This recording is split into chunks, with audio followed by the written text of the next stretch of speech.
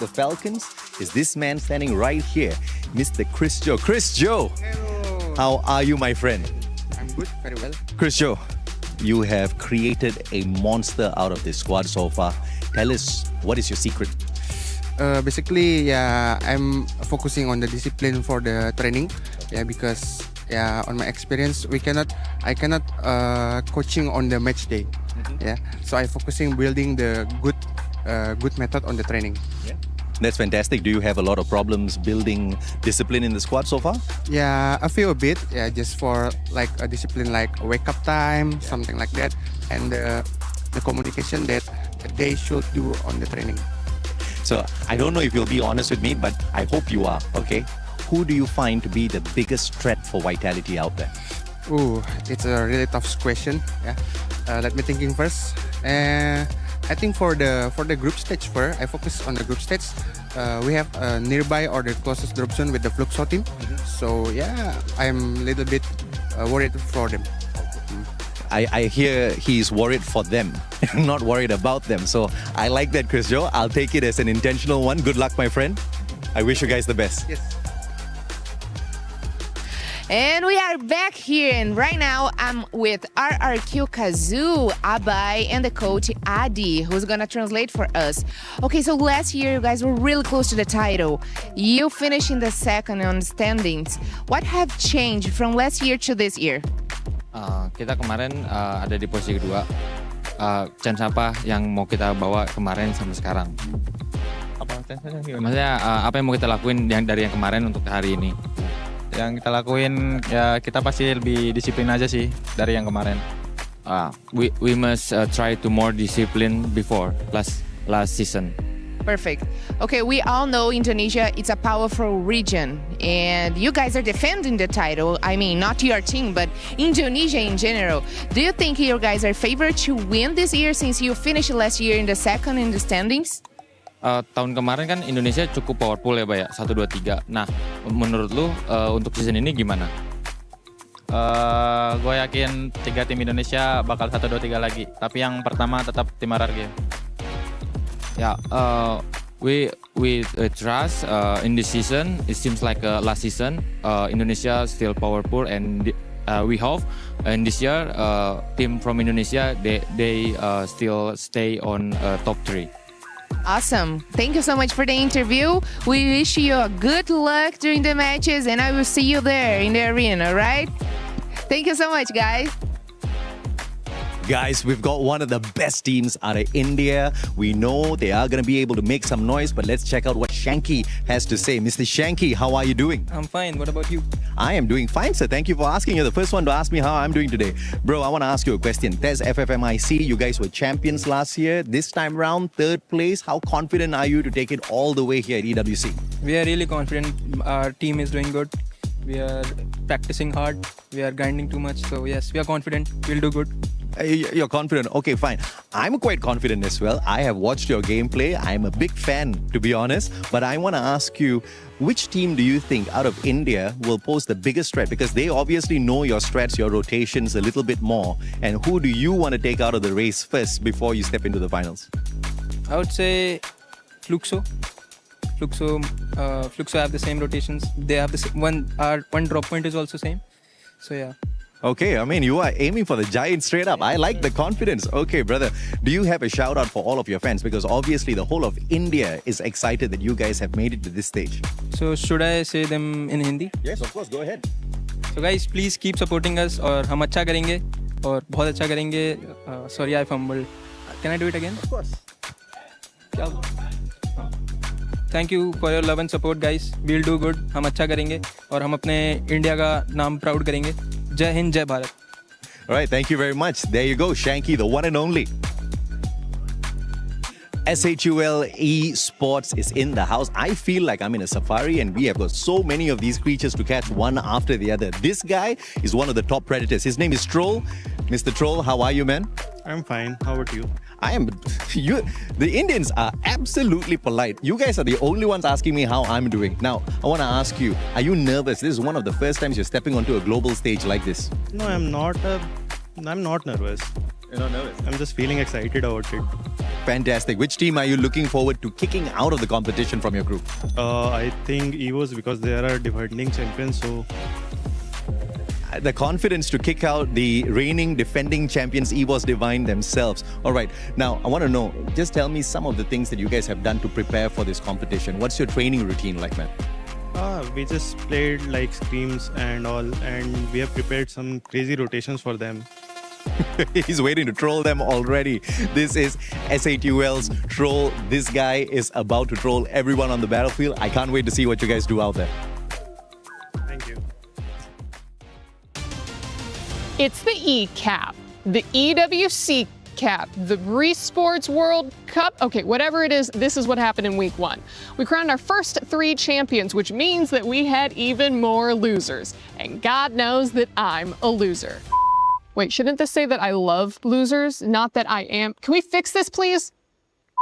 But what happens when you lose?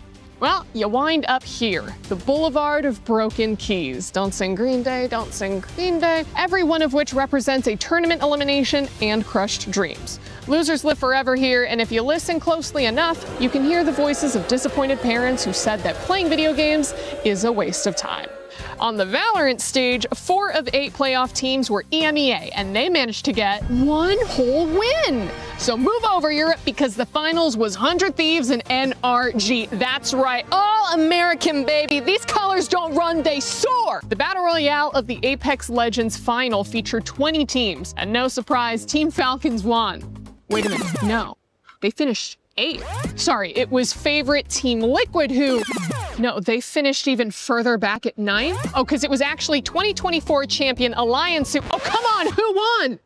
Unlimit? Sorry if I'm saying it wrong, but like most people, I've never heard of them. They beat every top contender to become the first Japanese team ever to win ALGS. This will also help them on the road to winning the club championship. Nope, never mind. That's their only team, and they're not even registered for the club championship. Still, my Japanese heritage is proud that we can produce both esports winners and heated toilets. Dota 2, or Dota Duh, as it's called here, started its first week of play with solid competition from... Sorry, actually, nothing of note yet. I'll have more on that next week. And finally, things were heating up on stage at Fatal Fury Wolf City. And I don't know if you're picking up on the theme here, but Dark Angel fought his way out of the losers bracket to top the regional favorites and get another win for North America. If only the Football World Cup had been so kind. Well, guys, what is happening? 3 tournaments and 3 new champions, no title defense, no favorites able to compete, and all underdogs at the top? I'll tell you what it is, because I've said it before and I will say it again. This tournament is about the losers. See you next week.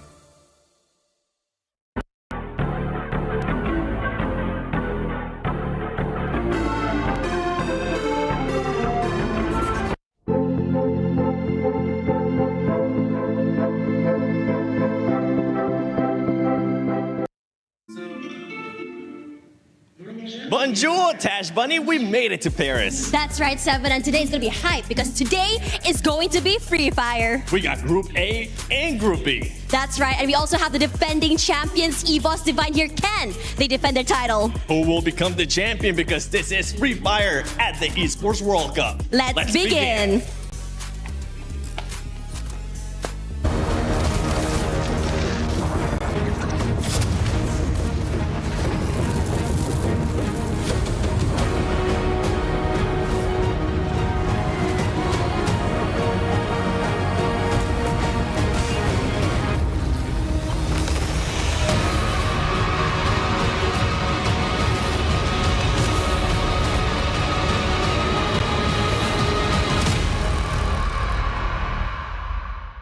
Welcome to Paris, where we are here for Free Fire at the Esports World Cup 2026. It's hot outside, but the competition inside is even hotter. I'm Lace. And I'm Conchita Caroline, but before we go into this year's competition, let us take you back to 2025, where EVOS Divine were the first team to activate a Champion Rush, doing so on Game 6, winning 2 games, placing top 4 5 times before finally cinching the title on Game 10. Now, the competition is so much different this year, and I think there's a lot of obstacles that EVOS Divine are going to have to face first. Exactly right, and that's another 24 teams, 2 groups of 12, over 12 different maps. And the top 4 team from each group stage will head through to the finals. Now, the 5th and 10th are going straight to the survival stage, and unfortunately, we're going to have to say goodbye to the bottom 2 because they are going to be eliminated. 12 maps is a lot, but I think it's so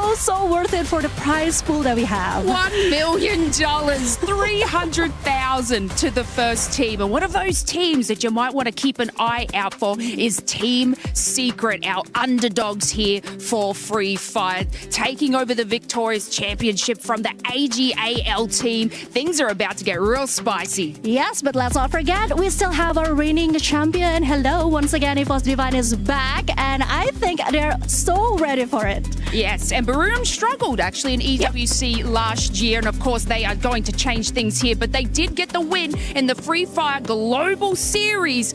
So yeah, I feel like they've got a little bit of a vengeance. Yes, I did had a chance to chit-chat a lot with Wasana before, and he did say that they came in good spirit. I think this might be it for them. Yes, and if that doesn't help you guys, we have a tournament format explainer video for you guys to have a look at. Free Fire will once again make its mark at the Esports World Cup. So let's take a closer look at the tournament format and how the teams can reach that final booyah. 24 of the best Free Fire teams from around the globe will enter the arena and throughout 4 intense days battle for a share of a $1 million prize pool. The competition is divided into 3 stages: group stage, survival stage, and match point finals. We start in the group stage, where our teams are split into 2 even groups of 12 participants. Each group plays a set of 12 matches, after which 4 best teams from each group advance directly to the finals. Teams placed 5th to 10th move to stage 2, and each group's bottom 2 squads are sadly eliminated. Next comes stage 2, the survival stage, where 12 teams once again have to fight each other throughout 10 intense matches. Here, it's all or nothing, as only 4 top teams advance to the final stage, and 8 squads can start packing their bags. That brings us to the match point finals, where the remaining 12 teams, 8 from group stage and 4 from survival stage, clash for the ultimate glory of becoming the Esports World Cup Free Fire champions. Here, there's no map cap. The game goes on until one of the squads earns 90 points and, after that, manages to score a booyah in the next match. Only then can they call themselves the champions.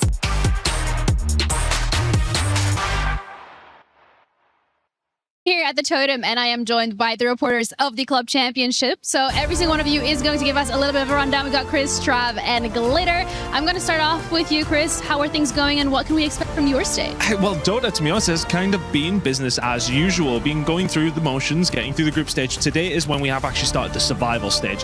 Relevant of that, though, we did have 4 teams top their group, and Falcons, one of those squads, managing to get through, guaranteeing themselves some Club Championship points. So that's something to keep an eye on.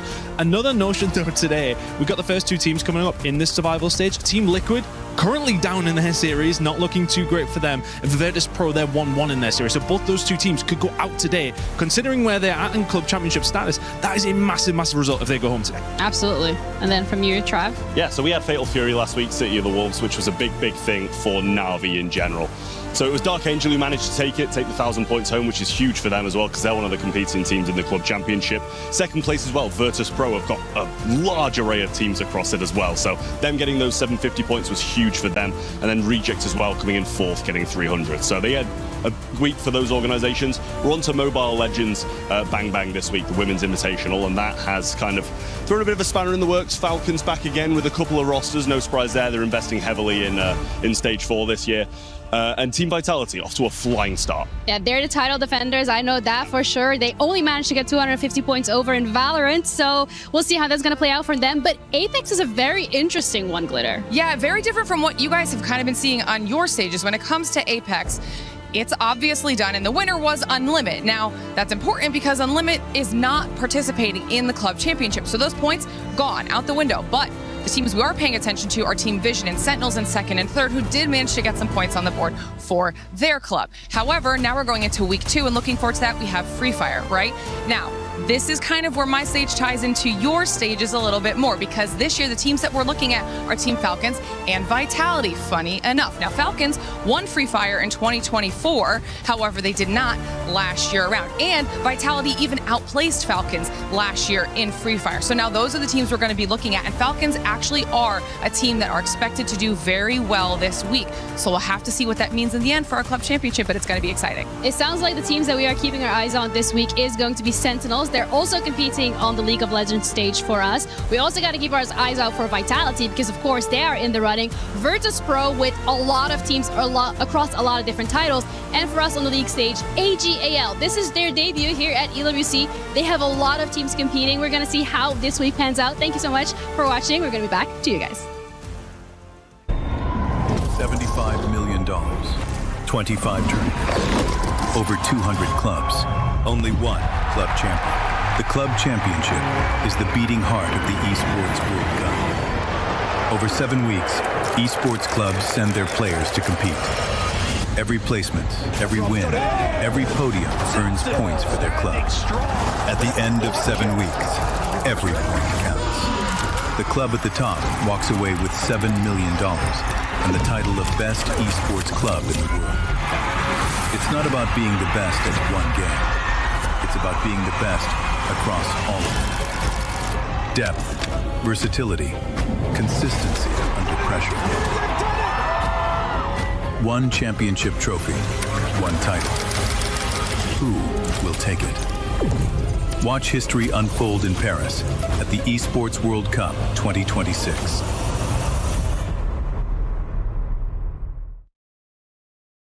Bonjour, it's Yoso and welcome to EWC 26. Right next to me is our player Razia from Evos Divine, and of course here's our beautiful translator as well. So, to our first questions, being the champions of EWC 25 and getting back here again, are you willing to rewrite the history or making something new at this moment? Jadi sebagai champion tahun lalu, adakah tahun ini kamu sudah bersedia untuk melakar lagi sekali sejarahnya?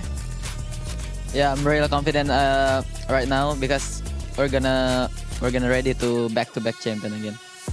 Very confident, and I love that. They would love to get the championship once again. But here's another question. We have Team Secret right here.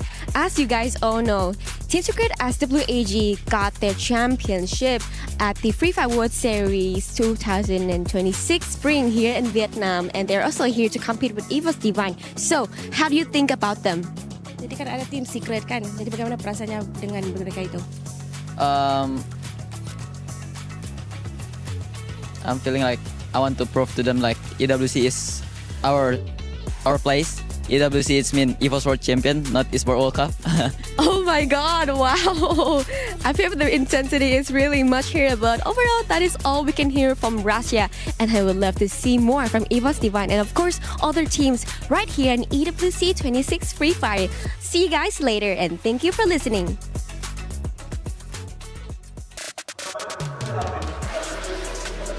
Welcome, ladies and gentlemen, to the Free Fire at Esports World Cup 2026 live from Paris.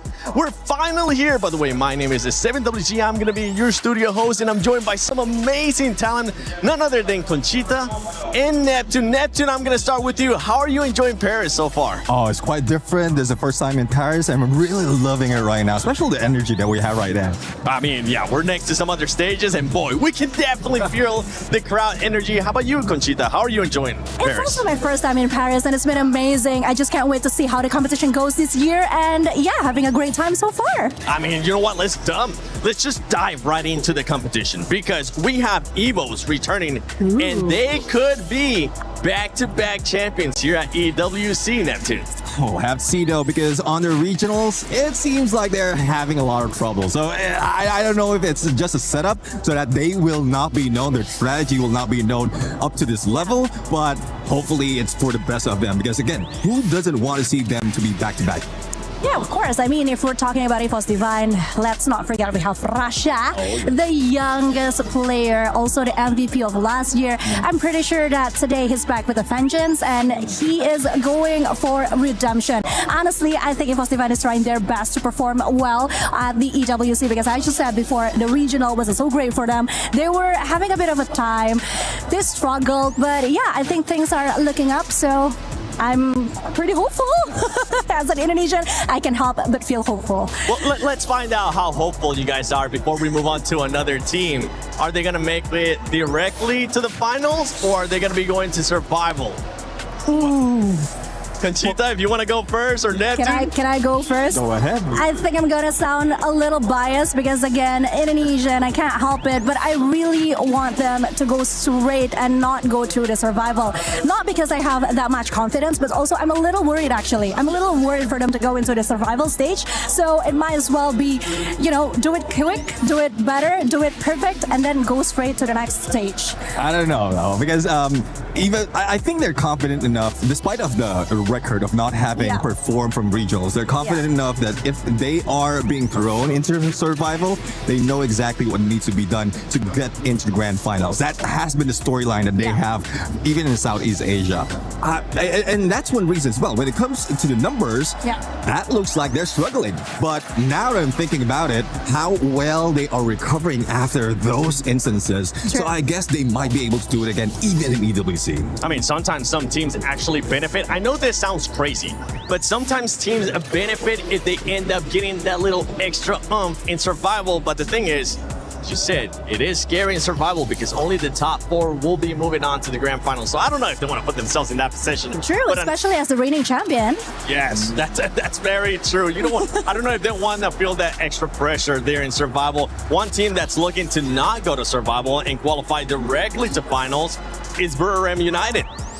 Yes, I'm very proud of Buriram United. I think winning the global finals in 2025 really gave them the confidence they much needed. And EWC is something they've been looking forward to finally have in their store, you know, because it's something that they don't have yet. And Wasana, I think Wasana has been showing a bit more maturity in the way that he's playing, the role that he's taking. I hope that he can be one of the best players that we can see at the EWC 2026. Yeah, I do agree. I mean, Misana being consistent, being the best rusher out of the team, and also the chemistry out of the team right here has been built for so many years. Even if they haven't grabbed any title or has failed in EWC, we've seen how well they recovered on the global finals. And it's not as if they made a lot of change. The strategy is pretty much the same. Slow in the beginning, mid-game towards the end game. That's there where they get all those elimination. And pretty much that's also the same in the Champion Rush because you don't have to rush that much in the first instance, the first stages. It's just that Puya needs to be taken where it really matters, and that is for the last day. And I think it's like a perfect Cinderella story, you know? I mean, they finished 9th in the last year of EWC, but then slowly trying to build themselves up. They show consistency. They finally won the World Series and in the global finals. It's just a perfect run for them. This would be a full circle moment for Buriram United Esports. Oh, they're just missing that EWC championship. I know. Another team that's actually missing that one too, that I know a lot of Brazilian people are going to be happy about, is going to be Fluxo. Fluxo's coming in with one of the MVPs too out of the region in MT7. We'll wait and see what that squad's going to be doing. But out of Group A, when we're looking at it, we also have Falcons in there, right? And that's an org that has won before here at EWC Free Fire. They only have just one player from when they won, though, and that was On Fire. Okay. I think Neptune's going to take this one because speaking of Falcons, I can hear your voice in my head already. Well, that's one thing though. I mean, Team Falcons, at some point after not like losing a few of their players, they lost their identity. We are not seeing that consistency anymore. There is some fire similar to what we've seen from Buriram United, but it's not that aggressive. It's not that much we're in. It's a sure win for them. So it's really difficult to tell if they're just playing with us, just pulling our leg right now, that they're not that strong, and then later that's when they bring in those Booyahs in the Champion Rush. Because again, it's one of the things that I noticed from some of the teams, they choose some stages or some tournament wherein they really want to pop off because they don't want to give out that much of strategy on their regionals. So I think it's a bit of an unpredictable situation when you talk about Falcons. So yeah, we might have to just wait and see. Okay, talking about unpredictable, I mean, we got India coming finally to EWC. That could be an unpredictable and a big question mark to a lot of people, as in Group A, we're going to have tag, Apex Gaming. I know a lot of fans are going to be tag on top. We'll see if they're actually going to end up there. The thing is, these groups are going to be playing 12 matches. Yes. Can tag maybe end up surprising us in these first 6 matches that they'll be playing today? Yeah, I do think that's quite possible because then again, it's a long game that they're playing. It's a game of endurance basically because 12 maps is quite a lot. I mean, from the 6 that we have last year, it's a bit of a jump. But yeah, consistency is something that the teams need to show. And I think they've had it down because this isn't their first time coming. They know exactly what they're facing. So yeah, it's just quite interesting to see how they maintain the stamina that they have, the endurance that they're going to have to show. Yeah, I do agree because like even in on LAN event, their qualifiers is coming from a LAN event, so they have that experience already. But I'm pretty sure that they have a little bit of their back pocket that they can bring in because this is some of the teams, the aggressive teams coming from India, and it's tough to say if what they've shown already is what we're going to expect because they have been preparing for this after a lot of rest out of esports scene from India. I'm really looking forward to what they're going to bring to the table. Yeah, and once again, it's the EWC. Of course, it's going to be different. The spirit is also very different. So yeah, looking forward to see how they are performing this year. Yeah, Southeast Asians used to dominating EWC. I know a lot of the other regions, once again, Brazil wants to see if they can finally get that championship, Fluxo especially. And then we have other regions as well, right? We got Pakistan, we got some of the other ones. Yeah. And I'm looking at the teams from Group A, and I'm going to go with you, Neptune, on this one. Which team do you think can surprise us? We just heard Conchita talk about consistency, right? We want to look at consistency from some of these squads. Is there any squad that you're like, okay, hey, that one might end up surprising us with consistency? Well, there's a lot of things, teams really that hasn't shown that much from the previous competition. I think AJL is one of the teams that has that confidence right now, especially having that Clash Squad. So it's a different game mode overall, but the team, after getting that championship, they have been in good chemistry up to this point. Yeah, I have to agree with Neptune on this one because AGAL, they have been showing amazing performance, and I think Do is in the right place, right space, and yeah, it's always beautiful how he and Saifa would do a teamwork and play so well alongside each other. So I'm just really looking forward to see what AGAL will bring to the game this year. Oh man, all right, you agree with it too? Okay, yeah. Okay. Now, I'm gonna put you guys on the spot because I just want to be able to say this word, and it's none other than Booyah! Who's gonna be taking the first Booyah of the day? Oh my God! You really have to ask. It's just one of those like close your eyes and start. Yeah, we literally just started the show. Okay, I think I'm gonna go Buriram United Esports. Ooh, yeah. I like it. I like it. Neptune, come on. I don't know. I mean, some of the teams, the best teams, I would say, doesn't show up that much. So I'm going for Aurora Gaming at this point from Group A. Coming from Malaysia, also a first contender in here. I think they will be on fire right now.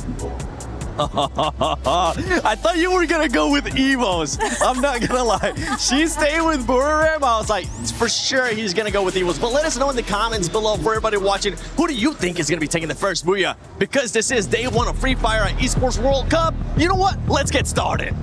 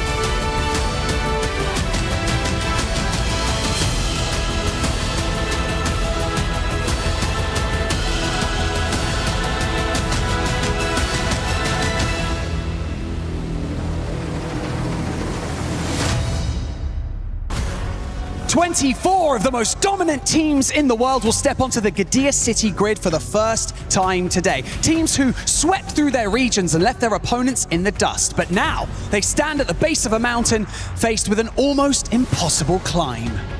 150 million players for this 2026. 33 million players play these games every day. But today we will have the 96 best players coming from all around the world. That's right, from all corners of the world, ready to go toe-to-toe until they are the last team standing. My name is Barney Banks and I'm your host alongside the incredible Luti. And without any further delay, it's time to introduce your first 12 teams to the main stage. Yeah, there is a lot of pressure, of course. Like, there is so many young players and they are coming from all around the world. And you know what? Like, I think for a lot of them, it's the first time in Europe, the first time in Paris. So they are far away from home. Hopefully they're gonna make it right for this first day here at EWC Paris. However, it's time, ladies and gentlemen, to introduce our first 12 teams, starting with Demon's Pride!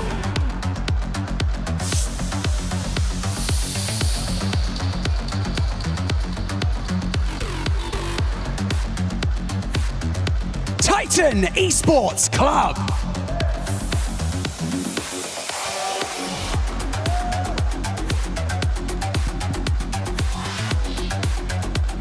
Loud Sneakers.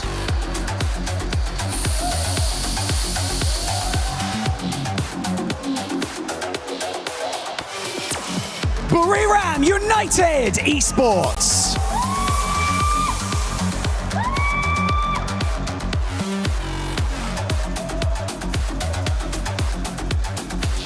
AGAL.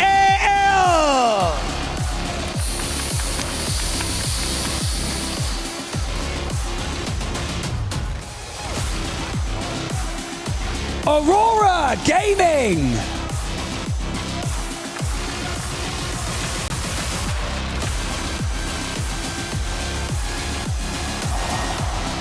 Paradox Gaming.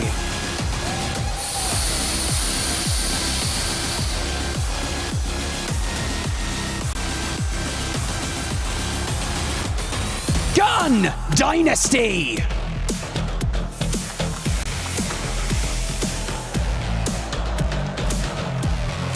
DRS Gaming.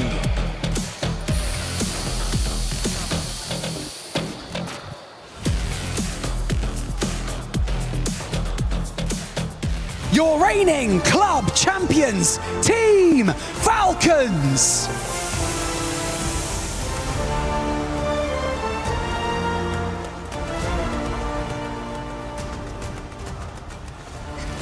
Team Apex Gaming.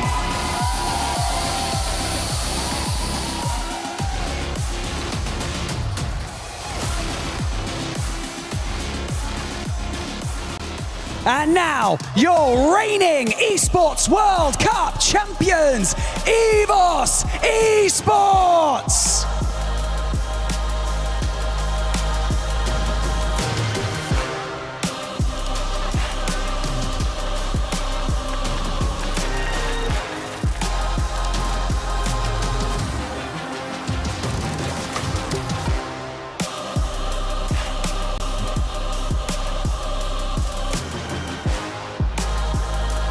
We've got $1 million on the line, a legacy to forge, and a champion to crown. So today is your only chance to make a first impression. Make it count. The first day of Free Fire in AWC Paris begin now!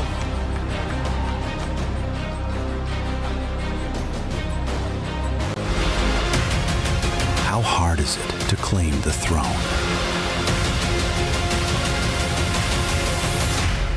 To rise above and be the best. To end it, Russia with the final elimination. The Wonder Kid gets the job done. And how hard is it to stay at the top? Secret WAG rips away the Booyah at Bermuda. It requires strength, resilience, the ability to thrive under pressure. It requires consistency. 4 Booyahs in a row. And as the kingdom grows, so does the number of contenders. With familiar faces returning and entirely new forces knocking at the gates. But in the end, there can be only one king, one champion, and one booyah. And no king rules forever.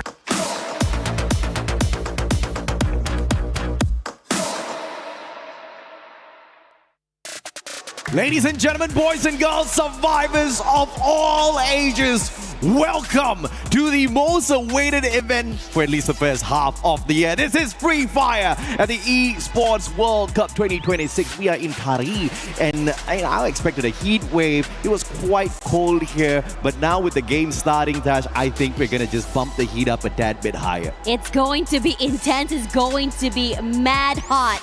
We saw the reigning champions walk in and question marks on whether or not they can defend that crown. Oh yeah, and you know, for the first part of the competition, it's all about survival. We are in the group stage, and for the first time ever, we have got 24 teams from around the world hopping on into a global battle. Never before. This is the first time we've got so many of them, which means there are going to be a tad bit more heartbreaks out there.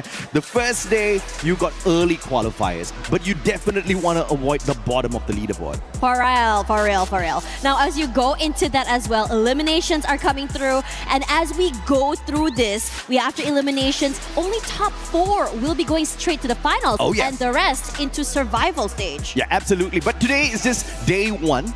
Both groups, A and B, will only play the first 6 matches, right? So it's a little bit of a prelude. It's a little bit of a preview. And thank God we have that preview, because some of the teams here are absolutely clueless about the regions who have not really shown up on a stage where you're able to go in and really check out what their drop spots are like, exactly what their rotations are like. So they're left in the dark. And these underdogs could just be exactly what surprises even the big dogs, right? Because we know for a fact, when you go on to the Free Fire Global Finals, the gameplay there is just very different. The Titans will rule as always. But here at the Esports World Cup, we actually have the capability of underdogs having a dream, right? So far, the winners that have been able to run away with it are winners who haven't been able to achieve much on the global final stage. Yeah, it's really exciting when you think about that, because it's such a different moment, right? It's a different pond. Yeah. It's a different capability. And again, there are also, whispers about these new teams coming online. The differences in regional styles of play, whether or not you can adapt to that. That day 1, trying to figure out, like you mentioned, right, the drop spots.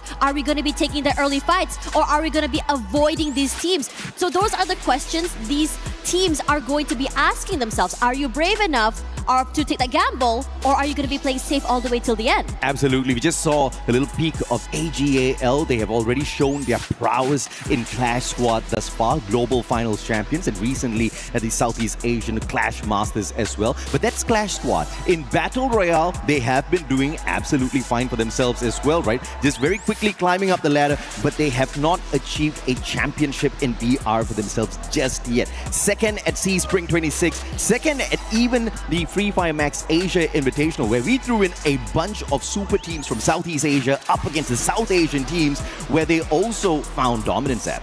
Yeah, and I think that when you are in that situation, you are trying to think, okay, how exactly am I going to be matching up with these other players?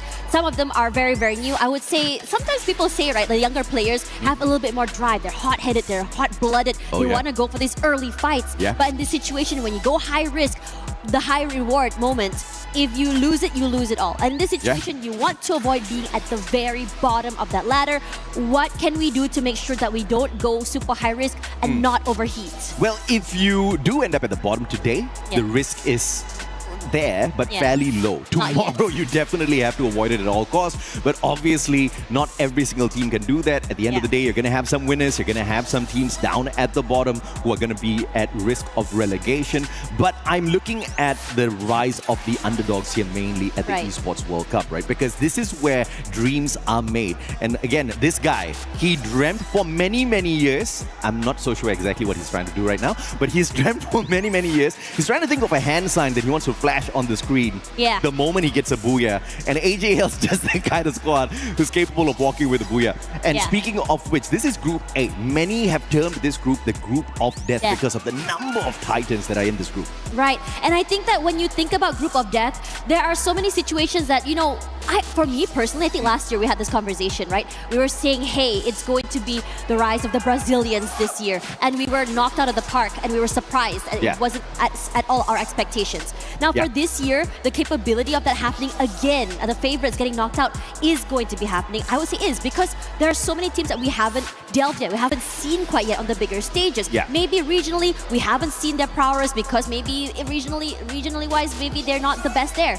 But some teams excel on the global stage, and that really, really surprises so many people, including us. Yeah, exactly, right? So it's just such a interesting factor that the teams that perform well on the global final stage, the titans of our competition, just don't find a good run here at the Esports World Cup. You look at Buriram, you look at even AGAL. I mean, this is their third year here, and both of the Esports World Cups in 2024 and 2025, they've placed 5th.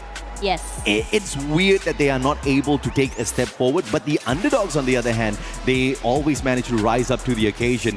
I wonder what's the difference going to be like this time around, right? Because Yeah. you look at the teams, yes, the teams have grown, yes, the mechanical skills of these players have definitely been sharpened up, but we also have to take a look at the meta.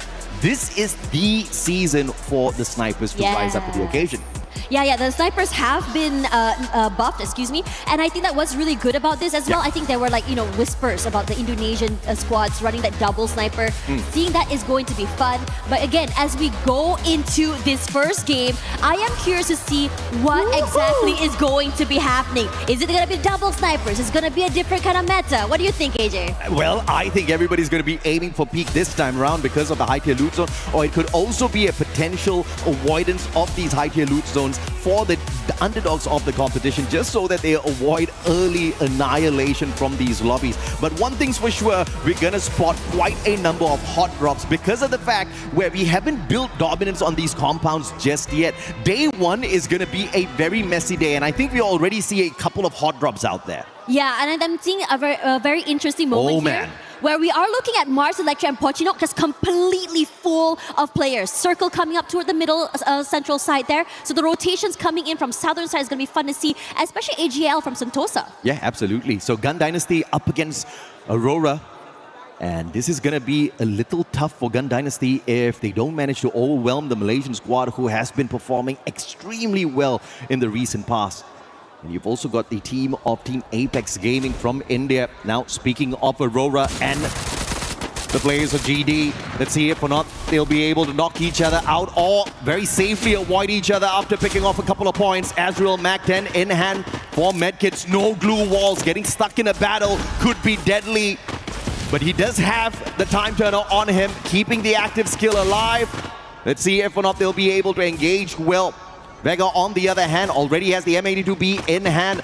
Two players from the side of GD actually holding back. And David 444 moving on in, bringing the full squad for the attack. Jun's about to be in trouble here. David has the P90 as well, quickly avoids the engagement.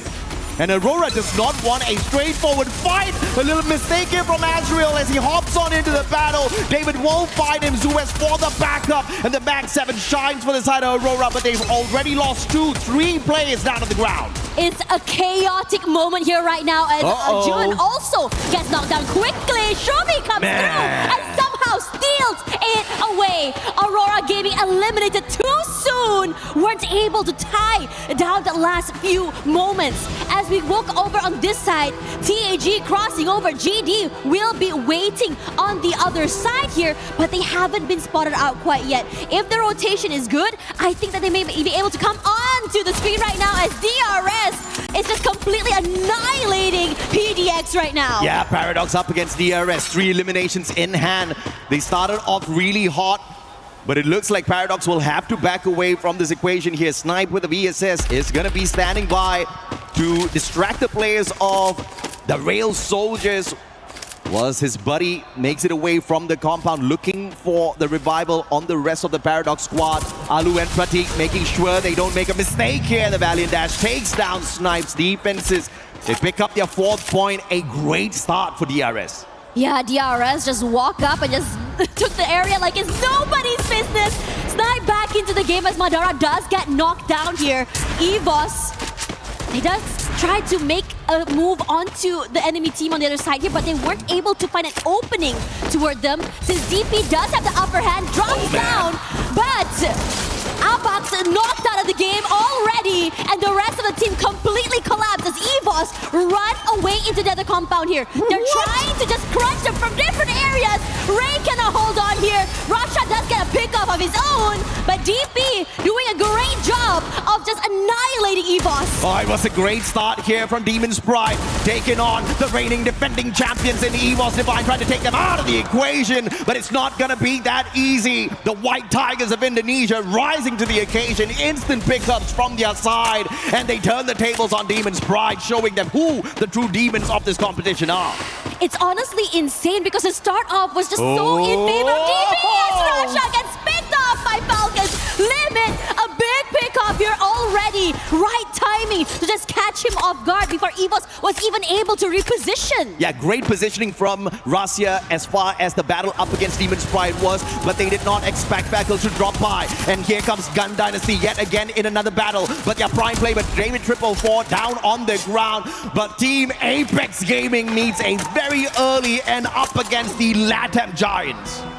Man, we already have two teams already out of the game and EVOS in trouble as Falcons just clean up house, eliminated so quickly. Demon's Pride as well out of the game fairly soon. And these are the big hitting numbers. We talked about this in the pre-show, about what we were sort of expecting to see from the big names. Yeah, I mean, very messy game one on day one as expected here. Most of the teams just do not know what to expect from the others in terms of drop spot, in terms of rotation. They'll have to stay on their tippy toes and sneak around these compounds as best possible. And if that fails, well, just go all out with their gunfights, just like what EVOS did earlier.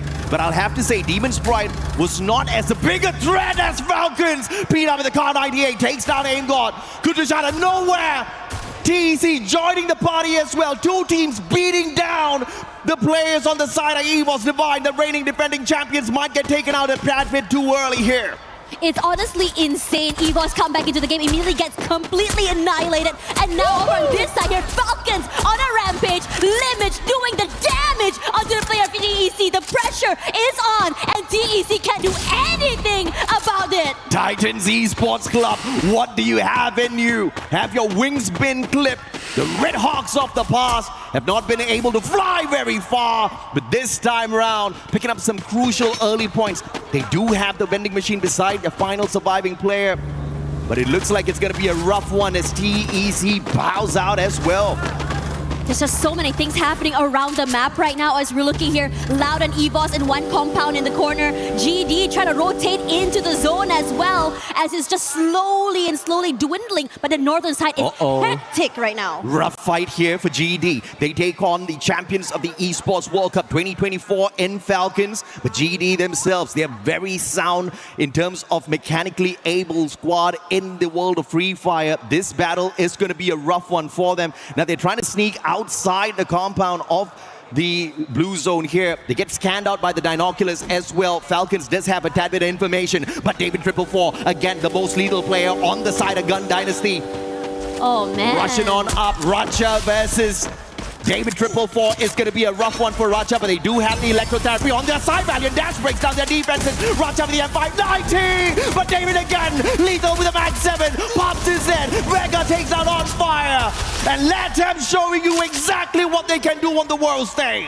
This is crazy. That circle rotation meant that a lot of fights are going to be happening as this rotation comes through. Middle circle full in control of Loud here as we look at the Falcons try to find their way into the zone, and they're not stopping. That sniper is just doing so much damage in the hands of these players. Pina found by GD already and quickly annihilated. Amazing work coming from the Limit alone as Vegeta comes through. Limit tries to find a pick off here, and he's down and out. Yeah, I mean, yeah, David got taken down once again, but he's the rusher. He's very aggressive. But the backup from Shiru, the backup from Blaine, it is absolutely perfect. Now, we used to see David 444 play for Juicy Esports on the Free Fire World Series USA, and the guy was lighting up the battlefield, recently acquired by Gun Dynasty for a good reason, to stomp down these squads out here at the Esports World Cup. Let's see how far they can go. But Falcons are not out of it just yet, completing their full revival spree here. Back to a full squad, but can they loot up and be battle ready before the next circle? Speaking of that as well, I mean, EVOS had so many close calls throughout this entire game. I think there was two times that they nearly got knocked out and somehow survived middle of the circle already. As On Fire runs for his life. Cypher going in for that chase. Gonna try and stay alive, but he's crunched here as eventually gets taken down. AGL, one more to their name. Yeah, On Fire just had no chance there in that situation. AGL just swooping on and spotting a little prey and showing that they can be a prime predator. But of course, that was a 2v1. A little bit of an unfair fight. Now, a team that has been keeping very quiet is Buriram. They've managed to build a lot of respect for these other squads, especially here on the Esports World Cup stage. Can this be their year? The third time here at EWC, and maybe the third time's the charm for the Thai squad. Last movements now, we are seeing still DRS and PDX still very much outside the zone, really taking their time here. But DRS is slowly moving toward Pina, and it's making me a little bit nervous for them. Loud. They definitely are a loud squad out there. Very constant organization on our global stage around the 2021-2023 timing. But they've been missing the past couple of years. Now back with a brand new roster. And On Fire, man, Falcons just can't catch a break, can they? Gun Dynasty showing them exactly who's going to be ruling these lobbies from the get-go. On Fire again. Just outnumbered the players on the side of Falcons. Yes, they did manage to run around getting those revives, but the team just spread out too thin on the battlefield. Yeah, they weren't able to play together in these situations. You know, you're seeing a lot of respect. Oh, that's it! As immediately Takuri finds limit. And Falcons, that's it for them. Not able to come back into the game. Yeah, now, unfortunately, he was just too broke. Even if he got to a vending machine, which is quite far in that situation, wouldn't have been able to bring anyone back. He was looking for those coins, and Takuri found some coins out of him instead. Yeah. Now, the southern side here is very interesting, AJ. Look at the amount of teams here. You have EVOS hanging out, PDX as well. I wouldn't be surprised if a big fight were to happen around here, and it's going to be fire, because GD right now is so comfortable northern side and alone. Yeah, absolutely. 5 teams out of the equation already. Paradox still alive and kicking alongside the Rail Soldiers. Speaking of the Rail Soldiers, they drop into some hot soup and they're about to get cooked here if they don't walk away with some good eliminations. Stroax won't find Jiru. Vega taken out as well. David shut down by Waka, and Loud interfering in this battle. Can they walk away as the best third party for day 1, game 1? Gun Dynasty with your final survivor. It's been a great run so far, but the vending machine a tad bit too far away from him. Hard to really do anything in this situation. Buriram also coming into the zone as well. But in this situation here, DRS with the upper hand. Just because they have a bit more of a second. Can he do it? Area. Nice. Tried to run away. Had the vehicle. Got sniped, quickly hopped on out of it to play the recovery. Now going to be tanking the damage from the blue. But he's looking for the vending machine. He's got enough coins to bring the full squad back. All he needs to do is just run out of bullseye. But the problem is, he's right in the middle of the bullseye of the crosshairs of the opposite teams who are looking for an extra point and an extra team to eliminate.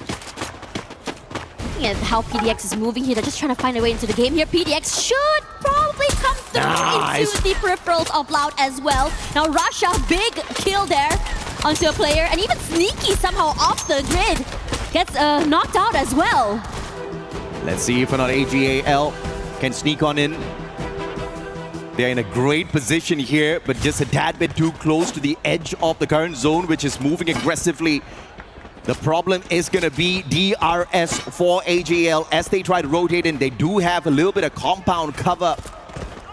But Gun Dynasty, full revive, clutch play.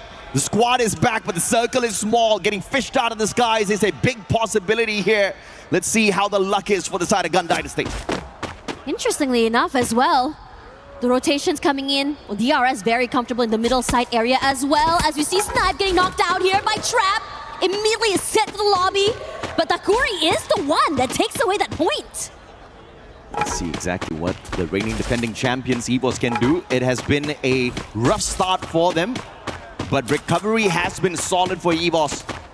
Just 6 eliminations, not too high, but it's not about the number of eliminations for EVOS. They just want to get to that final circle, safe and sound, just like what Buriram is doing. And I feel like that is going to be the sound strategy if you want to get into the grand finals as well as walk away with the championship at the end of the day. The game has turned around. It's no longer about pure domination on eliminations. It's all about, can you get the booyah when you truly need it? And you got to start practicing early. I agree with you. I think Buriram United has always liked that approach, right? They find that last possible moment, just really come in, steal away the booyah and those extra few points in the last few battles. We can see a few players taking a bit more damage in the rotations. GD comes through here, will cross paths with DRS. BN is already at the bottom side. Even Vision as well. Oh, David! Unfortunate for him. They have to pick him up. They have to defend David at all costs here. It's going to be tough. Nameless sprayed down. Moshi with a snipe from across. AWM solid. Barros taken out of the equation as well. AGL's currying around. Barely any points on their side. And as expected, the pressure is on as they try to look for the next circle. And they're going to make a wild rotation round to see if or not they can stab the players on the side of DRS as well as Gun Dynasty. But they're going to be pressured with all of the glue wall melters. This is Gun Dynasty from the outside. DRS from the high ground advantage up against them as well. On the opposite side, Loud doing a number on the rest of the players out there. Buriram fighting the players of AGL as well as EVOS. Things are getting messy. Yeah, do not go on its team wipe out so quickly as AGL is now out. DRS trying to find a way into the circle and stay alive. EVOS barely holding on, taking so much damage and pressure from other teams and the zone as well. Danel has kept the squad together so far for the side of Gun Dynasty, but can he continue to pull in more numbers for the team? They are in a great spot, but they also need to move on into the circle. And they've got a great position to attack DRS. EVOS Divine on the other hand, lightning zone right above their heads. And this is a classic play out of Gun Dynasty, if we've ever seen one. And through the lightning zone, there is a big advantage here. Loud, on the other hand, just not stepping on out too much. They will take a little bit of hit from the lightning zone, but nothing that they want to worry about so far. Moshi with the snipe. He was still once again under pressure.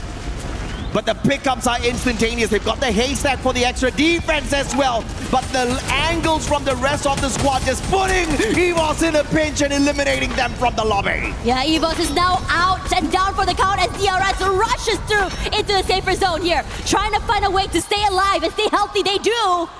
As Loud trying to find a way to just really find an angle onto Buriram United. We see some utilities coming out here, just really zone them away. But no one's making a move quite yet. Not yet. Buriram, cool, calm, collected. Just taking advantage of any extra points they can find out there. Not getting too aggressive just yet. But now up against Gun Dynasty.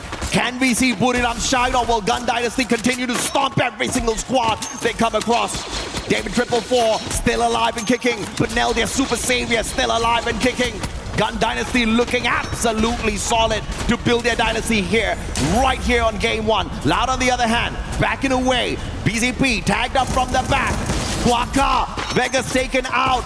It's DRS striking up against Gun Dynasty, and they've got 13 eliminations in the Nepali squad. Absolute wonder run so far on game one. Yeah, and Loud has made a huge, I would say, tactical retreat. A lot of space held, a lot of cover as well built, but it doesn't stop the damage. Trying their best to stay alive right now as BRU tries to put in the pressure onto their team. They can't do more than that. They do steal away the players of GD. One player knocked out already, and BRU already on rampage on 2-5.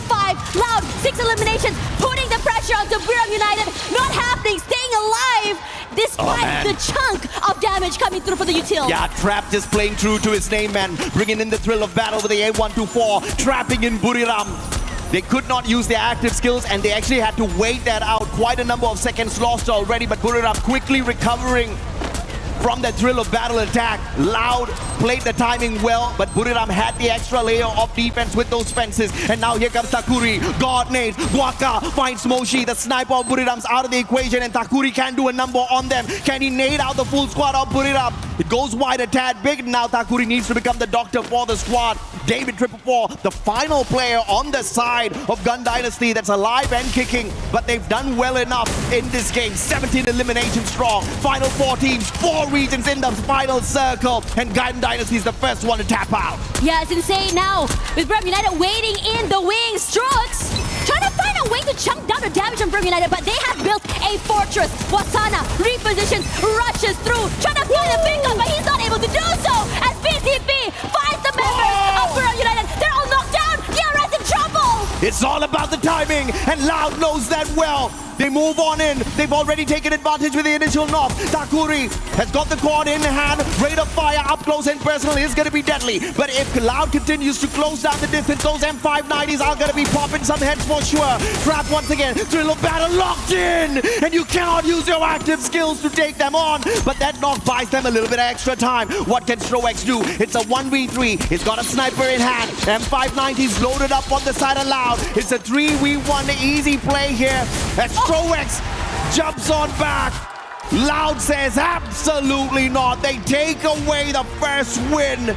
And Brazil showing that they are going to be making a lot of noise here on the stage. They're loud, they're dominant, and they know exactly what they're doing, knowing exactly when to attack and when to go for those tactical retreats. They built a massive wall for safety and kept the distance from them and the other teams. Amazing work. Loud 6th at the Esports World Cup 2024, but technically as Team Solid. A majority of the Team Solid players on Loud right now, and they are here to run circles around these teams. Again, Tash, I mentioned during the game, it's not about how many eliminations you get. It's all about strategizing your way towards that final circle, surviving long enough, and taking advantage of the right situations. And that was executed perfectly by this Brazilian squad. Yeah, it's really exciting to see them as well. They weren't too flashy super early. Yeah. When we saw toward that mid-game, they made so much noise. They started to get really active. They started to really move around that map. And they're tactical on which fights they wanted to take and which fights they decided to just leave alone. And I have to say, it's Trap that was the mastermind of that battle, constantly pulling the timing perfectly for the side of Loud. If it wasn't for them, I think Buriram would have had an easier rotation in that final circle to avoid the battle. But the thrill of battle, and again, even in the final battle up against these players from the side of DRS, it was the thrill of battle that made the biggest of difference. And this guy is not just the support player who activates the thrill of battle from the back and then allows the rest of his team members to get the job done. He hops on into the fight as well with the M590. Phenomenal mechanical skills, phenomenal timing. Everything went well here for Loud, but I have to say that was a really messy lobby, because again, that's exactly what we expect here. Day one, game one, you barely know where your opponents are going to be dropping. I mean, you can go in and do a little bit of research, but it's really a toss of a coin at the end of the day, and I think Loud handled the situations out there really fine. Yeah, and I think what's really exciting as well for me personally, I thought that today we're going to be seeing the rise of the underdogs, right? The more quieter teams that never really made that big splash quite yet, because that's usually how day one goes, because everyone's a little bit more cautious. Regardless, after this, we'll be seeing more of the Free Fire at EWC, so do not go anywhere, we'll be right back. Play is in our DNA. Whenever we let it out, it becomes our superpower. Now imagine an entire city being built to supercharge it. Kadir City, powered by Play. Hello guys, welcome to EWC 2026 Paris. I'm Conchita and right next to me is Wasana from Buriram United Esports. We're gonna have a bit of a chit chat. Of course, we have Kay here to help translate us as well. Okay, Wasana, welcome back to EWC 2026. It's so great to have you back. How does it feel to be back and how is the preparation leading up to the World Cup? ก็ก่อนอื่นเลยนะครับขอยินดีต้อนรับน้องวัฒนาฮะแล้วก็ทีมบุรีรัมย์นะครับเข้าสู่การแข่งขัน EWC 2026 ณ กรุงปารีสนะฮะอยากสอบถามว่ารู้สึกยังไงบ้างที่ได้กลับมาเล่นในรายการนี้แล้วก็พร้อมขนาดไหนฮะ ก็รู้สึกดีใจมากครับที่ได้มาเล่นในรายการนี้ก็เป็น หนึ่งในรายการที่พวกผมอยากคว้าแชมป์ไม่ได้ครับแล้วก็การเตรียมตัวพวกผมก็เตรียมตัวมาพร้อมครับเต็มที่เลย 100% ครับ Yep, I'm very happy and excited to be back on EWC stage, and we are so ready. Our preparation is like so. Can't wait to be back on the stage. Ooh, okay. So speaking of preparation, we all know that the other teams are also going for the title, obviously. This is the one title that Buriram United really wanted to have. What do you think is the biggest obstacle that you're going to have to face on the stage this year? ก็เมื่อกี้เราพูดถึงว่าเราเตรียมตัวมาอย่างดีเลยใช่ไหมฮะอยากสอบถามว่าทุกทีมเขาก็เตรียมตัวมาพร้อมมากที่จะได้ขึ้นเป็นแชมป์ในรายการ EWC 2026 เนี่ยฮะอยากสอบถามว่าเรามีอุปสรรคอะไรไหมในช่วงการเตรียมตัวการแข่งขันครั้งนี้ครับก็น่าจะเป็นเรื่องสำหรับผมก็น่าจะเป็นเรื่องสุขภาพครับเรื่องแบบปัญหาของตัวเรามากกว่าก็คือตอนนี้ก็พร้อม 100% แล้วครับ Yeah, for me, I think like it's gonna be like our health issue, like our health condition, because like we have to fly over to like from Bangkok directly to Paris, and the weather is like it's very hot right now, but right now we are good to go. Good to go, well adjusted, even though, yeah, of course, it takes a lot and a while to get here. But speaking of contenders, who do you think is the biggest rival that you have on a World Cup right now? Because if we're talking about EFOS Divine, yes, they are the reigning champions, but it hasn't really been a great year for them. ก็อยากสอบถามว่าคิดว่าทีมไหนฮะที่จะเป็นว่าแบบเป็นอุปสรรคหรือว่าเป็นตัวที่แบบว่าเป็นทีมที่ทำให้เราเข้าถึงจุดที่เรียกว่าเราได้แชมป์ได้ยากที่สุดครับสำหรับผมก็ไม่มีนะครับเพราะว่าส่วนตัวก็คือน่าจะคิดว่าเป็นที่ตัวเองมากกว่าถ้าตัวเองในวันนั้นเล่นได้กันทุกคนก็น่าจะไม่มีปัญหาอะไรครับ I think that there's none of the team that gonna play against us gonna be like the obstacle for us to claim the champion titles, but the biggest obstacle gonna be like ourselves and our players in the team. Like if we can play on the level that we practice, everything gonna be fine for us. Ooh, that is a great answer. I love your answer, by the way. Love the confidence. Is there anything you'd like to say to the other team that are also competing against you today? มีอะไรอยากจะฝากถึงทีมอื่นๆที่จะเล่นกับเราในวันนี้บ้างไหมฮะก็วันนี้ผมขอจองท็อป1ไว้ก่อนนะครับ Well, top 1 is mine. Oh my God, I'm so excited. I can feel the competition already. Thank you so much, Wasana. Thank you for having this interview, and thank you for watching us. Welcome back, everyone. We start off our first match today hot and loud as Booyah is the one to get that first Booyah of the day. It's nice to see the top 4 teams within the first game in itself be from 4 different regions out here. Everybody's hungry. But what has been shocking the world is how Gun Dynasty is running the game out there. Eliminations-wise, they absolutely knocked the ball out of the park, right? You have to respect the absolute tenacity. They bumped into many squads and barely anyone was able to keep up with them.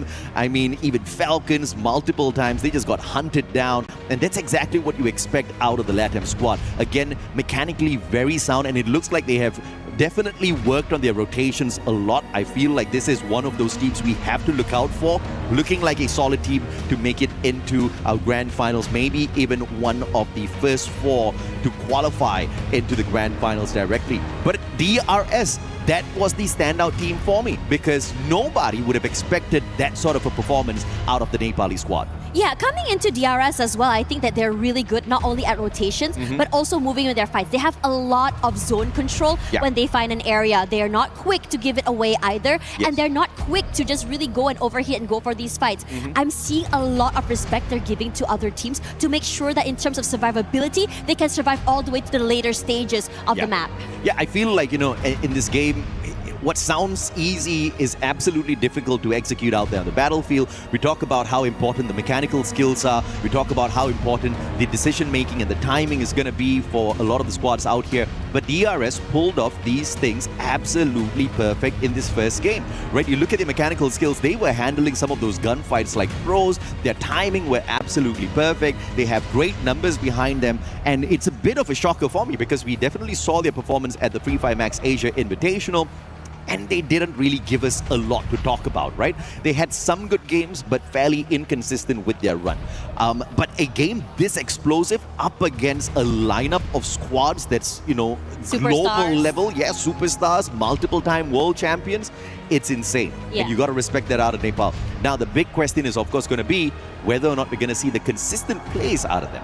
Yeah, and I think what's really, important to think about not only is just consistency, I'm a big believer that you gotta fail in order to do well. Yeah. And I think that now that you mentioned the DRS didn't really have a good run, maybe they learned a lot from it. Maybe they picked up the weaknesses and made it way better for here. But again, this is after all the first map. It's still, I think, a heat check for many of these teams. Yeah. They're trying to figure out where the drops are, how each team plays, how the rotations are gonna go. Yeah, and also if you look at it from a standpoint of how much of pressure these squads are under, the bigger your name is, the more your achievements, the bigger the pressure is going to be. Yes. Because everybody expects you to perform.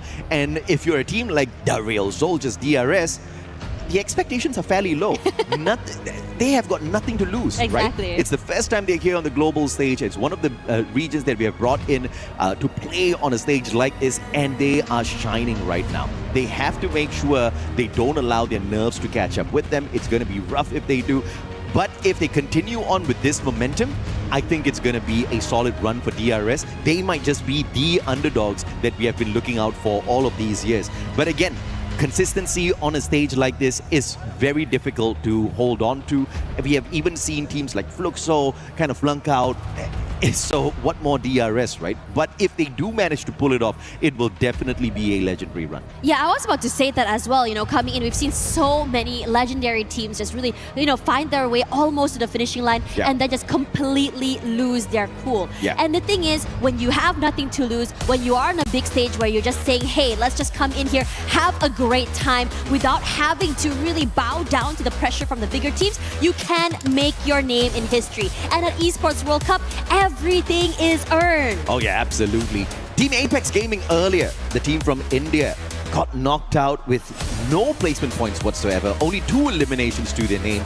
And I feel like this is one of those teams that we can expect to see perform a little bit better here on Solara. As we hop on in, these light rails are going to be attracting many teams to your compound. I think the third-party situation in Solara has always been extremely exciting to watch. And it looks like Gun Dynasty is looking for a big fight again with the early clash up against the Malaysians. Aurora Gaming, Eco Drain, battle up against Gun Dynasty. It's going to be a rough one. Yeah, and it's always going to be super exciting when you go for these early fights. The rest of the map, though, fairly safe other than Delta Isle. Delta Isle right now also is, I think, very, very hectic. Now, in this situation there, I am wanting to see how GD is going to be handling this. As we're rushing forward already, barely alive, as Azra already had turned on that time turner. Yeah, this is a 50-50 early hot drop. Aurora does have a chance in here if they can manage to flank around and play their strategy well. Trogon in the hands of Jun. Axel, AUG in hand. The sniper of the squad does not have his preferred gun. Jun for the backup. Axel nails him down with a headshot off of the AUG. And it's a great start here for the Malaysian squad. Maybe this is that perfect comeback, that perfect revenge early on. As GD snuffed them out, kicking them out of the lobby a tad bit too earlier. But Nell, again, the super savior of the squad, will hit that double revive, making sure even if Gun Dynasty falls early here up against Aurora, they will stay in the lobby. But the White Tigers, they smell blood and they want the points. Yeah, they're coming in as a third party here as well. Gives a bit of space for Aurora to go for that reposition. It's a bit quiet right now. They don't want to do anything. They can see Aurora leaving away from the area. GD, you got to deal with the White Tigers right now. Apex. The Kimbo Vector in hand. Rate of fire is there. The damage, questionable for sure.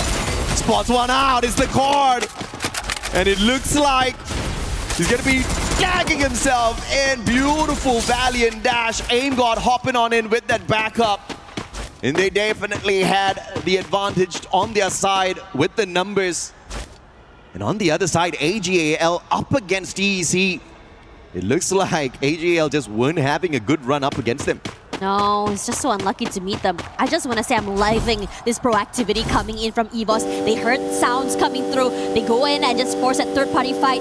But in this situation, I was surprised it didn't go 3 ways. Aurora, this time around, they got knocked a bit too early just now. They want to make up for just now.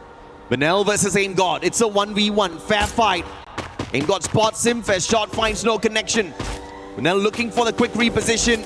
But the rest of the EVOS squad, they've entered the compound already. Benel's in a tad bit of trouble, to say the least. Wolven backing away. Team Apex Gaming, can they take the fight up against the 2024 Esports World Cup champions? and walk away with the victory here. There is a vending machine in play, and you can see the Apex player already camping away at it in case they need to pull in a quick revival. Raja on the hunt. Sahil Jad has been spotted out already. Wolvin sticking his head out. That is a bait on fire, flanking around from the right-hand side. Max 7, his own glue wall keeps him in a way, and Wolvin with a timely time turner to keep himself in the run.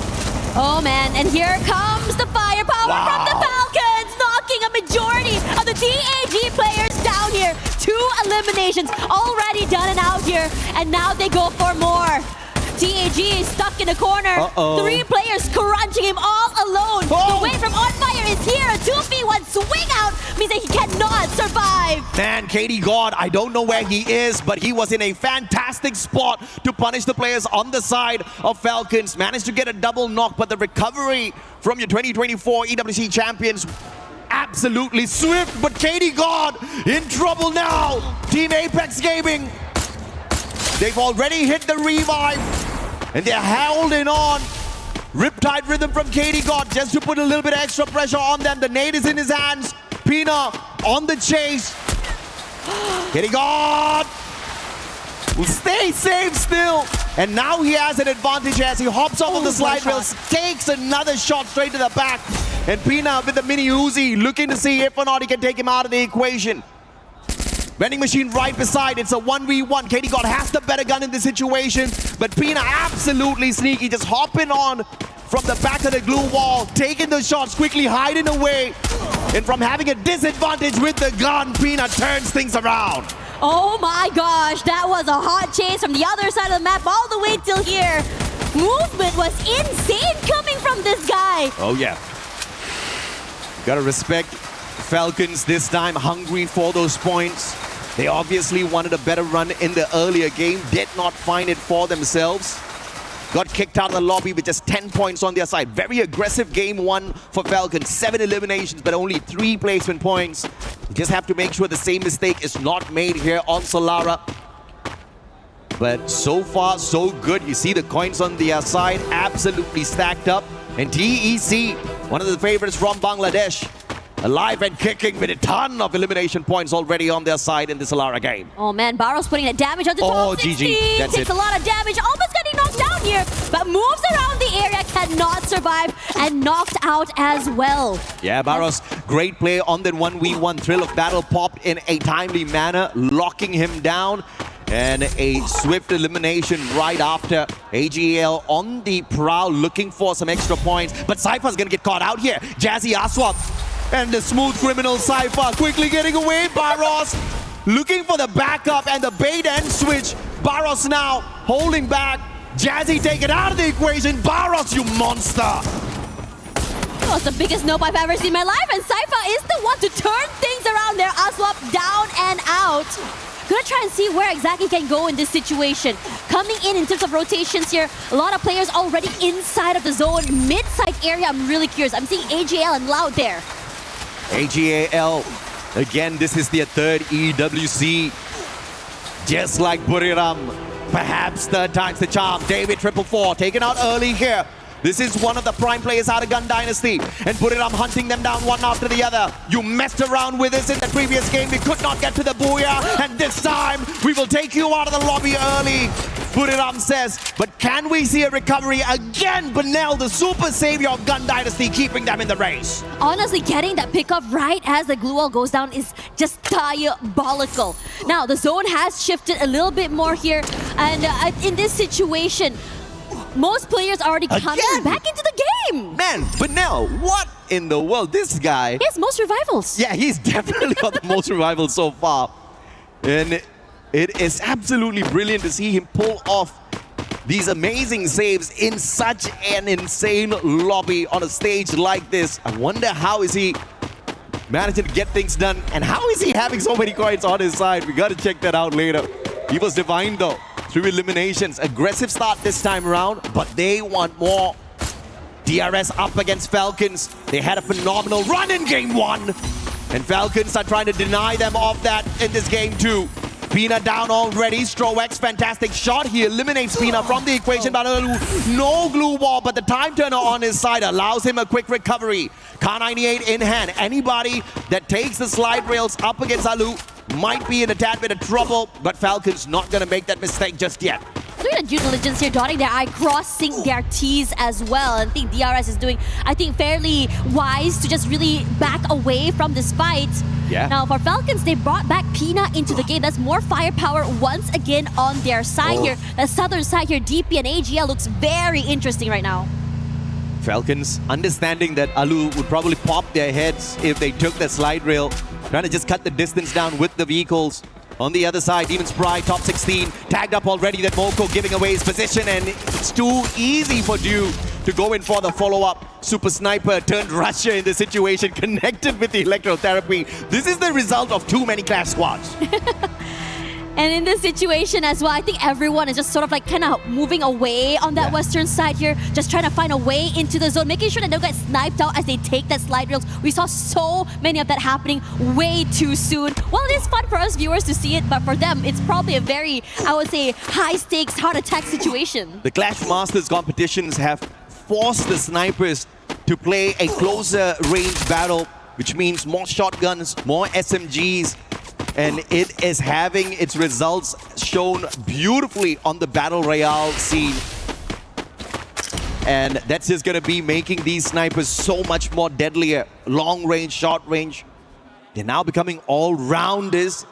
But this next circle, though, looking deadly. Falcon scanning out the area of Team Apex. Sahil Jad gets caught in the binocular scan. Pina Racha not waiting. They sustain some shots, but they're going straight in for the elimination. And a four-man scan here, potentially by the White Tigers. EVOS Divine and a double scan.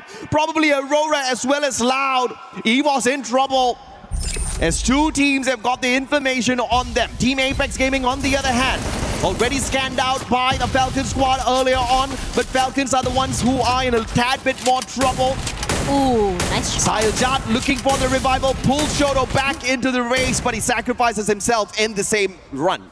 I mean, what can you do to just really survive longer here? That's it. Katie God in trouble, out of the pan, into the fire, running straight. Oh, EVOS Divine does not spot him out. They don't know. This could just be that survival play, but Tech is right behind him, so this is going to be a tad bit difficult. Oh, no, Thriller Battle, GG, bro. I don't know if or not that was super intentional, but Katie God now clipped on by the Thriller Battle, has got no way to use his active skill. But EVOS Divine not making the mistake of looking for one extra point and potentially sacrificing two of their players. They know the players of TEC is right there beside them. So moving to find an extra point might put them in a little bit of trouble, and the veteran experience of EVOS Divine keeping them alive and kicking. But the Rail Soldiers hopping on in as well. This is about to become a rough three-way battle. Yeah, coming through here as well, because Katie got finally knocked down as well as TEC. Their compound is being taken away. DRS gonna try to really hunker down here in this situation, maybe wait out those fights, or hoping for an opening to either go in for the fight or just go for a tactical retreat. Yeah, playing on the meta, the AWM, the VSKs, they've got the long-range weapons perfect for Solara, and I will not doubt those M590s are on standby for the pop as well. Great rotation by EVOS Divine, avoiding the initial engagement with DRS, and just taking the position right below the players of Titan Esports Club. This means Bangladesh is going to have a rough time to get out of their spot, but thankfully the circle's still with them. The next zone is going to be crucial to see which teams get caught out here on the rotation. There is a high chance it moves towards the conglomeration of the three squads here. EVOS Divine, TEC, as well as DRS. DRS, you're being very, very patient, but the problem is right now you go toward EVOS, there's a potential of getting knocked out by TEC from that top side of the building as well. Yeah. And I think that this is a situation where you just have to wait out things. Nice play, and now it's just all-out annihilation. Messy, as multiple teams are so close to each other. Gun Dynasty does not manage the ambush, but Demon's Pride are swapped too low.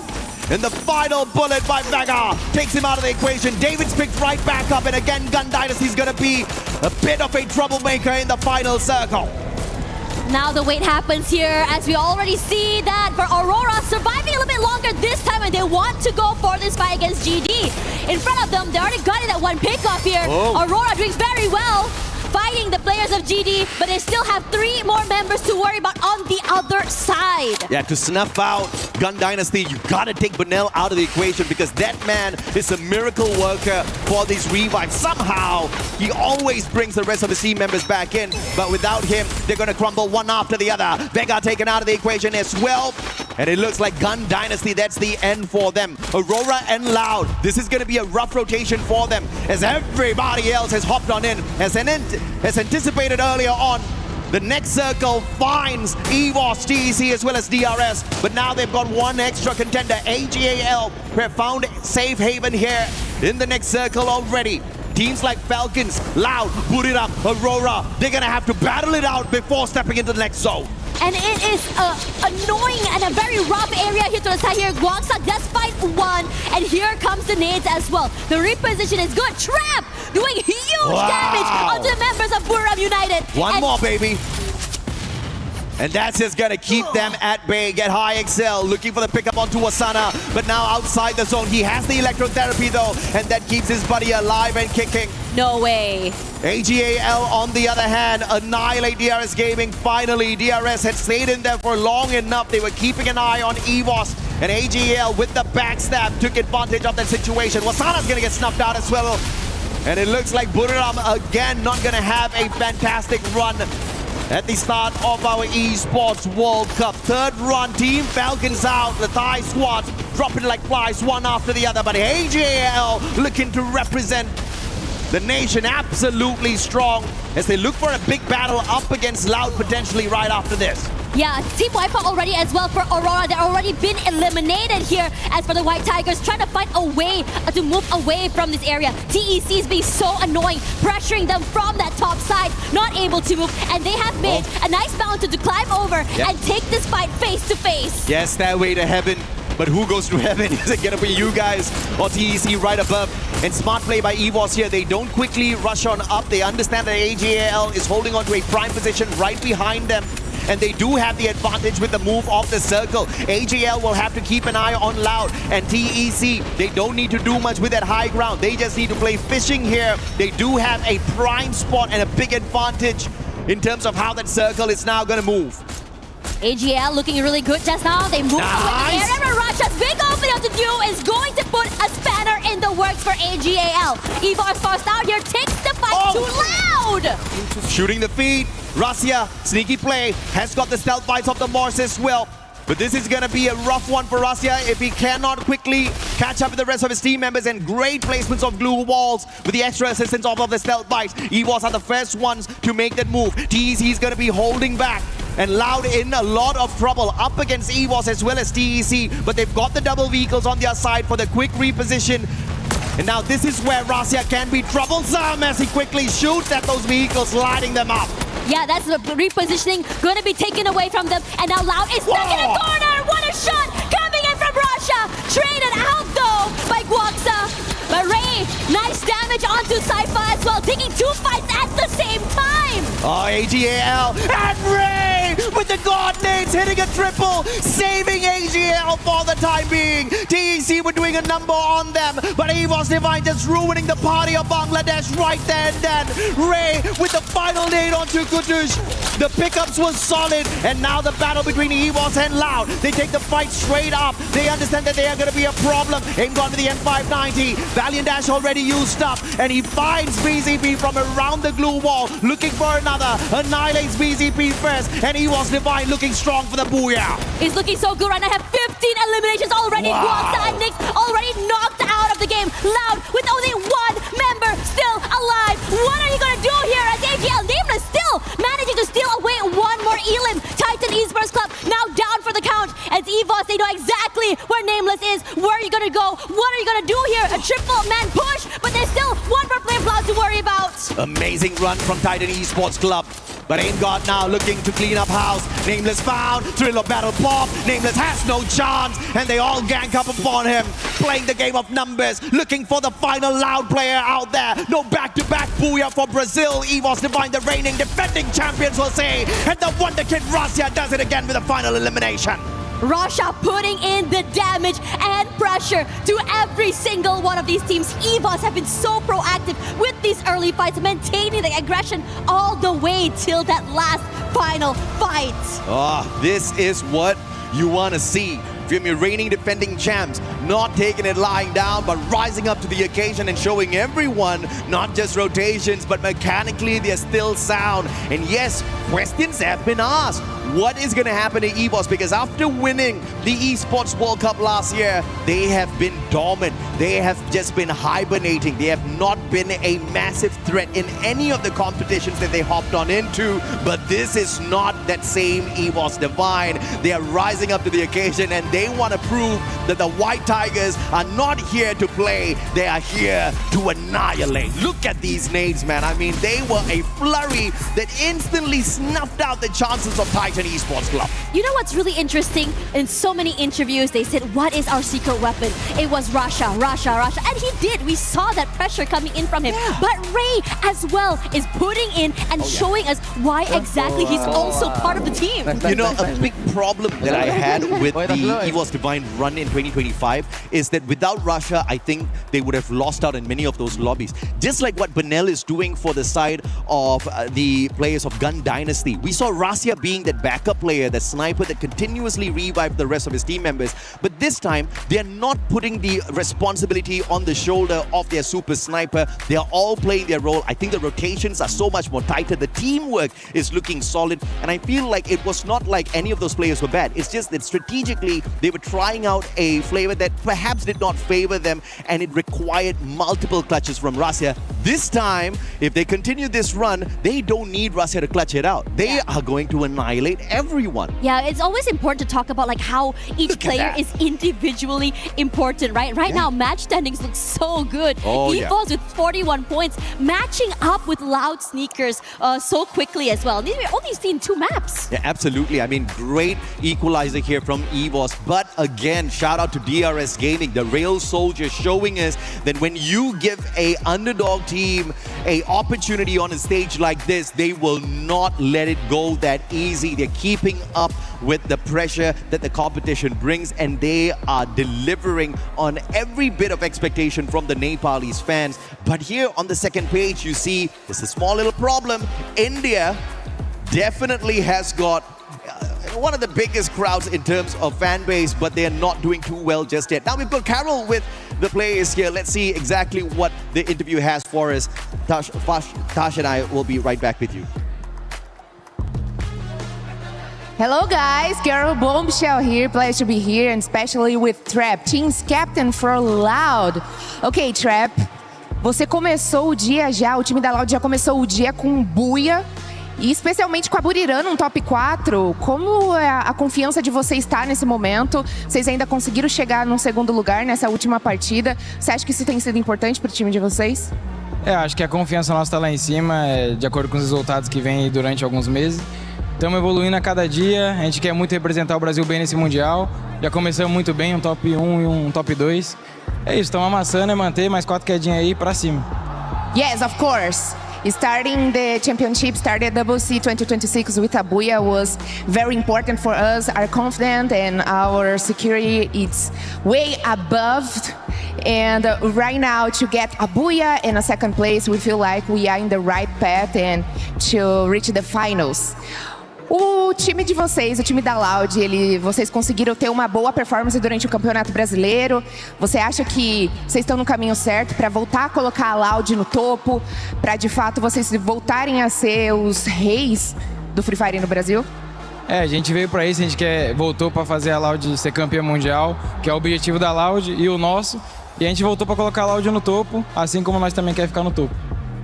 Yes, of course. Performing that well in Brazil brings us such great confidence, and we are here for that. We are here to bring the old Loud that you guys haven't seen before, and right now we are gonna put Loud for sure on the top again, but not only in Brazil, in the world, and that's why we are here at AWC 2026. For us to finish our interview, I would like to ask, vocês terminaram o Mundial de Free Fire no top 5, né, no ano passado. Quão importante foi isso para vocês jogarem internacionalmente? Obviamente que vocês estavam em outro time, mas você acha que esse resultado de um top 5 trouxe mais confiança para vocês performarem agora aqui no EWC 2026? Com certeza, assim como no Campeonato Brasileiro que a gente sempre joga um campeonato e quando ele acaba e o desempenho não é tão bom, eu sempre solto uma frase que eu falo com o Joker, eu falo: mano, aqui nós aprendemos a jogar esse campeonato. A partir de agora, nós só vai desempenhar bem. E eu acho que foi o que aconteceu no último Mundial. Quando ele acabou, em vez de mim ficar triste e de cabeça baixa, eu falei, a partir de agora, nosso time aprendeu como jogar um Mundial. Wow, that's very special. Okay, so reach the Free Fire World Series finals last year in the top 5 gave us such a great and important understanding in what we should do in Free Fire right now. And I told my coach, okay, so right now we are learning even more to play Free Fire. We are in the right path, and I think we are more than prepared to take the world right now, and that's exactly what we came to do here at AWC. Thanks so much for your time. Good luck in the next match. Make the L. And I'm back to you guys at the studio.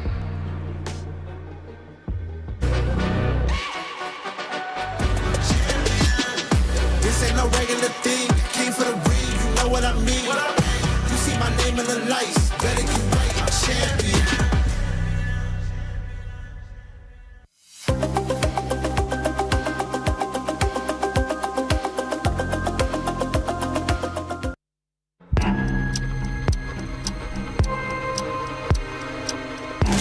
Evo's so exposed, Falcons can ruin it. Unbelievable. Falcons! What we are seeing in front of us here right now. And the team who ended Russia with the final elimination. The Wonder Kid gets the job done. Just thinking about we're gonna lift the trophy together. I don't know, I don't think that much when that moment. That was my first international game, so that was quite easy for me to get the MVP, and yeah, very lucky. What made them strong in 2025 was the wonder kid called Rasya.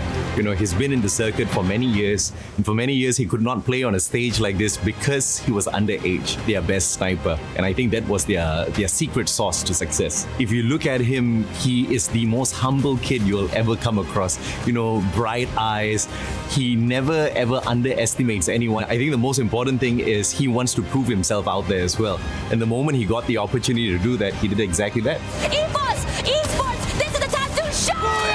Everyone, Sergeant, Abuya! No, I think I feel so confident. We're training so hard in Indonesia, so we're very confident to lift the trophy again. 21 elimination from the champions of Clash Quad and still on the roll, and Evo's being taken down. Ya, setelah di EWC kemarin kita sudah tidak mendapatkan piala-piala lagi, kita tidak bisa ngejuarain turnamen-turnamen berikutnya mungkin karena kita udah lupa siapa kita sebenarnya.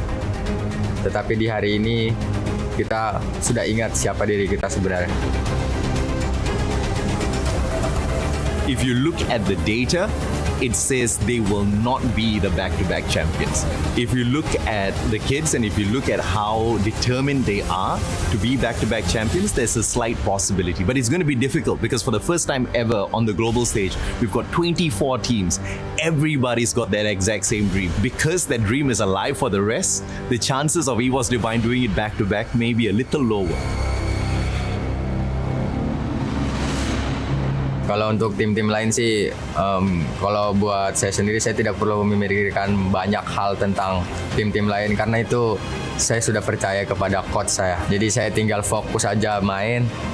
Nah, itu yang terbaik pokoknya. Pesan-pesan untuk tim-tim lain, ya hati-hatilah karena ini EWC bukan turnamen yang lain. Kalian bisa lihat sejarah-sejarah kita di turnamen EWC kemarin. Nah, itu dia, kalian hati-hati aja yang ngegangguin drop zone kita.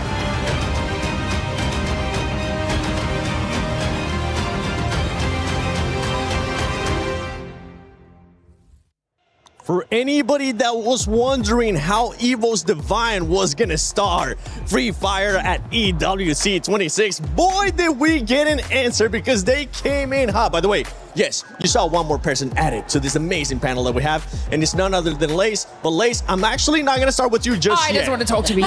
Sorry, because I want to talk standing about at the end, EVOs. And you were wondering how they were gonna be doing. All of us were wondering how they were gonna be doing. They're doing pretty damn good. They're doing pretty well. I'm kind of relieved actually because EVOS had so many close calls throughout the whole entire first game, and it got me worrying. Not something that I want to see obviously, but at least they slowly climbing the elimination points ladder, and they fixed what could be perfected on the first game because hey, come the second game, they know exactly what they need to do, and we see Rasha obviously as a pivot sniper. He's gonna need more room for him to do dynamic movements, and that's exactly what the support gave them. So yeah, it works well for them. EVOS is finally finding the rhythm that they kind of lost the first time.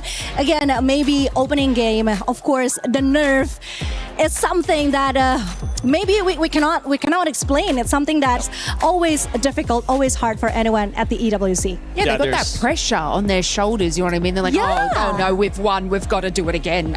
So like that's got to add on top of this as well, and I guess we saw that in their games too.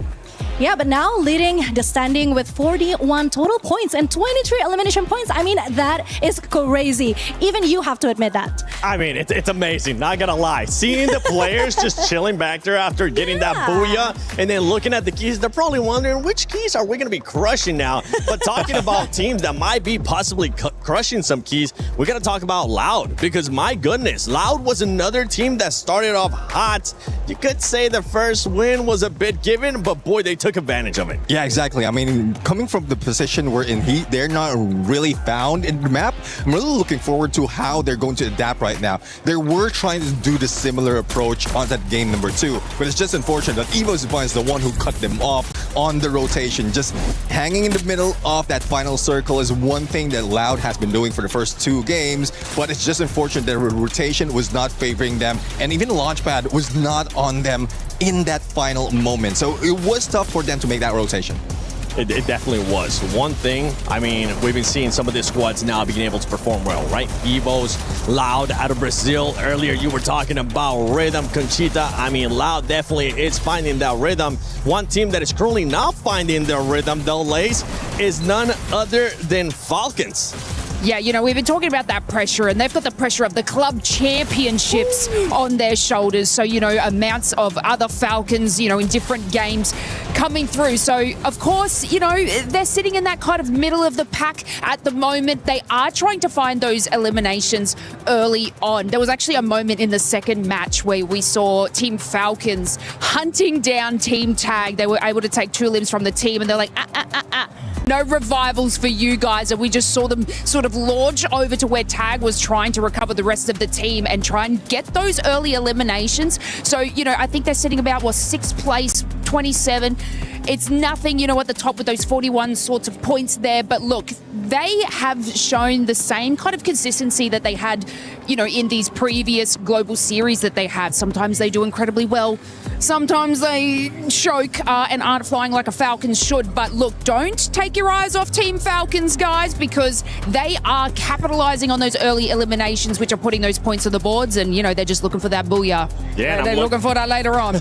Let's see if they're going to end up getting it, because I'm looking at number 4 here. Yeah. Gundy Nasty. I mean, 32 points, that's not bad either. Yes, Gun Dynasty, that first game was definitely something. I did not expect them to do so well. I mean, they have been consistently showing amazing strength and courage and the skill to back it up. So I am just at awe at how amazing Gun Dynasty is performing at the very first game. And sitting at 4th with 23 elimination points surely isn't bad. But I also kind of want to talk about Buriram, AGAL. It's like they're not fully being themselves. I don't know what is happening actually, Neptune. Yeah, exactly. I mean, from what we've seen in AJL and Buriram, they're trying their best to study their opponents just yet. Again, it's some of the teams are in here quite fresh. Yeah. They haven't met them in Southeast Asia or some of the global tournaments that they have.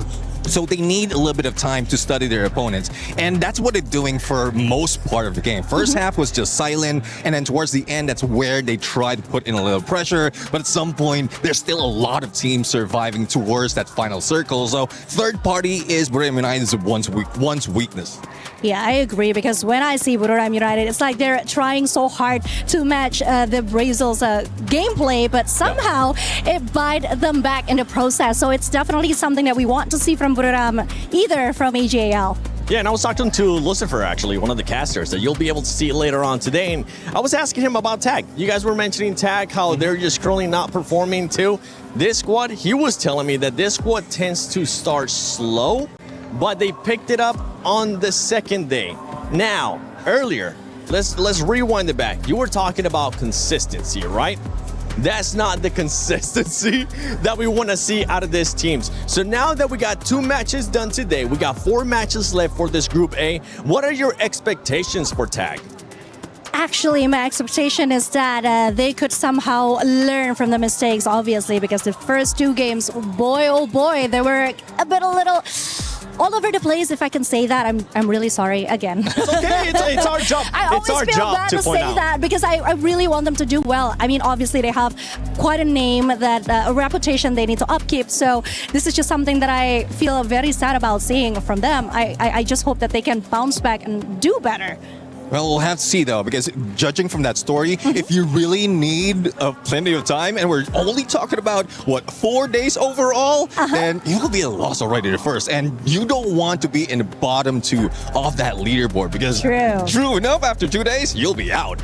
You'll definitely be out. And you know what? I want you, Lace, to put in your coach mentality. If you're looking at BP from Pakistan, I mean, this squad, a lot of people expected them to do well, especially all the crowd from Pakistan. Right now, they're in last place. If you're the coach, what are you going to go over there and tell them? I'm telling you to get a boo freaking yeah. That's what I'm saying. I can tell. What I'm saying. I can tell that there's something Lace really want to tell them, but she can't say it on camera. I gotta be broadcast friendly here, okay? Let me let like the Australian out, please, guys. Let me let it loose. But look, those teams, and this is what we talk about when you say, you know, the mental capabilities of these teams. When you sit at that lower of the leaderboard, it is hard to sort of pick it back up and get to those sorts of spots with our AGLs and even like our GDs and stuff like that. It's going to be a little bit of a trek, but obviously 4 matches. Purgatory's next. Yeah. I heard Neptune say it. This is heaven or hell.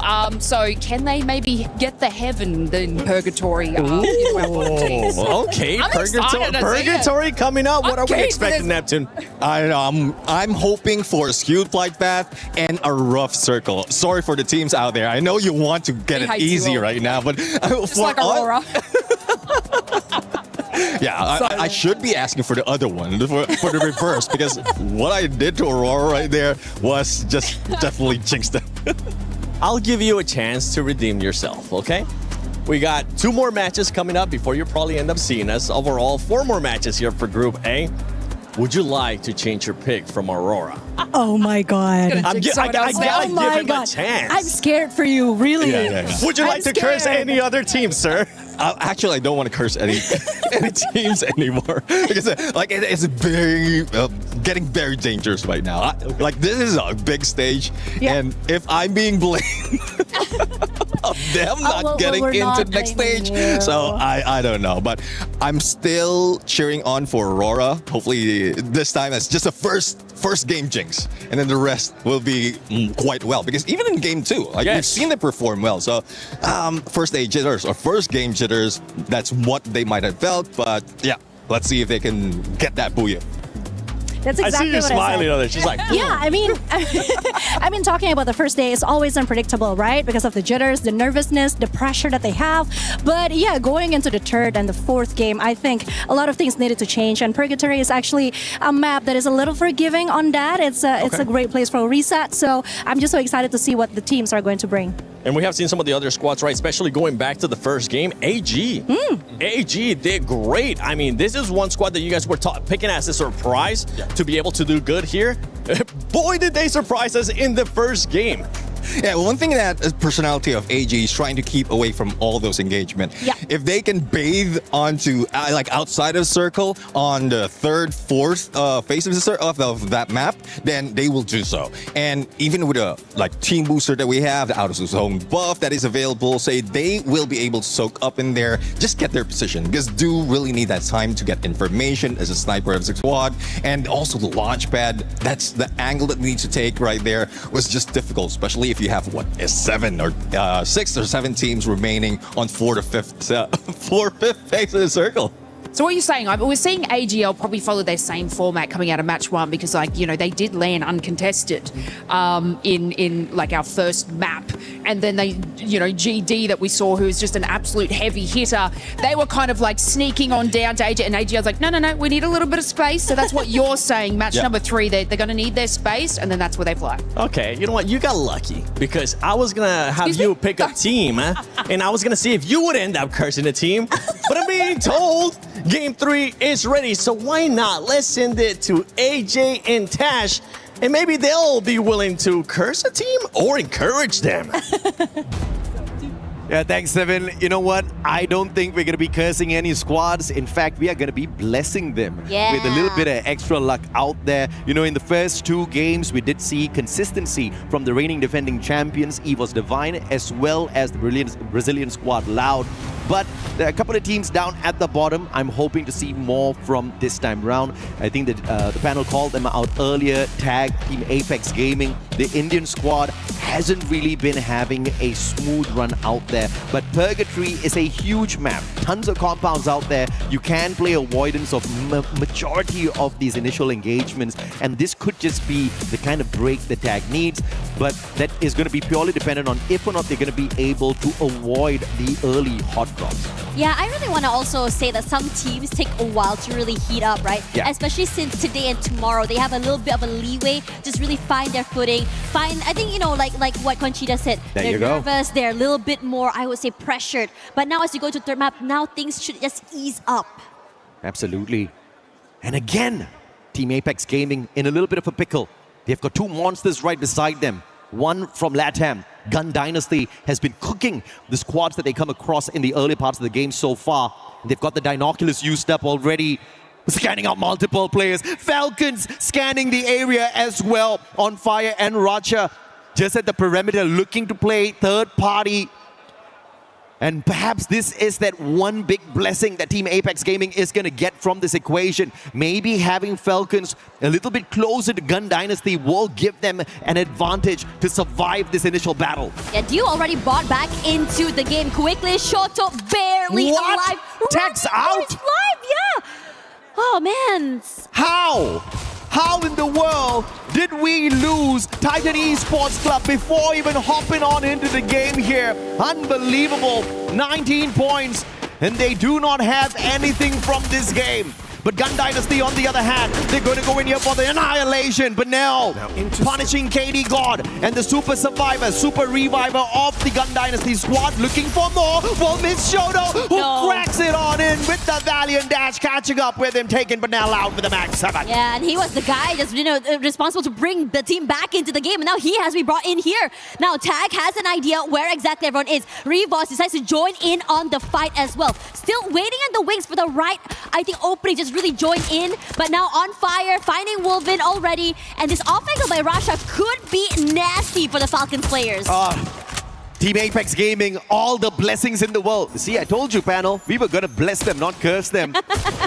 With all the blessings in the world, they get to avoid the initial encounter. We thought Falcons was going to be a little bit of a problem to deal with, but the White Tigers have dropped on in to say hello. You turning the table on them. Aim got taken out of the equation already. Apex, the electrotherapy is on connection.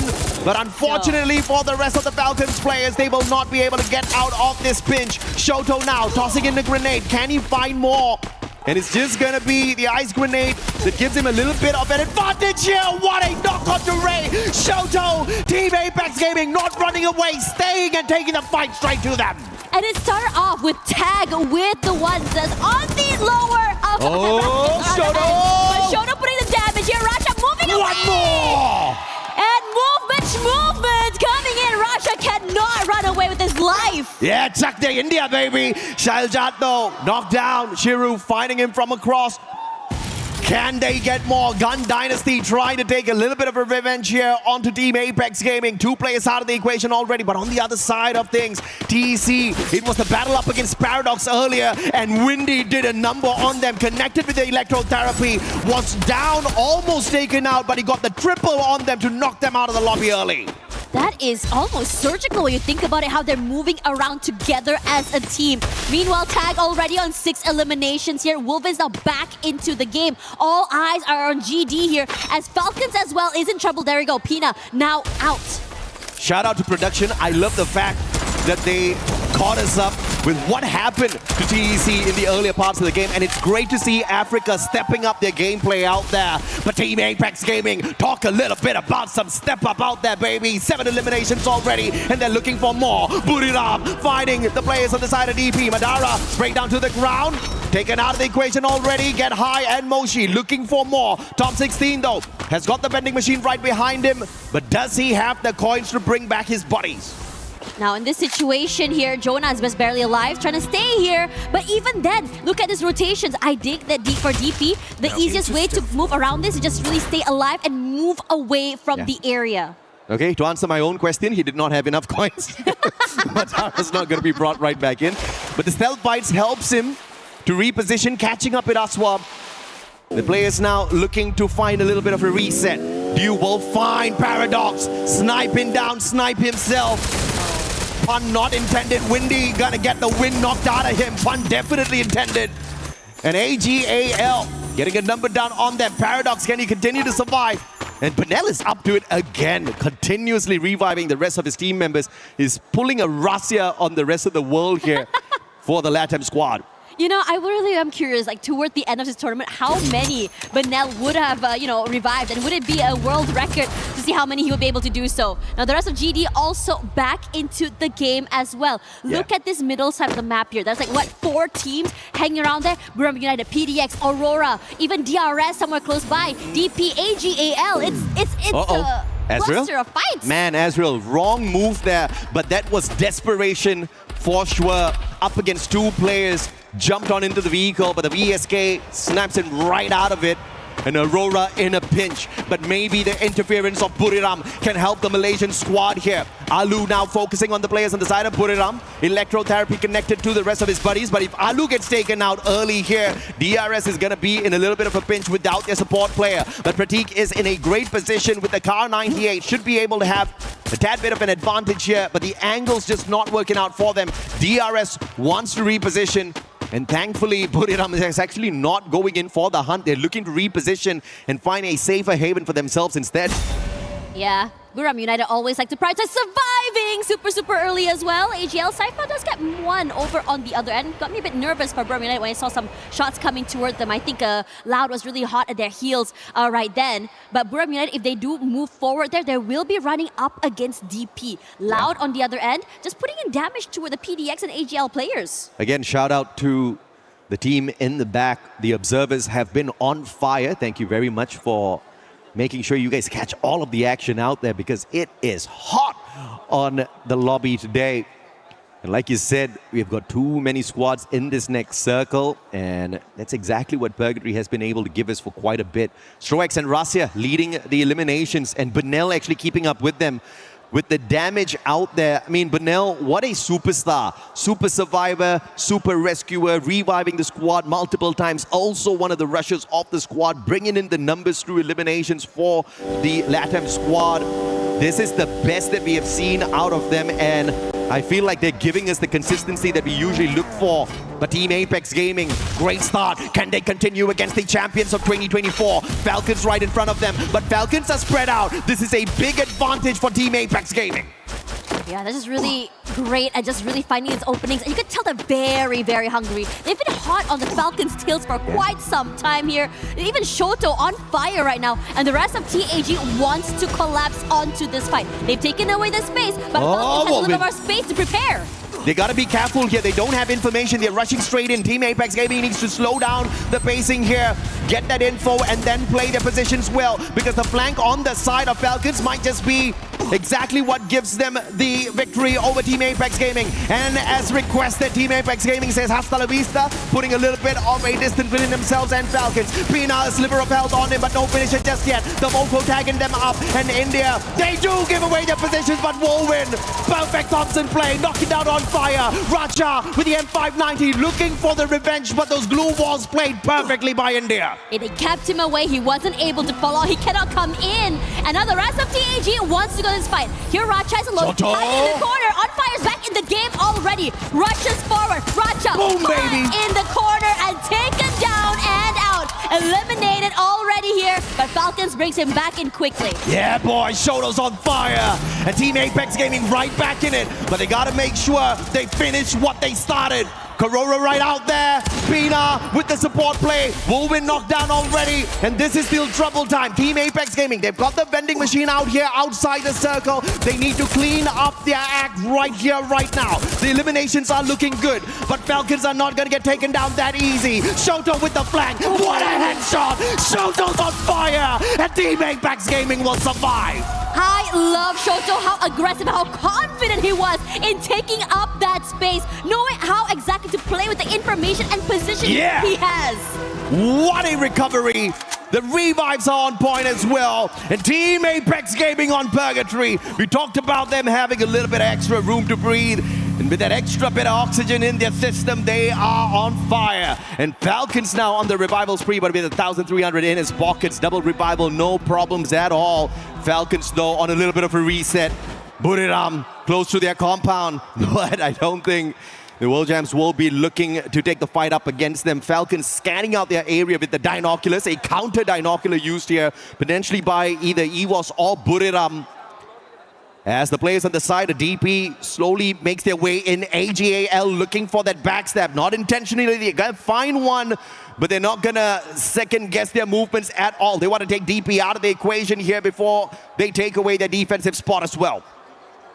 I am curious to see how exactly the rotation is going to come in for TAG. They're so far away from everyone else, but this late rotation could potentially benefit them. Letting everyone take this fight early. Vandal quick to find Alu here as well. One knockdown. Top 16 also almost following suit here. And AGL knowing this, quick reposition forward, and DRS Takuri now knocked down. Oh, Gun Dynasty coming across DRS. Wrong timing here for the Rail Soldiers, but Pratik and Stroex turning things around. And 590 takes down our swap. And this is AGL interfering, perfect timing. And DRS in a little bit of a pickle. Stroex, can you get away? Even if you do, can you get enough coins to play recovery?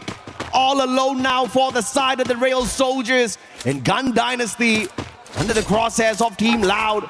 The recovery is going to be close to impossible here for Gun Dynasty. If they pull it off somehow without Benel, it is going to be a miraculous run for sure.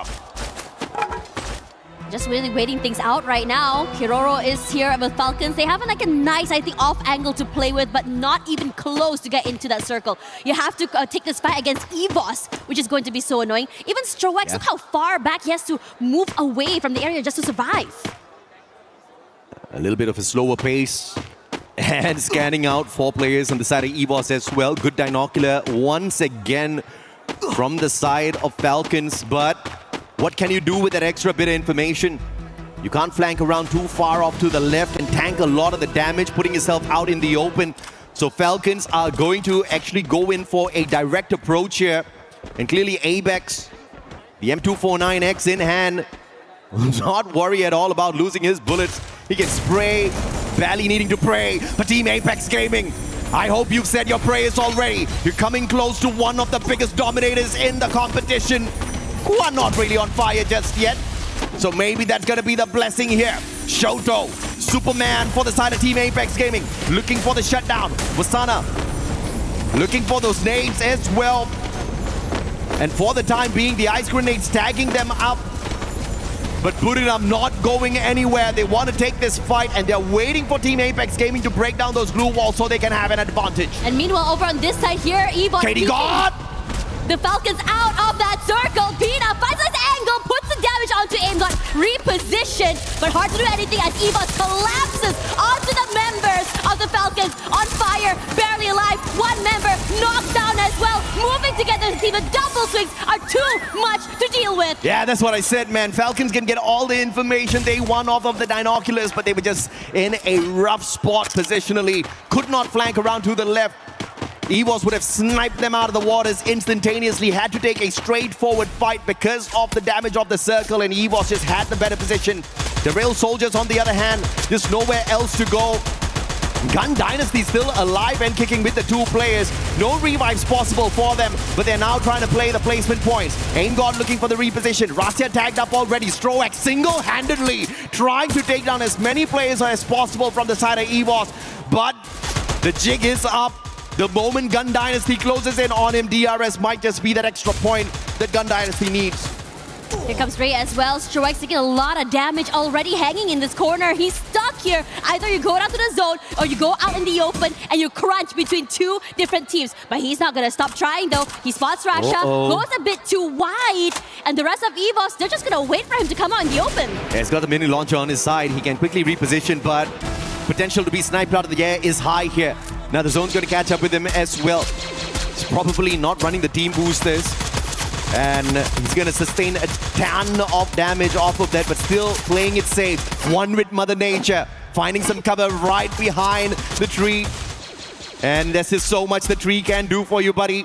The grenades are going to find the tags onto him, forcing him to use those medkits as well. One great wall, keeping the players of AJL and Buriram far away from each other. And the engagement between these two titans will not break out just yet. AGL had taken a lot of fighting players out here as well. Now EVOS just moving around the zone right now, trying to see whether I can get some pickoffs, excuse me. They maybe can just stay away from these fights. Speaking of fights here, BRU up against AGAL. The only thing separating them is just this wall. Yeah. Sypha does take a bit of damage here, but if anything, eventually Dew will fall. It's going to be Apex with a great opening there. Okay, a couple of grenades over the wall. Could be a big one, but Buriram calls for the Bolt Maker. Lightning Zone now is going to be that pressure for both AGAL as well as EVOS Divine. Loud going to be hopping on into the battle as well, but Guaka eliminated from the equation before he can even make a play. And a counter Lightning Zone called upon Buriram as well. Two teams with the Bolt Maker out there. EVOS Divine with a big brain play off of those monster trucks. Extra layer of defense here for them. You can blow it up, but you cannot touch them just yet. Yeah, Nameless get knocked out here. Nasha goes for 2 even to the AGAL side. And now, Buriram United wants to go and stealing away the kills. No, it's Rasha that's able to secure every single elimination point. Yeah. Now, the tension changes. Buriram United has to fight against EVOS Divine, and they're gonna try and collapse forward. A familiar situation here. Southeast Asia takes over Purgatory. And EVOS Divine up against Buriram United Esports. Can they go for a back-to-back booyah? Or will Buriram ruin the party here for EVOS? Either way, EVOS will still stay at the top of the leaderboard, looking at their consistency so far. Valiant Dash breaking down their own defenses, but Wasana doesn't pull away too much from that. Moshi with the M82B gets the knock. Ray still standing up close and personal up against Jonah, who gets the hop up off of the glue wall and finds Aim God right behind it. And Buriram looking for the finisher up against EVOS. Yeah, Wasana just rushing for here. Rasha here all alone. The shots going a bit too hard, but Moshi going huge here. And there we go. Buriram United getting that booyah. Amazing work. Jonah, movement god. Never before the champion here at the Esports World Cup. Could this be the year for Buriram United Esports? We talked about how Russia was that super sniper on the side of EVOS, and we saw the amazing plays from him, but we cannot forget the one and only Moshi, baby. I fell in love with the snipers because of this guy, and he is back. This is his meta. This is his time to shine once again, and he cleaned up the battlefield in the final sequence. Honestly, every single one of these members for the teams, I think really stood out to me as well. But that final few picks coming from Moshi that's completely cleaned up house and turned the tides for this team. Personally, for me, I saw the pressure coming in toward EVOS Divine, and I thought they have high capabilities of turning around the tides. Yeah. But Buriram United, knowing this, did not give them that chance this time and completely decided to just completely collapse at the right timing. Absolutely. 3-time world champs right there for a good reason. Mainly Jonah who I think is the most decorated player on that stage as far as his career here in Free Fire Esports is concerned. And they are the ones who have everything on their side in terms of rotations, IQ plays, perhaps a couple of hiccups here and there, but nobody can take away the fact that they are definitely one of the favorites out here to cause a lot of trouble. But can they get all the way to the end? Because EWC hasn't really been very kind to the squad so far. No, I completely agree with you. There are just so many times that I think the Southeast Asian talent that we always say Buriram United is going to be the one at the very, very top. They always start off very, very hot, I believe. Yeah. But then after a while, you start to see them waver a little bit. I'm wondering how this year would change for them. Yeah, absolutely. And of course, towards the end, it was more of a hunting game. The players just looking for those shots. And Moshi, as the sniper of the squad, just not holding back at all, right? Just taking the fight straight up to them. The M82B got a little bit of a bump recently on the OB update, and these guys are not doubting it at all in terms of usage. Now, we've got a few commercials to play. Tash and I will be right back with you after the panel catches up with you guys.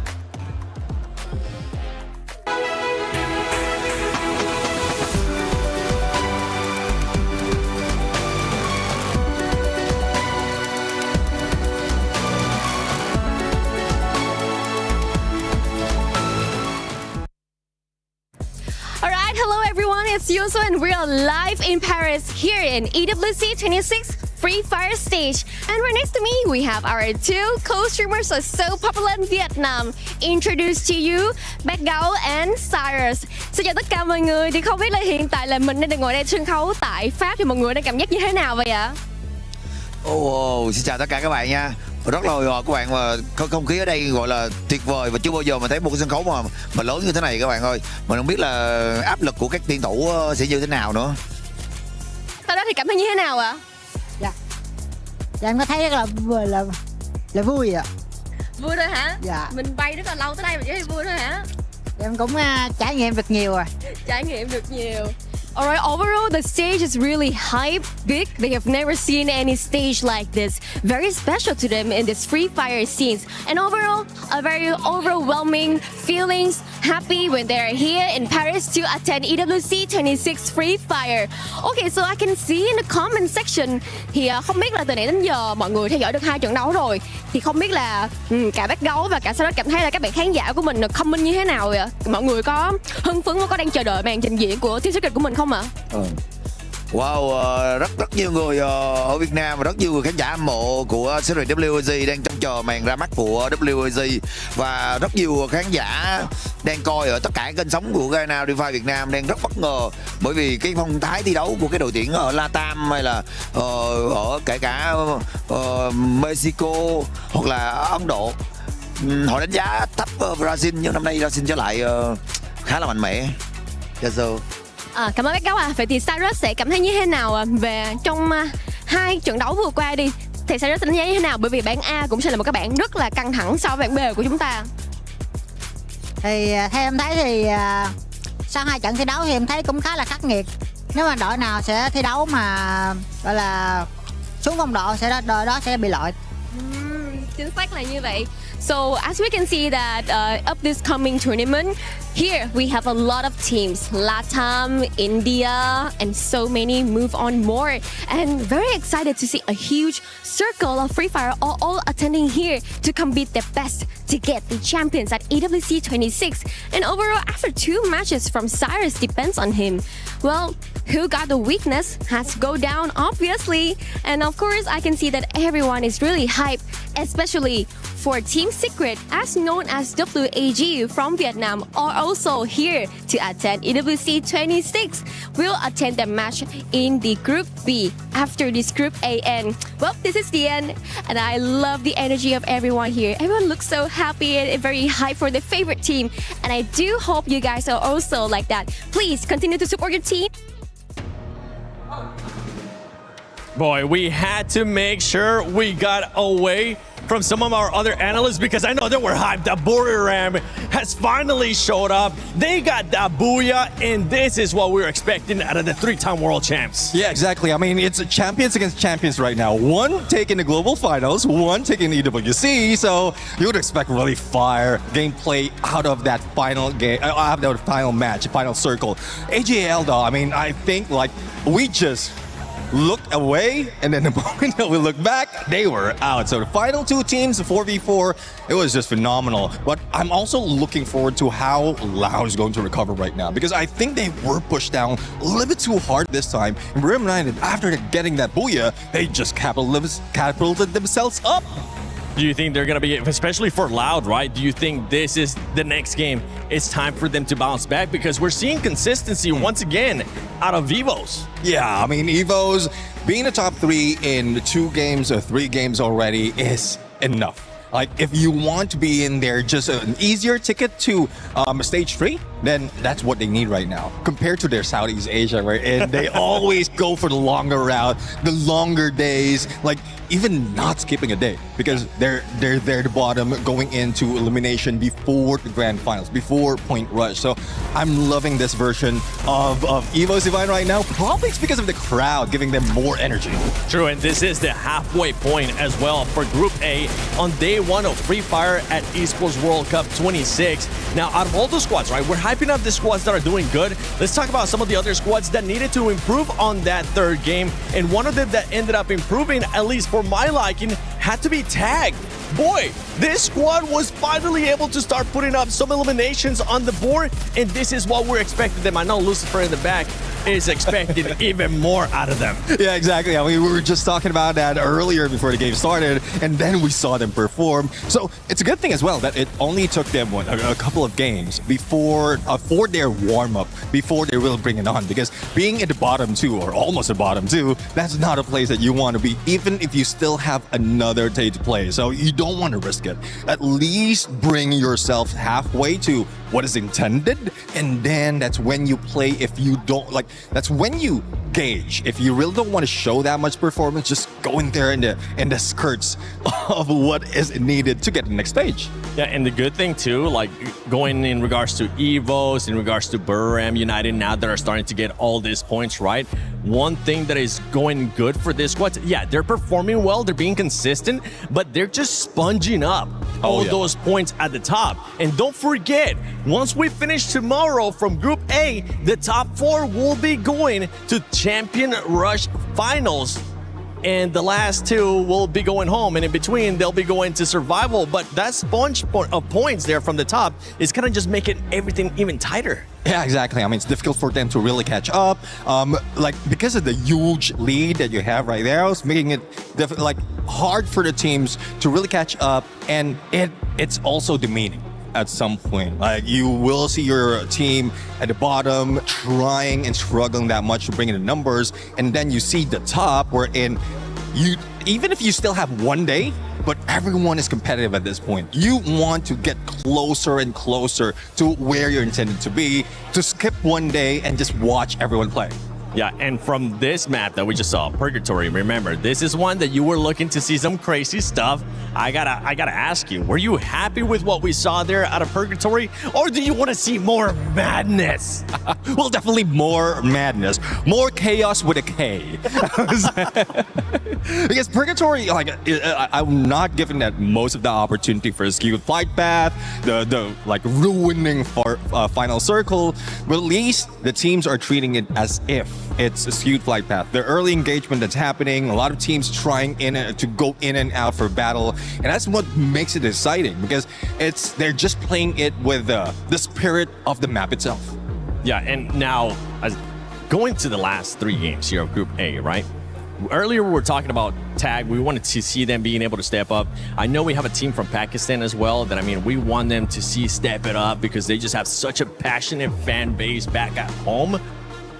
I want you to tell me a team that you're going to be looking at, especially this next 3 matches, to either continue to be consistent the way they have been, or that you might see some fluctuation on their performances. Yeah, I mean, I want to see Paradox Gaming. Currently, they're at the bottom of the leaderboard right now, but at some point we've seen the aggression as well from their regional. So it's something that they can bring to the table a little bit early this time instead of waiting for the second day. And also some of the consistency that we've seen from DRS Gaming, because the Real Soldiers Gaming is one of those that we didn't expect really show up the first time in EWC, first time in global in terms of a Free Fire competitive scene, and they're really doing well. I don't know if this is the full extent of their performance or they're just still biding and waiting for the opportunity to bring the fire on. I mean, they just gotta put themselves in that position where they can actually just claw at that booyah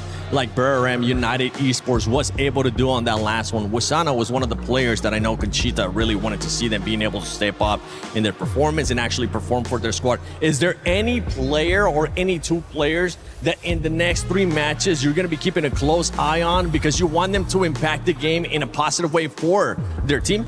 Yeah, one thing I'm really looking at, especially if Wasana is involved, you have Get High in there. Get High with a combination of Wasana would be really aggressive on their tip-top shape. And also Moshi in there, like staying in the back lines. Depending on the map though, if we go into a map wherein it's like favoring the snipers, we might see Moshi and Jonah pull away, try double sniper, or just get information in the early parts of the game, and then just leave the opportunity for Wasana as well as Get High to go for those elimination. And one signature that I keep seeing from Burram United is once they get that knock, they pull out the launch pad and jump straight into the battle. We have a lot of viewers that might be watching Free Fire for their first time. If you are one of those viewers, please let us know on social media. Use that hashtag EWC. Use that hashtag EWC26. I want you to explain to the new viewers that are watching Free Fire for the first time about that launch pad, because I absolutely love it, as we're just being absolutely sidetracked here by a dancing... Is that a dancing bull or a dancing cow? Dancing bull. And I love the energy. Yes. I really love the energy on the stage right now. And that Fluxo, I can't tell. Yeah, it is. It is, right? I'm like, I have glasses on and I can't tell if it's like, you guys playing like three more games, okay? Your group is gonna be coming up. Hopefully you guys brought the drums, you brought that Brazilian energy, because we've seen it so far with Loud, but I know once we go into Group B, we wanna see Fluxo bring it. Oh yeah, I mean, great potential for the team right now. And a great revenge storyline coming from them, because from what we've said, from what we've seen as well, there's a lot of disappointing run, and it was caused by these couple of champions that we have in front of us right now. So I love to see. It's a good thing as well, it's a very different group, because they won't have to meet them on the get-go. They're just waiting to see each other on the finals or survival, which honestly, if you're Evos, if you're Burram, it's not going to be looking like you're going to be going to survival. If they keep playing like this, consistency, you might as well just put it in their middle name, because these squads have been very consistent. But I think it's time we start the second half of Group A. Let's send it over to AJ, Tash Bunny. Honestly, insane seeing what's going on ground. We have so many people here. We have mascots on the ground as well. And we're already halfway through the first group. Absolutely. I mean, at the end of the day, I'm very sure that the fans out there are excited to see their teams perform out here on the battles. But it is definitely a big question mark for some of the squads, right? You look at Paradox Gaming, you look at how they're doing out there so far. I feel like the gunfights in Purgatory were so much better, but they're still having their first day jitters full on. I want to see a little bit of an improvement as we head on into this game number 4. Yeah, I mean, we talked a little bit about, you know, you have how much space to really just warm up that engine, get yourself into the groove of the game. But as we go into the day, yes, 2 days, but already for Group A, we're halfway through. 3 more maps to go before they go on a break for the rest of the day and then come back tomorrow. But then again, playing catch-up against these teams is not going to be easy. Locally, for Paradox, this is one of their better maps. So this could just be exactly what turns their fate around here on day 1. You don't really want to be depending on day 2 to find that recovery back into the competition.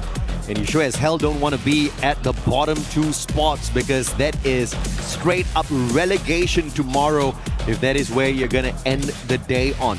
But as we head on into game number 4, it's time for some Next Terra. Next era is interesting. There's just so many different bits and bobs parts of this maps. Oh, how he's gonna go. And on top of that as well, we are still seeing, I think, somewhat of a hot drop here. Looking here, we have PDX, I think, toward the Deca square with another team. I'm not too sure. I can't really see who exactly is that. I believe it's DRS. Russia leading the leaderboard right now with elimination. 16 points personally delivered by the super sniper, the Wonder Kid.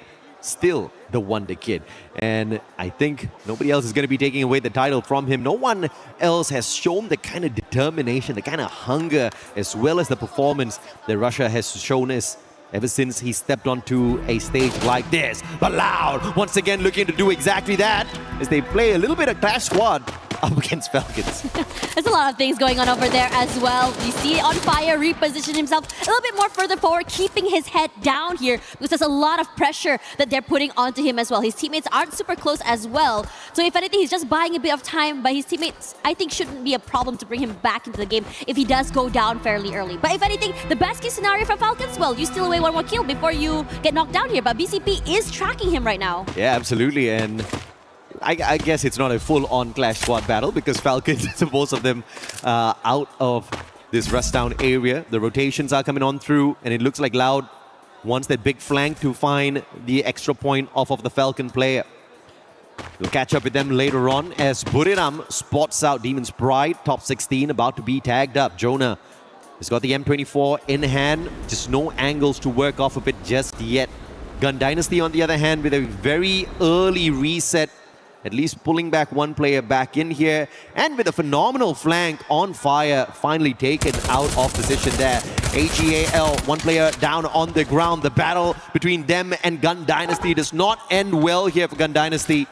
The recovery definitely needed once again, and Benel is on the case.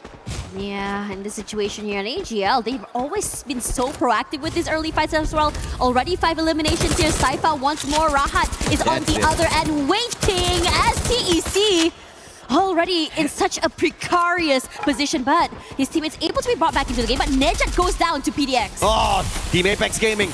Extra point for them, baby, if they can pick this up. Thrill of Battle popped perfectly, and a timely Thrill of Battle leads to Wolven picking up that extra point. But here comes Demon's Pride. They want the fight. They take this jump straight to the vending machine. Instant revival, but Madara sacrifices himself for that pick. Jazzy comes in for the save, picking up his buddy. No extra revivals needed. TAG, Team Apex Gaming, didn't finish those players off just yet. Catch a quick replay here in the middle of a very important battle for Team Apex Gaming. But it looks like they'll call for a little bit of a truce for the time being. Yeah, just now, I think a lot of things are going on in that situation. I think they got cornered, if you ask me. Now, as we look at the main fight that's currently going here, TAG is still chasing the heck out of GP. Have Jazzy already knocked down as well. And I have to say, TAG doing a great job just cornering their prey, making sure that they can't reposition. Almost got a little bit messy there. And obviously, the recovery was going to be important, and that's exactly what Team Apex Gaming finds for themselves. Buriram, they saw a player step into the compound of the Indian squad just moments ago. And as I say that, Wolven takes him right off the board. Get IXL is there though, and it looks like Buriram's taking a full-on fight up against the Indian squad. Team Apex Gaming might be in a little bit of a trouble here. Katie God brings Wolven right back in off screen, and Loud spotting out Gun Dynasty, who is looking for the recovery in this game. I don't know if or not they're ready for the battle. One player from the side of TEC is going to be stuck in this compound as well. It's going to get messy for them if they can't find the recovery for themselves. Yeah, UAV is out as well. Should give away the position. Waka tried to get that. I think he tried to just jump and see if he can get some info, but he got tagged.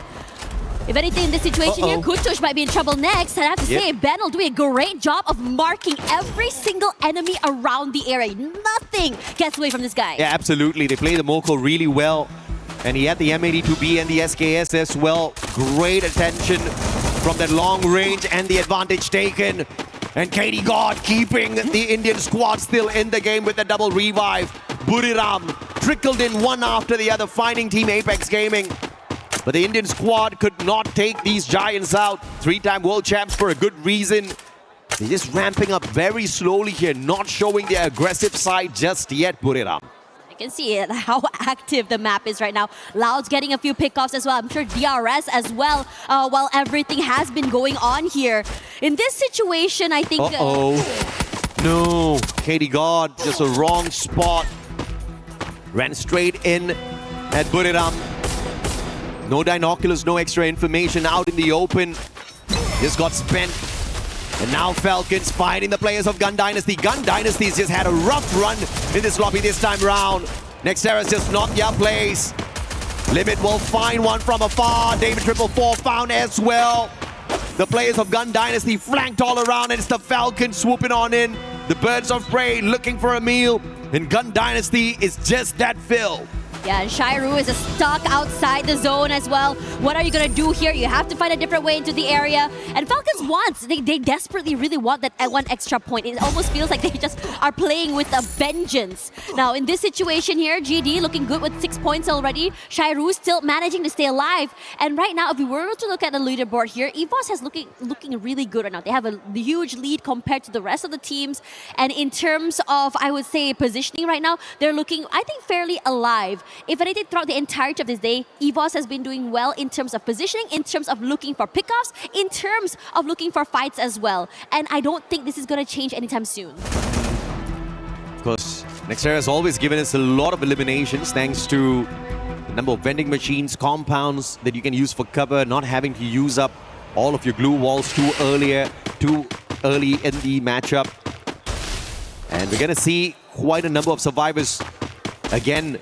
As I say that, the Rail Soldiers pulling in a double revive. Yet again, extra coins. Takuri making sure he brings back the 2 revives first. So great strategy played by him before he got caught out there. Unfortunate that he could not go in for that final revive. So 2 players down for the side of DRS once again. AGL is really scary. If you think you managed to shake them off, they just really a false sense of security before finally being taken out. He's done his due diligence though. He brought his teammates back into the game, and I think bringing them back into the game poses a big threat to so many of these teams. Now, in this particular area where Falcons was, you could see just now they were really looking for Jazzy. He's still very much alive, but they have to be very, very aware that Loud is close by somewhere in the wing. So this could potentially be a 2-way fight. Is looking really good right now. Rough run for Demon's Pride. Yeah, Pride definitely taking a hit here on day 1. Still down at the very bottom of our leaderboard with just 10 points to their side. David 444 down on the ground. Instant pickup there, and the recovery is solid for Gun Dynasty. But they have been challenged all throughout this lobby. The only luck they have now is they're dealing with DRS, and they've got the numbers advantage in this battle as well. Really trying to find this bounty as well as really settle it down as well as Alu tries to put a little bit of space away from GD. If he's able to maybe isolate this fight, buy a bit of time, so Stroix will be able to give him a bit of, I would think, support. That'll be really good. Now, the Falcons finally ran toe-to-toe against Loud. BZP forced to move away here as the Falcons finally rally back. They have a nice high ground to play with. Over on the other side here, gonna cook up that nade, throw it forward, but I'm gonna think it's gonna be going a little bit too wide as BZP is just so quick on that reposition. Yeah, that was a blind nade there. No Moko for the advantage. Good time turner for BCP. Has got the double barrel, but the Valiant Dash is bursting through him. Extra bit of confidence off of the electro therapy that Cassie provided them. Limit those straight down to the ground. Recovery is not going to be impossible here, but they're going up against one of the best Brazilian squads. Loud can shut them down, and that's exactly what Nyx does. M10-14 perfection on fire taken down. Karoro shut down as well. Loud making a lot of noise, but Pina's there for the save. But the pickups have to be the focus here. And Falcons surviving this one. Guaca too far away to back up the rest of his brothers, and Falcons will survive because of that. I am loving the fact that Falcons really doubled down on this, and then Dedrick as well, just stuck in the corner, trying his best to survive. But Buriram United, they're saying no. So as much as you want to survive, it's not going to happen. We will dig you out of that hole if we have to. Gets one more point to their name, and now they're going to go and find a different way into the area. This mid-side area in terms of rotations here, southern side, EVOS has control of that area. Toward the western side, you have PDX is sort of moving around the area. Northern side, Aurora, but middle side here, you have, I think, GD and AGL forward, and TAG just busting forward, looking for this fight eagerly. Just with that game 3, Buriram has jumped into the top 3 already. Now you see the Moko tagging up the players on the side of Team Apex Gaming. This is a little bit of a pinch. AGAL focus fire. But Team Apex Gaming very smartly repositioning, just staying away from the crosshairs of both AGAL as well as Gun Dynasty. A sticky situation here for the Indian squad for sure. But they're not really showing their hand either. They're just really hoping to weather down that storm, because no team can really get too close to one another for these forward fights. Pina, somewhere along the lines there, does find Sturwax eventually. Alu rushing forward. They're almost taken down on fire, but regardless of that, would have been traded. So now the blue zone comes through here. Kiroro should be brought back into the game, as Loud is slowly trying to recalibrate themselves. Recalibrate indeed. The double revive coming on through. Full squad once again for the Brazilian squad. Loud have been loud from the start. Very consistent to keep themselves in the top 4. But they have to make sure they play a little bit of recovery here. And Nyx is going to have his foot shot off. Abax with a sharp shot from afar. AC80 perfection once again. And yet again, the Brazilian squad on the back foot. This is just not their lobby. Recovery seems to be really difficult. And that's exactly what Nextera is. Lots of spots to hide away at. And we have got a ton of squads. So many players still alive and kicking as we approach the 12 minutes. Yeah, Alu is not going to be able to hit the ground there. Gonna just get knocked down so quickly. His teammate did try to give a bit of pressure there onto Buriram United. Not happening though. You know, like you mentioned, Moshi just so superb on the snipers. Oh yeah. Buriram showing that, yes, we were ramping it up slow, but nothing impossible for us to catch up with. Russia though, right below the bridge like a troll, up against Falcons, but gonna get caught all alone here. On fire, making the rotation. Russia, can you survive this one? What kind of trickery will you show us? It's Gun Dynasty that takes advantage of that chaos! And the follow-up is solid. EVOS with the revenge. The players on the side of Paradox taking advantage of this situation as well. Then Reek is gonna get picked right back up. And Falcons off of that rotation put themselves under the bridge, losing 2 players in that sequence. In this situation, EVOS as well, trying to take away this positioning coming in from Aurora, but cannot able to come close to them at all. And EVOS is very, very patient here, trying to find an opening, an angle, anything, but also aware that Loud is close by. One moment your head is out there in the open, it's going to be instantly popped, and that's how it is for both of these teams here. And it's sort of a momentary stalemate between these 3 teams. You have to worry about PDX as well. You also see that they're trying to rush away from the area as On Fire tries to put in the damage. See if Not On Fire can get this catch up here. Quickly repositioning right under the Robo. And it gives them a little bit of cover for the time being. The launch pad, I think they were looking for a little bit of a higher angle as DRS Gaming gets taken out of the equation. Locked down by the thrill of battle. And Falcons needs to quickly reposition. They do not want to get stuck in a fight without their active skills. Riptide Rhythm from afar. EVOS will play some shots, but it's Aurora that takes the advantage with that shot. The Malaysian squad slowly sneaking their way back in here. Locked down once again by the thrill of battle. Potentially out of the Brazilian squad this time round. Grenade, what a tight angle, played perfectly there. But Loud up against EVOS, that's going to be the appointment that they have to go through first before catching up with the Malaysians. This is insane high-stakes fights as well. Just fighting for this real estate property. Saifa gets knocked down somewhere in the corner here as EVOS still saves their lives by just hunkering down in the corner and waiting out the initial onslaught. Because he trapped barely alive already, taking out so much damage. Gets a top up here, trying to break into the building. And somewhere in the corner, Team Apex Gaming does already get eliminated here. Loud waiting patiently on the outer side here. Like it or not, EVOS and Aurora are gonna have to vacate the premises. Now the glue wall's been, I think, destroyed. They're coming into the area. EVOS forced to move back as well. A smart reposition here by Loud.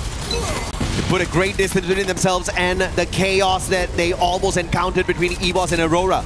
Now leaving the battle between the Malaysian and the Indonesian squad. And the shots from afar, AGL putting the pressure onto both Aurora and EVOS. Riptide Rhythm breaking down the defenses. Azrael sneaky. But he saw the Riptide Rhythm and quickly stepped away from the window. Ray, on the other hand, not doing that. AGL getting a couple of tags in. Aim God.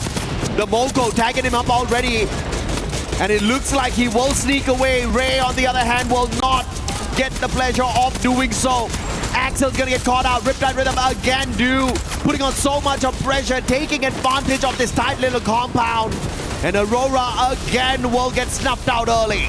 You is doing great, just really catching people in the mid of the rotations as well. Now Evo's only aim god is live, gonna hunker down the corner as Loud is gonna work their magic onto GD. Aim god rushing through, but for the other side there's gonna be a massive Nyx and Trap doing a lot of magic, but GD pressuring them, and AGAL also wants to join in on that fight. GD rushing forward, and now right in the nick of time, you have AGAL find the last possible member from Evos, not able to survive, so aim god down and out. Yeah, that's it for EVOS. AGL spotted them out and they were just tracking them all the way through. And now Gun Dynasty trying to take on the Brazilians, but the interference from the Thai squad. AGL long range away and almost no cover at all except their glue walls. This is going to be trouble if a Skylar is in the hands of either Gun Dynasty or Loud.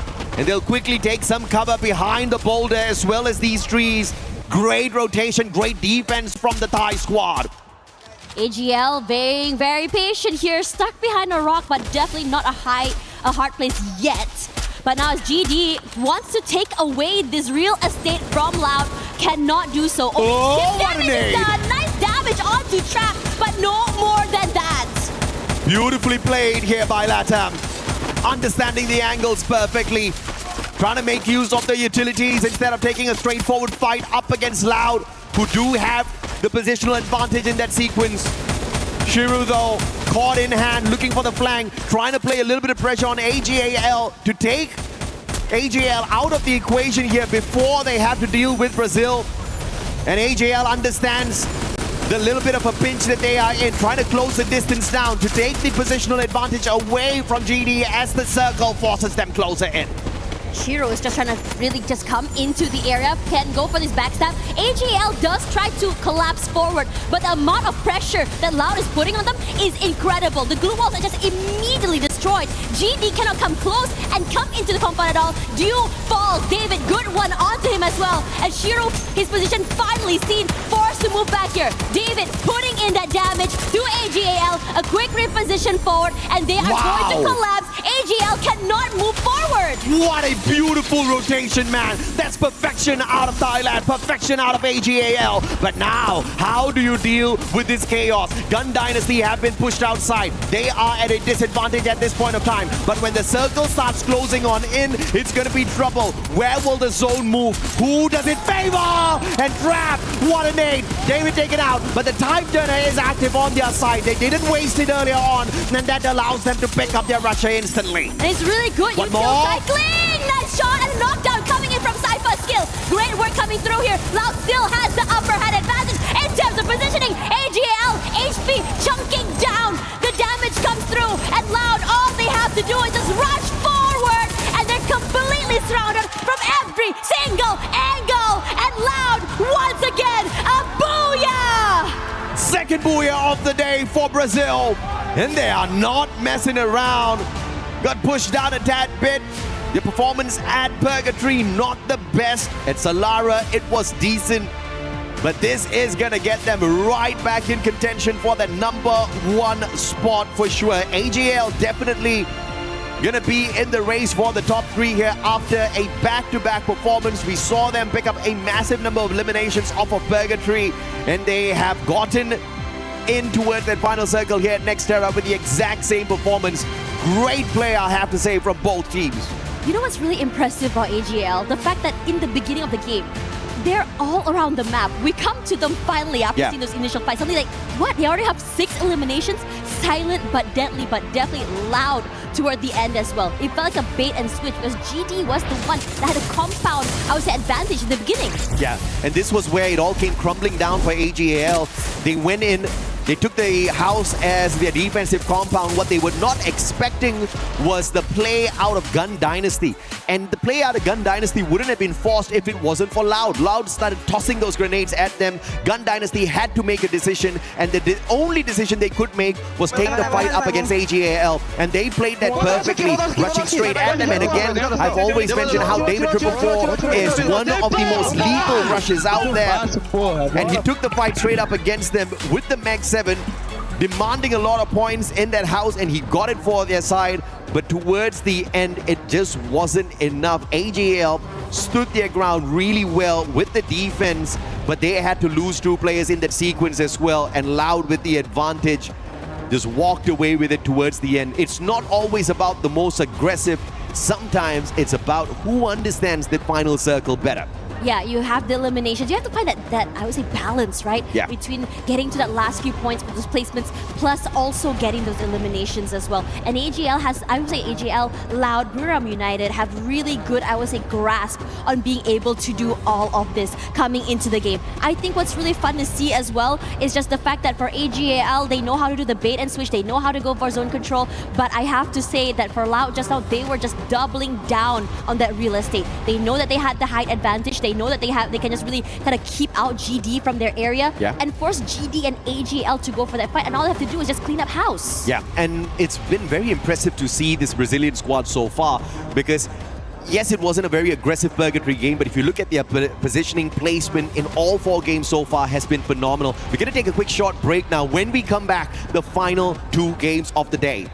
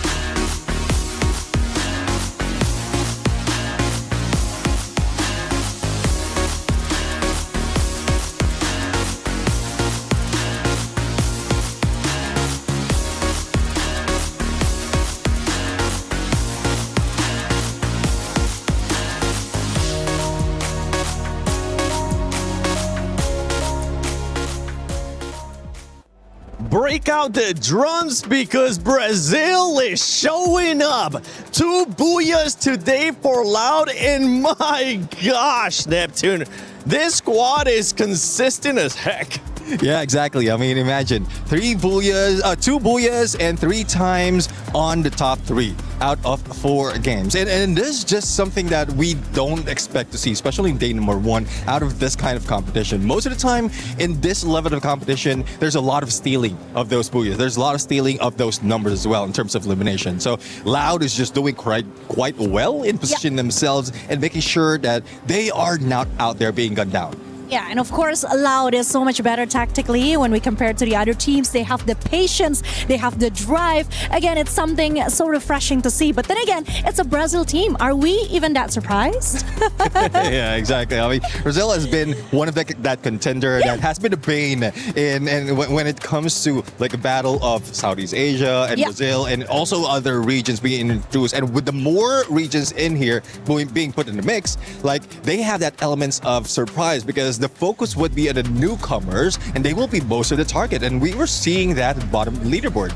Yeah, we definitely were. I mean, I was going to be looking at the match standings right here. GD being able to put up some points as well. Out of all their squads, AG, how about that with those 27 points? 27 points, 18 elimination points, and I gotta hand it down to Du and Saifa. They're doing so well. This is exactly the teamwork that I actually wanted to see from EVOS Divine, because as an Indonesian, of course, I do hope that they can learn from the best. And honestly, I think that game, it really showcased the ability of Du and the capability that he has to lead the team towards victory. Honestly, I thought AGAL was going to take the booyah in that last match. Their positioning in the bottom of building, I thought, oh, surely they have this. Surely they've got this. But no, of course, Loud's just sitting on top, and the way that they were they're able to accelerate and take more of positioning in the zone, it was exceptional. And I know, Neptune, you got something to say about that, don't you? Like, yeah, let's get loud. Yeah, exactly. I mean, it's more of what they can do in terms of the number. Again, getting a booyah will add up for your total points, but elimination is at some point at this stage of the competition is even more important, because you have to bring that much to pull yourself at the top of the leaderboard, and booyah is something that is reserved for the team, especially with the champion rush condition towards the grand finals. And I think looking at the overall standing, something that I'm really aware is that it is so scary for EVOS Divine in the very beginning of the competition. I mean, we started off really shaky, but looking at it now, we have 84 points and then 50 kills. That is not bad at all, even though we only have one booyah secured right now. I think what I said at the beginning of the show might come true. I don't want to jinx it. I don't want to keep repeating it, but I do think there's a huge chance for EVOS Divine to maintain this position and actually be, I don't know, the next one to go to the next stage. And the one thing that we were talking about earlier is that sponge between those teams towards the top. And it's starting to get even more and more. Once we see the overall, you get a chance to see exactly what I'm talking about in regards to those teams at the top, just making an even bigger gap to some of the other squads. Now, one thing I know has been sticking out besides the top squads, right? We got to go to PDX. I mean, I was talking about earlier in regards to tag, that's a squad that needed to be able to step it up. They have since we've mentioned it. I know you were looking at PDX, Lace. Yeah, see, I'm looking at Paradox, and look, they're not sitting pretty on the top of the leaderboard, okay? We're talking about the Louds and the AGLs. I feel like there's two games going on at the moment. We've got like the AGLs, the Louds, EVOS, kind of having their own scuffles in the top of the leaderboard. And when you move further down, the tags, we got Paradox down there. I know Paradox had an accelerating run against Tag, but unfortunately fell like a little bit short in that match there. And it just seems like they're just not making the best decisions for their team. They managed to sort of get split.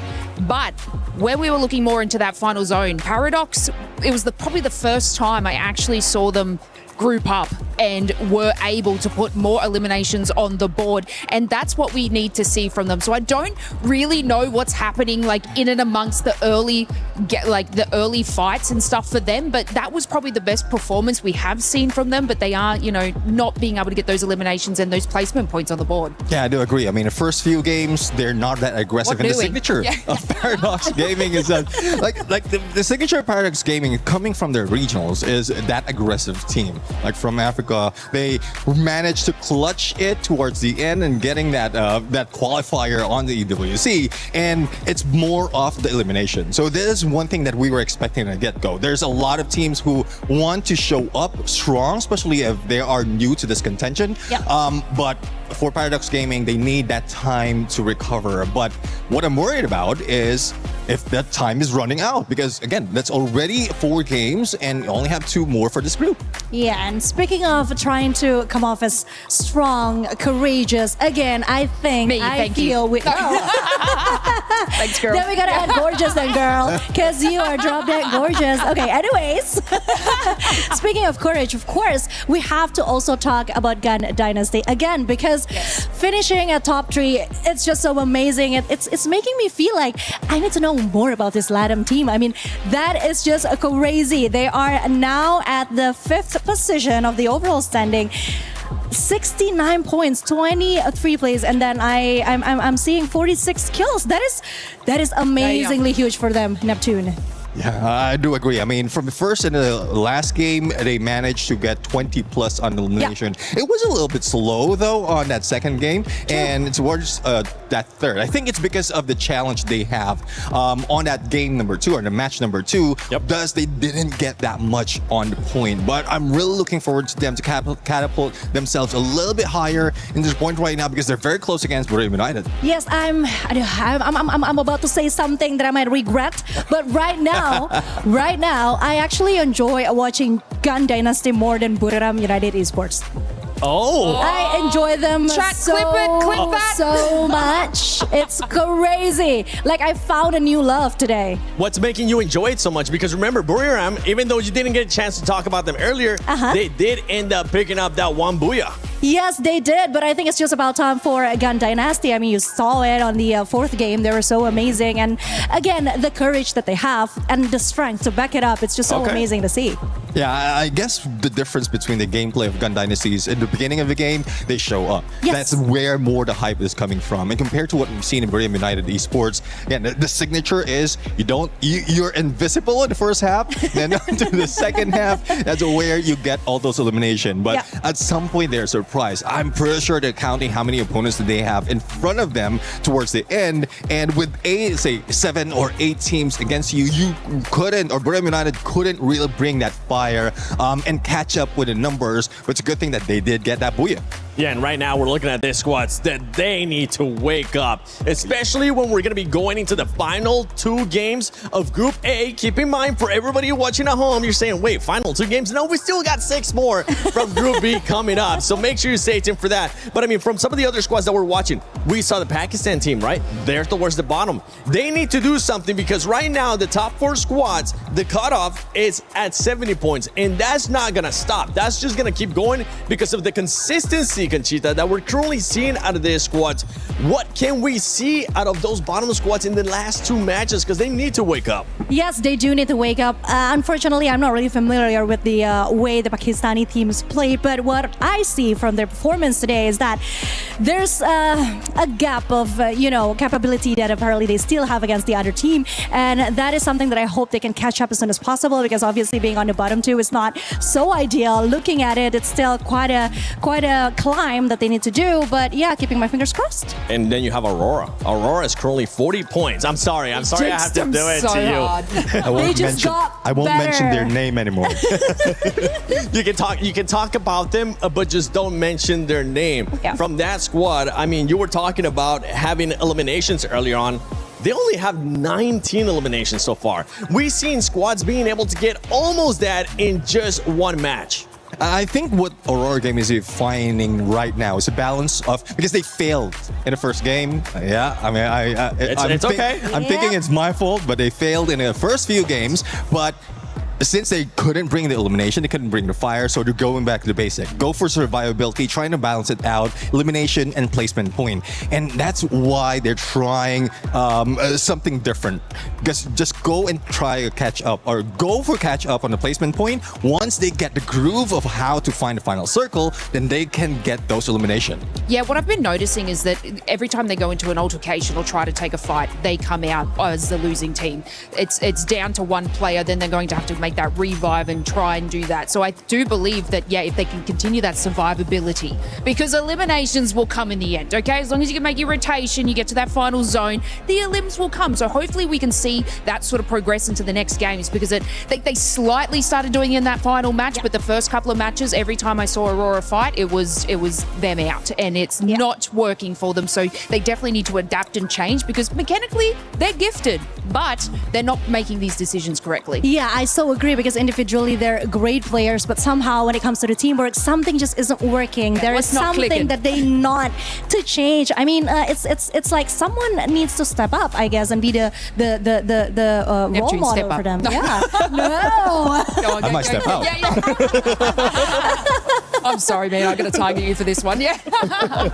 No need to do that. I mean, in regards to eliminations, one squad that has been stepping up is Team Apex Gaming. They have been able to put up those elims. At the beginning of the day, they were struggling a lot. Even Lucifer, one of our casters, is going to be coming for Group B. He was saying they're slow starters. He was actually expecting them to do better in the second day. Yeah. But you can't be mad. Honestly, Neptune, you cannot be mad at the way that this squad has now been able to put up those eliminations. Yeah, exactly. I mean, it's more of elimination geared. Apex It's the complete opposite, right? Complete opposite of what we're going for earlier. Like placement point, they like no regards of placement point. All they have to do is early on the get-go, they want to get all those eliminations in, and at some point for teams, they're treating it as a 50-50. Like it's a double-edged sword. But for Team Apex Gaming, they want to bring down the sword against the opponent. Whether they lose, I think they can carry over those eliminations in the following round. The risk is they're losing the balance of finding the final circle. And again, there's still importance of that booyah. Probably not this page, this point of the stage. But if you're really catching up in numbers, you have to do well on both. Yeah, because 29 elimination points is not bad at all. I mean, from what we see out of the 4th games that we have just watched, Apex really is trying to fix the mistake they have on the first game. And yeah, I think things are quite looking up for them right now. You can see they got fans right now here in the arena live from Paris. This is Free Fire at EWC. Ladies and gentlemen, we're going to be going into the last 2 matches of Group A. Can those bottom squads step it up like we've been wanting to see? Or is it just going to be too little, too late in this last 2 matches before we go into tomorrow? AJ, Tash Bunny, take it away. Thank you very much, Seven. Man, it has been an exciting one here for sure. We expected Nextera to deliver, and Nextera did exactly that. 121 eliminations in that lobby. It was explosive end to end. But now we head on into Kalahari. We head on into the map where the snipers usually rule. Let's see exactly which sniper stands tall by the end of this. It's always very fun, right? I think we've already kind of pinpointed which players we want to see. Yeah. We saw it coming in from Moshi. We saw it coming in from Rasha as well. Some of the 2 hard hitters for this particular game. And now that this is actually our first Kalahari of the day, I'm wondering if it's going to be a slower start, or will the momentum of that fast, aggressive starts keep going all the way till the very end of this Group A day? Demon's Pride currently at the very bottom of our leaderboard. Not in the right spot, if you ask me. Taking the fight up early at Refinery against Loud. AGL Cypher being cheeky as well to check out exactly what's going on at Refinery. So that shows a potential intention of AGL wanting to rotate in towards this high platform later on. DRS, Team Apex Gaming, Tech. This is going to be a tad bit crowded. Command post only usually has 1 team commanding it. This time you've got 3 vying for that spot.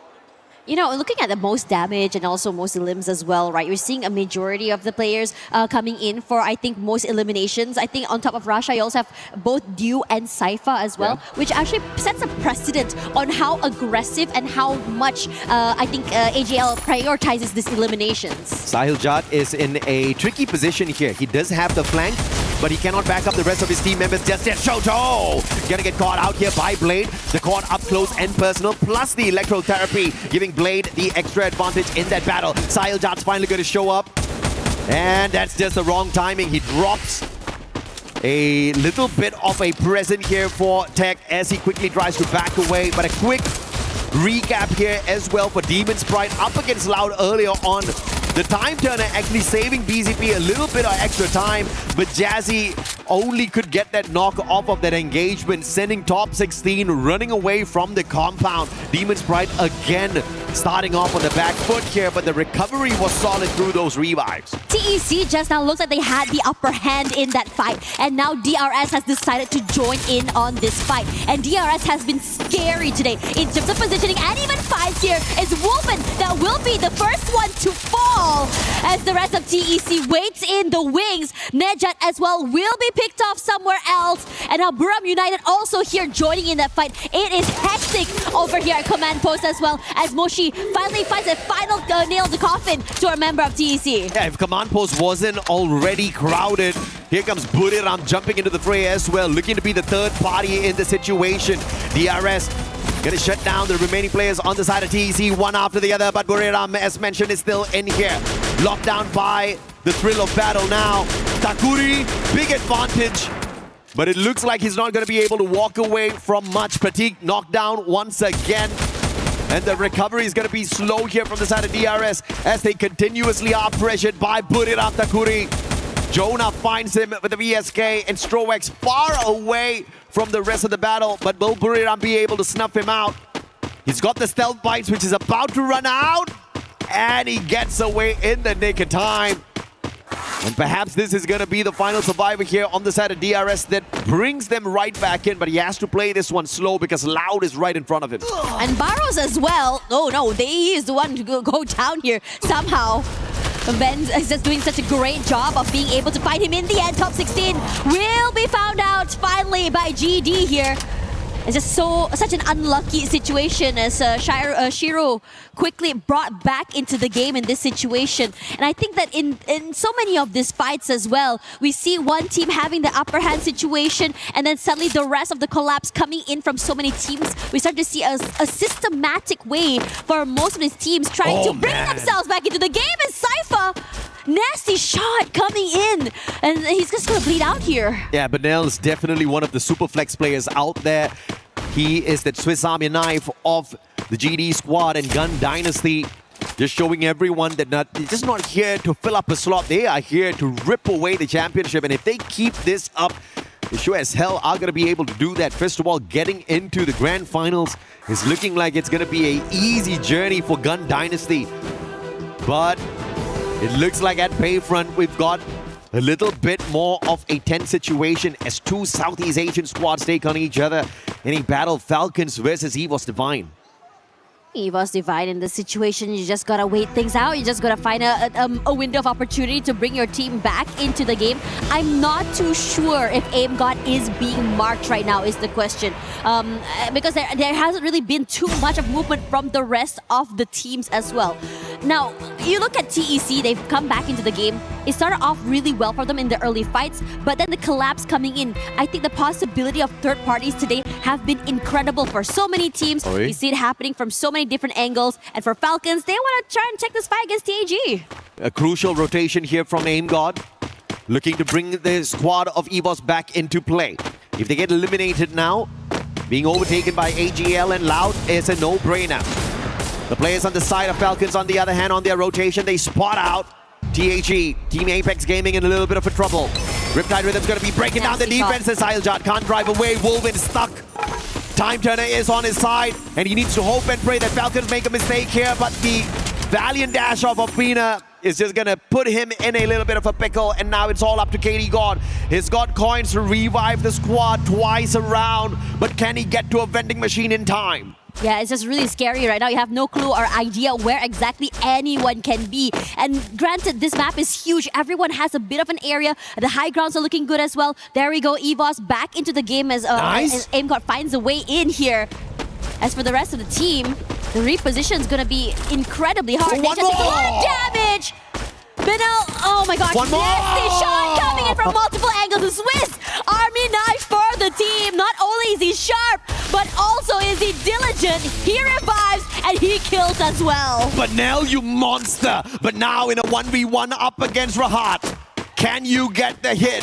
David and Vega down on the ground already. But Benel looking like he wants to shine on his own in this situation. Doesn't have much of a choice, but Barros shows up in his radar as well. And Benel making the right move here to disengage from that situation. Rahat can deal with Barros, the player from the side of AGAL. Gun Dynasty in a little bit of a pickle, and Benel once again dropping back to see if he can save the squad, but the pickups are going to be solid here from Shivu. And with the stealth bites, Benel's going to get out of that sticky situation, keeping Gun Dynasty definitely in the driver's seat here for the day. Oh yeah, Katie got in trouble. Takes a bit of chip damage, but nothing more than that. The Falcons are hungry and they really want these kills. Forced to reposition, drops down to the ground, but Unfire is refilling that space that's been left behind. Katie got a lot of damage taken from the util as well. He is barely alive. Forced to go in the open, and Unfire should find him in the end. Knocks him down. The inhaler should keep him alive for some time. Sajak cannot do more than that, and the Falcons are looking to hunt down the last few players. Wolven in the sky, but the shots for Kiroro are just nasty. Wolven, the escape plan failed, but he did manage to pull in a final second revive for Team Apex Gaming. That's going to be their insurance policy for the time. Falcons, on the other hand, they found that one to be a little bit too easy based on the position of the TAG players, but Shoto just shining right before he got taken down. Katie God bringing Wolven right back in. The recovery play is already in motion for Team Apex Gaming. Falcons doing great in terms of reposition. How they collapse is just so scary to see, especially if you're caught out here alone here. Now, Falcons, nice position here, fairly safe away from the rest of the teams, but they have to rotate eventually as TEC, despite losing so many players early, they are also very slippery, still very much in the game. Knockdown, Rahat does find Jonah in exchange, but Wasana wants to avenge his teammates. And he'll be able to do that with a valiant dash. Phenomenally done. Timed perfectly. Captain Jonas out of the equation, but Buriram have got the vending machine on their side. Get high once again as usual on the recovery plays. Moshi, M82B looking for Nejad. Can he pull the final strike to take TEC out of the lobby early here?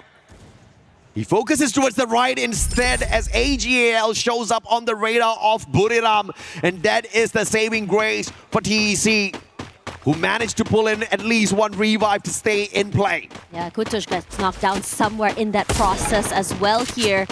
As the Falcons come through, I think there should be fairly clear to go into that until they hit Bayfront, because TAG is waiting there right now. And I have to say, TAG had so many close calls today. Shoto got knocked out, I think, twice already, but they're slippery.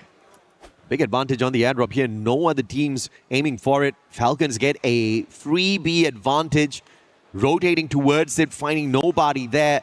So great in terms of decision making, as well as a little bit of luck on the side of the EWC 24 champs. And it's only Apex in their way as they will try to get into Bayfront in a little. Can the Indian squad punish the champions of EWC 24, or will they get punished instead? The battle between Buriram and AGAL still continues as both squads need to get into the next zone. And Jonah on the revive with the Car 98 punishing Baros, which means the frontliner out of the equation. A little bit of an extra advantage for the side of Buriram, and AGAL does not want to stay and play. They use the launcher to get themselves out of that sticky situation far away from Buriram. Yeah, and I think it's a really good tactical decision as well. You're taking up too much damage already. Buriram United was in a great position, just really overwhelmed them as well.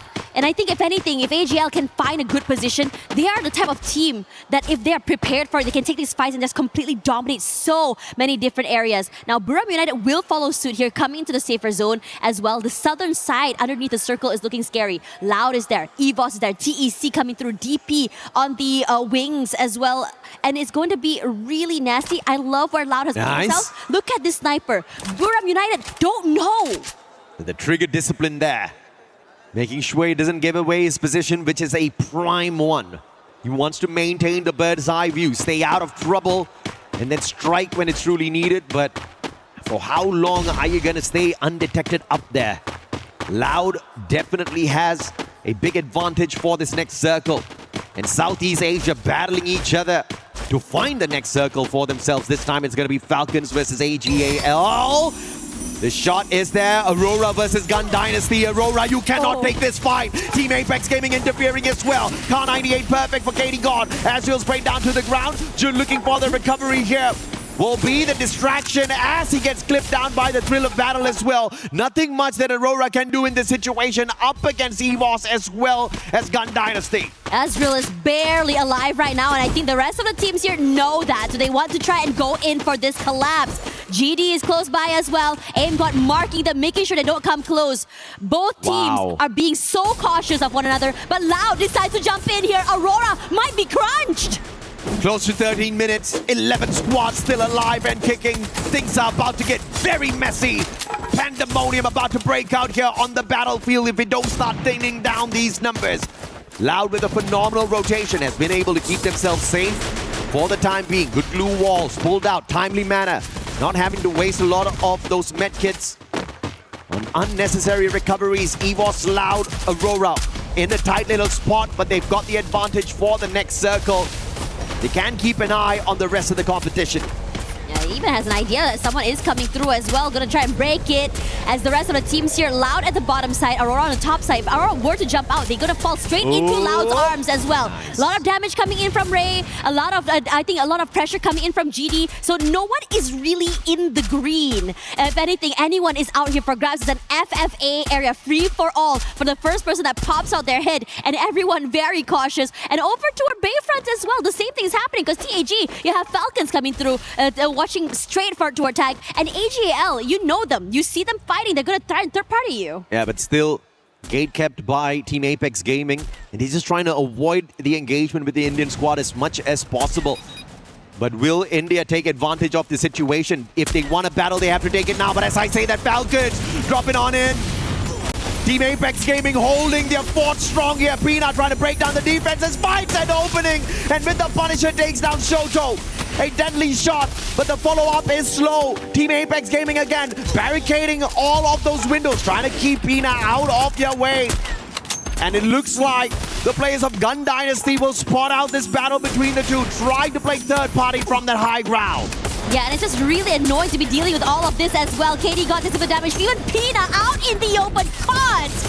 Limit does find one. Wolvin eliminated as well. Oh. Forced out in the open. What can you do? You stay inside. You eat damage from the util. And now for GD, all they have to do is just pick them off one by one in the middle of those rotations. Gun Dynasty the biggest winner in that equation. And Team Apex Gaming, they survive the ambush by Falcons. Not somehow, that's how. Beautiful play of Gun Dynasty. And Gun Dynasty doesn't care exactly who's in front of them. They just want these points. And yet again, Gun Dynasty taking the fight up against Team Apex Gaming. But this time, they do not manage to defend themselves. LATAM just too strong. And Gun Dynasty from being the third party to the Predators in that equation. And Team Apex Gaming had nothing left in the gas tank. They have such good timing and such insane awareness. Now AGAL, because they're at the lower side here, they have to wait through for this first fight to happen. And finally, the stalemate is broken. DP now in the open out and just fighting. PDX as well in the same situation. Paradox. Top 16, taken one already. This is not a equal battle. Paradox can be outgunned here by Gun Dynasty. The only difference maker is going to be the ambush by AGAL. They take the timing right. But now, super low. It's the lightning zone that gives them the extra bit of advantage as well. And EVOS has showed up out of nowhere. And Gun Dynasty, like the third party equation that they pulled off, they get shut down. Aurora makes their way out of the lobby a little bit too early once again. Gun Dynasty looking for the recovery, but Nell and David, no vending machines around them, and the shutdown by Cypher off of that Mag 7 is perfect. Gun Dynasty loses yet another, and Paradox still alive and kicking through all of that. And it is hectic here as Burma United completely want to crunch down Loud, and they do just that. Moshi knocked down already. Wasana coming close, keeping the team fairly alive and healthy. Here's PDX coming close, trying to take a little bit more space, but the high ground Burma United has gives so much vantage. This is the most eliminations we've seen out of Buriram so far, and AGAL is on fire as usual. The most they picked up was 18 eliminations at Nextera, and they want to break their own record here on day one's run. What a phenomenal day AGL is having for themselves, and two Thai squads in this final circle up against Gun Dynasty that stands no chance because of their numbers. Yeah, GD only one player alive, not for long, but now will go down next year. And AGL on fire, crushes through here, kept away by those blue walls. Moshi almost getting clipped, finally does, goes down to Baros, and he's not done quite yet. Cypher finding great angles and positions here as Jonah puts in the damage from far away. It's hectic. Wasana jumping, trying to find a way against Saifa, but cannot do more than that. The record for eliminations is 18, set by AG Global, but no booyah for them on that match. Buriram, on the other hand, looking to set the record for the day, and now it's a 1v1. The support up against the sniper, and the support player is stealthy on the front lines and deadly with the Mag 7. Buriram late to the party, but biggest on the numbers as they break the record set by AGAL. Record-breaking and second booyah of the day. This team feels unstoppable. There's just so many things happening right now, but they're so, I would say, aware on how the positions are going to go, how the movement is going to be, and somehow they managed to find that last crucial kill at the very, very last possible timing. It was Buriram that set the record for the highest points at Purgatory, 15 eliminations plus the booyah. But they got matched up with that. Problem was at Nextera, AGAL just could not walk away with the booyah. It was Loud that ruined the uplands, walking away with the second booyah of the day for Brazil and kept them from breaking the record of Buriram, and Buriram showing exactly why they are 3-time world champs. Phenomenal play. Let's check out these replays as well as Buriram pulled off that final battle sequence. Honestly, I think that what's really exciting about this particular match was not just about Buriram United, but I think it's just more of like how they decided to just really double down in spice. Usually it's a bit more quiet by them early, right? Yeah. But this time around, you could feel like they're just starting to just get into the groove. They're starting to really feel themselves in this fight. Positioning-wise was also really good as well. They had so much control that high ground. I mean, the comms obviously just cool, calm, collected, not panicking in that situation at all. And get high XL, man. This guy is one of the most lethal supports out there on the battlefield, hands down. And when you've got a support player who can annihilate the squads, you really don't need to worry in a situation like that. A good reason why Buriram sets the record is because they are no strangers to it.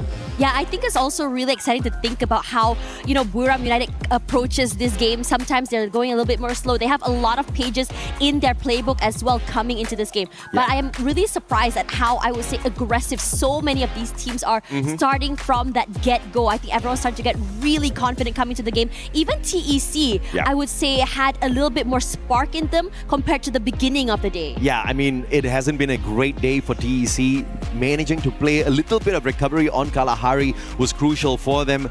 But, you know, it's just going to be enough to get them out of the danger zone. Not permanently just yet, because they've spent too much of time down in the bottom two.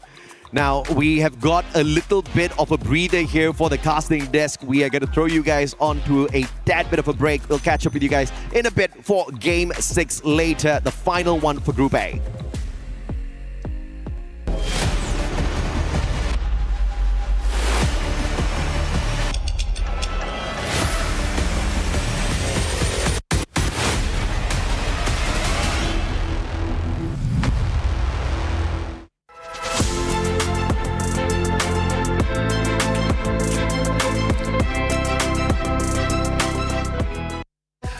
What's up, everyone? Carol Bombshell here. I know you guys are having so much fun watching Free Fire, but there is a lot more going on here at AWC 2026 in Paris. So come with me, let's check this out. Let's go.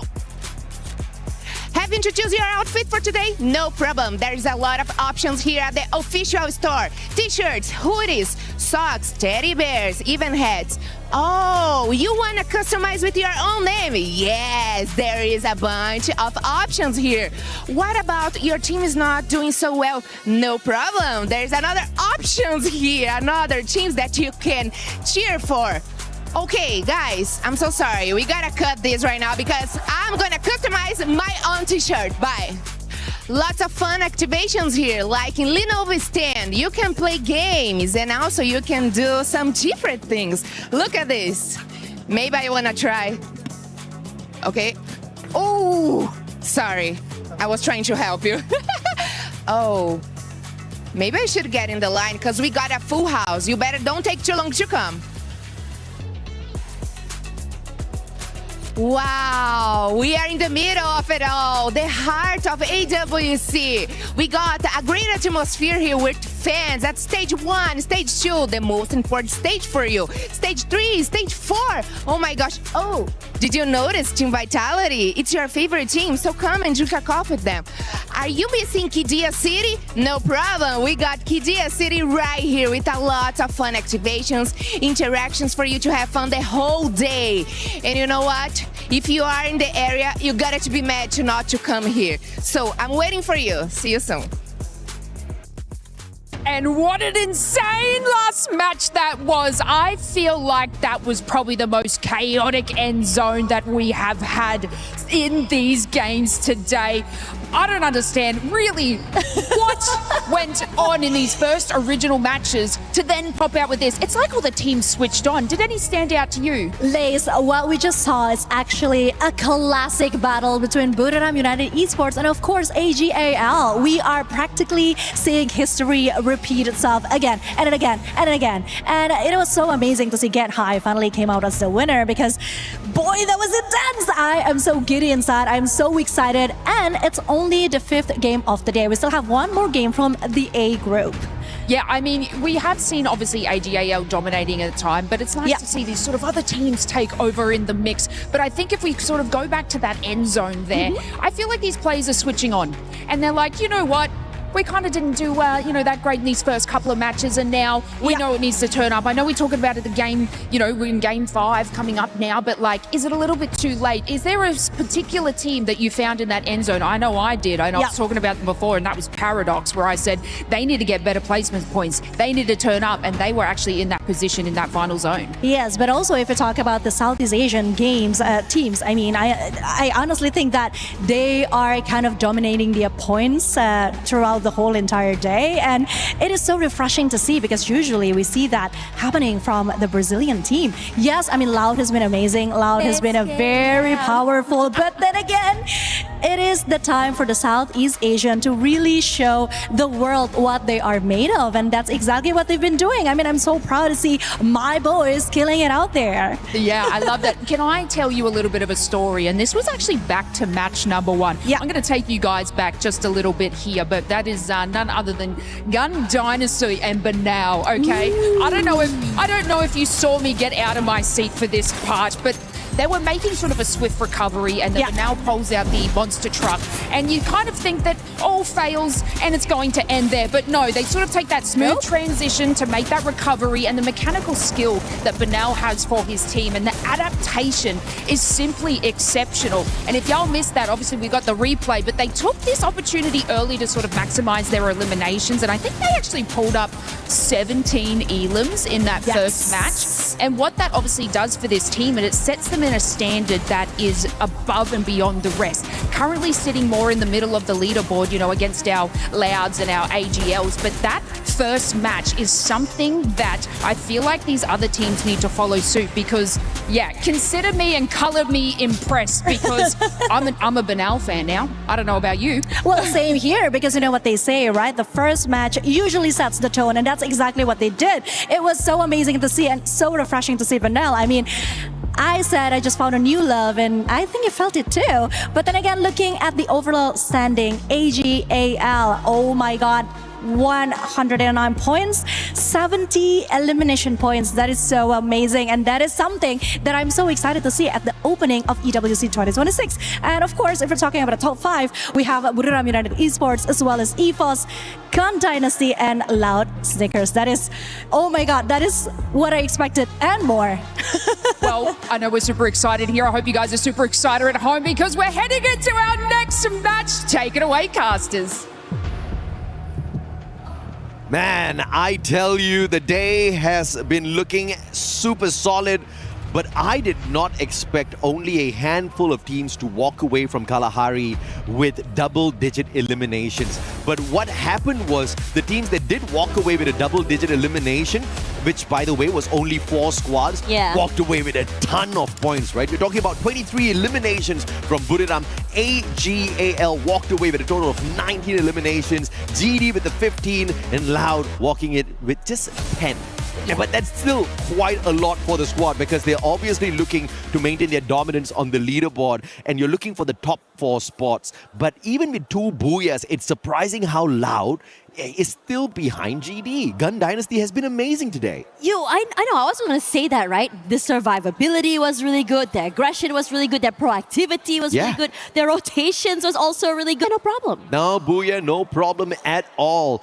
At least on stage 1. But as we spot out the map here, it looks like finally we get some discipline. We get some quiet out there. We are back on Nextera, baby. And Nextera is the map that gave us the most number of eliminations from the day. 121 eliminations earlier on at Nextera just to light up the battlefield. And I talked about how we kind of were lacking through these eliminations on Kalahari from a lot of the teams. But still, it was the second highest with 102 eliminations. So I think some of these teams are definitely warming up, to say the least. It's always very fun to see these things happening. And again, you know, how aggressive these maps have been. In the show just now, you said that some of these maps can go a bit faster. And that's how fast we're going right now. As Jazzy does get one quickly. Ray rushes forward. Top is barely alive right now. I'm not too sure how much longer he can survive here. Ray does put his shot first out here. But finally, in the end, does go down. And the points being stolen away by EVOS here. Starting off real hot as Jazzy crosses the peripherals of the rest of EVOS. And you cannot get away by trying to play like that against them. Demon's Pride, getting their pride crushed out there. But they were not too arrogant to begin with. They were humble enough to acknowledge that this was going to be a very big stage, a massive challenge for them, for their region. But they're giving it their best. Their best so far hasn't been good enough. We did see a little bit of recovery play from Demon's Pride on that Kalahari match, and that has been their best game of the day, where they scored 10 points. The rest of those matches were way lower than that. That's exactly what's keeping them at the very bottom of the leaderboard. But thankfully, they've got 6 more games to look forward to tomorrow, and a lot of these mistakes to recover from. Yeah, EVOS is still on it as well, chasing the last few members of DP here. So Madara instantly brought back into the game. Yes, but you're just giving up so many points to EVOS right now. But also at the same time, we were looking at GD for quite some time. We're saying how aggressive they are. PDX is going to go down eventually by them. Absolutely, and EVOS picking up elimination number 5. All thanks to Aim God and his thirst for a few extra elimination points. Jazzy out all alone. Madara's He's protecting no compound whatsoever. Madara's just dropping right behind him, and they're just going to be hoping and praying that EVOS does not go out hunting. And thankfully, EVOS looks the other way. They walk away from the potential point. But DRS out early, though. This is not what I was expecting, but Aurora picking off the solid 4 points from the Nepali squad. Yeah, I think that feels like DRS has started to slow down just a little bit as well. They didn't get the deeper run that we saw in the beginning of the day from this team. Aurora, though, looking into playing a different tune here. They want to try and catch up to Kiroro. They can crunch him from multiple angles. Kiro in trouble. The CQC, he tries to keep him alive. He does, but not for long here as Zeus finally chunks him down eventually. Yeah, Kiroro just trying his best to get away the stealth bites, but Zeus was just way too close. And he had the Valiant Dash as well to just break down those defenses instantly to get another point for Aurora, who's definitely having a much better game here. But Team Apex Gaming up against your reigning defending champions of the Esports World Cup. Free Fire. Can we see India take down one of the most lethal squads out there? Aim God, the shield gun in hand. Won't be able to get aggressive just yet. Waiting for the rest of the team members to catch up as well. Woven going in for the tags, but instead the reversal and the backup from the rest of the EVOS members puts him on the ground. Shoto's gonna get caught out here as well. It's a 2v1. Valiant Dash still keeping Shoto alive, but the numbers play will catch up. And a disadvantage for Team Apex Gaming here. Slowly, the team crumbling with the vending machine inside Sahiljat. Can he pull off some sort of a miracle here for the squad? Yeah, but he's being marked by Rasha, who just desperately wants to take him down. Takes a little bit more damage here. It goes down. Rasha coming through as well. Not able to do so. Sahiljat finally wins it out in the end. Perfect positioning, but still has to deal with the rest of EVOS. I'll take that, man. I'll take that. Good enough from Team Apex Gaming. Sahiljat giving us some exciting tightrope walking survival plays off of the glue wall, just at the very edge of that platform there. But of course, EVOS Divine still with the advantage on the numbers. But what's important is the recovery play off of the Indian squad. He bought enough time for the survivors to scurry on away, pull in those revives. And we're going to get to see if or not Team Apex Gaming finds that full recovery later on. Aurora, on the other hand, on one of their better runs so far. The most number of eliminations Aurora has pulled from a lobby today has been 9. They're already at 8, and this game is still fairly early. Can they continue their run, or will they fizzle out? Demon's Pride, again, still no way whatsoever to recover their gameplay here as they're scrambled on the battlefield. Jazzy taking a lot of damage as well. Limit putting in the damage. And there we go. Falcons clean up house there as well. Another point in the back for DP. Brought back into the game quickly. Somehow I'm surprised the AGL with only one player left. I wonder what happened there. Madara, Aswab, too close to Aurora. Easy picking here for the Aurora players. I see Tech in there as well. Potential 10-pointer, best elimination game run here for Aurora on this next Terra map. Thanks to the players here from South Asia. The Dinocular will scan out the Demon's Pride players. Aurora's definitely on the hunt as they rotate around into Twin Bridge, looking for Intellect Center. And it's actually Demon's Pride being the first team to make it into the next circle. Good on them, but scrambled from the very start. Holy mama! Gosh! Rasya brought it to AGAL. That deadly shot. He did it twice!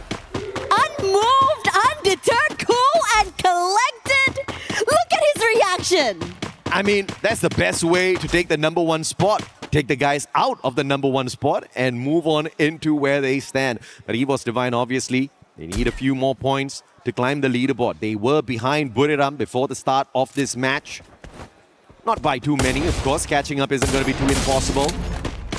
And Demon's Pride again, all their revives are just giving some extra bonus points to anyone that comes across them. Yeah, TAG now in trouble as well. Buriram United bringing his teammates back into the game. Katie got to stay alive, but this shot from Moshi, nothing crosses this guy. Gonna be able to confirm that elimination fairly cleanly. Shoto's close by, Sahil Jet and Wolvin around as well. And for Buriram United, I'm wondering what the next steps are going to be. Are they gonna go clean up house, get the last few eliminations, or are they gonna go and prioritize the positionings instead? And from the rotations, they're gonna try and go northern side here because the circle did hard shift north side. Damn, Moshi, you're good. The follow-up off of the Riptide Rhythm is too perfect. Timely. But now, Gun Dynasty scrambling for safety as Falcons go out on the hunt. Vega's gonna get tagged up, and Peanuts there for the finisher on the front lines, backed up by Limit. And the Riptide Rhythm causing a lot of chaos out here in the lobby, just not from one team, multiple squads depending on that Skylar. And we saw the perfection out of Moshi. Limit showing us that he can murk magic off of that as well. Shiru, Benel too far away from the vending machine. Shiru's going to be chased off of it as well. But Benel from afar with the strike of the VSK, finding the headshot. Deadly play from this guy. Knocks down Pina as well. And Benel single-handedly taking the fight up to Falcons. And that should be enough to contain the champions of EWC 24. Should be able to bring back his teammate into the game as well. He kill, he heal, and he also eliminates players in this game. TAG once again brought back the teammates into the game once more as well. GD gonna launch themselves forward. Okay, this is gonna be interesting to be chased by EVOS here. Yeah. Abax does find Shiru there somehow, knocked down. Man, I mean, EVOS got into position at the perfect timing, but Benel survives, which means Gun Dynasty gets to survive a little bit longer because the Super Survivor, Super Reviver will be on to his mission once again. FGL shot out. I've not seen a single narrow play after the nerf. That bit unfortunate we don't get to see those clutches. Yeah, coming through here, Aim got jump shots forward here, puts in that damage. But it's Abax that gets caught out by Pina first in the end. Falcons now 9 eliminations already. AimGot will be found as well. EVOS may have bitten more than they can chew. Ray barely alive right now, feeling the pressure coming in from the players from the other side there. Does find Pina in the end, but I don't think they can do more than that. Falcons looking to make this their game of the day. Definitely their best run they've had in here so far. EVOS, on the other hand, looking for that number 1 spot as they took out the team on that number 1 spot, AGAL themselves. But they're now on a recovery play. Apex on that revive. Falcons, on the other hand, this definitely officially is one of their better games. Earlier on, they got 12 eliminations off of Solara, but only 5 placement points. They have to be careful because they were heated up on the Solara map as well, but dwindled down quickly when that circle was closing in. It just seems like in this situation here, TAG stuck in the corner. Now looking at Falcons there, they really took their time to come into the circle as well. Coming back to GD, David, Vega also getting knocked down already. Benel just waiting for the right timing here. Just pop up his hit, steal away those very nasty shots as he's been delivering toward this, I think, first side of the game, first part of the map, excuse me. EVOS fully recovered already. Looking to take the number 1 spot by the very end of the day for Group A. Can the reigning defending champions find that full recovery for themselves? TC, on the other hand, quickly trying to play the reposition. Paradox, one of the teams that have been struggling, but definitely doing better than TEC at this point of time. Taking TEC out of the equation here.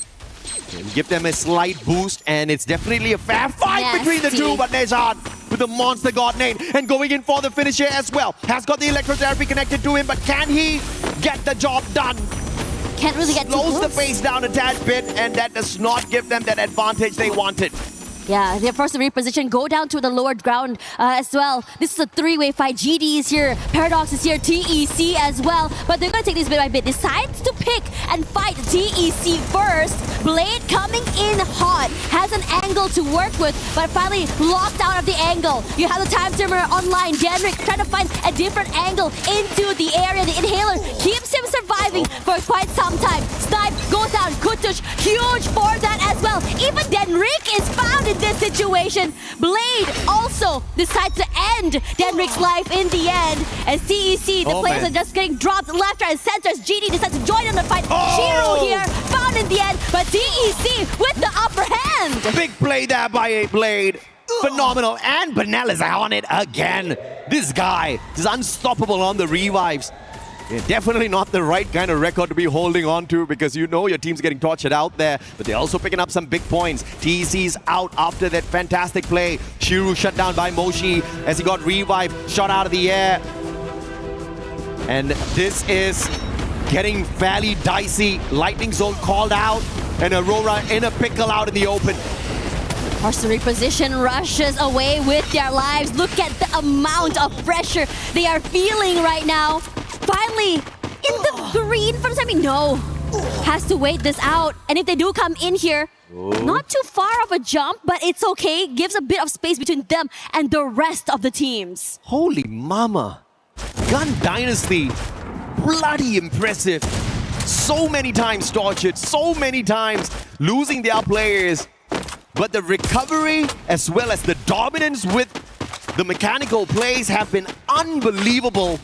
They sure as hell are on fire and even literally out there right now within the lobby.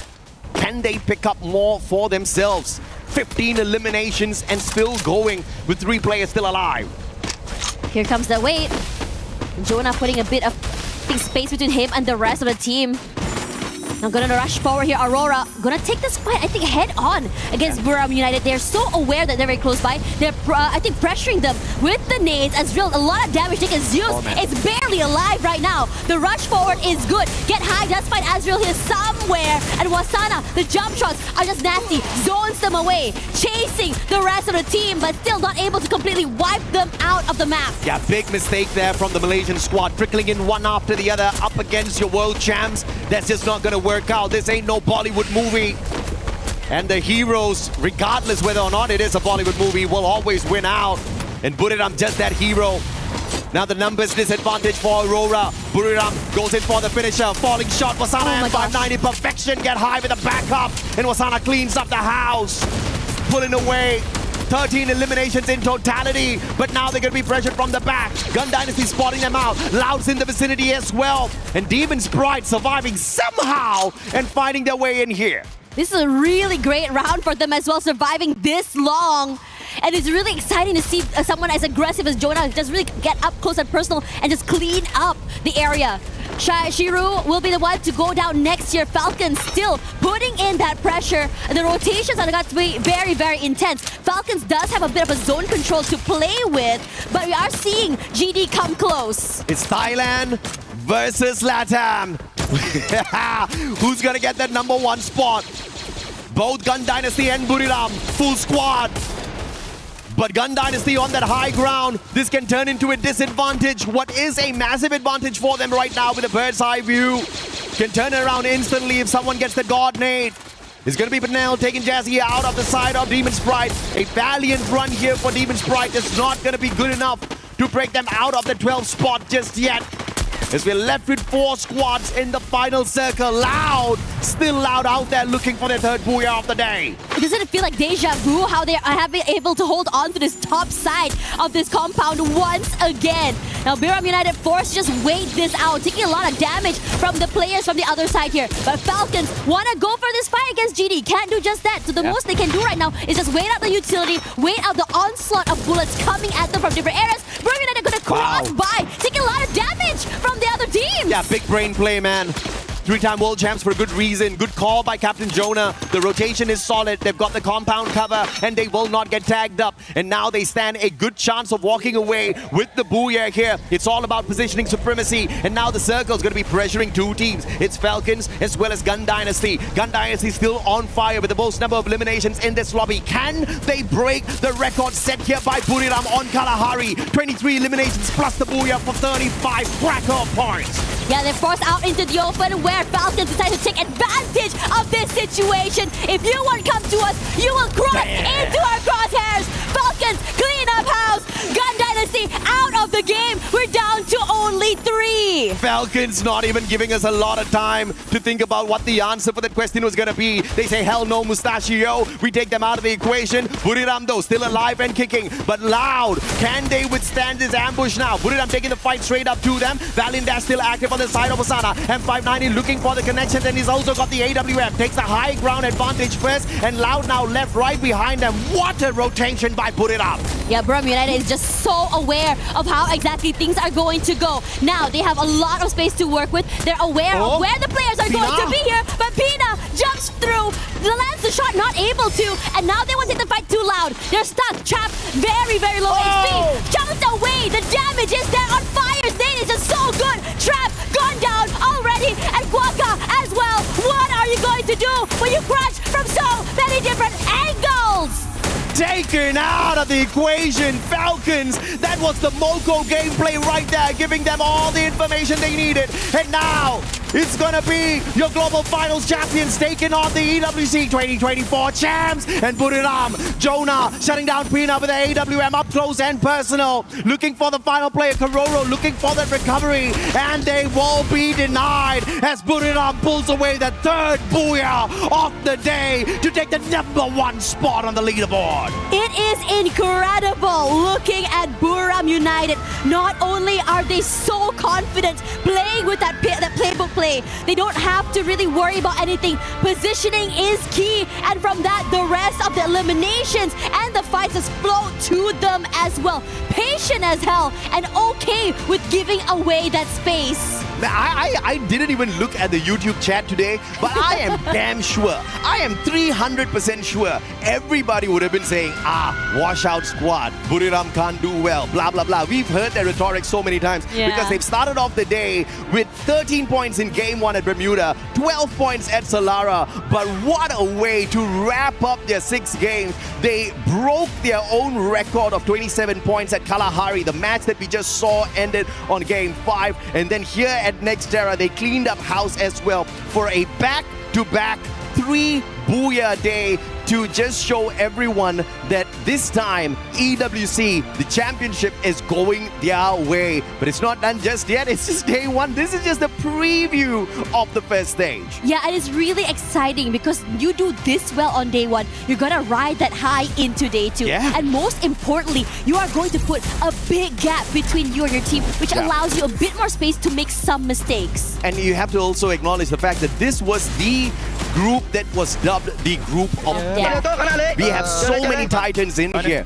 and to clean up a lobby full of Titans, I mean, mad respect to the 3-time world champs, man. 2 times they've been here already on the Esports World Cup stage, but maybe the previous time the heat at Riyadh was just a tad bit too high. They did complain about the heat in Paris as well, but I'll have to say it's nothing compared to the desert sands of Riyadh. Yeah, for real. As we come into this game as well, I think what's really exciting to see about them is the fact that not only are they the type of team that really took their time in map number 1, but you can start to see really amp and get more comfortable as most of these maps come by. You start to see Moshi, you start to see Jonah, you start to see Wasana just really step up, able to take up space. And most importantly, there's a lot of support and trust with each other for them to really go all in on these fights. Yeah, but I have to say, Falcons, man, what a game here on the final one at Nextera to pull away 22 eliminations. This was by far their best game of the day. I mean, prior to this match, the most number of points they pulled away was at Solara with 17 points, and their second best was just 13 points. But they just finished Nextera with a 31 bomber. So if you are a Falcons fan, this is exactly what you want for yourself, right? For them to show everyone that they're still alive and kicking.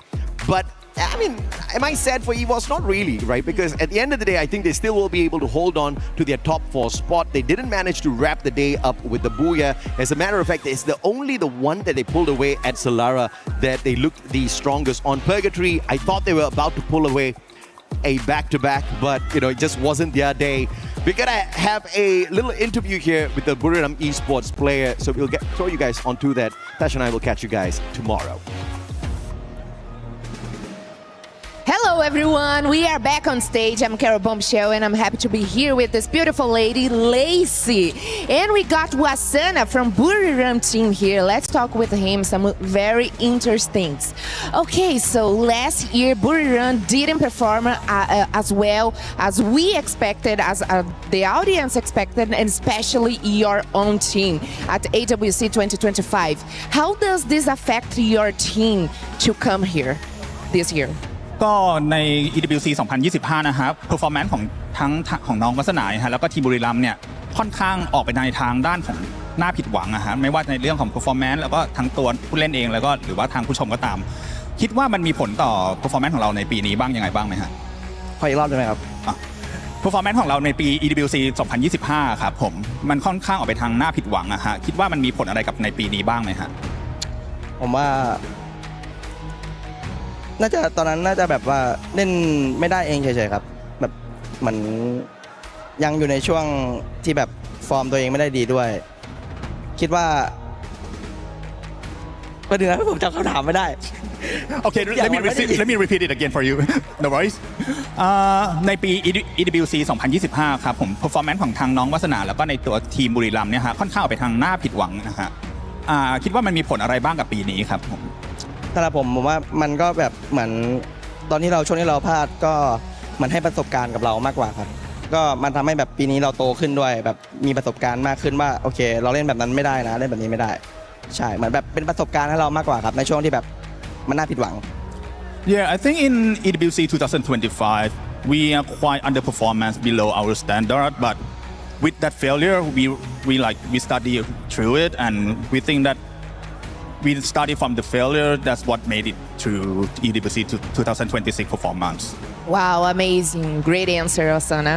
Well, I mean, you've turned things around now because let's forget about 2025 because we are here in 2006 and you guys have done such an incredible performance. Now, Wasana, I want you to talk us through match number 5 when your team was in a 1v1 against AGAL, probably your biggest competitor in this lobby. How did that make you guys feel? ก็อยากสอบถามในแมตช์ที่5นะครับในเกมที่5ในตอนที่เราเล่นแข่งต้อง 1v1 กับตัว AGAL นะฮะตอนนั้นมีอะไรเข้ามาในหัวบ้างครับก็แบบว่ามันไหลมาทั้งเกมแล้วครับพอเจอไฟนั้นต่อให้แบบเราจะเสียเปรียบตอนเหลือ 4-3 แล้วก็มุมมันดีกว่าด้วยตอนนั้นไม่ได้คิดอะไรเลยเพราะว่าในทีมมันแบบใจมันกำลังมากันทุกคนเลยใช่ครับYeah, I think we just like go with the flow of the game, and it's like I think we have a better angle, so that's what lead to the final result. Okay, amazing. Okay, Wasana, for us to finish, I'm very curious to know about the teams that have threatened you this today because we have like top 5 teams in Group A that are doing very well, and I want to know which teams can be a threat for Buriram. ก็ในผลของการแข่งขันวันนี้นะฮะก็ท็อป 5 ตอนนี้เนี่ยก็ค่อนข้างผลออกมาค่อนข้างแบบว่าชัดเจนแล้วนะฮะคิดว่าในท็อป 5 เนี่ยฮะทีมไหนเป็นทีมที่ค่อนข้างน่ากลัวที่สุดในมุมมองของบุรีรัมย์ครับคือสำหรับผมทีมไทยน่ากลัวหมดทุกทีมครับผมให้ทีมไทยเป็นติงหนึ่งทุกรายการเลยสำหรับผม Yeah, in my opinion, every single Thai team in this tournament is like one of the scariest teams. So I would say like every Thai team. ใช่ Only Thai? เราด้วยครับ Brazil! I knew it. Well, I mean, look, all of these teams have had an exceptional day today, but of course, you know, Buriram United, and we are here with Wasana, and you have showcased absolute brilliance throughout this entire match, and I feel like other teams should be scared. You should not be scared of any Brazil teams at this moment, you know, especially Loud. I know she's going to hate me after this one, but congratulations again on today's performance, and especially in that last match where you've just completely taken over, you know, the top of the leaderboard there. But I think, you know, we're going to get things off running. We're going to take a short little moment and, of course, be back with some more exciting Free Fire. Human body was built to move. Not trapped at a desk in one singular posture for 12 hours a day. It's time your chair evolved.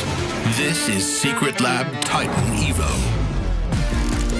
Ergonomically engineered for you, gamers, hybrid workers, artists, backing your every move.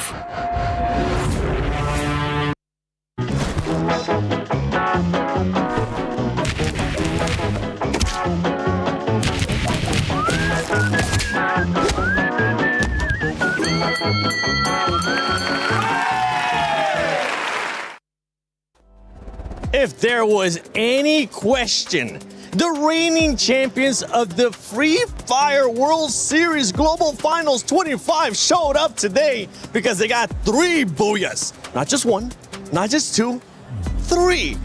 Honestly, we were talking about consistency early on, right, Neptune? I don't think we were expecting this type of consistency. I do agree. I mean, it's at some point, even in Southeast Asia, Buriram doesn't show up this much in the first day. But I think with the failure they have, and it was mentioned in the interview as well, they failed so many times before, and they don't want to risk it. They just want to bring the numbers. So that's 3 out of 6, and a back-to-back to boot. I mean, Husky, how are you feeling about this squad? I think, you know, BRU, like Neptune has said, right, usually on day one, they are the slower team. They're the team that goes into the science lab, they do a bit of litmus test, figure out the variables, come up with a hypothesis, and then they figure out how to win from the day 2 onwards. But maybe because we only have 2 days of group stage, they decide to come in, you know, nitro charge, kick in the gear 5, and just take over the lobby, which brings me back to BRU back in 2022 at their prime, where every single round, they are always going all out. And I'm going to go with you this one, Lucifer, because Team Falcons, I mean, this squad didn't look like they were going to show up today. And on the final game, they definitely showed up. I think it took some time for them to recover in the earlier games while we ended up seeing Gun Dynasty. They picked up big time. I think out of the box of a surprise, Gun Dynasty and especially Penel, he went all out. We saw his amazing hits coming through. He was the storm today that nobody was prepared for. And I'm looking at 5th place, Loud Snickers. I mean, they ended up with 2 booyahs, but being that many points away from Buriram, yeah, you are kind of close and you are outside of the top 4. Remember, the top 4 after tomorrow will be going directly to the Champions Rush Finals. How are we feeling about this squad? I don't know. I mean, for Loud Stickers, I think they have the numbers. They brought in the consistency. They can get, 3, if not 4 out of 6 games that they can get in top 12. It's more of the elimination that they're not getting.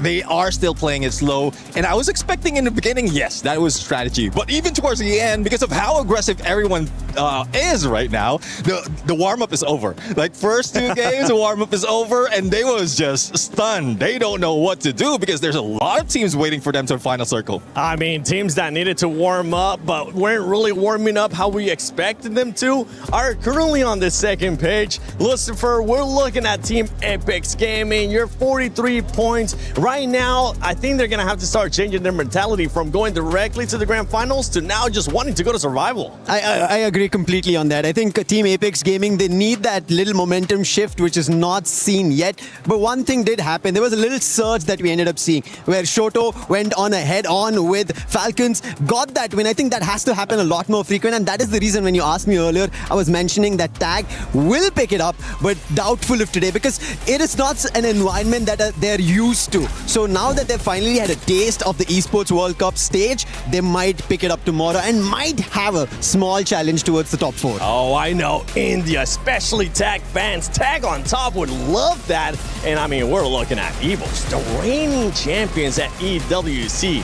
Husky, they started off hot and they were consistent, but they just weren't able to meet what Buriram was able to do. Yeah, but I think, for a lot of EVO's fans, this is considered better than what we've seen in the past almost 1 full year since 2025. After they won Riyadh, they had quite the slump. They went through a lot of challenges, and we even heard them talking during the interviews that they are just trying to figure things out. They're trying out different styles. So we came into today not expecting EVOs to do it that well. We were expecting them maybe to finish the top 6, and then maybe tomorrow they turn it up. But to finish in 4th place and have consistent booyahs, or at least getting one booyah, just one booyah, is already above beyond the expectations we have. And it's kind of scary too, I mean, for some of these squads that are performing the way that they currently are, because we talked about it earlier too, right? We talked about how some of these squads are just compacting and making sure that the top is very top heavy in regards to points, sponging a lot of those points from the bottom teams.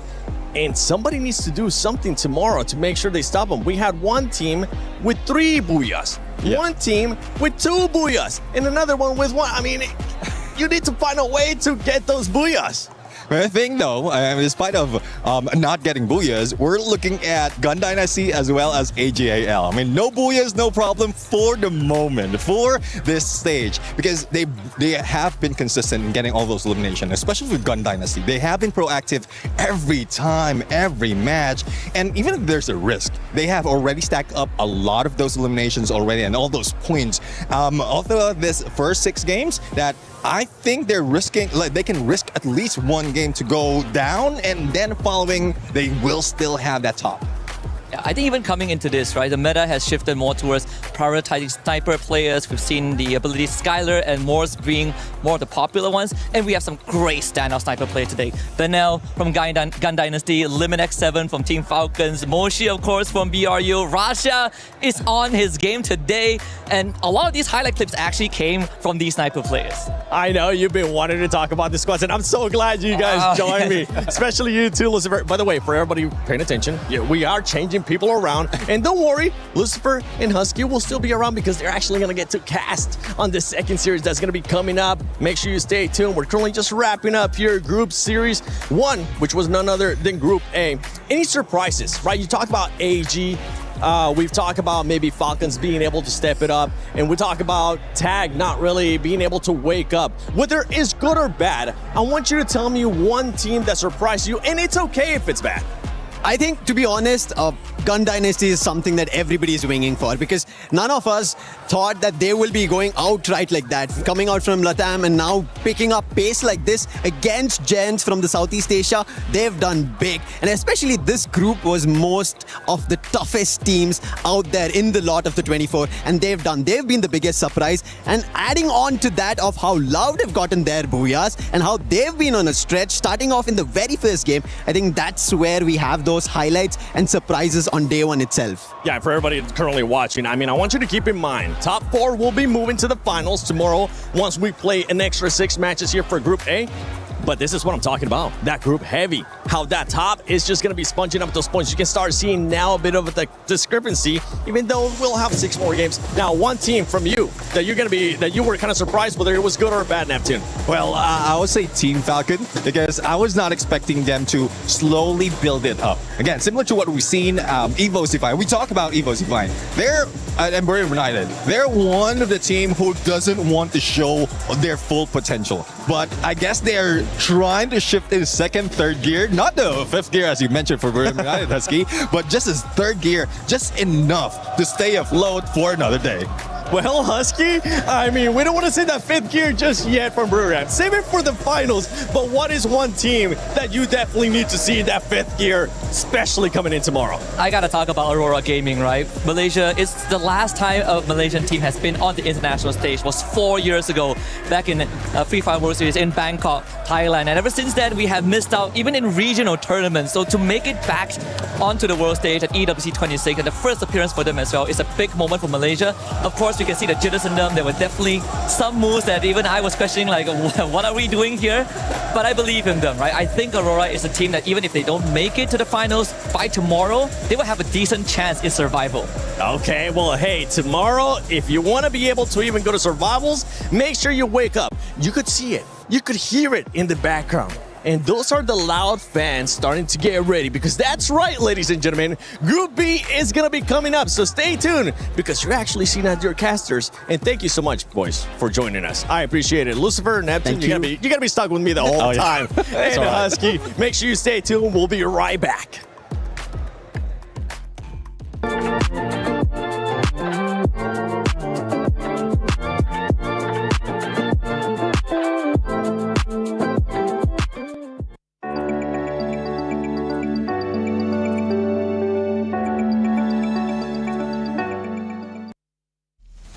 What would you do with $75 million? I would travel the world, I would invest, I know a bit of a boring answer, and I would help people when I can. I'll buy things for my family. A house for my mom. Yeah. Invest so I keep some money for the future. Everyone's just out here saying, oh, I'd spend it on my family, I would invest it smartly in smart enterprises. We need Americans, because Americans will come out here and be like, I'd buy 10 Ferraris, bruh. What if I say that I think you're lying? I don't know. Do you think I'm lying? Yes. The first thing that you're gonna do is buy all of the jerseys from your favorite players. I think you're gonna buy 10 fancy cars and go crazy. Okay, I'm lying. I would invest it into probably a retirement account. Why are you such a liar? I'm a finance major. I just graduated with a finance degree, so. So don't lie, you're gonna pay off your student loans first. No, actually I wouldn't, because I have an interest-free loan from my parents. Oh, so he came from money. Let's go to someone who doesn't have a silver spoon in their mouth. That's right. What would you do with $75 million? I'd buy an esports team. Hell yeah, this is what we're talking about. Why are you wearing a Timo hat watching Dota? Do you think that maybe this is, you're a traitor? Yeah, this is my traitor, yeah. A big PC. Like a nerd, like a real nerd. Lakeside mansion, you know, a good little Lamborghini here and there. Ooh, what color? Ooh, has to be red. Super Asian looking Timo, what would you do with $75 million? 2, 3, 4. Sick. Buy my first PlayStation and Forza 6. That's it. Yeah, PlayStations are expensive right now, so a lot of that $75 million is going towards that. Okay, rejection. It's just like high school all over again. I'm all alone. I'd buy this arena, honestly. I would name it after myself, and everybody would have to play at my arena. This would just be mine now. You think that this is $75 million? A little delulu. Okay. You could buy the parking lot. Parking lot, I'll name it after myself. Perfect. Yes! Okay, now shoot. Ooh, maybe he can use the $75 million to buy some skills.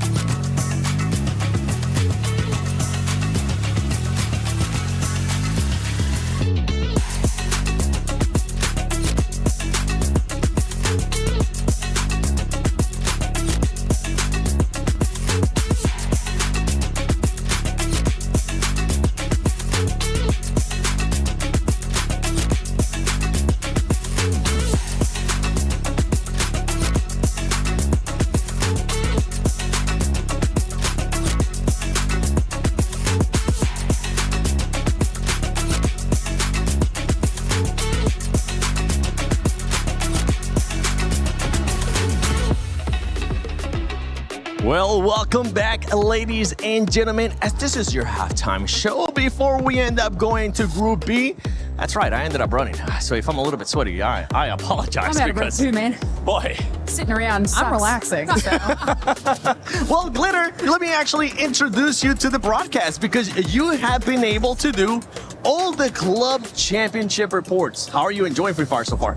Honestly, it's been really cool because we're focusing kind of on like these overarching storylines for all of the orgs, right? And obviously one of the heavy hitters I was going to be taking a look at was Team Falcons. And after what we just saw in the last match of that series, that Booyah, they just barely missed out on. It's so close. Second place, that puts them in 6th overall. So that's big for CC side of things, as well as AGL being up there in 3rd. Not too shabby. It started to heat up there for the club championship. But yeah, I mean, Falcons did good. They finally woke up for us, Lace. Yeah, match 6. But yeah, look, I did sort of capitalize on that, a lot of pressure on their shoulders, a lot of, the club championships to sort of carry. And, if we move back to 2025, it was like only until the last particular match that they were able to sort of capitalize for Free Fire for the club championships of Falcons. So they sort of came out a little bit slow. They were sitting in like that the middle of the pack mentality. But you know what? They were like, wait a second, we got to be club champions of 2026. You know what I'm saying? So they want to go for that back to back, which we'll see if they're going to be able to do it. But right now, you know what? We're taking a little bit of a break from Free Fire at EWC 26. We want to have some fun here. I want to ask you, how's your trip so far in Paris? What is the best thing you have eaten? Oh, the best thing I've eaten? Yes. There's so many good options. There's too many good options. It was that meat in the cafeteria yesterday. The beef. The beef was really Shout out good. to the cafeteria people here. Honestly, also had some really good pastries, like unmatched pastries. Okay. So a little pain au chocolat, Okay. I want a croissant. I haven't been able to get a croissant just They're yet. everywhere, 7. I know, but I'm just waiting for the right one that just looks at me and is like, eat me 7. I'm like, okay, that one. How about you, Lace? Which one? You said the meat at the cafeteria, right? Day 1 I got here, okay? So I've been here for a week. Day 1 I got here, I was like, just really need a sandwich. And like here, a sandwich is fantastic. A baguette, and it had like, different grains and seeds on top of it, and some Swiss cheese and ham, and I was in heaven, and I balanced it out with an eclair because I need to get those carbs in. But I was in heaven day 1, guys. Oh my God! Yeah, wait, hold on. You. What was it? The one that you said? A what? A what? A baguette. Interesting. I don't know why he has that. You don't want to know. Let's just say I was running funny. But this weekend. Now, I want to do a challenge between y'all, okay? Because it is Free Fire at EWC 26. And there's been a lot of teams getting booyahs. I mean, Buriram was just able to get 3 booyahs in one series, which honestly, everybody was absolutely shocked. So what I'm going to be doing is I'm going to be throwing this baguette at somebody. Literally? Yeah, I hope you grab it because I don't want to get up because then you guys are going to see how short I am in real life. But I'm going to be throwing it at somebody, and I want you to give me your best booyah. Okay. Okay? I don't know if I leave my left hand. Who's it going to be? I don't know. Who's it going to be? I want to surprise y'all. Hot potato. At least I don't have to catch it now. Why would you give the baguette to the best? Okay, which camera am I going to stare deep into? This one? That one right there, Okay. yeah. Oh, she's getting up for this. Oh, I can't compete already. Booyah, baby! Ow! There we go. That was all I got. Oh my God! I don't even want to go. Do you want to follow that up? I don't want to follow that up. No. I don't. Well. Okay. Well, you know what? I think we're just gonna leave it there because we will be getting ready for Group B. Get up 7. I'm not gonna pick it up. Hello, booyah. I'm getting hungry just looking at that baguette. So hopefully Group B is getting ready. We'll be getting started soon. We'll be breaking it down. We'll be talking about all the awesome teams that are there and see if there's anybody out there that might be able to get through booyahs. And we might end up using that booyah at some point. Because Lace, that was something. That was from Stay tuned. That was from my chest. Stay tuned for Group B. Oh, hold on, wait. No, not quite. We were there. For every click, every clutch, every respawn. We were there for the years of grind. And we're here. Now. The proud founding partner of EWC. Powering the biggest event in gaming. shoulder to shoulder with the world's best, making history. Greatness deserves a stage. Lenovo Legion. Reach your impossible.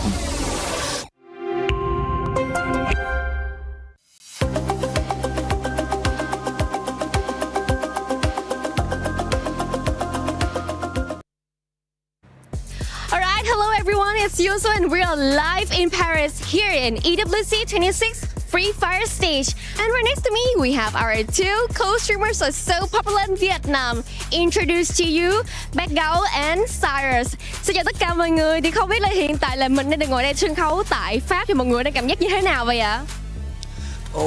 Xin chào tất cả các bạn nha. Rất là hồi hộp các bạn, mà không khí ở đây gọi là tuyệt vời và chưa bao giờ mà thấy một cái sân khấu mà lớn như thế này các bạn ơi. Mình không biết là áp lực của các tuyển thủ sẽ như thế nào nữa. Sau đó thì cảm thấy như thế nào ạ? Dạ em có thấy rất là vui ạ. Vui thôi hả? Dạ. Mình bay rất là lâu tới đây mà chỉ thấy vui thôi hả? Em cũng trải nghiệm được nhiều rồi. Trải nghiệm được nhiều. Alright, overall the stage is really hype, big. They have never seen any stage like this. Very special to them in this Free Fire scenes. And overall, a very overwhelming feelings, happy when they're here in Paris to attend EWC 26 Free Fire. Okay, so I can see in the comment section thì không biết là từ nãy đến giờ mọi người theo dõi được 2 trận đấu rồi. Thì không biết là cả Bad Gấu và cả Sarah cảm thấy là các bạn khán giả của mình comment như thế nào vậy? Mọi người có hưng phấn, có đang chờ đợi màn trình diễn của Team Secret của mình không ạ? Wow, rất nhiều người ở Việt Nam và rất nhiều người khán giả hâm mộ của series WOG đang trông chờ màn ra mắt của WOG, và rất nhiều khán giả đang coi ở tất cả kênh sóng của Ghana Defy Việt Nam đang rất bất ngờ bởi vì cái phong thái thi đấu của cái đội tuyển ở Latam hay là ở kể cả Mexico hoặc là Ấn Độ. Họ đánh giá thấp Brazil, nhưng năm nay Brazil trở lại khá là mạnh mẽ. Cảm ơn Bad Gấu ạ. Vậy thì Cyrus sẽ cảm thấy như thế nào về trong 2 trận đấu vừa qua đi? Thì Cyrus đánh giá như thế nào? Bởi vì bảng A cũng sẽ là một cái bảng rất là căng thẳng so với bảng B của chúng ta. Thì theo em thấy thì sau 2 trận thi đấu thì em thấy cũng khá là khắc nghiệt. Nếu mà đội nào sẽ thi đấu mà gọi là xuống phong độ sẽ đội đó sẽ bị loại. Chính xác là như vậy. So as we can see that of this coming tournament, here we have a lot of teams, Latam, India, and so many move on more. And very excited to see a huge circle of Free Fire all attending here to compete their best to get the champions at EWC 26. And overall, after 2 matches from Cyrus depends on him. Well, who got the weakness has to go down, obviously. And of course, I can see that everyone is really hyped, especially for Team Secret, as known as WAG from Vietnam, are also here to attend EWC 26. We'll attend the match in the Group B after this Group A. And well, this is the end, and I love the energy of everyone here. Everyone looks so happy and very hyped for their favorite team, and I do hope you guys are also like that. Please continue to support. Have you introduced your outfit for today? No problem. There's a lot of options here at the official store. T-shirts, hoodies, socks, teddy bears, even hats. Oh, you want to customize with your own name? Yes, there is a bunch of options here. What about your team is not doing so well? No problem. There's another options here, another teams that you can cheer for. Okay, guys, I'm so sorry. We gotta cut this right now because I'm gonna customize my own t-shirt. Bye. Lots of fun activations here, like in Lenovo stand. You can play games and also you can do some different things. Look at this. Maybe I wanna try. Okay. Oh, sorry. I was trying to help you. Oh, maybe I should get in the line because we got a full house. You better don't take too long to come. Wow, we are in the middle of it all, the heart of AWC. We got a great atmosphere here with fans at stage 1, stage 2, the most important stage for you. Stage 3, stage 4. Oh my gosh. Oh, did you notice Team Vitality? It's your favorite team, so come and drink a coffee with them. Are you missing Kidia City? No problem. We got Kidia City right here with a lot of fun activations, interactions for you to have fun the whole day. And you know what? If you are in the area, you got to be mad not to come here. So I'm waiting for you. See you soon.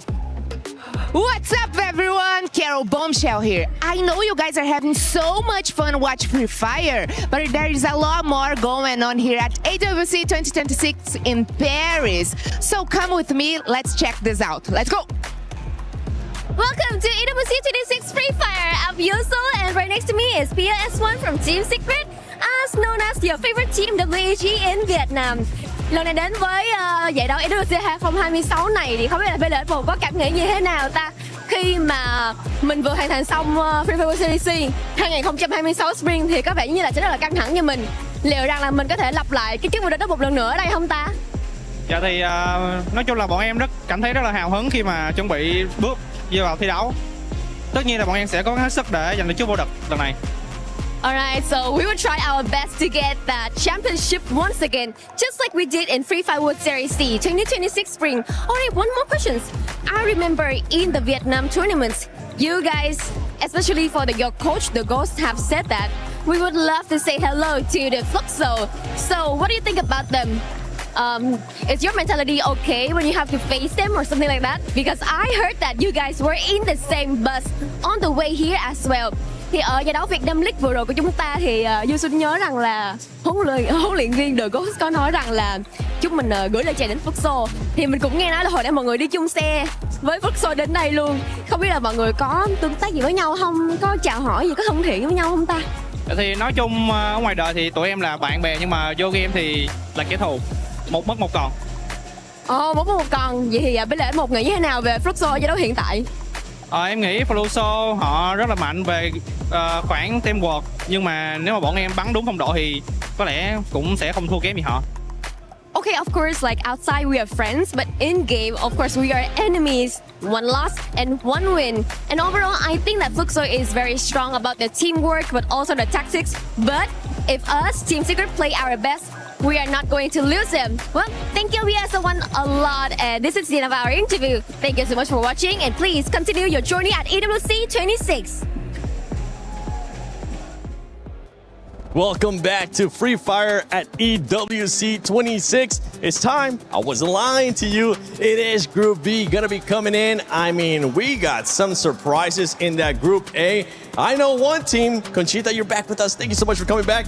Yay, you're gonna so be looking at RRQ. Yes, it's so good to be back, and it's so good to finally see RRQ back in action because I'm rooting for them, obviously. I've always wanted to see them finally get the trophy, finally get to be able to feel and experience how it's like to be number one. Because the case is almost like, you know what they're saying? Always the bridesmaid and never the bride. Oh. That is kind of the case with RRQ, unfortunately, but I'm pretty sure that they're here to finally break the curse this year.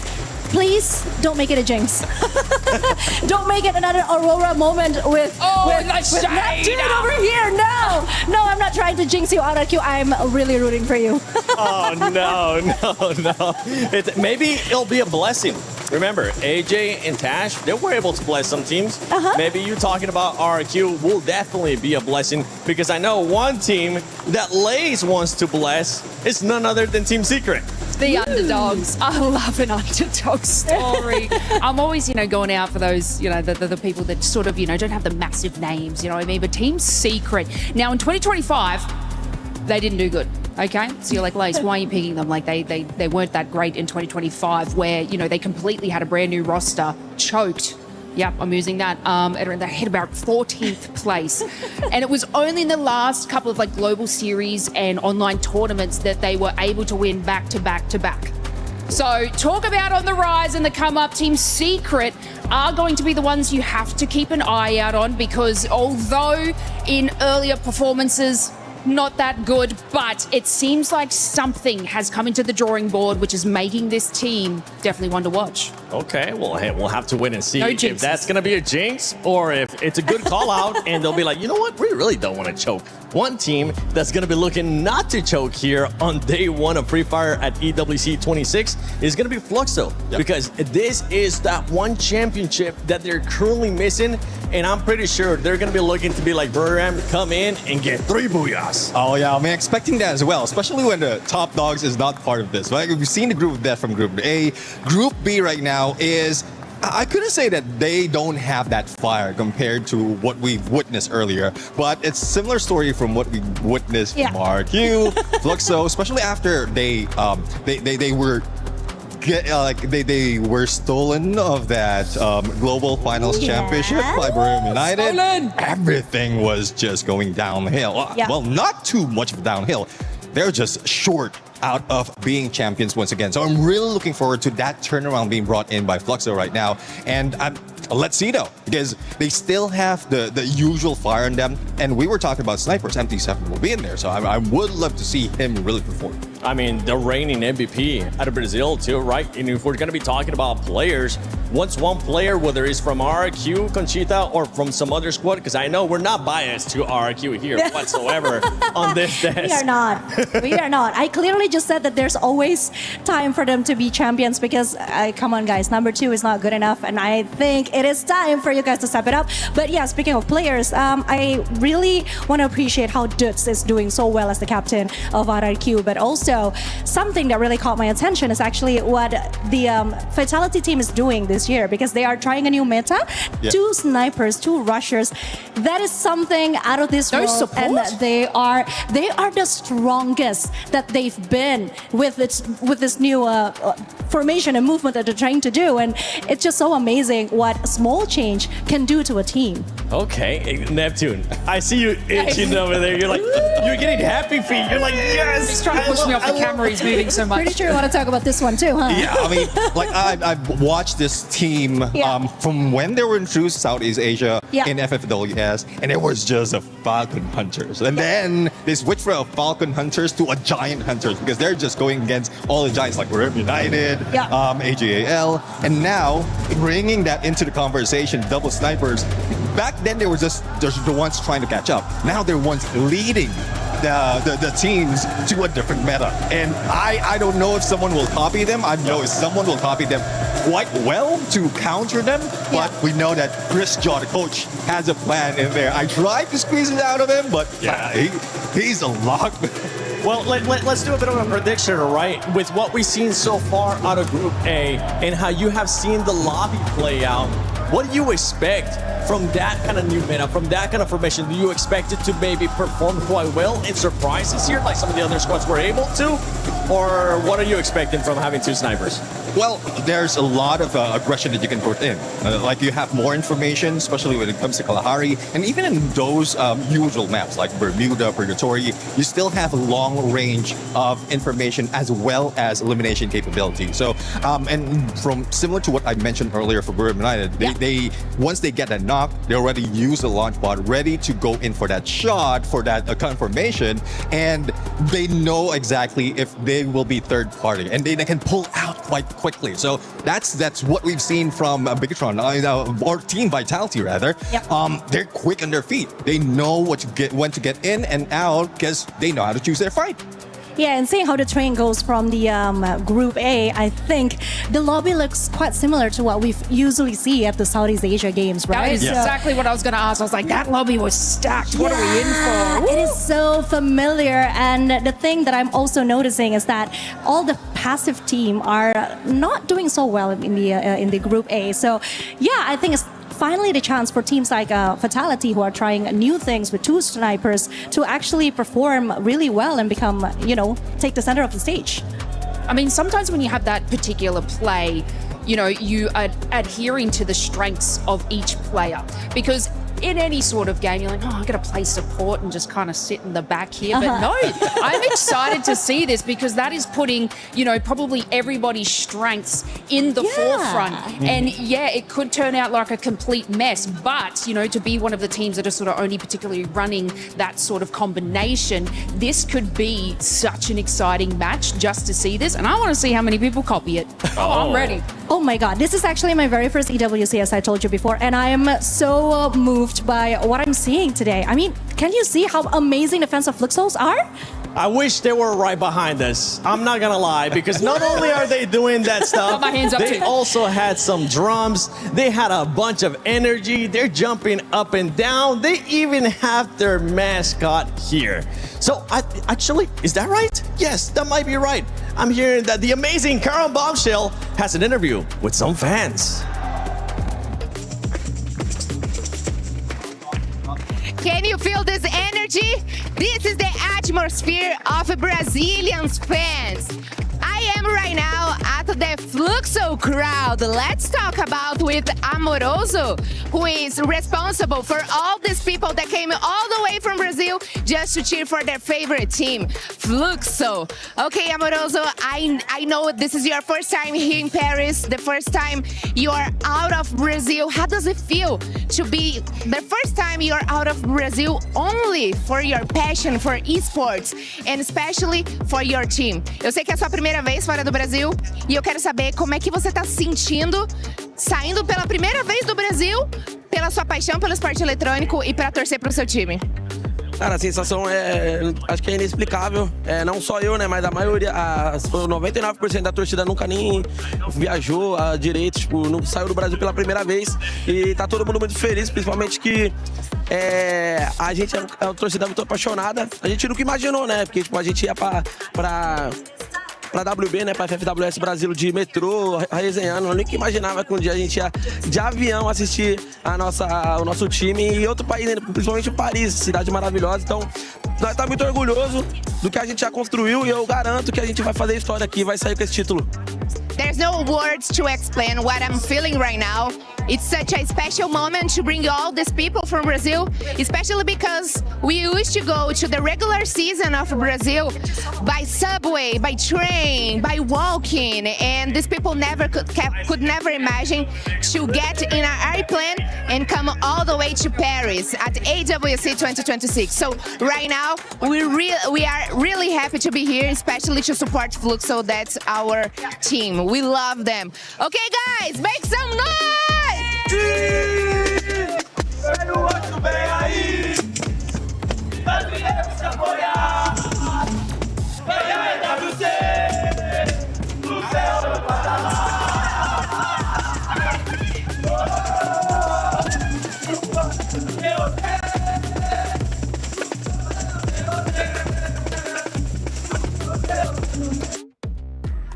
I swear, I have better dance moves than this, but I'm not supposed to move that much. That's dad So dances. just I have one question actually.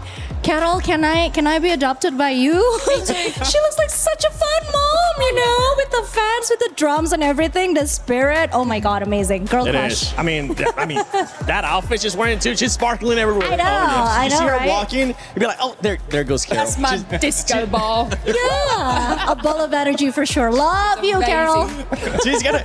Yes, this is what I wanted. Oh, yeah. I asked for it, and we got it. Hold on, brother. I need you to come over here with that drum because I want to be able to bang on that drum at least once. But you know what? Since we have Fluxo here, earlier we saw Buram being able to get 3 booyahs. Yeah. Nobody expected that. I think it's safe to say that nobody expected that. So let's do the unexpected. Let's see, maybe we can cast her, curse them, or bless them in some kind of way. Lace, I'm gonna go with you first. Which team do you think, and don't let the teams behind us and the fans behind us influence your decision, that you think they might get 3 booyahs coming up in this Group B series? I'm gonna get. I need some crowd control after this because I'm gonna go RRQ. Hopefully they didn't hear me. Yeah, That's the They spirit, didn't hear me, girl. guys. Love you. She sold you on it. She really did. So we're double caster cursing, right? No, we're double given positivity. Yeah, we double blessed them. We have a shrine out the Hopefully, back. fingers crossed. Okay. Well, before you give me your answer, before I go to Neptune as well, you were telling me that there is one player from RRQ that you really wanted to talk about. Yeah, I kind of really want to see how Rans is doing because he's a rather new player. And what's interesting is that RRQ actually plucked him from the academy. So he's got a lot to prove. He's still very young and he's playing the role of a playmaker, which as we all know, usually is given to Abai. So it's something new that he's trying. I'm just really hoping that he can do his best and the stage fright doesn't really affect him because then again, being a new player, being new to EWC, it's a whole another pressure. We call it new player, but Yes. it's a new dynasty. Yeah. You know, we have these seasoned players that have set in their ways, and then you get these younger players that Yeah. come through that change everything. And then it is the absolute world. So new dynasty, not new player. Yes, not at all. new dynasty. But RRQ, it is baby. something that we needed to do, though. We gotta keep them fresh. Agreed. We do. We definitely do. And you know what? I'm going to give you some more time because I think I have an idea who you might be picking, Conchita, in regards to the team that might end up getting 3 booyahs. So, Neptune, you got some time. Let's see if you have been swayed to the RRQ or maybe the fans behind us with Fluxo are swaying you or you're just going to surprise us. No, I mean, despite of Fluxo being behind us right now, I'm just going to numbers right here. But because based on like the qualifiers that they have, the regionals that they have, they're the ones that has the most booyahs, 14 if I'm not mistaken, and you won't be able to do that. They're not even, that's just even the first phase, the first league. So I'm really looking forward to them to continue that here on because there's a lot of paying back that needs to be happening right now. Luxo is waiting for this opportunity, and guess what's missing when they are in EWC right now is the fans. But now we're getting that energy. We're going to get that energy as well because if you go to Brazil, you can see how crazy fans get, how loud it gets. Now, not loud, but how Luxo hype up. That was like, okay, which one you want to go with? Okay, Conchita, you have plenty of time. Okay, I do. Should I talk a little slower then? Which team are you gonna go with?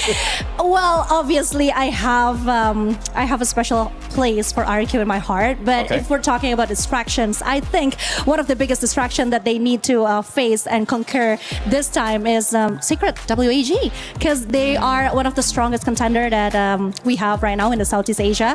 And I do think that they have a lot to prove at this EWC 2026.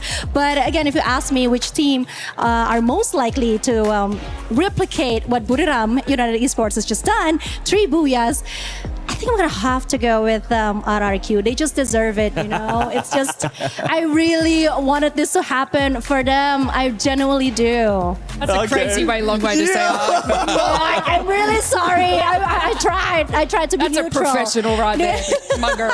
She took us on a roller coaster of emotions. I was like, she's gonna change it? Oh my God, she's gonna change it. No, we're coming back.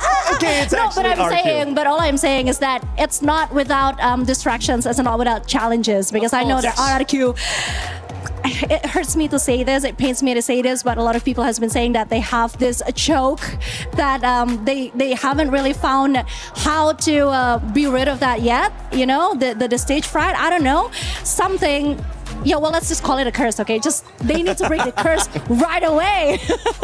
It happens, honestly. We've seen many teams in different battle royales. We've seen teams being able to do it here at Free Fire too, where you get to this kind of position, where you get to this kind of event, and the comfort of your home is no longer there. Yeah. The comfort of having close relatives to kind of support you if you have a bad day is not there, even though sometimes we do have family traveling with some of the players. It's just a completely different atmosphere, and sometimes players do tend to choke. Sometimes the pressure does get to them. What I want to know, Neptune, is if you are one of those players, let's say 3 games not really going your way, right? What can you do as a player to just snap yourself out of that mindset? Again, one thing that pressures the team is because they're not enjoying the game. And that's basically like, that's a basic when it comes to playing the games. All you have to do is enjoy it because that's where everything gets clear. Whatever you practice would be coming back to you. There's no more pressure of the opponents, no more pressure of the crowd. Just enjoy yourself. Just go back to the basics. And then that's when you go with the checklist of how are you going to go with it? Are you going passive? Are you going aggressive? Will you be like, and I'm pretty sure these teams has plans from A to Z, or probably even more. And if I was one of the players, I'd be like, but Neptune, booyahs are fun. Winning is fun. But eliminations are fun. Not really, no. Yeah, but then again, I have to agree with Neptune because the more you let yourself go, the freely you play, the better you get. So I think it happens in every sports. The mentality of going all out and just putting it out there, the sincerity of it is actually what's going to help you to perform better. Yeah, and the one thing that we actually don't want from any of these teams, and that we tend to see quite often, as sad as it is to say this, is that they wait for the last second to just actually send it. When they got nothing to lose, that's when they're like, you Team know what? Falcons. Yeah, we got nothing to lose. Let's just send it. And luckily for Group B, I mean, you're going to have 6 matches Yeah. to start off with. You saw what happened with Group A. Going into this lobby, Lace, especially in Group A, we saw so much aggressiveness.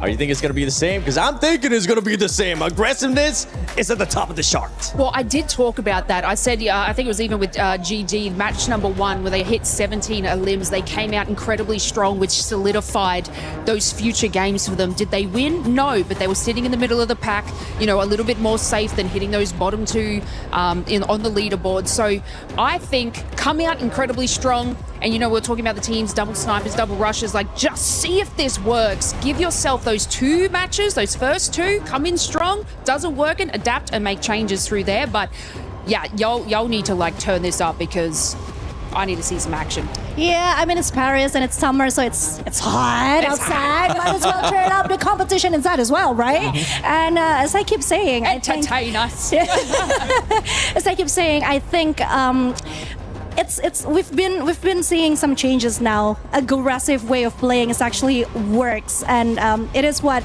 the team has been trying to do in the first group, and I think that's the only way to do it now, since Group B have some dangerous teams in it as well. So. Yeah, I think what we would expect, especially this is second half of our day number 1, because they've seen a lot of tactics already. They've watched, they stalked a lot of teams right now. Yeah, so they can get more of those strategies on their own, especially if it's in tune with their own personality. And that's what we would expect right now, especially with those, as you mentioned, Gun Dynasty. Who doesn't want to be on the top of the board, like doesn't care about getting booyahs yet, because it's just day number 1. You don't need that for the like compared to Champion Rush, so you can go with that kind of approach and then rest towards the second half. Okay, well, it's time to see if Group B is gonna be top heavy or if we're gonna be seeing something different that we haven't seen yet. Group B, Free Fire at EWC 26 starts now. Of our teams have now had a chance to compete right here on the Gadia City grid. And there's plenty more where that came from, Looting. Yeah, of course, 40 ace players just waiting in the backstage now, and they're counting down the time, the moment, until they can finally get their hands on the game. Oh, well, let me take this opportunity to remind you that this is your chance to instill the fear of combat into your opponents. Don't hold back, don't hesitate, and trust in your teammates. Yeah, and as we saw in the first group, like, there is few surprise, but most of the time the favorites just have made strong start to the tournament. It will be maybe the same on Group B. I mean, we will find out in a few minutes now. So please, ladies and gentlemen, help me to welcome our teams, starting with Miyako!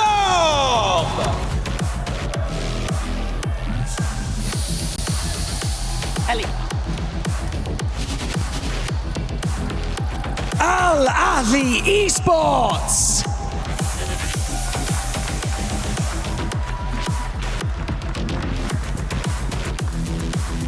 Total Gaming Esports IQ!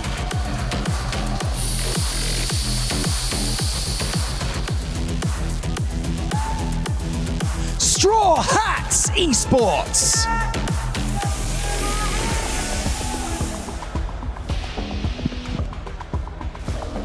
Lion!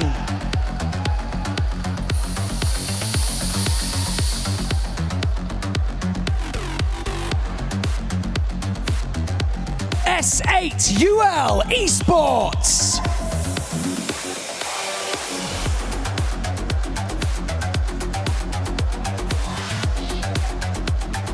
MIBR Lost!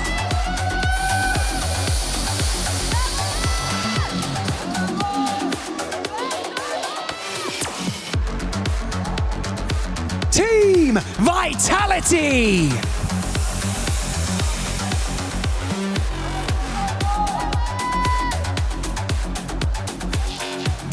Team RRQ!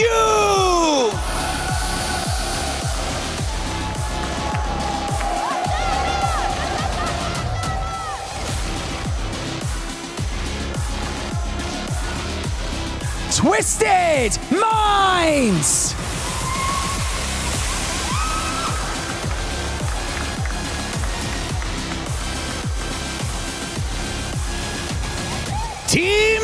Secret.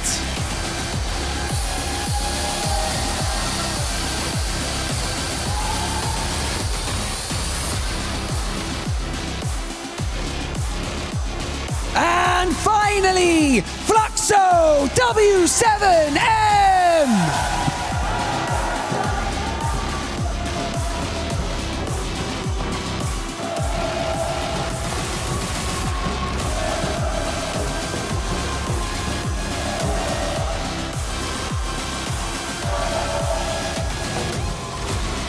This is where your journey begins. You decide whether you dominate or whether you simply survive. This is Free Fire at the Esports World Cup. And which team will come out on top in this Group B? Hey, you know what? It's time to find out. Ladies and gentlemen, welcome to the Esports World Cup Free Fire 2026 here in Paris, France. We made it, Lucifer. We have made it. My name is Husky, of course, joined by Lucifer on the desk, and we will have 6 more games coming up. This time with the teams from Group B, a group with a lot of second places, a lot of podium finishes, but never at the top, a lot of second place curses, a lot of redemption arc waiting to be reignited again. I really like that we're going to be casting this group, especially because everybody's got to prove themselves. That's the main impact of this group. Compared to our Group A, where we saw the Group of Death, the most difficult group, the toughest of the teams, and you could see it's already top heavy. But I think this is the group, Group B, 6 games, where anything can happen. Everybody has a chance. Yes, Fluxo is one of the favorites, and they are roaring with their fans right here. And on top of it, RRQ, they're somebody who's looking forward to get themselves on the board and not choke. Yeah, if you want to look at a lobby with teams that have known heartbreak more than anyone else, exactly, this is the lobby. This is the group. Fluxo last year in Jakarta in the Global Finals 2025, second place for both categories, both ripped away by Thai teams AGL and Clash Squad, BRU in the Battle Royale after breaking the streak for 2 years straight. RRQ, same thing, EWC 25, 3 chances and they dropped all of it. Recently in the Spring Clash Squad, same thing, came in second. Global Finals 24, they came in second again. So many storylines that they're waiting to complete, and I think this is a very good litmus test for us to find out who has the upper hand, who came in more prepared than everyone else. And on top of it, like, Fluxo are trying to get to their winning ways. I think what Team Secret did, just in the recent SEA finals that we ended up seeing for Spring, they took it in a storm. They became the champions, and nobody could believe what just happened. I think they are going to be looking forward to replicate that here, because this is Vietnam coming here for EWC. They missed out last year. They want to make sure that this 26th season is something that they can be able to prove, along with, as we mentioned, right, Group A already being the most difficult group. Here there's an opportunity for the South Asian team, something that we did not see a lot in Group A. They missed out their opportunities. It was a very tough lobby out there. They couldn't get out from the bottom 6, but I think here there's a wild chance for the Bangladeshi teams, for the Indian squads, all going up the ranks. Hey, we have Seoul, we have Straw Hats. I think TG is in here. Total Gaming is here as well. I personally, if you ask me, I'm looking at Latin teams, right? I am looking at both MIBR Lost and Lion, especially Lion, because this is a team that has members, that has players from Rainbow 7 back in FFW 2025, and one of my favorite sniper players out there, Games King. Young player, young prodigy from the region. He has made a promise that he's going to be the one that goes on that big stage. He gave us quite the performance last year on that global stage, but it wasn't enough to close things out. Now he gets a second chance here. And I think I agree with you. I think Lion are a team to watch out for everybody else, the 12 lot, 11 lot. And if they don't, he might be a menace in the lobby in its entirety. The other survivors will have a very tough battle to go through. But I think it is another opportunity for young guns. When you already spoke about it, SHUL Esports, they are the guns that are looking forward to prove on a global stage. They've been very aggressive in the Indian lobbies. They've been known as the underdogs, and now they're looking forward to prove in such a stage as here. I hope that aggressiveness right out of the game number 1, like how we ended up seeing Loud, is out here from SHUL. Yeah, and if you talk about young guns and aggressive players, right? We have people from Fluxo who have also had quite the journey. Even before they were Fluxo, they won their first trophy back in 2022, and then they did it again the year after under the banner of Fluxo with only one minor change to the roster in the sniper role, right? But this this entire squad has been together for what, like 3-4 years now, and they're constantly chasing for new highs. They've came close in recent times, and when you look back at EWC 24 and 25, they didn't really have the best finish. Last year, didn't even qualify for Champion Rush. They were bottom 6 in the Grand Finals, alongside teams like BRU and Falcons, surprisingly. And now I think they are in a very good spot to make things right. Even though you look at how they qualify here, they came in 4th in their region. But I think, you know, a team like Fluxo is a team that is always full of surprises. Yeah, the surprises and possibilities. I think this season in its entirety for Free Fire itself, teams have had an opportunity to prove themselves, win, like how we spoke about Team Secret, right?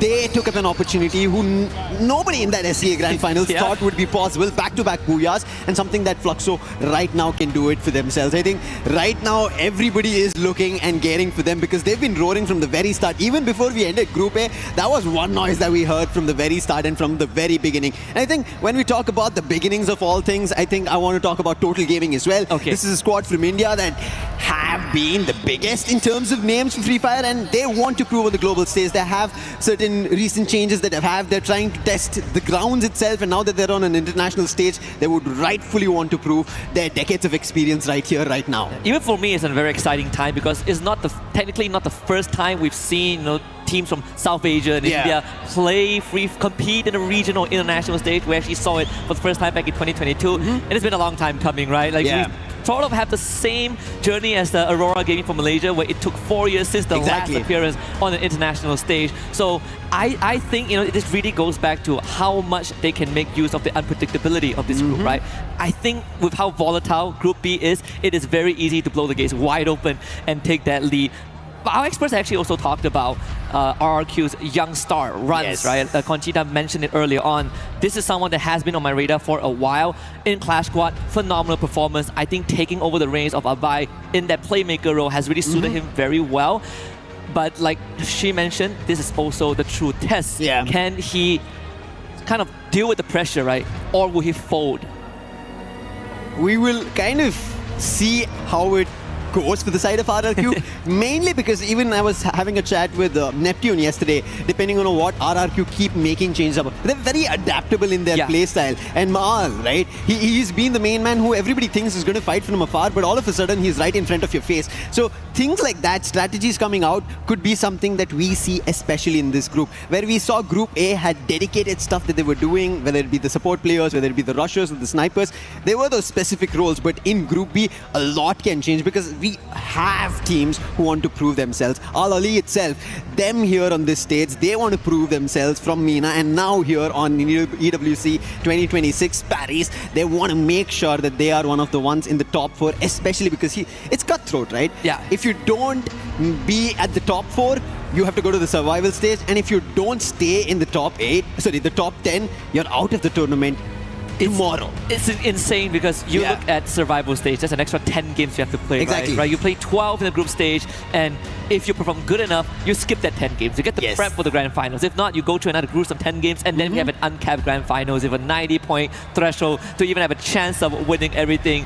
I think at the end of the day, I personally want to see some of these regions, these unproven regions, give us something to smile about, right? Last year, Dragon Esports has proven that in Riyadh. Sure, there were some shortcomings we did discuss on broadcast at that point of time. They're not the best when it comes to gunfights, but one thing that they excelled in is reading the circle. They are making smarter choices, better rotations, and more crisp macro manipulations to outsmart teams like BRU, like Falcons, like Fluxo, and that's why they were even top 6 in the first place. So I think if we can find some of the talents in this pool of Group B teams, it is going to be a very, very interesting day. It is, and when you say about the smart choices, right, I want to talk about Team Vitality in the Asia Invitational that we right now had. They became the champions, right? They took it away from Team Apex Gaming. Team Apex Gaming had almost an opportunity. KD goes right up on the roof. If that worked out, maybe in the Asia Invitational, we ended up seeing Team Apex Gaming and India getting a crown just before they headed towards the Esports World Cup. But Team Vitality taking that might be a push for them here on the international stage, where they have an opportunity to take another title for themselves, because that might be the high that they'll be riding on. Yeah, I mean, they almost got that trophy last year, right? It went all the way to a Game 10, and you cannot script this any better. The last 4v4 fight was between them and Evil's Divine. They were also the one that stopped RRQ from winning everything in Game A. And you know, they were the ones that really gave us that Game 10 in a way. So this year, I think Team Vitality, even though they haven't really been at the top, you don't really see them on the podium finish, they have done more than enough to get themselves onto Paris. And I think this is what actually matters in the grand scheme of things. And mattering for Bangladesh is going to be Straw Hats. I think when we ended up seeing Titan Esports Club, they couldn't step up. We hoped that Blade would maybe have a big day. We did see him try to fight it out, break down the clue walls, but it was just not enough. But on the other end, Straw Hats, in the recent performance, even in, as I was mentioning about the Asia Invitational, well, Team Vitality won. Straw Hats put up a really good performance there. So I think this could be an opportunity for them as well, because we've been talking continuously that Group B is a group of opportunity.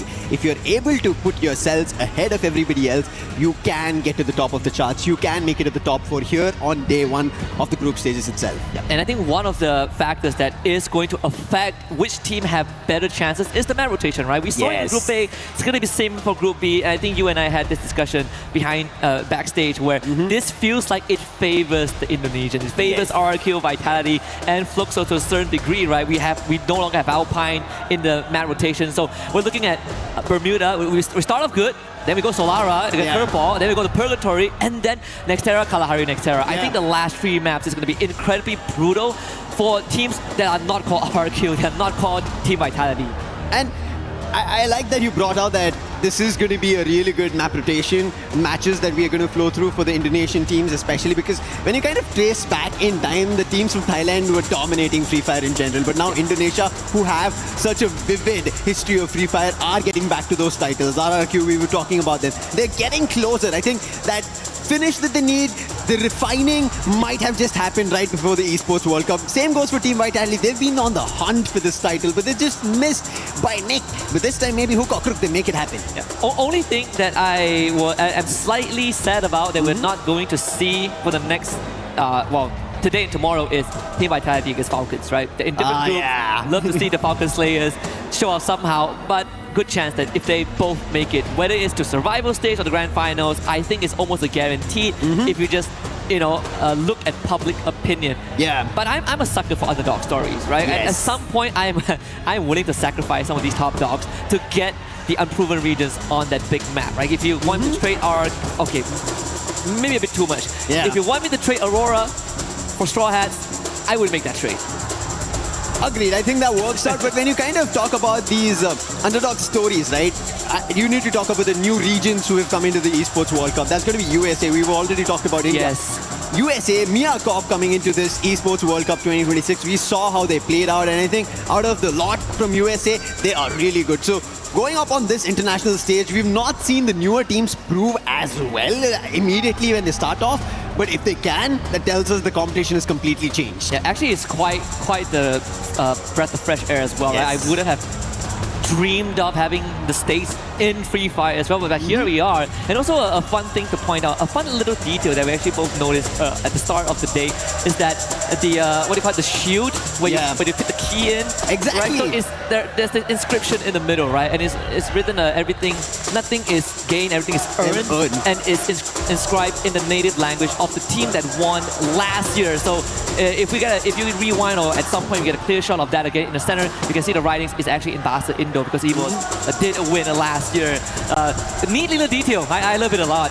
And this makes that shield a lot more personal to get it. Right? You have your own inscription for the region that you're going to be representing, your own language that is going to be coming up, and you could get to the totem, which we started at the start of the day. You have seen on the stream itself, as we are going to be starting off the Group E games. That is something that these players will be thinking at the back of their mind.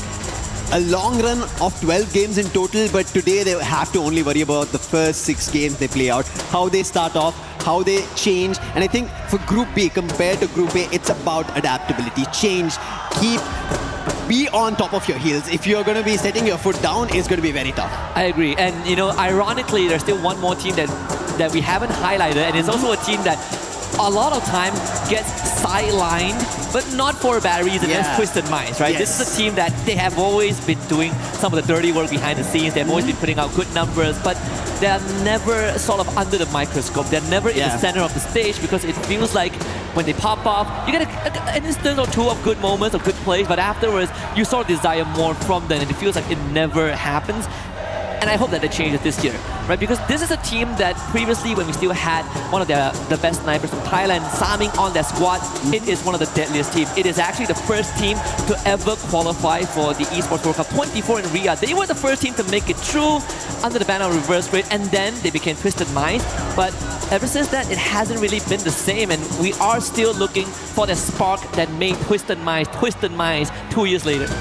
Something that is same that we have seen from the very start, even before our start of the team entries, is the energy coming in from the Fluxo fans. They're looking unstoppable. I'm just loving this vibe that they've created for our arena, for the stage that we are at for Esports World Cup 2026 Paris. It looks unstoppable. The energy is just going through veins for everybody. And it feels like for us also on the desk, right? Just jump up from your seats, start dancing, vibe to those beats, and go the Fluxo way. They're enticing everybody sitting here to just root for Fluxo. It's like, how could you not want to root for Fluxo, right? Yeah. In fact, even when they lifted out the banner, there's actually like a backstory lore, right? We asked Carol about it, and it was the whole encounter between Fluxo and MIBR Los back in their regular split. And well, guess what? They are both in the same lobby again, and we actually would get a potential remake of that scenario on Kalahari if it does happen, because record has it, MIBR Los has had Fluxo's numbers back on Kalahari until Fluxo decided that they've had enough, and that's where the whole quote comes out. It translates roughly to,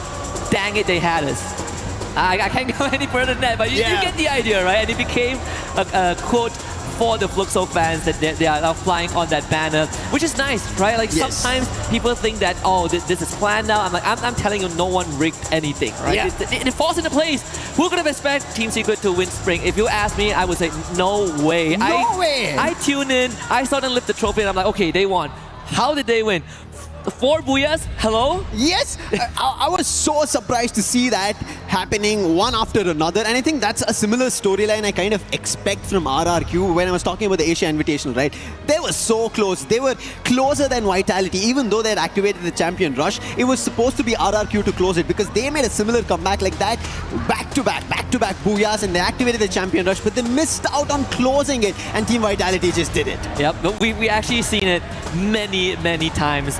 Even from a team that's actually not here, Team Onyx Esports, went back in Spring 2025. We know that, right? They won the Champion Rush when no one expected them to do so. Unfortunately, the 25 round wasn't that great for them in Riyadh. I think that is the crazy thing about Champion Rush, which we have plenty of time to mentally prepare for. But you can see some of these teams, they're holding hands, they're making sure that they were actually in a group hug before the walk-ins. A lot of these teams, especially those that are coming in for the very first time, just making sure that they dial in. Right? For the experienced ones like Fluxo, we see Bobs, he's meditating, he's ready to wreak havoc. But like again, for the unproven regions, I'm looking forward to see if they can upset the balance. I think that is the most exciting part right now. I think the weighing scale is going to be a big imbalance in this group B. You cannot figure out which team's doing better. Right from game 1 to our end at game 6, you will have no clue about it. But as the fans are riling up, it's also time to start our very first game. It is Bermuda for Group B here at the Esports World Cup 2026 in Paris. Paris, friends, let's continue to light things up because Group B is going to be a fantastic show. And right off the bat, we got to look at how Bermuda plays out, right? In this case, very generous flight path right down the middle. We should get a decent circle. The drops come in still pretty much what we expected from the teams that we see a lot. Vitality going to Observatory, RRQ going to Remnant Village. I want to see who takes Peak, right? Because usually it's a BRU spot, but BRU isn't here. We're looking at TG deciding to go for Peak. I think Fluxo should go for Cape Town or somewhere that gears towards Sentosa. Miyako also heading that direction as well, but actually Fluxo spreading out. Yeah, I'm a little surprised. Fluxo going all over the map. We can see one of the players, as you already mentioned, between Miyako, but most of the teams seems to be a little safe and sound, except for Twisted Minds and RLE Esports. A little bit of a quick battle, first elimination picked up by Exposy. And that's going to be C4, who's already down, and that's going to be Al-Hali already in a disadvantage. Remind Hawk and Simons has to pick this up. They're closer, a quick dash to get the player back up. They expend their ability to get a revive. Yeah, and I think, you know, in the early game, it is still very much understandable, right? You really don't lose too much. Worst case scenario, you go back to square one. I think for Al Ali, that's exactly what they're looking at, right? Buy some distance between them and Twisted Minds and make sure they don't lose too much numbers. Unfortunately for them, they can't really fully disengage from this, so now they're going to be put to the test. Can they stand up against Twisted Minds in that early game gunfight? It's going to be difficult for them. They've already faced a challenge. They had to revive the player, and you can see Twisted Minds have no thought of backing off, and early I don't see them retreating from this fight. They're stuck here, and it could become even more difficult because the resources in the early game will not be that great, and the challenge is still happening. Twisted Minds have a glue wall right in front. Oscar's Valiant dash doesn't work over there, but still Exposy tries to bring it back and exchange on an elimination. And it's Total Gaming that is the one that caused disaster for both squads. Actually getting that elimination early on onto the bus. That is going to stop every altercation that has happened to this point and shift the focus of Twisted Minds towards themselves. 3 eliminations early on. Al Hadi gets bailed out of this situation. Everyone lives on, but let's see how far Total Gaming wants to push this. Total Gaming Esports, Aiku, they wanted this opportunity for a long time. Their team in the making itself needed some fine-tuning with the new addition coming in Water. It seems like it's working out, and there it is, Shanke. He finds one, but quickly traded off by Diamond. So there is answer coming in from Twisted Mind, but they have to be very, and Mafia looks like he's back in form, picks up Diamond, the man who troubled them. That is another elimination added to the pool, and Total Gaming right at the start get a total of 6 troubling Twisted Minds. Yeah. Took off on a sprint in a marathon and off to a great start. 6 eliminations at the back, and unfortunately for the boss, doesn't really have much resources in his bank. So even a revive would be an impossible task as of now. To make things worse, not much resources nearby that he can go for. At least no coins. This is what I was worried about. You did say, I mean, Total Gaming, they have something in store for us.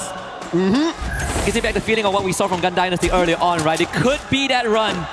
As we shift our focus over to Lion, them against Soul, Vitality as well in their crosshairs. Sibang being forced out by the Riptide Rhythm. A couple of shots now from Lion. It's going to be Joker that finds that, but stolen away. SHUL Esports, that's Noor, the newest addition for the lot. And he has to prove himself on this stage, but now he gets taken down. It's going to be a trouble. He will also be confirmed. Bunny, he couldn't do much. The glue wall in front of him, Riptide Rhythm being used. Now he's going for the jump shot, but Joker surrounded him. That's not going to work out. Once more, Lion picking up another elimination on SHUL. So the start not great. Troll also down. It's all up to Jack, and he's making a quick run away from this fight entirely. Yeah, you tempt the Lion, you better be ready. And in this case, Lion were fully prepared to receive that hit. Especially when you're dealing with people like Joker, like Games Kings that we talked about, the young prodigy of Latam, Hacks as well. Sometimes forgotten in the wayside as Jack gets found, jump blast him in the back, and that's another point gone. Twisted Minds secures the second, and they get a full revive, so the boss get the job done. Thankfully, before going down, SHUL were able to find a revive. Others could have been a very first elimination in this Group B Game 1. Thankfully, a little recovery, even for Twisted Minds, because of what just went on earlier. They were not prepared against Total Gaming. Now they did find an elimination that they're happy about.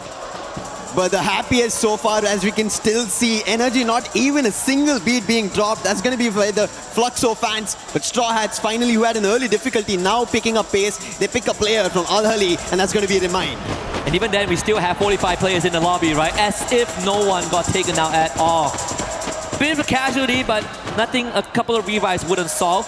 Even when you look at the radar, TG moving towards the center very soon. Launchpad being taken by Straw Hats. They're going to leave Graveyard. One of the players does lag behind a little bit, but you do have a reconnaissance squad ahead, and they might end up running into Simox from Al Ali. They spot him, taking the launch pad out. So Observatory now conceded over the Straw Hats. I think because this Observatory is around the edge, right? We saw Al Ali want to get this position, but right now with a lightning bolt, make a call. It might be a loss, have a challenge. That's going to be RRQ that they want to hit on. General is down. Rigby holds the entrance, puts the player. That's going to be runs down along with a bear. And MIB loss will be able to recover the players. And this Bolt Maker works in their favor. Yeah, right at the bat, taking out the captain of RRQ and sending only the young Ma'al on the run. No vending machine in sight. A revival point that is too risky to try and capture with Team Vitality and MIB Outlaws about to square off in that area around Clock Tower. plenty of compounds to work with, a lot of low grounds to hide with. But Team Vitality splitting up as well into a 1-2-1 formation. Whereas MIBR Lost, they're going to settle in the compound that they just wrestled away from RRQ.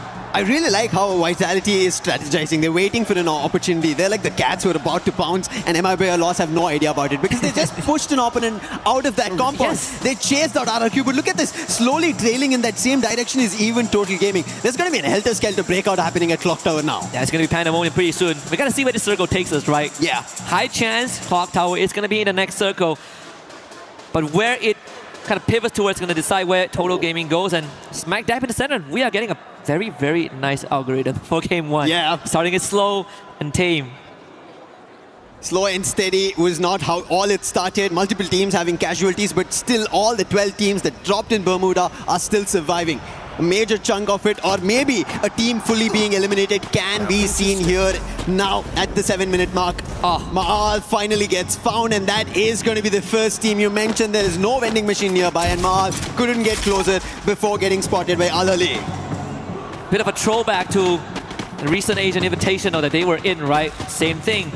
Start, it's always not how you start, it's how you finish, and in this case, for Team RRQ, they're going to go back to the drawing board, 5 more rounds ahead, and some of their most powerful maps in the later stages of Group B, so not all hope is lost. Exposy finds the 3rd point for his team as well. Twisted Mind slowing the pace now. Was able to get back on their feet.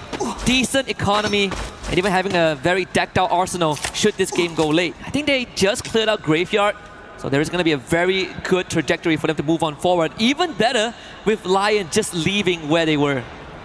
On the other end, silence still at Clock Tower. I think people can hear the clock making a tick sound. That's how we are seeing MIBR Lost, Total Gaming and Vitality together, and joining that lot is going to be Straw Hats. Slow and steady, everybody want to look for an opportunity. This is going to be Yago, who spots through the window on the player of Straw Hats, the newest entry team who've made it to Clock Tower. But hey, being at the center, meaning the fight is not going to yet break out. It is only when the circle shifts away from you and you have to make a move is when we see the fight. I think other than that, they'll be just trying to chip away each other's HP. Other than that, nothing else for now. Yeah, especially in this case, for them, they are going to spread out their manpower, right? You want to control as much area as possible. You do run the risk of getting picked off. We've seen that happen multiple times. If you're up against a more experienced team, that's what they're looking at. Some of the weaker chains of the anchor, Diamond. Getting another one under his belt, and this is gonna start hurting Lion as Twisted Minds down for round 2, back at Observatory where they dropped in the early game, but more equipped to take on a fight. Twisted Minds, I really like that they managed to recover, but they're not just completely clocked in. They need to figure out, and same goes for Lion. A quick jump coming in from Gamesh King. He will get still in another different direction, but not yet towards the circle. He's just moving further away. Yeah, I mean, one team that has been pretty silent the entire game is Team Secret. Oh, yeah. Surprisingly, this is a team on Bermuda. You expect them to come out swinging, get a couple of eliminations before they go off the radar. But so far, this Team Secret right now feels like Fluxo from 2024, where they play an incredibly slow game, and at that point of time, playing slow is sort of how you lose out in the late game. And in this case, Team Secret, they are taking no chances. As you did mention earlier on, Lucifer, Lion not really focusing on getting into the circle earlier on, but now they will have to make a break for it. The launch pad being used, a couple of Dinoculars ahead of Bimasakti Strip just to make sure that there are no gatekeepers there. And the circle pivots towards the southern side, so the journey gets extended, and they might still get intercepted by Twisted Minds. Now I like the position of Clock Tower. More teams joining that fray. More teams wanting to take control of that arena. It's not going to be easy. Now is when it all breaks loose. Because right at the edge, when the zone closes in, we are for sure knowing that the Clock Tower will not be inside the circle anymore after it shifts. I mean, the last we checked the radar, Team Secret were at Factory, and they were completely alone, right? Completely uncontested. Maybe Fluxo comes in from the eastern side, but even then, it's a high chance that they will not cross paths. But we did say Clock Tower has a lot of areas that you can play around. High ground, low ground, building, outside, inside. In this case, even the underground tunnel. As our Ali members basically nested there. MIBR Lost continues to make sure that they control the perimeter, and Haone instantly finds a pop on the Koja. That was an opening, but I think they should be able to bring the player back up because this is happening within the compounds. Nobody has clear sight of their enemy, so taking them down is not going to be quick and easy. But as you can see, it's just the waiting game right as of now. 11 teams surviving. If not for Mahal going down, I think we would have 12 teams. 11 minutes into the game. This is Group B, game number 1. I did not expect to see all these teams still surviving. And we were literally just talking about this in the back rooms with everyone else, right? Like, it really depends on the teams that are playing in the lobby. Yeah. Sometimes if they want to play fast, they're going to play fast. Sometimes they just decide, we're not going to fight. We're getting the ladder. We're getting the teams that are going to start blowing some smoke maybe 30 minutes into the game when the whole lobby is still up. In this case, barring RRQ, who have been eliminated. But aside from that, it's going to get messy. And that also means this is an incredibly volatile late game. It is.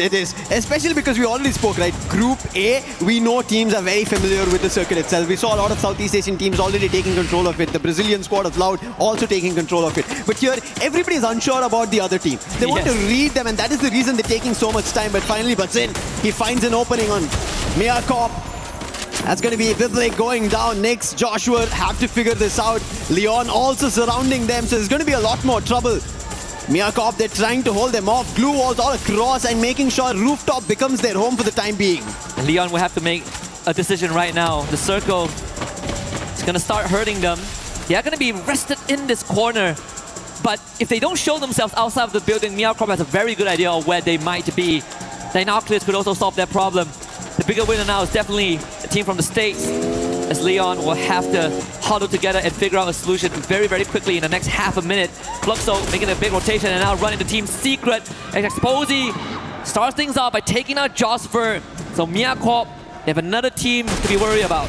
They did lose a player, but they're not worried about the casualty because they have an upper hand. They are on top of the roof. But right now, having an upper hand might be Fluxo. They want to take down Team Secret because they were the ones who made a jump right in front of them. And they're trying their best, but Team Secret quickly with the chrono, the glue walls are trying to keep it going. But PLS1 is down. TQ, he also gets taken down. And now 7, he is gone down. And Fluxo, W7M, put a team out. The Brazilian Titans, 6 eliminations on to Butcherson. And MT7 stepping up to the occasion as well. We did say, even during one of the series breakdown, the series recap, Snipers players are integral. MT7 Butcherson. We see Yago step up to the occasion as well. And our Team Vitality, it's their turn to make a splash. And they are taking care of their opponents. Only Tro is left alive. He's going to try and walk away with the stealth bites. As we lose Straw Hats off screen, Lion is also out. And now the lobby is going to start shrinking. I don't know where Troll is going to make a run. We already spoke about Clock Tower. It's already in a very difficult spot. The vending machine is there, but so are many other teams. And Troll Gaming are on top of all of it. They're already in the first floor of things, so they have a better vision of where the other teams are. And Al Ali, we already spoke about them. They are underground. Nobody knows that they are there. They made their entrance. They're holding their control. On the other end of our screen, even Miakop gets taken down. But wait, Troll, he picks off Dix. He's bringing this down to individual battles, and now Sipang has to deliver. He's trying to put up glue walls. Troll trying to win this out on a 1v1. It's going to be very difficult. Vitality on the last man. His position gets compromised. And Al Ali, they quickly jump in, and Team Vitality eliminated. Taking advantage of the chaos, Al Ali gets themselves another point. Twisted Minds against Fluxo. W7M right now. A full blown out fight. 12 eliminations under the belt of the Brazilians. Exposy gets pre-fire. Butcherson nails his 8 as MT7 finds the pass from long range. Twisted Minds getting dismantled. MT7 goes for a rescue mission. Bob's the captain back up on his feet, but Twisted Minds not so lucky. Diamond cannot withstand the pressure that is Butcherson and make it 15 for Fluxo. Fluxo looking unstoppable. They're still at the edge of the circle. MIB a loss. Rigbai, he finds a player on Troll Gaming, but in the meantime, Troll getting eliminated. SHUL Esports, they are out. They only ended up getting 6 points in total. But Troll Gaming now, they start stepping out, but Aztec gets hit by Rigby. Yago putting down Shanky. Troll Gaming held this position for far too long. Vota, and then Aztec to fall. That is going to be the end for Troll Gaming. Holding that did not work in their favor. And now Fluxo will take on Al Ali. Can they eliminate this team from MENA to give themselves that rematch against MIBR loss in the opening game? But Al Ali, they're holding steadfast. They are the ones with the man advantage. And MT7, he needs some help. But unfortunately, MIBR loss are in the best possible position. Falls with a nade, takes out C4, equalize the battlefield. Hawk goes down. Al Ali now getting pressured. Nades were being tossed by Fluxo, but MIB are lost. They turn it around, and Bobs is the last one standing. It's going to be very difficult, but also Bobs troubling Al-Hali along with the help of MIB are lost. They put out Al-Hali, and now it's the last one standing, Bobs, and it's going to be MIB are lost getting the very first booyah of Group B. What an opener here for MIBR Lost. A rematch that we didn't expect to see that soon in the final circle, with minor interventions and an uninvited guest in the form of our Ali Esports. But at the end of the day, well fought, honestly, by the MENA region, right? Put up a good fight against Fluxo, gave them a heck of a 4v4 skirmish, even took out one of their members before MIBR Lost was even in the conversation. But there's nothing to be disappointed about. Lost. Yeah. They got the booyah. Fluxo still finished second. The fans, they're still cheering on. This is just the beginning. Yeah, but if this is the very first game and we ended up seeing a fight break out like that, which was, as we said, completely complicated. You couldn't decipher which team had the better opportunity or the better position because we spoke about it. Hey, this team has a compound. Hey, that team is in a good position at the edge of the circle. But towards the end, MIB are lost, who did not even seem on our screens a lot.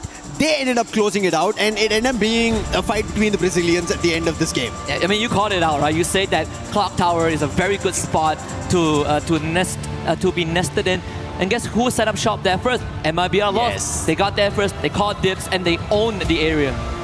And I think that's very crucial because even Total Gaming tried to play that out, but the timing when they jumped out, they got spotted because MIBR were ahead of that play. Yes. They were the ones who stepped out of Clock Tower, and that is the reason they were able to take down Total Gaming and put them down in an instant. And I think all the fights that we've seen MIBR take, they've been very quick in converting. Even in this, as we can see, the replay, quick hits coming in from Yago on the sniper. That is the initial approach that troubled Fluxo. They had an opportunity to recover, and on the other end, Al-Ali also troubling them. But Bobs, you got to give it to them.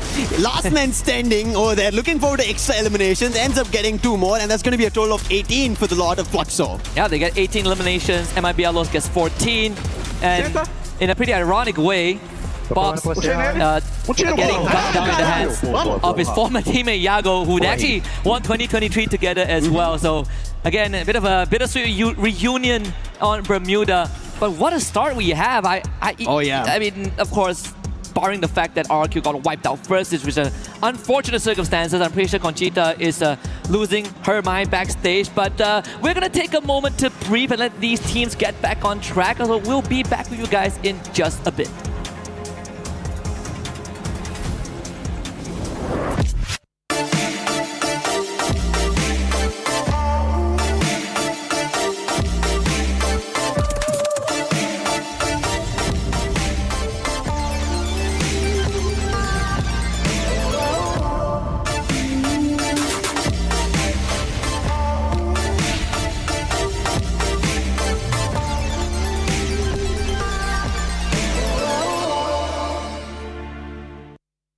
Is here, MT7. MT7, I am so happy to talk to you right now because Brazilian fans gave you a nickname called Baby Goat. Do you really think you are a goat? And why you think you can help your team to win AWC this year? MT7, os fãs brasileiros te deram o apelido de Baby Goat. Você realmente acha que você é um GOAT? E como é que você acha que você pode ajudar o seu time a vencer o AWC 2026? Trabalhei muito, hoje eu me considero um GOAT aí do Free Fire, né? E, mano, pra ajudar meu time é naquela funçãozinha minha, né? Dar o suporte, derrubar o primeiro, o segundo, o terceiro, o quarto, fazer uns highlights maneiro. E é isso, é básico. Of course, I consider myself a GOAT because I have worked really hard through all these years.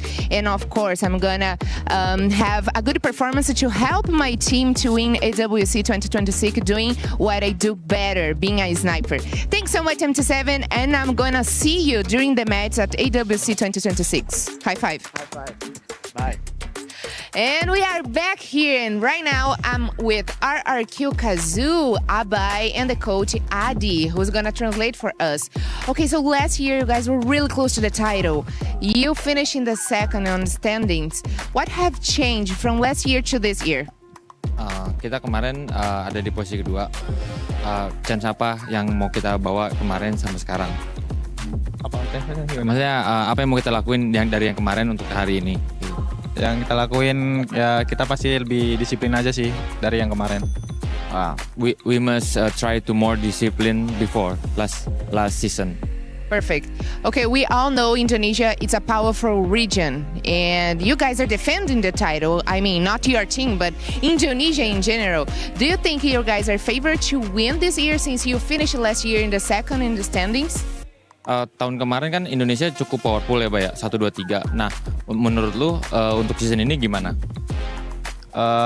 Gue yakin 3 tim Indonesia bakal 1, 2, 3 lagi. Tapi yang pertama tetap tim RRQ.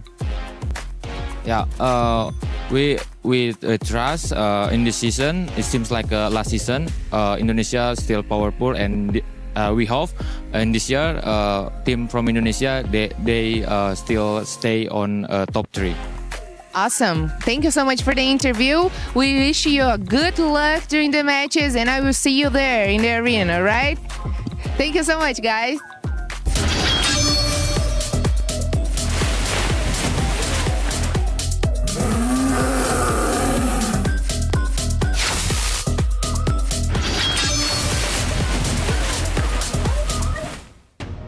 For RRQ, not really how you wanted to start off the day, being the first team eliminated. Hopefully it's not a caster curse. We'll have to see what's going to happen in the next 5 matches for that squad. But if you're a Brazil fan and you were jumping up there and just playing all those drums, my goodness, what a start for that squad. Yeah, exactly. I mean, ending the game with top 2 coming from Brazil, it's just something that we'd expect.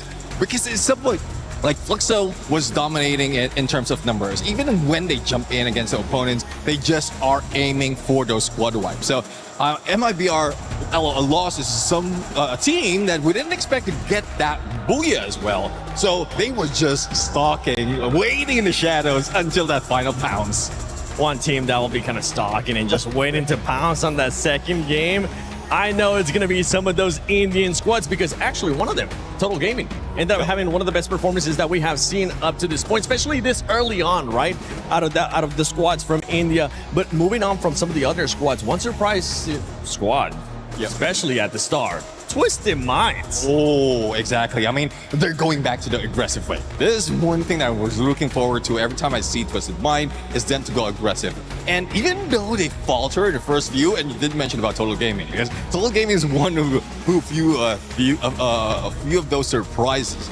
And it's not so much that they cannot get away from it. A vending machine is available, so they can always go for a revive. And Twisted Mind, they got 14 of the total points. And that's 12 points behind MIBR. Lost though, but it's still a lot when it comes to this group.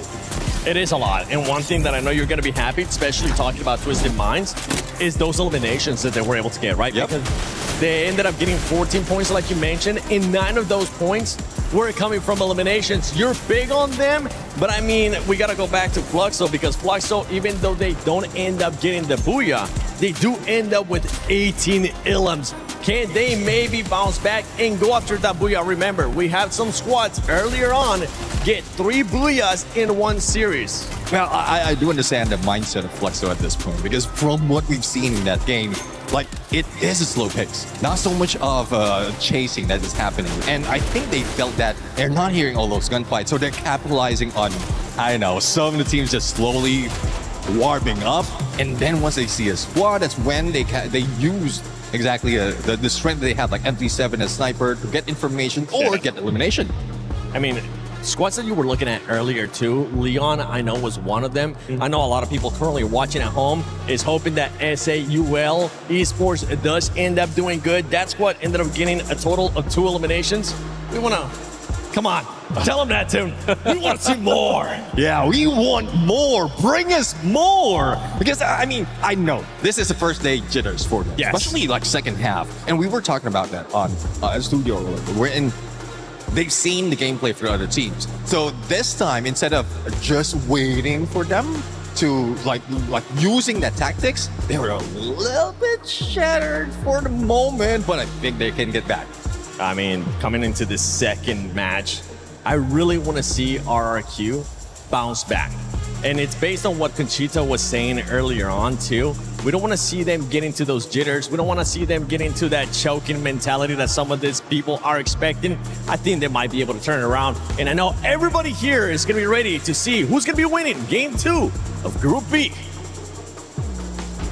Thank you very much to Seven and Neptune. Yes, I mean, Conchita is right? We gotta see if RRQ can get out of that underperforming, that choking zone, right? Something that is it's a very hard C word right now for them because he has been playing them for very, very long, Lucifer.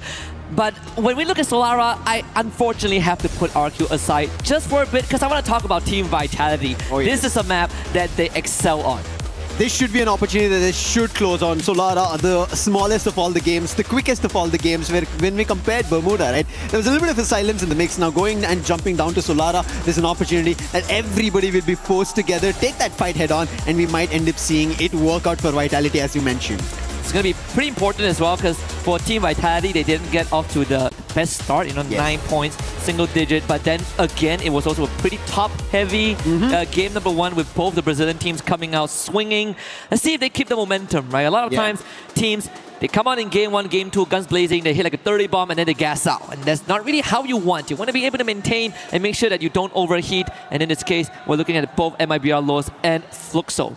And in that case, mainly, I look forward to RRQ pulling off their best games. Because the first game in general games of all the performances I've seen coming in from RRQ, the very first game doesn't work in their favor. Every other game, they just pull off with a spree of eliminations. And something that also starts off for Ali compared to the previous game is finding the very first elimination by C4.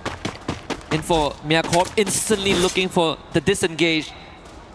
Easier to pull off on a map like Solara if you are lucky enough to get onto the grind rails. You can't get away, but in this case, it might come down to Kapas, see if he can get a couple of pickoffs to just scare out Ali away, or if not, you're going to go into the contingency plan of just splitting up and cutting your losses. Miacorp, in the last game, we ended up seeing being at the edge of the circle. They tried to play it out, it did not work out, and this waiting game troubles them. And there it is, another challenge coming in from C4, finds his second elimination here in Solar already. Literally say that Kapas needs to be the one that anchors down the field, but unfortunately, I think with him gone, Miacorp is going to be at least put in shambles for now about cutting the losses. Team Secret make an early rotation. In fact, they actually caught Water, so that is a confirmed elimination there. 2 under the belt of Hongam, looking for the remainders of Total Gaming, who actually had a great start in Game 1. But Team Secret, that started slow on Bermuda, looking to turn things up in Game 2, and that's number 3. Here's the knuckle sandwich and a triple for Hongam. And Team Secret are now picking up eliminations. They only had 1 point at the end of game number 1. Now they have already 3 added on. And Total Gaming, thankfully, they'll be happy that one of their players were at least able to run away from Studio rather than getting in the crosshairs of Team Secret again. And RRQ on the other end, they will be able to hold themselves off, get to elimination, and MIB are lost in still trouble. And moving up, Rawan, I think yes, has the max 7, but can he find the knock? He's trying his best, but it's not going to work out. Players are surrounding him, still be able to dabble with 1 knock, but will not be able to confirm for the time being. Completely outnumbered. Fluxo against SAUL. Going even so far, Butcherson and Giu both bleeding out, and Giu is gone, terminated in this battle. As the Captain Bombs comes in, Tro with a shot! An instant disengage there, but damage is done to the Brazilians as Tro backtracks. MT7 calls to get out of there. That was a big recovery coming in from Troll. He's a very crucial player on that sniper and always delivers, and this is one of the moments for him to highlight himself. But on the other end, Twisted Minds and Straw Hats as well did not have a great game. Twisted Minds at least recovered, but for the time being on the deficit with Exposy going down, they have to figure out how they fight out with Straw Hats. And Straw Hats, they need numbers, they need eliminations, something that I had expectations on, and they've not yet delivered. It's just 1 elimination. And made worse by losing Exposy to RRQ, who popped him from afar, and that means the Straw Hats actually have a numbers advantage. Shocked is going to shock Diamond with that one. Distant Minds down to 2, and Straw Hats now have a very good chance of taking over. But with RRQ taking out Exposy early on, they're going to come in as an intervention as Jump is already out of there. So now RRQ is Straw Hats' problems. And it is happening already. RRQ with confirming eliminations, they're taking down players from Straw Hats, and Straw Hats are in trouble. How do they recover from this? He is questioning who just challenged them. And it's not going to be an easy challenge. Delivery coming in on the Mac 10 from a bear. He puts the player down, and who will look forward to a revive from one of his teammates? And the rest of Straw Hats are already booking it out of there. Very easy way to navigate from this area. They was doing just that. Straw Hats should be fine. A couple of Arsenal nearby and a revival point in the vending machine down the road. Team Vitality on the other end finds themselves Mia Corp again. Koja trying to pelt down the members of the USA team, but so far the glue walls have been nice. Team Vitality receiving some resistance from Mia Corp, and it's Biblik that takes out Joel. Not the best coming in from Team Vitality. Even the game 1 start, they were caught out in a 3v1 and they lost to Troll, ending up at a 1v1, and Ali took their last elimination. So not sure of how they play this out. When you already mentioned, we spoke about this. This should be their map, their match. They should try to get back points, get to the top of the charts. But looking at how the play of this game is continuing, I don't see it happening anytime soon for Team Vitality. Which is the craziest thing, because statistically they're technically not the best on this map, but whenever we get to that map and we look at the stats without Team Vitality, they step up. It's kind of a sick joke in a way. Yeah. RRQ Kazu having their captain kept alive by a bye, but someone still needs to go retrieve him. And there it is, back up on his feet. RRQ with 6 eliminations under their belt. Could cross paths with Vitality, maybe even Straw Hats again. I can say to Neptune and everybody else on our expert panel, pish posh, there's no curse, you don't have to worry about it. It's just the RRQ play. The very first game doesn't work in their favor, and then they manage to recover. Team Vitality would want to do the same thing as well. Straw Hats on the other end at Casavista, they managed to recover. They did pick up those early fights, they did win it out against Twisted Minds, but they would have wanted to eliminate the whole squad. Thankfully, Jump made an opportunity to run away, but he still not revived his entire squad. This is what happens when you run away from a very early on fight. You do not have enough coins or reinforcements to push ahead or even go to the vending machine and try to get your player back up. And I think that's what's affecting Jump right now. Quite an interesting development as well. As we look at the edge of the circle, plenty of teams are duking it out. You know, you have RRQ and MIBR Lost, the eastern side at Delta Isle, Team Secret and Lion on the western side as well. But I think Lion are looking for a disengage. They've already sent one of the players out to a vending machine to get those revives going soon as they start dropping bodies. And I think Games King is going to be trapped in quite the predicament. Team Vitality out in the middle in Archway, and actually getting a pretty good area to hold on to. The circle shifts a little southern, and there's an opportunity where again Total Gaming end up being at the very center. Straw Hats, who managed to also make their recovery, are heading in that direction at Bloomtown. And right above them, we already spoke about Mia Corp. And Mia Corp, just like the previous game, they don't go out all brash at right the beginning. They wait for their opportunity, which they did pick up a couple in the early game, but it's not going to continue. But right as now, RRQ, the ones who are continuing, the team who just got the Booyah trying and denying them, has going to be a big spray coming in and picking the players off, converting eliminations, and that's how we ended up seeing them getting their 6 eliminations in total. A way better spot than what we have seen in Game 1. I mean, anything that is not last right now is better for RRQ. Isolated jump right out on the edge. And unfortunately, the same predicament as RRQ from Game 1, no vending machine in sight. And no coins. No coins. There is one on the radar, but like you said, no resources to bring his teammates back. He actually just picked up a pile of it. Yeah. And that could be the game changer if MIBR Lost don't spot him. Fluxo on the other end, they have an opportunity to spot a player from Lion. Sneakily hiding in the time being here at the studio, and there could be an opportunity that they start off a fight that Lion are not prepared for. But I think Hax has an idea. He knows he's caught out between enemy land. He's not sure if he should head out and put his head there for a fight, and that is the reason he's just holding off until the players move out. But moving in for Team Vitality are going to be Al Ahly as well as Straw Hats. So something that they have to wonder about and change their pacing. TG now are going to start receiving some of those shots from Team Vitality, but they do have a compound that could keep them safe. Resistance put up a Mafia and App team to take out Deeks in that exchange, but again, compound pretty much secured for now. So Team Vitality, they should be able to recover and sort of readjust to the fight that's being put up by this Indian squad. And I think Total Gaming, there's also an opening where they could decide to go straight for the compound with Team Vitality if push comes to shove. But again, just going back to the previous game, if they try to hold out the compound for far too long, we've known teams who managed to surround them, and that is how, even after almost having a great start, they ended up losing the battle, and MIBR loss ended up pulling up of a booyah itself. So small instances, these small minute things that you let go of becomes a bigger viral thing for the other teams. And Diamond taken out. Team Secret joins the feed again. He just came back. He just came back. I think we found a theme for Group B so far, Lucifer. Full squad, 10 minutes in. Yeah. Second time it has happened. I think this is what we can look forward to for the rest of the day, which is an exciting thing because it keeps it volatile. Our Ali even getting a small respite there. Circle now really shrinking down towards the middle. Man, 12 teams, 2 less space for this density of population. Team Secret from the north, MIBR lost, about to cross paths with them at Archway. Team Secret on the other end, read by the binoculars. So I think that should be MIBR loss who have an idea, or RRQ on the edge of it. Miyakop, they end up picking up runs, but Mahal answers back, takes Nix down. But those are just knocks for the time being. There's no confirmation. Mahal, in turn, gets traded out. And now Al-Ali jumps to trouble Miyakop. This is just happening back and forth. These teams are just dropping players, but not confirming any of them. Oh! All of a sudden, runs and dots together. They put out Miyakop.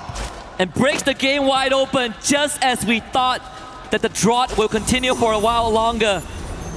And RRQ springing to life and putting themselves on the board for now, and they continue to take on the challenge against Al-Ali. The glue wall is getting blasted and weakened by Al-Ali. Simox right in the front of Duz, and he is out. The captain once more removed by the Mina squad. Abai tries to take on the fight, but Al-Ali putting up better resistance, and RRQ forced away. How did this happen? RRQ, they were looking good, and Mahal, now the last man standing. Thankfully, a quick pickup truck, a quick boost. He's run back to the TV tower and a vending machine right in front, so he will be able to bring the players back. But Twisted Minds, they had an opportunity to break again RRQ.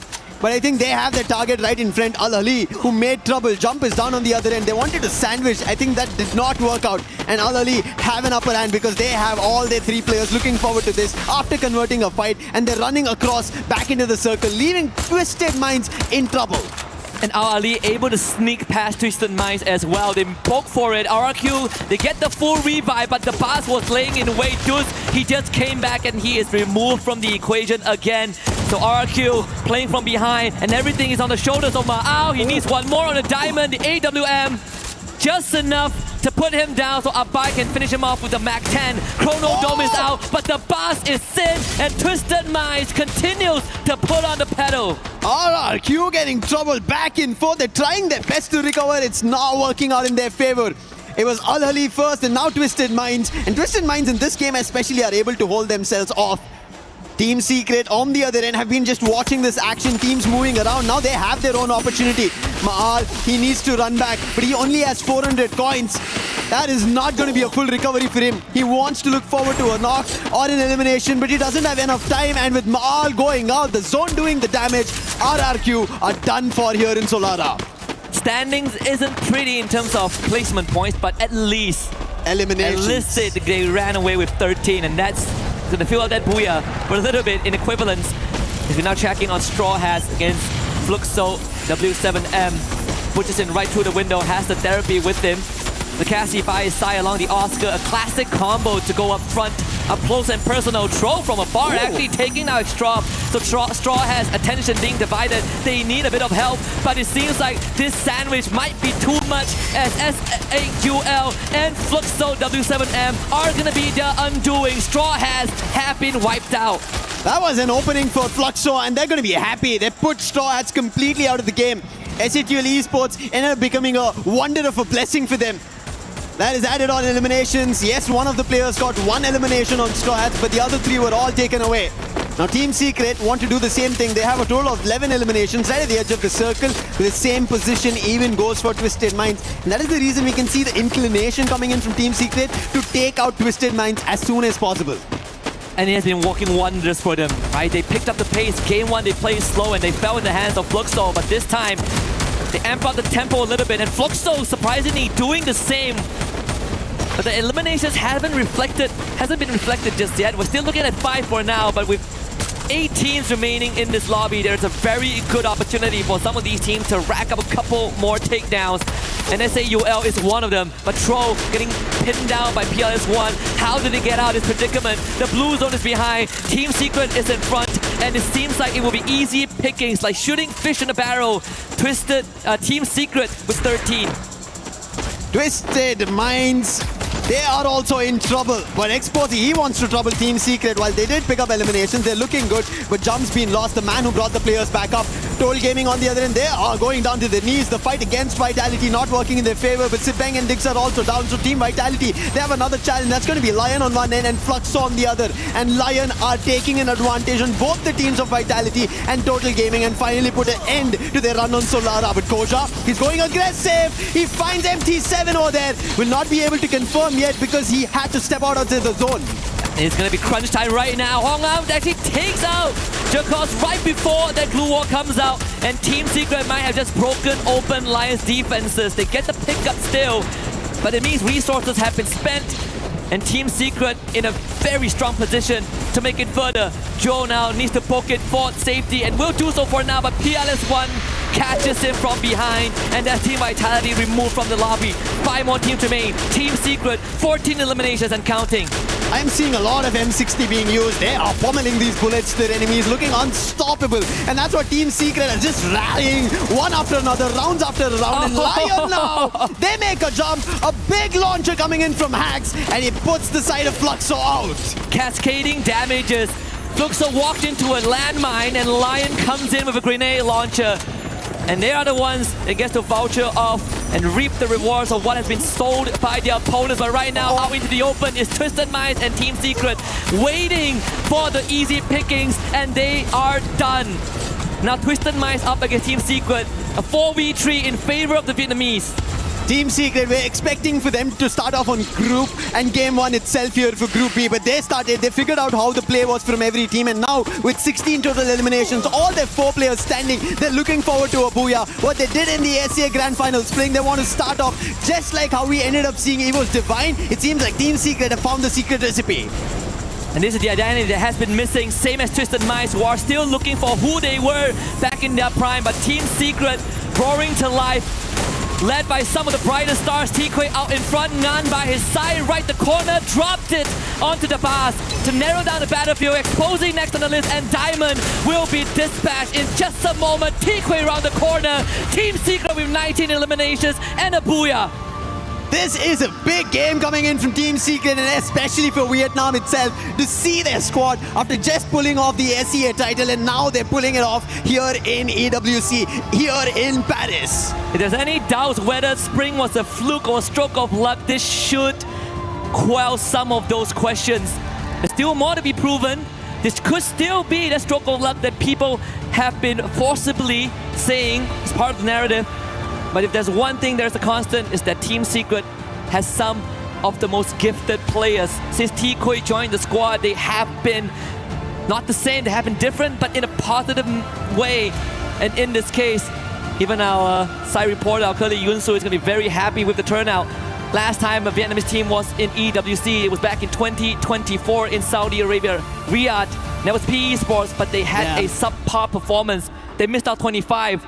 Team Secret, they have a lot of weight on their shoulders, and they're starting it off good. They are indeed. I think the game itself compared to game number 1 to game number 2 quickly changes, and you could see no desperation. It was just the holding off, the consistency, the commanding play that they had, right? We spoke about them. They were already at the edge of the wall. They could have taken a fight if they wanted it, and they could have jumped the wall, gone towards Twisted Minds. They could have moved towards either the fight between MIB or Loss or Fluxo happening. They did not. They held their fort. They knew where the circle was shifting, and they gave that time. They knew when they striked for a booyah. An eye for opportunity indeed, and that is perhaps the secret recipe. That's what's going to carry Team Secret all the way. But we also have fans from S8UL Esports right here in Paris, in the arena. There's still a lot more to give, of course. This is just the beginning of what is going to be a fantastic and adventurous journey for our teams in Group B. But I think in this case, we have MIBR Los, Brazil starting off strong in Game 1. We have Vietnam on the board in Game 2. Now we're looking for the Indonesians and the Thais to make a splash in the upcoming games. While you're looking at the SEA, I want to look at the South Asian team, Straw Hats. I did have high expectations. They should have started off really well, but it looks like they find initial fights, eliminations to convert, but then instantly when they get a challenge or forced to take a fight against somebody, they're not ready for it. And that wary situation of the unknown, they're not ready for it. Same goes for SATUL as well.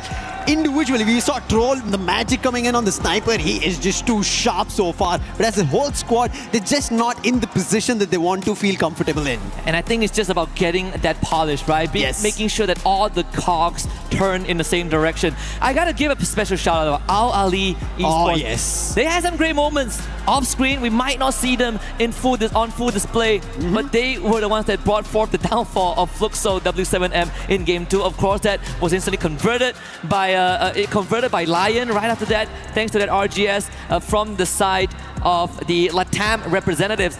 But Al Ali, this is a team. The banner might be new, but the players have been here for quite a while. Reminds you folks, they've had a couple of attempts, so I can't wait to see what they have left to show us. But for now, we're gonna get a room of breather and we'll be right back with more Free Fire action. And we are back here on stage. I'm Carol Bombshell. Happy to be here with my friend Barney. He's the man, guys. And we are here with Iago, the sniper for Team Lowe's. Maybe our Lowe's, right, Barney? That's right. Let's do this. Carol's gonna kick things off and ask us some very interesting questions. It's gonna be good. Of course. Okay, Iago. So recent form hasn't been great. So how good does it feel to kick off at AWC with a Buia? Ok, a primeira partida, a gente sabe que vocês não performaram tão bem quanto vocês gostariam nos últimos jogos, nas últimas partidas, apesar da final do Free Fire ter sido muito boa para vocês, né? Mas ainda assim não conseguiram levar o título. Como é que é para vocês chegarem aqui e já começarem com um Buia aqui no AWC? É muito bom. Sorry. É muito bom, é claro que todo mundo fica muito ansioso para jogar, então é muito importante a gente chegar com um buia já, que já tira aquele peso, tira aquela ansiedade toda, e a gente consegue jogar bem melhor e ficar mais de boa, tirar a ansiedade do corpo.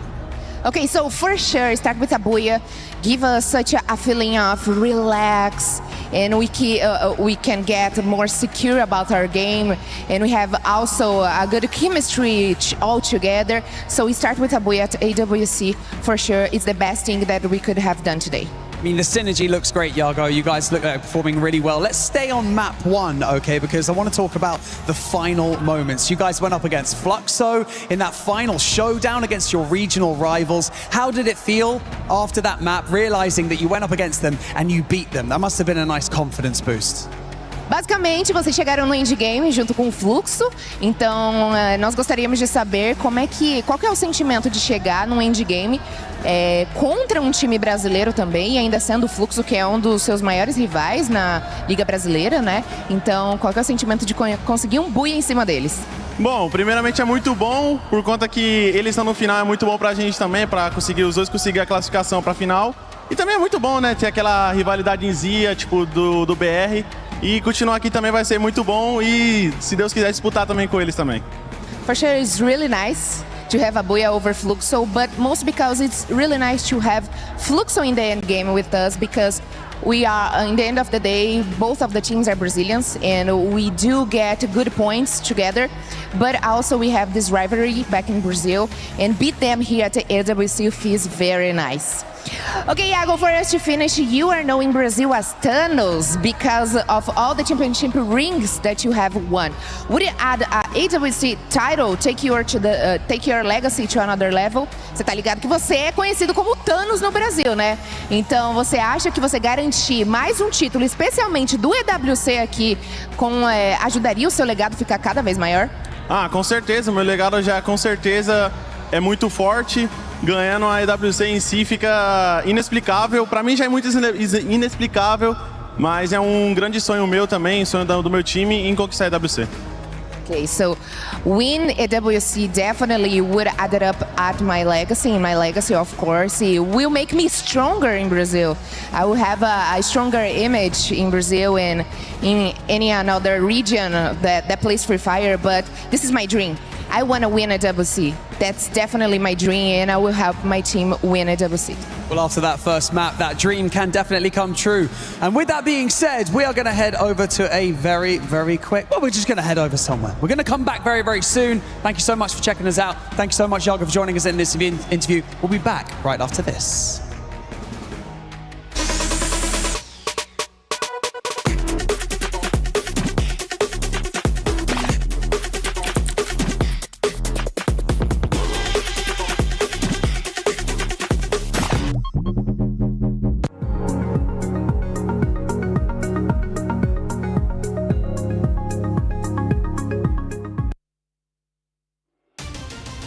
It's the E-Cap, the EWC Cap, the Esports World Cup. Okay, whatever it is, this is what happened in week 1. We crowned our first 3 champions, which means that we had even more losers. And God knows that I'm a loser. Wait, shouldn't this say that I love losers, not that I am? Can we fix this, please? But what happens when you lose?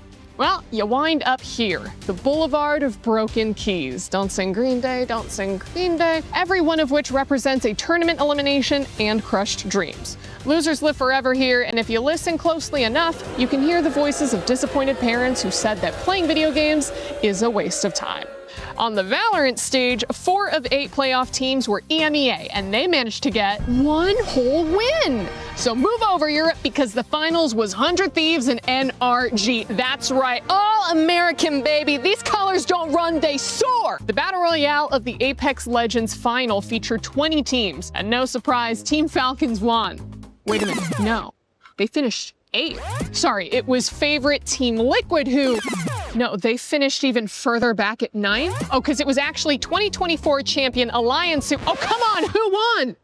Unlimit? Sorry if I'm saying it wrong, but like most people, I've never heard of them. They beat every top contender to become the first Japanese team ever to win ALGS. This will also help them on the road to winning the club championship. Nope, never mind, that's their only team, and they're not even registered for the club championship. Still, my Japanese heritage is proud that we can produce both esports winners and heated toilets. Dota 2, or Dota Duh, as it's called here, started its first week of play with solid competition from...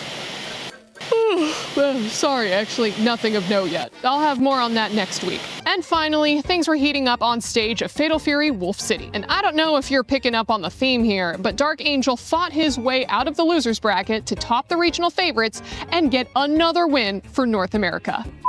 If only the Football World Cup had been so kind. Well, guys, what is happening? 3 tournaments and 3 new champions, no title defense, no favorites able to compete, and all underdogs at the top? I'll tell you what it is, because I've said it before and I will say it again. This tournament is about the losers. See you next week.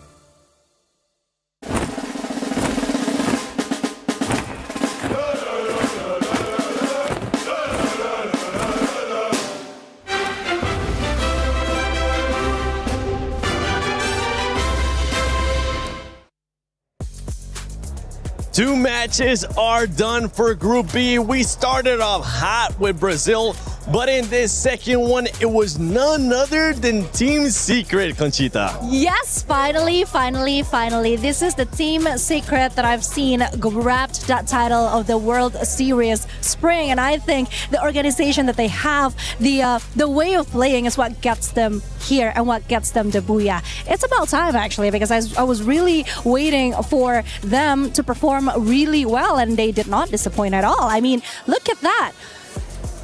They definitely didn't disappoint. 7 eliminations there for Hong Am, and one team that I know you were keeping a close eye on, Lace, is none other than Twister Minds. I mean, this team, I guess if we take you back sort of to the online, didn't look too great, okay? Not looking too hot, but... You know, they had a roster change, bringing in Diamond and X-Posi, and this was like almost caused a 180 for this team, and they are now in contention to sit in that sort of top spot. And I know me and Neptune were kind of like fighting on this before, like, I wanted to red Twisted Minds. If you saw that match 2 that they had to go through on the eastern side, I mean, they had an early altercation with MIBR. They had to retreat and regather on the eastern side. But that was kind of only thanks to RRQ, who came in and they're like, oh, I'm just going to be a little bit of distraction. They were able to sort of get away.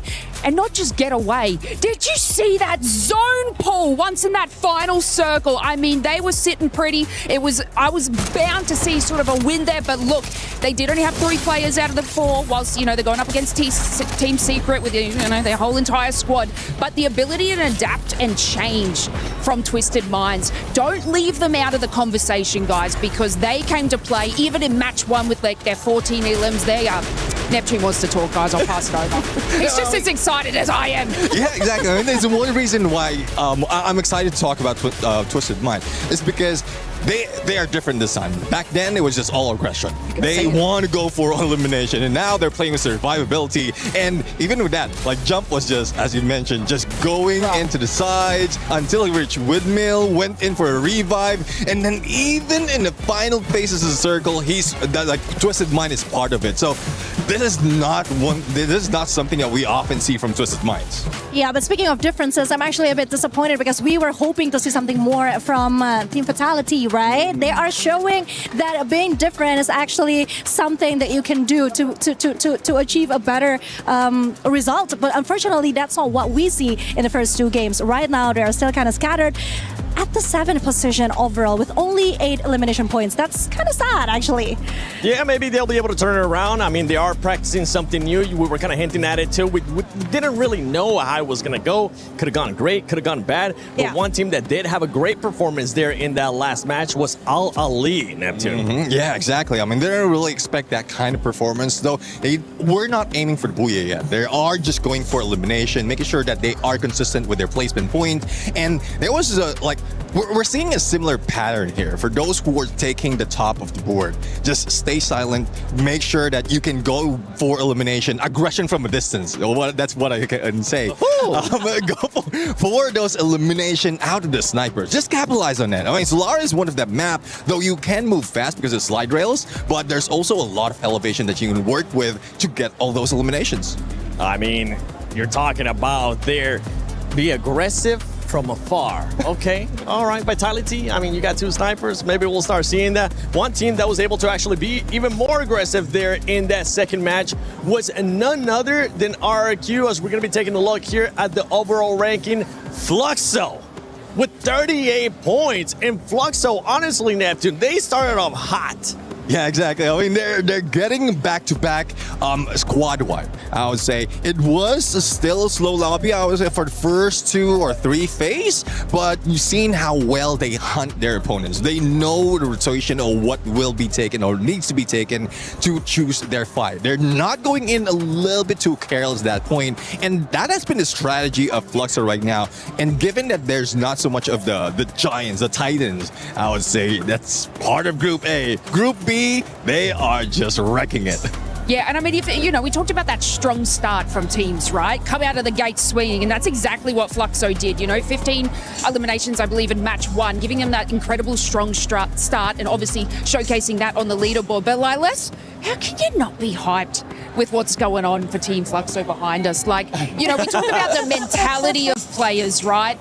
Yep. How could you not be hyped having this whole entire crowd just like playing drums and singing your song? Like, it's absolutely incredible, and it's working for them. Like, can I have a crew that follows me around with drums and slice when I'm napping, like wake me up and stuff? Can I get a production? Can I get that organized? Thank you. They were absolutely non-stop during the matches. Right now, that's why they're kind of calm, because they're being able to relax a little bit. But going back, we saw RQ there currently with just 13 points. I know this is one team that you were very high on, Conchita. How are you with their performance so far? You didn't want them to start off slow. They did bring it back in that second match. Yeah, one thing for sure is that I think we really need to reconsider talking about our favorite team in the beginning of the show, because there is some serious jinxing going on. It happened with Aurora before, and now it happened with RRQ now. Like, what the hell? wow.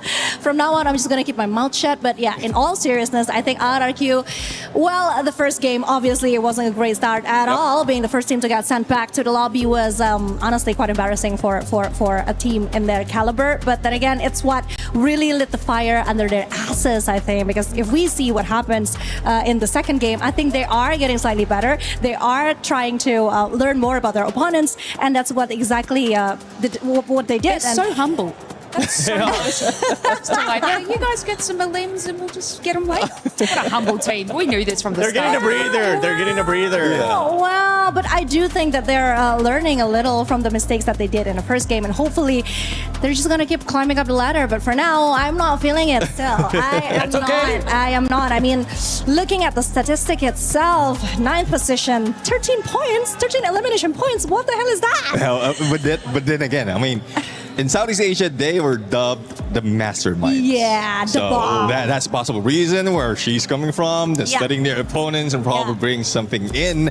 But one thing that I want to see is, we've seen that in game number 2. Mal was left alone, even a sniper. He couldn't defend himself because he doesn't have the weapon. But on Clash Squad, where it's a different mode, he was practicing those CQCs. So if we can bring that to Battle Royale, then that's one thing that they can do. Just to make sure that they can survive and not be caught off guard, similar to what we've seen often happen, especially if there's snipers and one left behind. Yeah, I keep saying that if EFOS has Russia at the center stage, I do believe that Mal should be given more chance to take the spotlight in RRQ, because he actually got what it takes. And again, he's also one of the youngest players that is playing for RRQ. So yeah, I think it's just a great opportunity for him to really shine and do what he's able to do best. It could be just first game jitters. That's what we're going to throw up that first game too, because they did end up bouncing back on that second match. Now, as we're getting closer here towards the second half of their series, almost closer towards the end of day 1 of Free Fire at EWC 26, we do need to see a bit of a reaction. I know there's some other squads that we want to see a reaction, because we don't want to see what happened there earlier on with Group 8. I'm going to be looking. We just talked about them. Team RQ, Team Vitality, and Lucifer. I know you're currently looking at SAUL Esports. You gotta wake them up, Lucifer. Indeed, I agree, Seven, that SAUL Esports have to pick it up, because Troll individually has done big, but I think the entire name of the game, at least in Group B so far, is that you have to adapt. We ended up seeing Team Secret, who were very silent in the game number 1, instantly adapted to game number 2, and now they're all in, got their booyah already. Even Twisted Minds did not have a great start. But on the other end, Fluxo. So far, this entire lobby of Group B Husky hasn't seemed wayward running away from somebody. And we have slightly tighter margins, right? Exactly. Like, it's not like after game 2, we see a very top-heavy lobby, which is very good, because I think even up to the 7 and 8 spot, there's a pretty good chance that they can make it in the top 4 by the end of this evening. Speaking of which, I do, want to bring out some of the points that our experts have kind of put out on the table. I think, RQ, I gotta say, Conchita, my heart goes out to you. 3rd time could be the charm. Could be. It could be the charm. Vitality, though, that still looking for that magic, right? Again, I think Solara has always been the map that I look forward to for Team Vitality, because I feel like that is sort of what is going to light the fuse for them to come online. But in this case, it was completely extinguished in the mid-game, and now it begs the question of where else is Vitality going to be able to kickstart that engine? One thing that we know where we are heading here for game number 3, that's going to be towards Purgatory. Whereas heaven or hell, it's time for teams to show up. And maybe, as Seven mentioned, SAUL Esports, they rise to the occasion, picking up eliminations. Yes, like how RRQ did, it's also time for placement points. Placement points integral if you want to talk about potential tiebreakers at the end of the day. Very rare occasion, but it's always good to have some insurance policy. And in this case, I'm looking forward to see if teams are going to go to Moat House, because when we saw Group A, no teams actually like to go there. You play around the perimeter on the southern side of the Moat House, but if I remember correctly, memory serve, Twisted Minds should go north side, and in this case, they have company in the form of Mia Corp.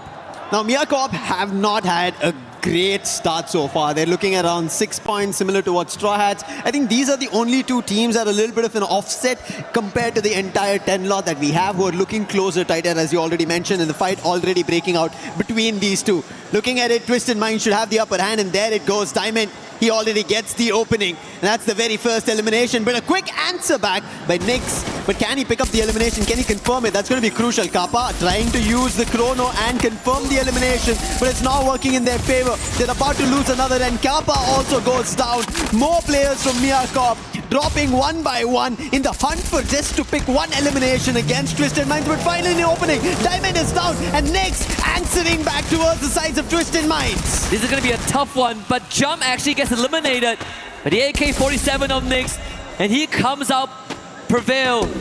Now has to take that car away. S8UL showing up to the occasion, blows up the vehicle, and unfortunately there's no escape around this time as he pays with his life, but at least there is some significant damage dealt to Twisted Minds as they are down to the last member, and we did discuss about this. They love Mode House, but in this case they are trapped at Mode House.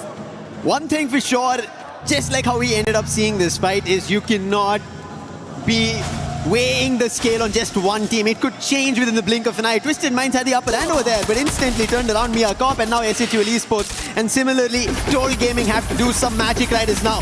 Spotting the player, Joker from Lion, breaking the glue wall open. Not the best weapon for Aztec, but he had his teammate on the other end, and Vota pushing him into his crosshair, and they find the knock. Confirmation to follow as well. And Total Gaming this time going a rather aggressive approach at the very start, finding the next knock as well, and that's going to be Aztec. Sets it up for Vota and confirms one himself as well. Total Gaming up to 2, hacks the third one to get chased down by his Mafia with the Car 98. So make it 3 for the Indian team. But the job is not done just yet. They might have weathered the storm and sent Lion packing temporarily, but RRQ has just shown up in the compound, attracted by the gunfire, the noise of bullets flying in the air. And let's see if Total Gaming can hold a candle to the Kings of Kings. It is going to be tough. Of how we ended up seeing RRQ without getting any point, going down in game number 1 and instantly in game number 2, 13 total eliminations. If they had placement points, they'd have looked at the top 5. And now they have an opportunity. But Total Gaming, they took an aggressive foot forward. Can they continue that is something that we have to wait and approach for. But Ali, this team from the very beginning have been surprising every squad, and now challenging Fluxo, taking the player but sent down.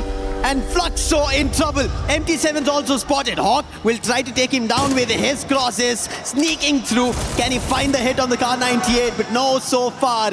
And somehow Fluxo will be able to make a run. And RQ has done some significant damage to Total Gaming. 2 of them go down! But Mafia responds and Kai and gives himself the third RRQ, shattered in an instant. Everybody who watches Total Gaming in India, they know what Mafia is capable of. If he is in form, the entire squad will rally with him. And it seems like in game number 3, they've decided. And Mahal, again the last man. Neptune spoke about this. Being a sniper, the last man is not at all the best way to play it. If that Suzy passive works out, he has a lot of coins. He does it at this point, but it's only 1300. Not a full squad revive, but he'll still manage to do something because it's the early game. Yep, and he's forced to backtrack as well because you have Bunny from S8UL Gaming on that low ground. No vending machines inside Ma'ao. With the weight of the entire team on his shoulders, just like the previous game. He's done it once, but there's only a limit to how much revives he can bring back before the weight crushes him. Check back with RQ in just a little bit. Straw has now showed up the compound of Mia Corp, who are just vacating that spot, but you gotta look back at this moment when Ma'ao gets the setup to his team, finds 2, but immediately the response came in from Mafia to get even more damage done. Wait, Mal? He takes the zip line. Heading back, RRQ, he did not get the revive. Yeah, this was a very risky approach. Shanky, if he knew that was happening through the zipline, he could have taken him down. But Mahal making a run. Shanky has spotted him, but I think he will be able to manage. No! He gets blown! Oh! Just in time. Rans and Dots get picked. And they're back in action. They'll be flying up, but almost Shanky got him. And he would have taken that knife and driven through RRQ and out of this game.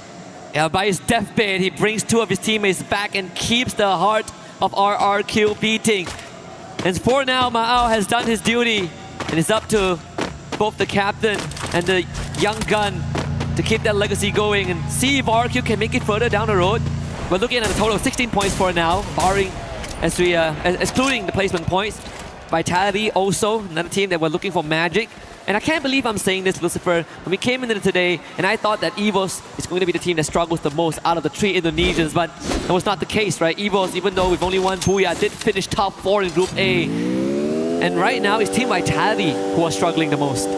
I think we were having this discussion, right, when we were talking about maybe they also themselves were telling us that maybe it was just an experimental phase down in Right. SES Spring. And it actually looks, they are able to deliver results here on the EWC stage. A part of me actually didn't want to believe it. I thought that they were. We did. I thought it was an excuse. Yeah. Apparently not. But no excuses for Twisted Minds. They almost had control of it, and this time they're taking an approach to a couple of the isolated players from Straw Hats who went all the way to Motows. Not an approach that we've seen in the recent times of Free Fire, that anybody heads in that direction. An isolated, desolated land of Motows, but Straw Hats, they think that's the safe haven because they are losing players. As you can see, Twisted Minds clear their position at the edge of the shore, and Straw Hats had to go for another revive, get the player back up, and the circle, thankfully for Twisted Minds, move north. Yeah, actually a blessing in disguise. PLS1, they're gonna drop in the remind there, so Al Ali will have to halt their rotation for now. And Team Secret, they're not gonna wait, riding off the momentum of Game 2, where they had a fantastic sequences of events that led to the Booyah. Let's see if they can feed off of that energy. As Al Ali, they've shown us that they can fight, and they will fight back. They will. They've been at the top of the charts, but so do Team Secret want to get in that direction. This time trying to try and find an opening. So far they've not found. Rather they've found and received damage. They've been forced to back off. And there is it.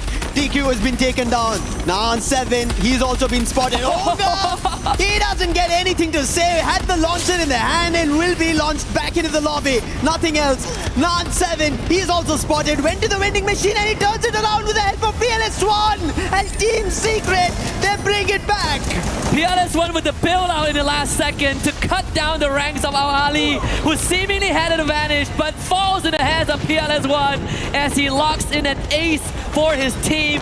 The 6th point in this game and the first team to wipe out Al Ali in this lobby. That was not thought of. I was Al Ali almost looking in control, but anything can happen is what Group B is the game of. I can't believe it. PLS1 left to his own devices and was able to work magic. Exactly. 3 consecutive shots to take down 3 individual rushes, running at his teammate. That is the kind of support that we need. That is what defined this current meta, where snipers are everything.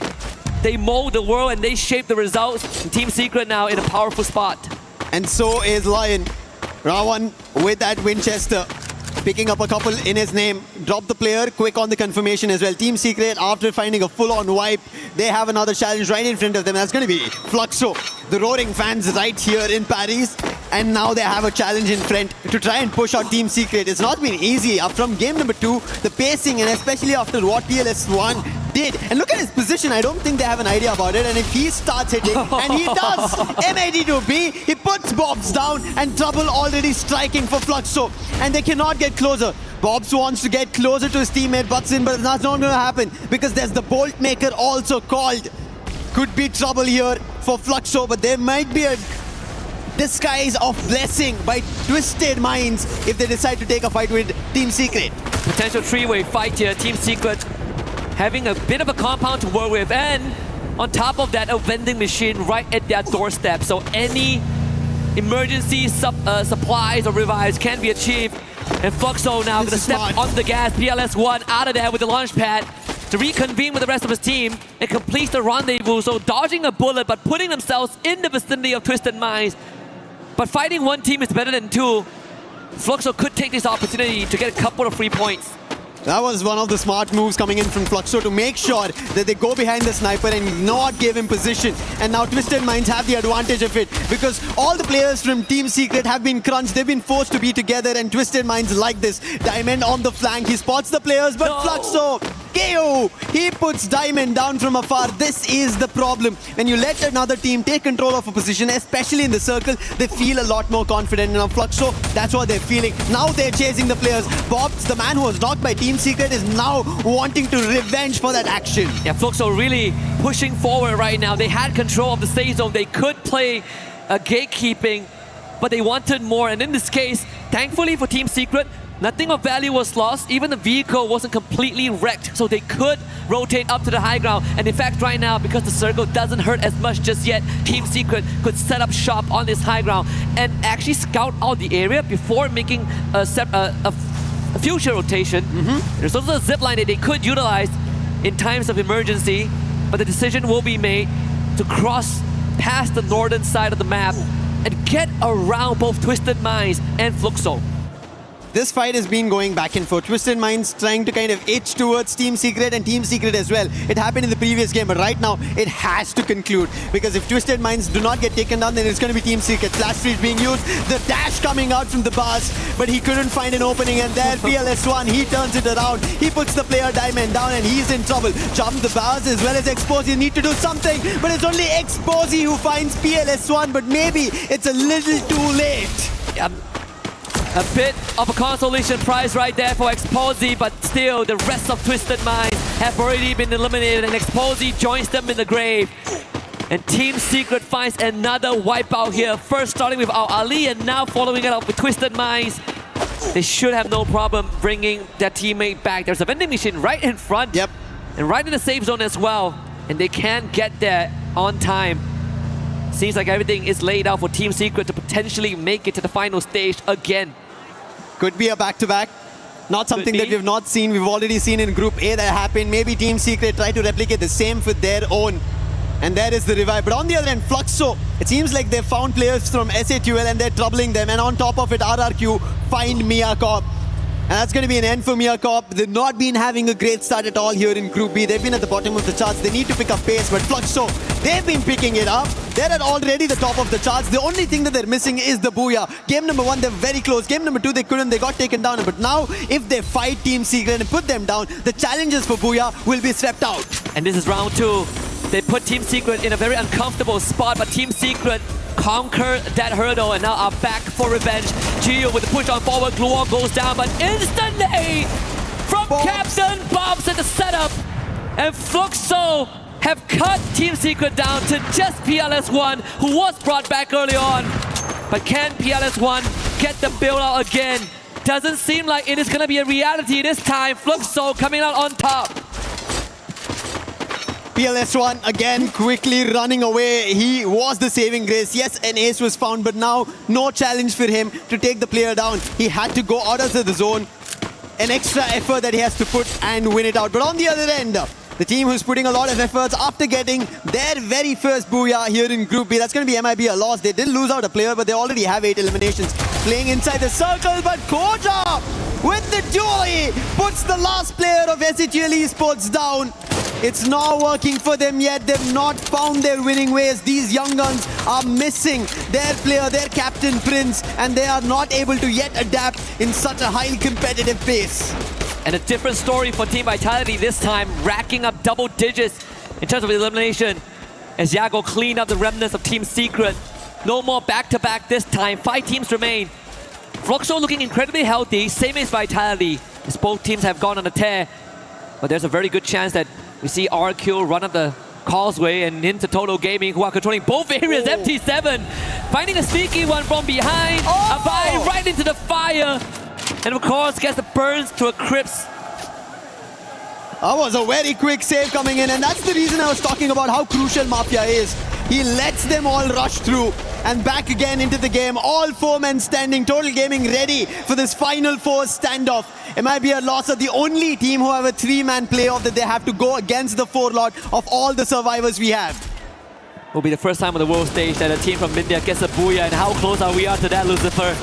Dreams can come true, and we take it a step at a time. Total Gaming has to face off against MIB Outlaws, and Haone is the one that gets the upper hand. The Winchester, Sabank, up against Fluxo on the other end. VSS doing a magic there. But Shanky has been brought back up. The nades now come true. Riptide Rhythm unleashed. Yago in danger, but still putting up a bit of a resistance to pin down the members of Total Gaming, but they're in the face of MIBR loss. General takes out Water. The members of TG cut down to just 3.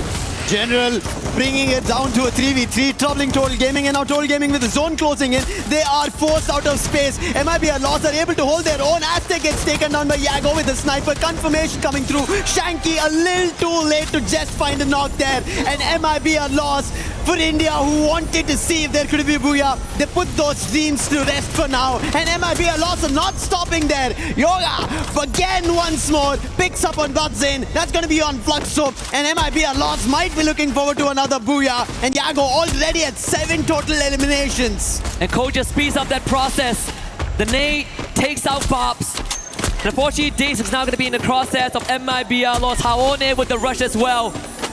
Team Vitality, they actually have more members. Diggs with the rush through. Getting tagged but not down just yet. Jago with the confirmation. Someone needs to stop this guy. He has won a world championship in this banner, and the Team Vitality is letting him run loose. Yago again! With Fim on the Sabang, looking for a conversion. General leads the charge. Team Vitality getting picked apart, and everything set up by Yago. MIBR loss with the second booyah. It looks like Brazil is here in EWC for the title, taking it away from SEA, taking it from any other region because they've been looking for it. They have conquered the world stage once, but EWC is something that they've been missing for a long time. And what a game coming in from MIBR loss, especially Yago. That man to hold his own on the sniper when players are rushing. 8 total eliminations on his own. Insane performance. Last year, when Los was on the cusp of victory, they were the only team from Brazil that had a chance to win Champion Rush. They were denied. But that time, Yago wasn't with them yet. And he could be the missing piece. He was one Magic Squad. That FFWS Global Finals in 2023. He was the one that showed that Skylar still has value when everyone else has forgotten about that character. 2024, he got dispatched. Not a part of Fluxo. MT7 took his spot and won that trophy. But right now, under the banner of MIBR loss, he is reminding everyone who he used to be. This is just incredible to pull off like this, and especially when we have teams who want to make sure that they get their very first booyah. MIBR loss already having 2 of their own. And look at it. It just seemed like point and shoot for him. That was the POV for us. It didn't look like he had a bit of an hassle. He had to look for opponents. They were right in front, just put up the scope, and the players were taken down one after another. And you can see the happy faces of MIBR loss. That's another victory that they get for themselves. A booyah that will be written in their overall rankings to put them on the top of the charts. They've technically already won the tiebreakers in a way, right? 2 booyahs is not easy to achieve, but if there's a team that has put ahead, I think we just found it. MIBR loss, really just incredible performance, right? We were looking for teams to hit the ground running, but we are also looking at the same time for them to close out strong, because that what matters the most. And I think MIBR, they have the recipe for both of their category. Yeah. They hit the ground running, and they've closed out strong 3 games in a row. Right now, see, we've done with almost the halfway, if you want to call it. Yes, we have 12 games in total, but at least for day 1 of the group stages, Group B has played their 3 games. They should have understood the whole lobby. Now, if you take one team out, there's 11 other teams that they have to understand of what they need to do better off. And let's hope they start doing better, because right now, they are taking a quick breather, and they will be jumping back into the lobby. So you guys don't go anywhere. We book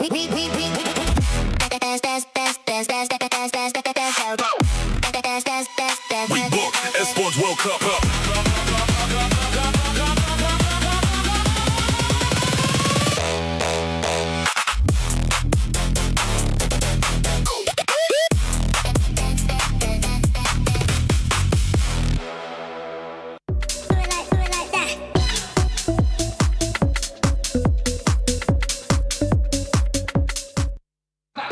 We're between some of our matches right now, so I decided to run up here and catch up with Nonstop Gaming. Talk to me a little bit about what it's been like co-streaming here from EWC 2026. Yeah, I think the setup is literally crazy, and the vibe of the whole stadium is literally good.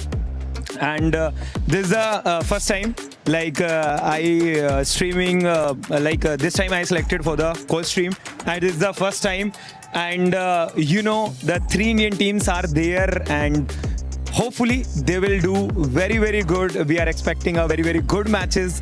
Let's see. All right, now tell me what it's been like being in Paris this year. Yeah, I think, might be it's about we are lucky that the Bastille Day, I think yesterday we saw the Eiffel Tower and the fireworks and the many, there is a very, very good show, and we have been we are very lucky to have the EWC and the same thing happening in the, I think, around same date. That's awesome. That's awesome. Now, you can be biased in this question, okay? Okay. Who is your favorite to win the whole thing here for Free Fire? I think for sure, I want that our team will win. So we have 3 teams: Asset12, IQ Toll Gaming, and Team Apex Gaming. Yep. So I don't for Team Apex Gaming, it's not a very good start, but hopefully they will come back tomorrow, because today we score only 41 points. But let's hope for best for the Asset12 and IQ Toll Gaming, because I think they did a very good start, but we have 4 games remaining. So let's see. We still have not only 4 games remaining in this, but lots of gameplay left so far in Free Fire. So we'll have to see how everybody does. And I don't want to take you away from your chat for too much longer. So thank you so much for chatting with us. Thank you. Enjoy the rest of the series. Welcome. Thank you. Thank you so much. Well, it's Face and Kachita here to bring you more of the storylines from Free Fire. And I think Buriram United Esports better watch out, because MIBL just got their second booyah. Yeah, that was amazing. 3 games and 2 booyahs. That is quite something for MIBR. But also, we need to talk about Team Secret, because for a second there, I thought this was going to be their game. They wiped out Al Ahly, and then they wiped out Twisted Minds. And if I remember correctly, they won the FFWS Spring 2026 by getting consecutive booyahs, back-to-back booyahs, and I thought it was something that they would actually achieve again on the 3rd game, but unfortunately that wasn't the case, because MIBR are surely the strongest contender now. And I mean, Team Secret and Twisted Minds kind of are forming this little bit of rivalry, if you've noticed. In those first couple of matches, it was them in that final zone. Then in that previous game there, they had an altercation in kind of the northwestern side as well. But it looks like Team Secret just have that little extra secret sauce to be able to take out Twisted Minds, and they don't seem to get their footing. Yeah, but speaking of MIBR, once again, that last circle, girl, that was so intense. That was crazy intense. And to see that they're now at the 4th place with 31 points, 18 elimination points.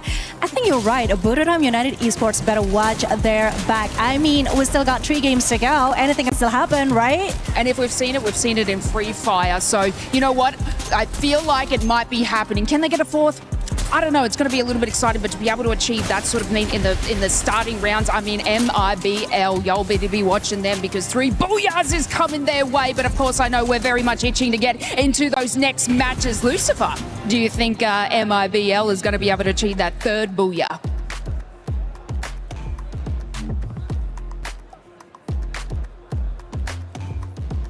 Yes, there could be another opportunity here for MIBR. They've been looking really good. And the action that they brought in, they've put themselves on the top of the charts. A total of 62 points, 37 eliminations. And as you guys already pointed out on stage, that maybe Buriram might have to watch out. Yes, Evo's Divine do not have to be worried about, but a close competitor very soon. Yeah, very, very close. In fact, MIBR was actually a big competitor to BRU last year in Ria. Yeah, there you go. It's coming together, baby. It's coming together. That's what makes Free Fire such a competitive and fun esports title. A lot of times, and that's why it's hard to escape the allegations that, hey, we predetermine some of these things. As I gotta say, it's so intertwined right now. You can step on any part of the machine, and something will fall into place. But one thing that has yet to fall into place is where do we place RRQ again? I'm not sure. I think we have to ask Conchita as well as Neptune again, because they've been the ones who've been talking about it. And hey, I don't know if there's a jinx but maybe something that we will look later towards. But I think there could be an opportunity where RRQ now recover, right? They've had an idea what Team Secret is doing. MIB are lost on the other end on a spree. Looking forward to Yago of how he's been sniping across, and Fluxo almost getting to all the top fours in the final fights. And we did say that the second half of the matches for Group B theoretically should be ID favorite. Theoretically should be RRQ and Team Vitality that gets put under the microscope again. Nextera, Kalahari Nextera. It starts with here. And honestly, I think on Nextera, I look at RRQ. We're not looking at number 1 placement stats, but it's good enough, right? It's good enough to suffice for RRQ to give us something to be happy about. I think same for Team Vitality. Lion going over the Intellect Center, a very less desired spot. But we also have S8UL against Straw Hats. Actually, Straw Hats are very spread out. Yeah, it's a very unfortunate, very early clash that we're seeing at Deca Square happen right now. And Straw Hats are already looking at the bottom, and it seems like it could be trouble. But as we look at our stats, we can see S8UL are the ones who are dropping the numbers, and S8UL, they are also close to those bottom two that we've been talking about. And teams need to now start worrying, because as we have reached the halfway mark, if everybody doesn't start jumping in to figure out if they start losing points, it is trouble. They'll miss out on opportunities. They'll miss out to getting back towards the top 4, or at least staying in the 10, because if they're in the bottom 2, they will be eliminated. Yeah. I think at least in this case, we saw a bit of a disengage. That spot was taken over by RRQ as they fill in the void. So now RRQ is Straw Hat's problem. S8UL escaping with 1 remaining member. Pincer Tech coming in. We get a quick replay of this earlier clash that we saw on the radar. And unfortunately, S8UL just hit the ground running slightly slower. Yeah. And the Mini Uzi can make a lot of difference in this early game. And unfortunately, these 1v1s didn't really go in favor of S8UL. Straw Hats coming out on top with 3 points. 4 points, in fact. I think there was a better rebound between the players of Straw Hats, and especially their abilities, their skills coming into play. But right now, the action keeps striking. Straw Hats did not have enough time to get back their resources to go for the fight, and RRQ, they had enough time. They're picking up the players. They confirm 2 of them and get 2 eliminations. Nil is also stuck. Riptide Rhythm, and that is going to be his defenses blown open. And with that, that's going to be a 3rd elimination. And we were mentioning, where do we place RRQ? This is where, always looking at eliminations, they somehow find it. Placement points is something that they have to add on to this aggression. I mean, they're the masterminds after all, right? Maybe they have some grand plan that we haven't figured out just yet. And for a good reason, because if we figure that out, we probably would know the results. Maybe India Multiverse RRQ. Yeah. Somewhere out there in the wild, they have it all planned out. But Team Secret is a team that started off slow, but the past 2 games have had great performances. Maybe not so great in Game 3. They did kind of fumble in the middle, but we also got to give props to the teams that took them down, right? MMBR loss was quite the force. Total Gaming as well, finishing 4th on that map. As I say, Total Gaming, Mafia shows up on the feed, taking out Bunny. Fluxo also in that altercation, as Diamond gets gunned down as well. Team Secret with the 3rd. It seems like a lot of flurry eliminations are happening. Vitality also picking up on Fluxo, MT7 out of the play, but instantly Vatsin gets the player revived. So it's just back and forth for the time being, and the player who just got revived just got picked mid-air. So Fluxo have another effort to add on to go to the vending machine. But Mafia, the man who picked up the elimination, spots another opponent right in front of him. Riptide Rhythm being used, but Extra, he's better because he had the max 7 and his teammate as a backup. And Mafia is down. So Total Gaming having this separated approach did not work for them to get another additional elimination. However, Straw Hats seems like they're recovering. They've had 5 eliminations so far at the start of this game. And the revives keep on coming, right? We've seen so many bodies drop, so many points acquired by different squads, and yet we still have 44, 43 again. It's gonna cycle. We're gonna cycle through these numbers for a while. As Jump finds a trade with him and a T-Quay. Team Secret, losing our number just a little bit. In the last game, they had to rely, and they could rely on PLS1. And here comes the Savior. Diamond has that location locked down. PLS1 denied the pickup. Is still gonna come in onto it. The shoulder is showing! And fully denied. Tristan Mice this time will not let Team Secret walk away scot-free. Unfortunate. 2 different angles in Team Secret. They get troubled. TQ as well as Nan7, they're the last survivors, and I think he might be taken down. Nan7 is also spotted. Diamond with his AUG puts him down, but the trouble is not done yet because Miyakop, they entered into this fight. They want a bit in terms of eliminations because they've not had a great game so far in the start. 3 games done. This is game number 4. Miyakov need to get back to those eliminations, need to get back to placement points, and they've found 3 so far. And Twisted Minds, they've now taken a little bit of a silent approach with the boss. I know he is worried and spots the player while he was completely unwary of another team being available or for a fight, and instantly the boss puts him down and Miyakov suffered a loss. But another team who suffered a big loss is going to be Team Secret, who are now swept out. The boss now finds a second challenger, which is Nick. And he turns around and finds Josper. Another body slam in the face of Miyakov. But the boss is hit on a one-man mission. John Wick style here. Can Nick find him though? I mean, the boss could still do some heavy damage, and all with the absence of his teammate. So can you imagine the amount of chaos they could rain on Miyakov when the rest of Twisted Minds complete that rendezvous in that area? MIBR lost, playing on the outskirts this time at the coastline. SAUL in front of them, and Rick B relays that information. The Dynamo clears, spawning slightly ahead, confirming the presence of no one. So now they can focus on the members of SAUL. Oh no, big trouble. SAUL Esports already receiving big damage. And MIBR lost it closer than they think. Rick B, he puts the player down. He knew what was happening. So he had already gotten closer to the haystack. And as soon as SAUL decided to maybe go for a flank, the player instantly gets shut down. And Troll and Jack are now stuck in a building. Bunny way too far to help out. Troll will be taken down. Jack will be very soon found out. And Bunny, all he can do is run away, go for a revive. But Jack, he's thinking he wants to step out. Maybe look forward to an approach if there is save. But I don't think there is going to be a save button here for his teammate. All he can do is try to buy time for Bunny. Yeah. And as long as Bunny can get out and get that revive, his job is done. Jack putting up a valiant fight. The result goes over to MIBR lost 10 eliminations already. Just short of minute 7. We just see the standout player was Yago in the previous game, who clocked in 9 eliminations on his own. And so far, I mean, MIBR lost have been outclassing Fluxo, right? I mean, as much as, again, I'm a big fan of Fluxo, a big fan of the legacy. Recent times, MIBR lost ever since the loss in Riyadh last year has really fueled something in them. You see the fire burning. And not to mention with Yago's addition to the squad, this team has powered up. Big time. And we might be looking forward to another opportunity for MIBR loss. We saw the stage also talking about the same thing. But one team that I do want to see who have opportunity is going to be Lion. And now they spotted Joel. And he was just out in the open running across these tracks like he owned it. And Lion instantly put him down. In this game, Lion also has 4 eliminations. Seems like they are trying to move in the direction of finding a lot more elimination. But I'm surprised that we've not yet seen any elimination from Gamez or Games King, because he's been the MVP for their team. Rather, it's been Hax who's been picking up the weights on his shoulders. Yeah. And it's something that I think they need to dig deeper to find, right? In this case, they could start with getting solid confirmations onto Team Vitality. Makes it 5 now. Again, you call back to Games Kings last year on the world stage. He has been a pillar of his squad.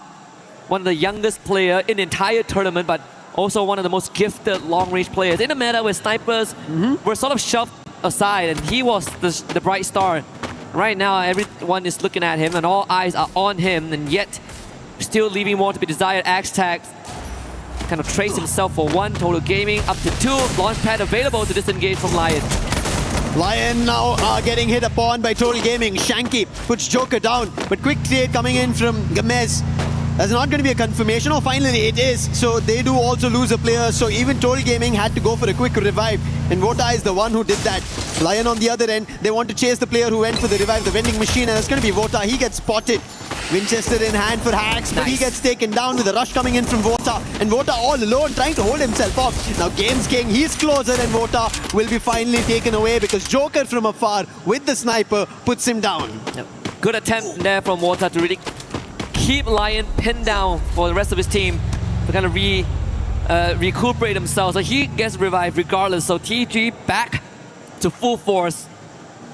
This game's again slow. I mean, game 3 was the game that had the faster pace. Yeah, it did. Now we're slowing down a little bit. I say we slow down just because we still have 39 players in the lobby. We cycle through plenty of reincarnations at this point. We've only lost 2 teams, Straw Hats and Team Secret. Everyone else pretty healthy. this lobby of Group B itself tells you of how different from Group A this entire set of teams are. Yes. Because there, everybody was very hungry for eliminations, fights, back and forth. But here, everybody wants to read each other, understand each other, because they all know elimination is not the biggest threat, but it's about going into the finals directly. You mentioned about it. Miss that survival stage 10 games and walk into the finals, prepare better strategies and be ready for it. That's what they're eyeing for, and that is getting difficult for some of the teams to figure out, even though we are at game number 4. Yeah. Even when we look at the numbers, so far some of the accolades of these players, right? Yago, third in line with the most eliminations. He has 13 in total, and 9 of the from the previous game. Total Gaming now facing RRQ. Wota, who just came back into the lobby, got removed again. And Total Gaming's members cut down in half. Shanky might have to hold the fort here. And they're not in the best of the position. Aztec, who just went in for the revive, his position's compromised. Fluxo are going in for the chase. Shanky, he can't do anything because if he steps out, then another casualty strikes. And there it goes. The players in mid-air, Al-Ali, they pick out Wota once more. So nothing is working here for Total Gaming. Aztec, the man who went for the revive, he will also be taken down. And the bell is not ringing in the favor of Total Gaming. They were closer in the previous game, but in this game, they're still not able to figure out what works in their favor. But Vitality, they had to figure out, made a jump, but right into the crosshairs of Twisted Minds. 13 eliminations already, and they're looking forward to a lot more. And with the VSK Expose, he gets one more added to the team. Bit of a distraction there that could give TG a breather to pick themselves back up and kind of put the pieces back together. But 11.5 minutes in-game time, there's really not much space to work around as Aztec is brought back. Twisted Minds looking at 13 eliminations. RQ sitting right across. And also Fluxo in the vicinity as well.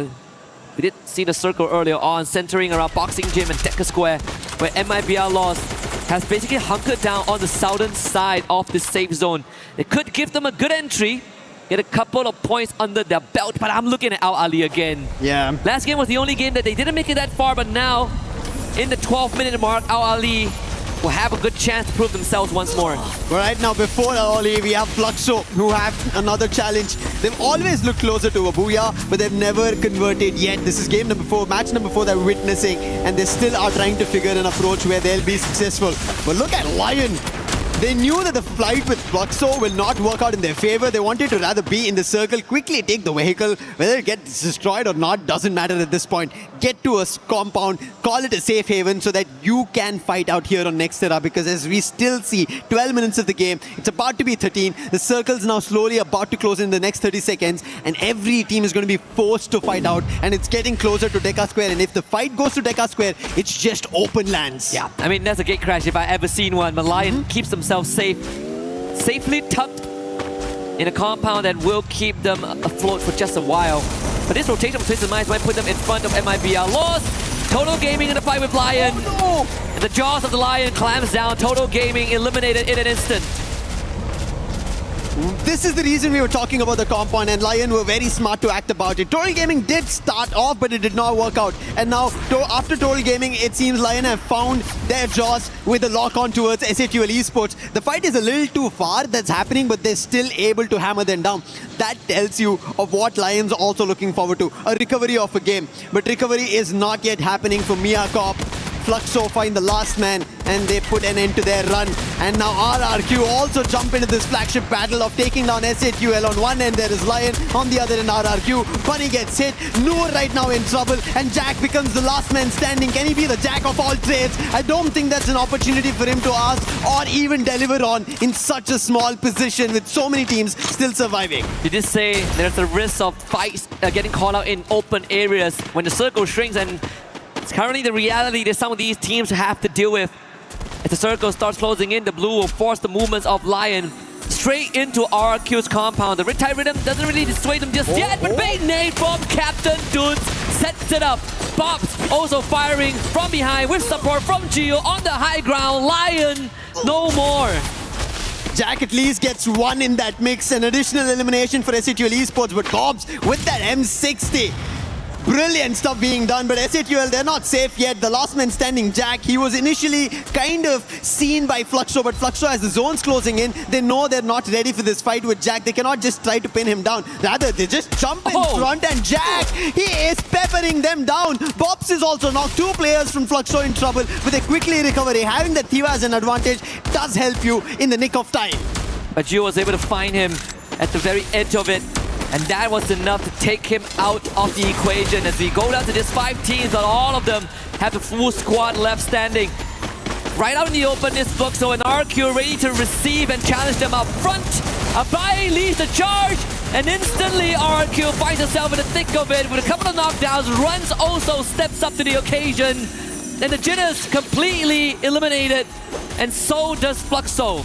RRQ, we were mentioning about them, talking about them, and now they place themselves in the top 3.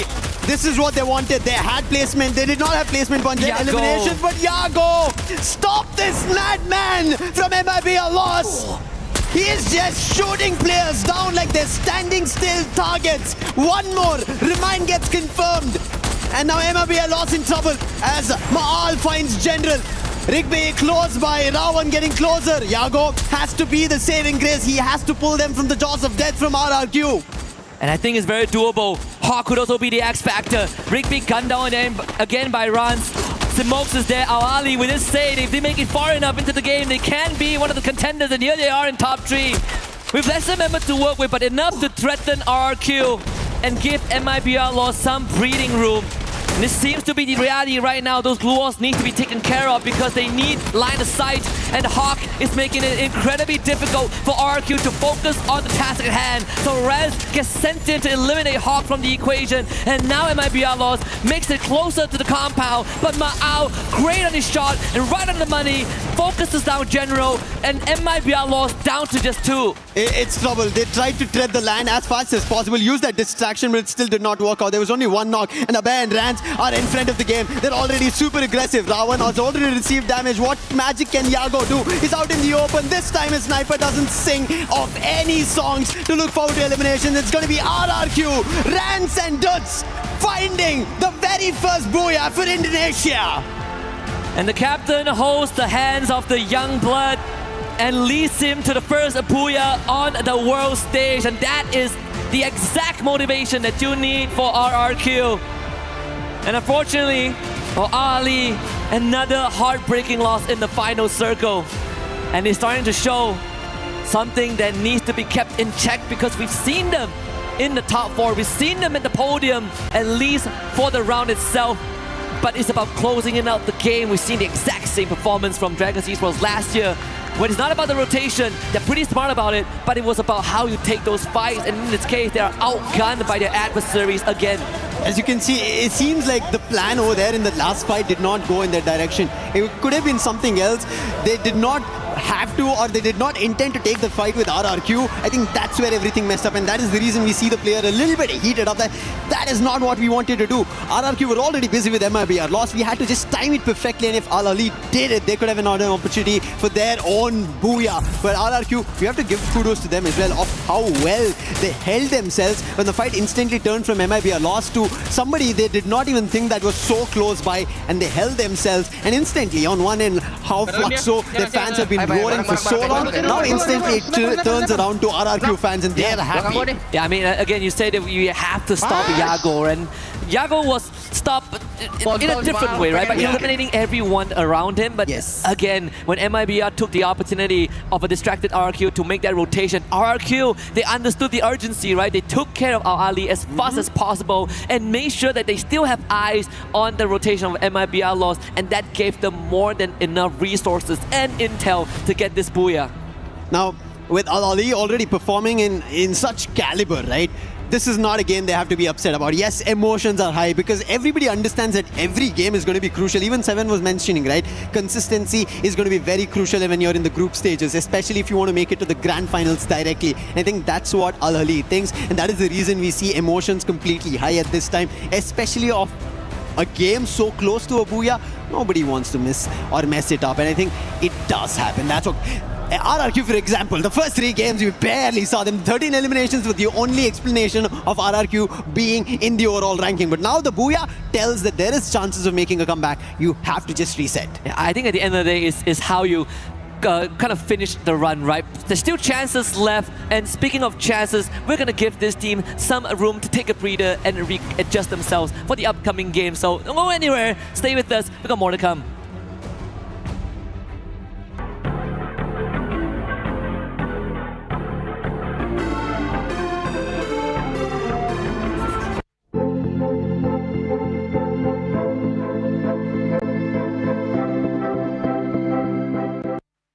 Welcome to Gdia City, an activation right in the heart of the Esports World Cup. And let's be honest, you can't miss it. It is so bright, it looks incredible. This activation, we have VR, we have consoles, and we have simulators that you can take part in. It's so much fun. If you're going to the Esports World Cup in Paris, make sure you come down here. And my friend Luti is over here, my stunning co-host. How are you feeling?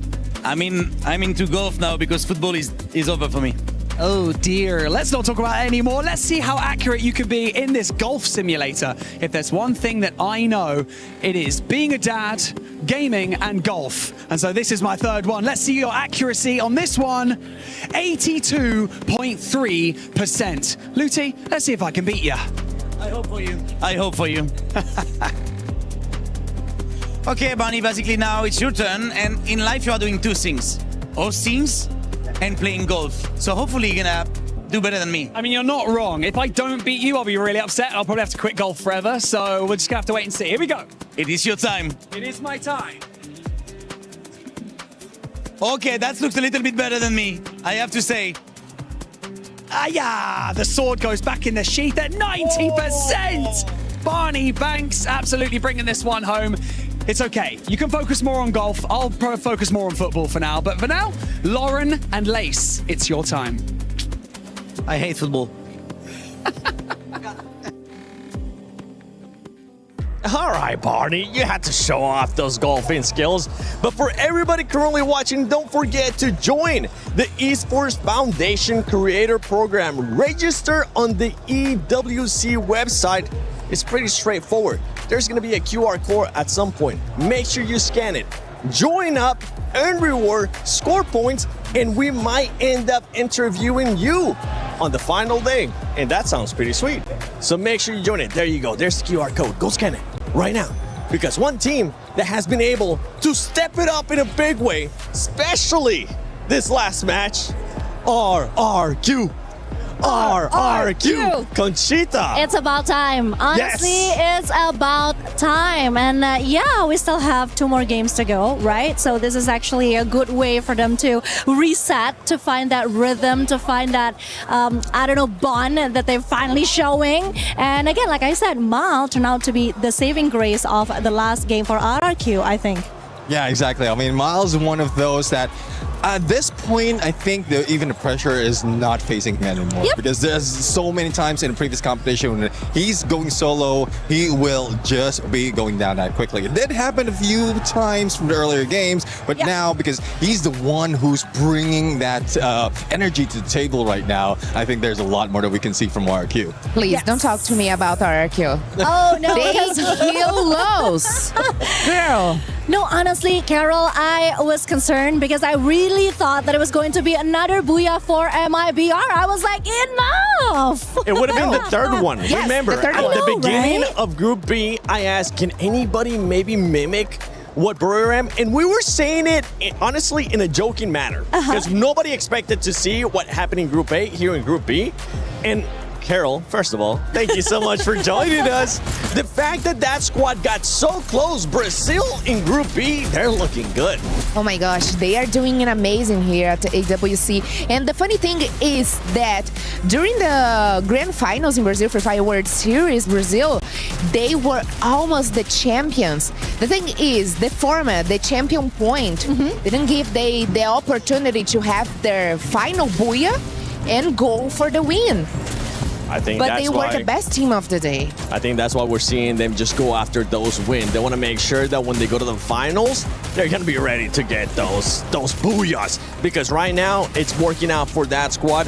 One squad, honestly, consistency. We were talking about it earlier, and we're seeing it once again here, not only with the step up of RQ, not only with the performance of Brazil, Ali. Oh, Neptune. Yeah, I mean, remind the players of Al Ali has been reminding us why they are champions of their region. I mean, it's just like refreshing that we're seeing one team that is keeping the balance of both placement and elimination, and it's bringing themselves higher in the table. Hopefully, it's high enough to get to that top 4, because there's a lot who's taking the top 3 right now, and the lead is increasing. Yeah, but one thing that I did realize post-match was that there was an obvious tension at the Al Ahly table. Maybe there was some sort of miscommunication. Maybe there was a couple of bad calls between the players. So that's something that they really got to watch out for, because consistency, it has something to do, obviously, with chemistry. So we have still 2 games left today, and yeah, let's see how they handle the stress now. It happens, right? You don't want to see teammates starting to maybe not go the same path in the first day. To save that for the last day. Actually, don't even save that for the last day, because then that will be finals. But the overall ranking, Los right now over Fluxo, Twisted Minds as well has been forming great. RQ, as we mentioned, Al Ali, all these squads are doing great. But talking about some tension out there, we got the Fluxo fans behind us, and I know that there's some tension between those 2 Brazilian squads. Definitely there is this competition between Fluxo and Los. It's like, how can I say, it's romance that never ends.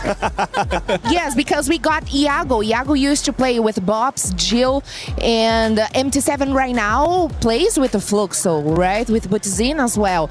And Iago used to be their sniper. And then after the Free Fire World Series back in 2023, Iago left the team.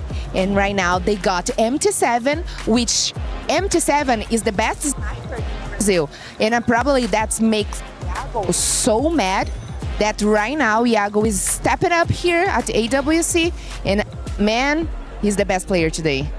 Yeah, I do agree. I mean, Iago, when last time we saw them, he was just making highlights of his own. And, well, I would say even when MT7 stepped into Fluxo, he's also making them win those fights. So I guess with Iago, MT7 rivalry, or let's say for the team rivalry, they will be very close in there in the battlefield. There's still a lot of storyline that can unfold out of this, but judging from the scores that they managed to maintain right here, even before we end this day for this Group B, like the lead is pretty much sure enough for MIBR loss. So I don't know what miracles will happen for the other teams who's trying to catch up, because imagine RQ guys, I know they just had RQ, they just had their booyah, but they're still far away, like around 27 points. Yeah, I think it's gonna be pretty hard for them to catch up, and I cannot deny the fact that maybe today would be the day for the Brazilian team. So Carol, I think you can smile and be happy about that just today. Is that good for you? At least I'm admitting that today is really the day for MIBR lost as well as Fluxo. But then again, if we're talking about the rivalry,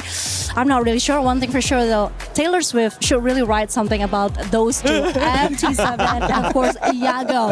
It is a love story, a complete love story of Free Fire. Or maybe Ariana Grande. Thank you, Nats. Yeah. They're trying to find out who's going to be big brother, who's going to be little brother. Iago definitely doesn't want to be little brother. I mean, we know his stature is going to be outside of this frame. From all these squads, I mentioned it earlier at the start of Group B, and we're just so close to it. I want to see where you guys stand on this. Does Los end up getting another booyah and goes for that 3, or is Fluxo going to stop him? Carol? Man, I think Los is stronger today, so probably I would say they would go for definitely for the 30 booyah. And one thing very specific about Fluxo is like they got this nickname in Brazil, the boogeyman of end game, because they only go for end game.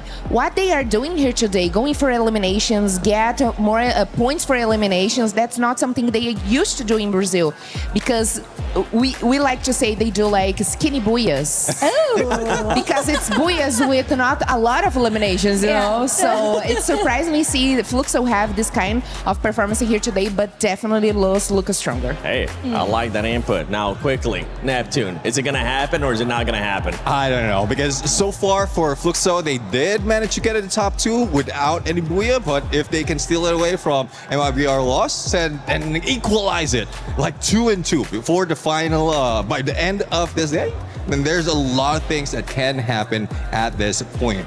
And Conchita, True. for you, I want a yes or no. Which one is it going to be? I think I'm just here for the vibe. I'm happy with either of them. I'm just here for the drums, the music, and of course, I would be happy to see any Brazilian team take this. Let's go. Well, let's see if it's going to happen. Husky, Lucifer, what do you guys think? Can Brazil, especially Los, can they get that third win, third booyah, or no? Well, I personally think yes. Vamos, go all the way. You know what? Screw the third booyah, get the third and the fourth booyah, right? Let's close it out. MIBR Los all the way. It's a day of celebration for Brazilian teams. Fluxo, MIBR Los, you name it. They are here to light up Group B. And now it is for every other team to prove that they are worthy of stepping up to the occasion and giving MIBR Los a worthy challenge. I think Husky's mantra in the entire day so far has been Vamos. He is just rooting for every Brazilian squad out there. But I think there's a mix that RRQ just brought in the previous game number 4. And that one reason tells me that there could be a change happening in this game of Kalahari. The open lands of the Snipers Haven and Nest that they love to target on Iago. He's already been doing great, and maybe he opens up at Maal. He's also finding his winning ways. Conchita and Neptune, they mentioned about it. So maybe RRQ, they get another booyah back to back. I mean, we've highlighted Iago for the entirety of the Group B matches, right? Yeah. Most damage dealt, most eliminations so far, 21 for him alone. And then they have Haone has 15, so 36 eliminations shared between 2 of them. Well, guess what? Iago is on the map again. But for now, to be Total Gaming against Lion. Fortunately, in the 1v3, Shanky stood a no chance. So 3 points for Lion. Wait, what just happened? I mean, Al-Hali? Was it lost? I think it was lost.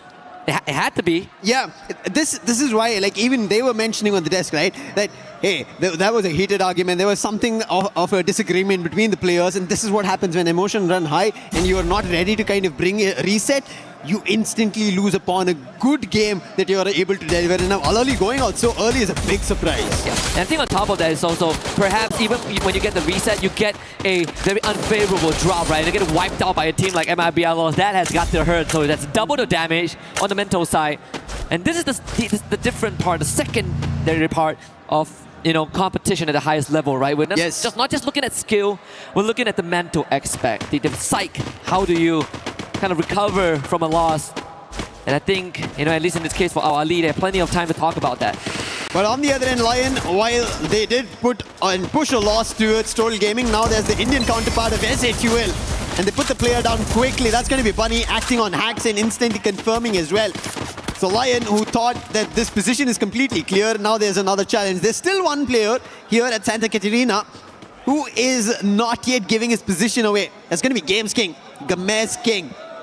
Can he change the fact, or does he call reinforcements here for Lion and look forward to something big? But something big that's done is going to be from Team Vitality's Koja. 4 eliminations already, and I think while we were talking about RRQ, while we've been talking about MIBR loss, I think Vitality need their end of a bargain chip where they can coin it and call themselves a 1 booyah game, at least for today. Yeah, I agree. I mean, they actually got out to a decent start, right? They took out 3 members of MIBR Los, who just got brought back, so that they did slow down one of the front runners of this lobby.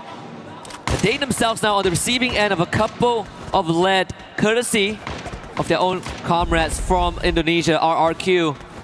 And runs a newfound confidence from the previous game, right? Like, just able to lead him into battle and kind of just reinforce the fact that he is one of the best.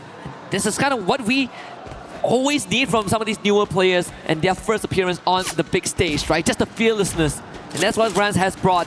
We gotta check out here. We did say that MIBR Los basically decimated Al-Ali and it didn't even look close. Yeah, we just dropped.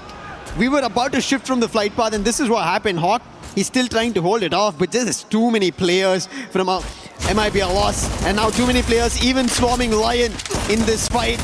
They're trying their best, but they're unable to hold it off, and that's still a challenge coming in from SATL. Yes, they've been dabbled a little bit of a damage, but they're able to hold themselves off. Hacks again will be confirmed. Jack picking off one more, and Joker, he is going to be the last player who also gets picked off. And SATL Esports, off to a start that they needed to eliminate a whole squad. It finally happens for them here in Kalahari. On a map that usually has a slower tempo, we lose 2 teams 4 minutes in.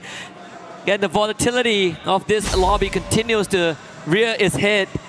A hit list put out. Vitality onto GU. Team Secret, we will revive for now, but they won't have time to kind of get the plans together with Twisted Smiles dropping by. And Diamond is on the hunt. A couple of Team Secret players nearby. Diamond might get sandwiched by Exposy on the low ground. And Huang Nam getting tagged as well. Nan7 dropping down to join with the rest of his team. Twisted Minds actually keeping quite the distance as they call down the storm. Whenever a fight between Twisted Minds as well as Team Secret happens, it doesn't go in anybody's direction. They end up having casualties, and eventually both of them get eliminated out of the lobby. So I am a little wary about this action. Twisted Minds are actually getting up, getting closer to Team Secret. The position is known, and especially for Team Secret, the trouble is they lose PLS1, and then there is a lot going wrong. But right now, PLS1 with the max 7 puts the bus down.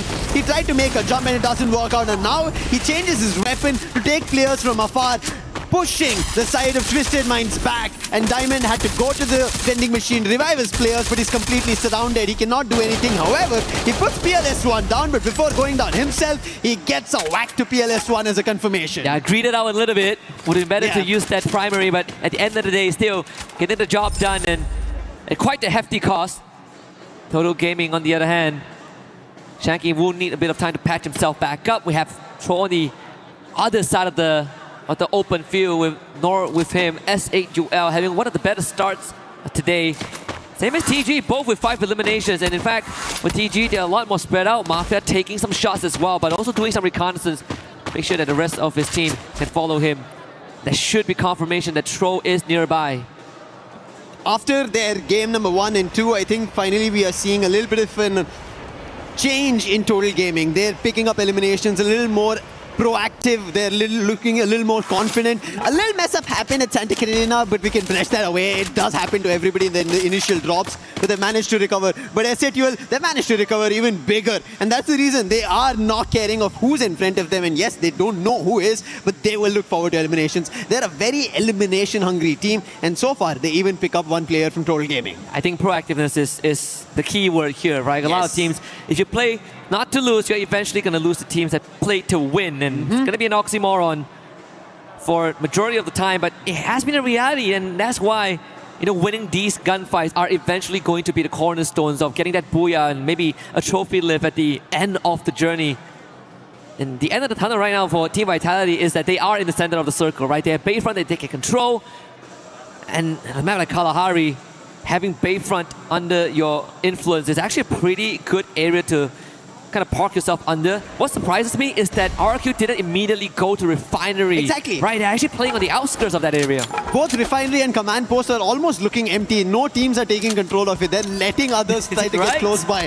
Surprised to see that, but at least at Shrines, it seems like the fight keeps going on. MIB are lost. They thought this is going to be a stronghold, but right now Straw Hats having the position of the verticality, using the terrain advantage, they're trying to put them down. But General answers back, puts shots down, who is also being taken down. It's up to Extra and Nil, but they're afar. They're so on top about that they cannot be able to easily help their teammates out. But Nil at least trying to hold ground, and he's going to challenge Yago. He's been the man with the big rifle, the long barrel, and he delivers once again. Will not let MIB at loss fall down. Not at all. And at the cost of no casualty, they should be able to retrieve Rigby in time before he bleeds out. So MIBR lost with 8 points under their belt, continues with a full squad. Aztec is brought back for TG. Fluxo now under the storm, having to deal with the Miyako West. Quite made a bit of noise in the previous game. Didn't make it until the end, but does draw some attention to them and reminded that they are also part of the competition here. But at Santa Catarina, it's going to be the hard one with the stronghold basically controlled by Fluxo. Especially Bobs here, who is going to take that move to join up with Butchers in. They could now go for the push.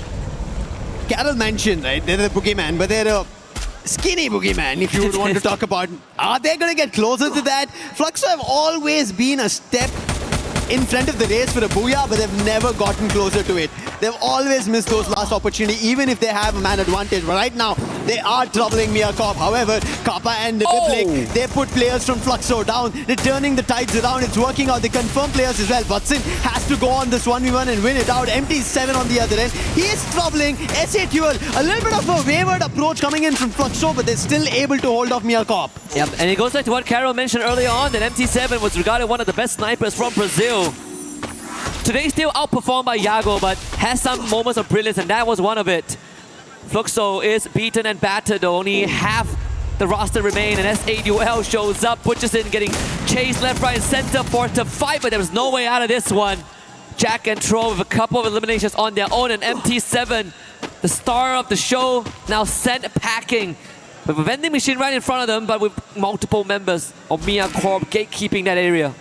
The approach of taking two-pronged fights is always a problem. You end up sending your resources in two different directions, and if both of them fall, you are left completely alone. And that's what's happening here to MT7. Mia Corp on the other end, it was only Fluxo they had to fend off. They were able to. They got the player back up as well. So MT7 in a very varied position. He'll not be very comfortable in even going towards the vending machine. Kappa right below him. And he and his entire squad is relying for MT7 to get closer to the vending machine and get that revive. And he does. He gets Bobs. Kappa could have held the vending machine, but he doesn't now. MT7 is an opportunity. Runs right to the weapon of Niggs. And having, come on, an SMG in such a close range, you can't do anything against a weapon that plays the sniper role. Yeah, there was no way out of that one. I honestly thought that MT7 would just hold that spot and try to take a 1v1, right? So probably didn't have intel of where the second member of Mia Corp is, but at least the captain is brought back to lead the team, in person again on the field. Team Vitality with 5 eliminations and 4 of them from Koja. Yago able to sneak through, but that shot ringing through the eardrums of MIBR Laws. It's gonna give them a bit of intel of a secondary enemy nearby. And it's important information for MIBR Laws because they will have Twisted Minds to contend with in just a little bit, as the Indonesians now might clash. And the last time they met in Kalahari in EWC last year, it was Vitality that denied RQ of a trophy lift. Now it's going to be some of that rematch. Feels like deja vu from a year ago. Team Vitality, they've been getting closer to the titles but never been able to lift it off. And this could be an opportunity that they might have to write on their own. Yes, it is tough, especially in stages like this. At least when we had the last EWC season, it was 18 teams, but now the competition's even tougher. 24 teams, you are just put in one group, you have 12 games to play, and Team Vitality have still not picked up enough to get to the top 4. So the distance is more compared to RRQ. If you talk about it, RRQ are even further down because they messed up in their initial games. Yeah. I mean, both teams have come second a couple of times, but RQ has been there more often. It's definitely a sour spot to be in. Mia Corp actually being in a pretty good position in confinement. There is the blue that they are baiting in right now, but we see the binoculars used on the southern end. Gets to just cut through the open field, but completely avoid Fluxo, who are on the lookout. This could put them in a spot. If they continue that rotation now, they could end up intercepting Team Secret or maybe S8UL.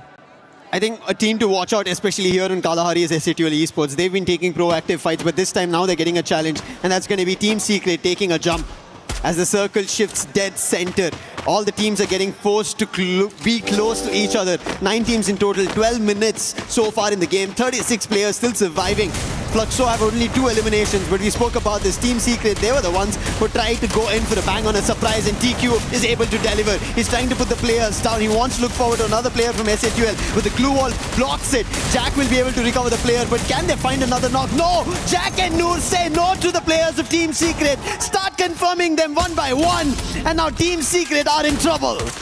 Team Secret funneled to a choke point and entered the shooting gallery of SAUL. Bunny does get dropped, but SAUL have more members as Tro gets called in. It's a 3-4v2 PLS1 and none. Getting cut down, Tro sliced them in the ribbons. And SAUL with a hell of a performance on Kalahari, 13 points and counting. That was big to hold off, and this is the reason I said here on Kalahari, watch for S8UL Esports, and they are now delivered. They slice and dice through Team Secrets, but now they have another challenge, is their own counterpart. That's Total Gaming. But seems like they're deciding to move in two different directions, and that is maybe the best for here in Kalahari.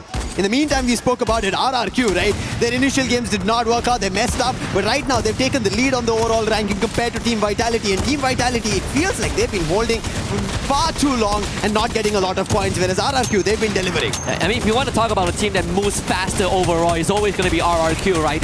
They sort of get the engines warm out slightly faster and a bit more consistent, whereas Team Vitality, it really comes down to what the weather feels like. It gotta be a sunny day if you want Team Vitality to put out some numbers. And so far, the sun still shines as Joe takes off Yago's head, but no confirmation on that just yet. The rest of MIBR lost now. And again, intel of multiple teams in front of them, and look at this bird's eye view. This is gonna be a nasty fight, waiting to implode on its own. Diamond even popping a shot onto Bunny, but again, no confirmation there for Twisted Minds. Look at how the circle moves. It's just moving center to the entire big zone itself. It's never giving an opportunity for any team to take it as an advantage. And now still RRQ and Vitality are inside the circle, so they'll be happy about it. And look at them, they're holding the teams on the eastern end from getting closer, and that's going to be Miyakov. Already at 12 eliminations, they want more, but all of them are getting stolen by Team Vitality. The deed is being done by RRQ, but the ones who are getting the elimination is Team Vitality, along with MIBR loss. Yeah, RRQ work hard, but Vitality works smart in that exchange. And Miyako, rightfully so, written out of this game. I mean, Twisted Minds, this is a slower game for them, right? 4 eliminations and counting. You have Vitality on the second floor, and that glue wall is the separation that prevents chaos, and RRQ continues to put on the numbers, this time with help of MIBR loss, taking down the members of Fluxo. Total Gaming shows up, getting blasted mid-air. It's Aztag, loses the exchange to Bunny, and Bunny will get his third. Total Gaming, they don't have the zone.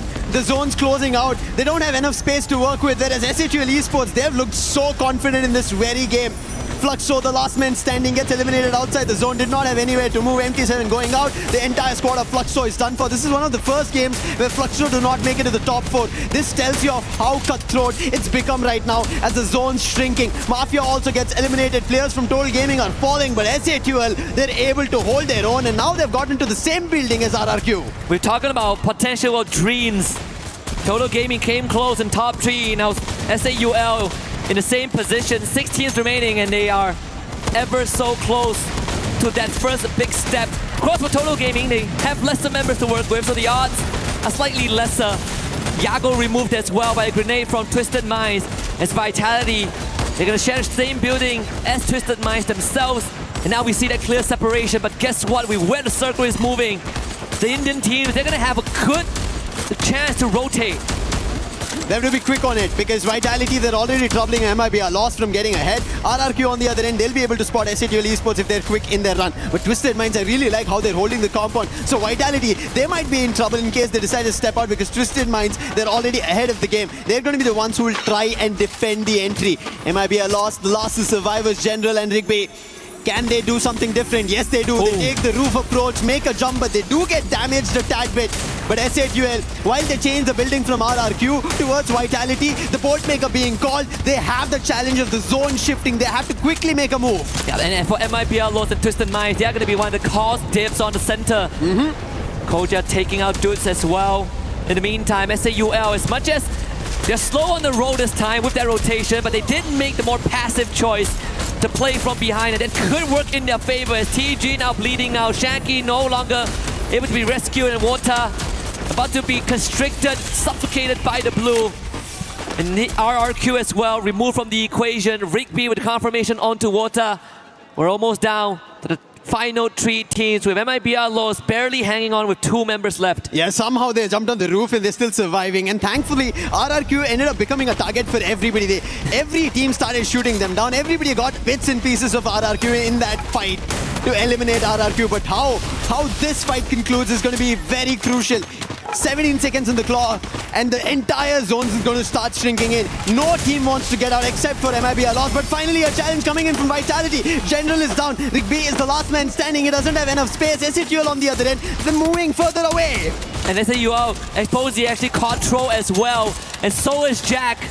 Vitality now joins in on the hunt, and SAUL might just meet an early demise here unless they can wrestle their way out of this. You have Diamond to take care of. He is alone, but he is an anchor for Twisted Minds, barricading himself with the glue wall, knocked down by Jack.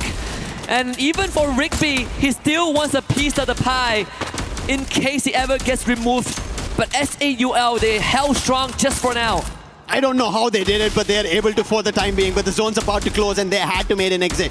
Use the glue wall, but now it's a very small compound that they have control of. There's nothing else. Every other team is right in front of them who have a better position, a better compound. Even Rigby, who's the last man standing, has an entire compound, a window through see-through. Whereas Vitality now, it looks like they are the lords above. They're standing on the rooftops, having vision of everybody, and Sibang starts it. Bunny down, troll down, confirmations following one through.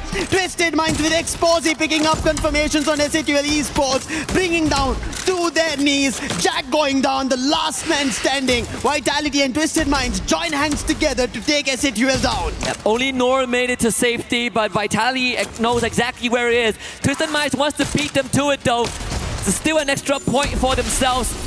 The bar's on the low ground. It might have been a fatal error as Nor now books it with a baseball bat in hand and a glue wall to keep himself safe. This could be a distraction there.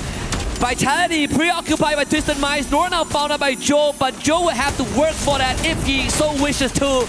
But Vitality, 4-man strong. We were looking for magic. We were looking for them to step up to the occasion. And this is that moment that Indonesia, they come in late, but better late than never, as the boss will be the only one that has a chance to take down Vitality. But the Hornets will not be denied. And Team Vitality brings themselves a booyah. What a game coming in from Team Vitality. We were talking about it, right? While Brazil is taking all the initial games away, it seems like Southeast Asia finally finding their ways to victory, especially Indonesia. RRQ to follow now with Team Vitality. Brilliant game. I think even the rotation, the position they were holding in that final fight, as we saw, we spoke about MIBR loss, right? Then taking the rooftop. But unfortunately, they did not have the numbers. If they did have what Vitality did, looking like the giants about the Davidson, the Goliath fight that was happening, it could have been MIBR loss, but Vitality played it to perfection in that final fight. And we even say that this feels like that deja vu from 2025 back in Riyadh, right? Where Vitality was the one that denied the trophy leap on Kalahari, which was a map that people usually look at RRQ, usually look at EVOS, and again, it's Kalahari that delivered them their first booyah in Paris. Much needed. A lot of expectations on Team Vitality in general. Everybody is looking forward to it. We spoke about it. Asia Invitational, they took it away. That is one title, but they need the biggest of all titles. Esports World Cup 2026. They're here in Paris. They do not want to miss the opportunity. And finally, they've delivered. We were talking about the comparison between RRQ and Vitality. While Vitality were initially ahead of the race, RRQ picked up with their very own booyah. And now Vitality have gotten a step closer. We have to only take a look at the overall rankings, which will tell us, has Vitality beaten RRQ now? Yeah, I mean, this is a trophy that is the only missing piece of from the BRU cabinet, right? Yeah. But for everyone else, it is the first piece of what is going to be a complete puzzle of that golden road. And for the Hornets here, they've had quite the round. I mean, even you look at the faces of the Twisted Mind members, they know they've been bested. This was a game that was incredibly hard with how Team Vitality played out that final circle. When talk about the hint about the double sniper, and we saw that play out as well when they took care of SAUL. Very crucial. I mean, for SATL to hold their own in a position which is not great at all, that compound is very small. I mean, if anybody tries to hold their position there, they're bound to be taken on. Thankfully, maybe Vitality did not have launchers or anything, because yes, a lot of resources got expended there because multiple teams were present and a lot of fights took place. SATL also, you have to give it to them, they held their own in such a small spot, took down the player of Twisted Minds, and I think that was also the reason Twisted Minds did not have NS reinforcements going into that final fight with Vitality. If that reinforcement was there, maybe Twisted Minds could have gotten their own booyah. Yeah, and with that being said, we are approaching the final round, but anything before the final round deserves a bit of a breather, so don't go anywhere. We'll be right back in just a bit with another Nextera round.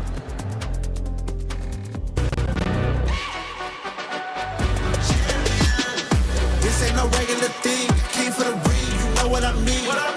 You see my name in the lights, better get right, I'm champion.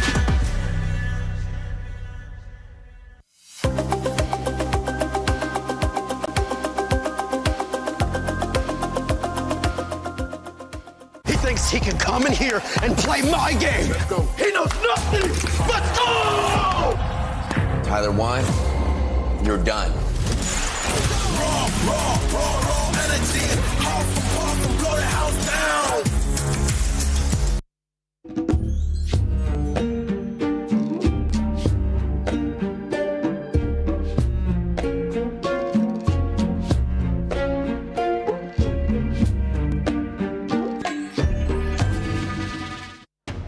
wasn't lost, but it was Vitality. Being able to get that booyah, we were wondering when it was going to happen. It finally happened. Yeah, I mean, like it's a back-to-back for Indonesia right now. Earlier it was RRQ, now it's Team Vitality, and we were talking about how well Vitality is adapting to this gameplay. And hopefully this Booyah would motivate them, because there's only one more chance for today for them to be able to grab all those points. But again, we've seen all those adjustments, we've seen all those plays, especially in the final moment, how they isolated each player of their opponents so that they can secure this big B. And one of the teams that was able to get a top 3, we have to talk about them because the jump up that this team has been having has been great. And I'm talking about none other than SAUL. Because this squad, I gotta give you a breakdown, okay? First game, 5th place, 2 eliminations. Second, 8, 6 elims. 7th, 2 elims. 6, 8 elims. This time around, though, they got a top 3. And boy, did they back it up with eliminations. Yeah, exactly. I mean, it's like a slow slope. They are just climbing up. And I'm really loving that there's a few of those adjustments that they're doing right now so that they can secure more elimination. And again, Kalahari is one of those maps where and you can get those aggression from afar. So I'm really loving that they're pulling that off. Not a lot of teams will be able to manage that. But what I'm seeing is a pattern we're seeing not only for Team Vitality as well as SAUL is it's becoming slow from beginning. Like what? 10 teams remaining towards phase 4, phase 5, even phase 6. So it's really getting tougher and tougher. But for those who are in great positions, especially in high ground, they get a lot of elimination. One of those being SAUL. They ended up actually that last game with 5th eliminations. Another team that was able to get a lot of eliminations and kind of back it up whenever they ended up getting a booyah in the last round was none other than RRQ. The trajectory of this team, I think this is exactly what Conchita and you wanted to see. Yeah, exactly. I mean, this is their comfort map. With Mal as a sniper, they know exactly how to position themselves. And most of the time, like dropping in the middle in a refinery, that gives them more view of their opponents. And not everyone is contesting that area. And for now, I guess after 4 games, they have a good chance really to understand who would be going against them, who would be chasing against them. And with Dutes in front line with the rest of the squad, I think they have a better positioning right now and won't be surprised if they can carry over onto the next map. And for Vitality, we got to go back to this booyah that they just got. Remember, we've been talking about this squad in regards to this strategy and the meta that they've been trying, right? 2 snipers. It worked out wonders here. And I think, would you say this sends a message too, going to tomorrow with this strategy that they pulled off? Well, I think they managed to pull it off quite well in the regionals on their own region. And there's a lot more that you can see right now, especially in global scene, and it worked right today. Right now, first place is none other than Los. Are they going to stay in first place? Are they going to go for that 3rd booyah like some of the teams were able to do earlier in Group A? I think it's time. All these questions are answered on the final game of Group B. Yep, final game of Group B indeed. At least for day number 1 is Husky and Lucifer back on the mic for one last time this evening before we close out this opening day. I gotta say, there might not be no 4th booyah, but it might be a loss. But I'm still looking forward to a potential 3rd as we head back onto Nextera for one last time today. We've gotten our fair share of Nextera in Group A, and that has been quite the experience. But with how Indonesia teams have been stepping up, let's see if they can keep the train going. Maybe RQ will get the 2nd.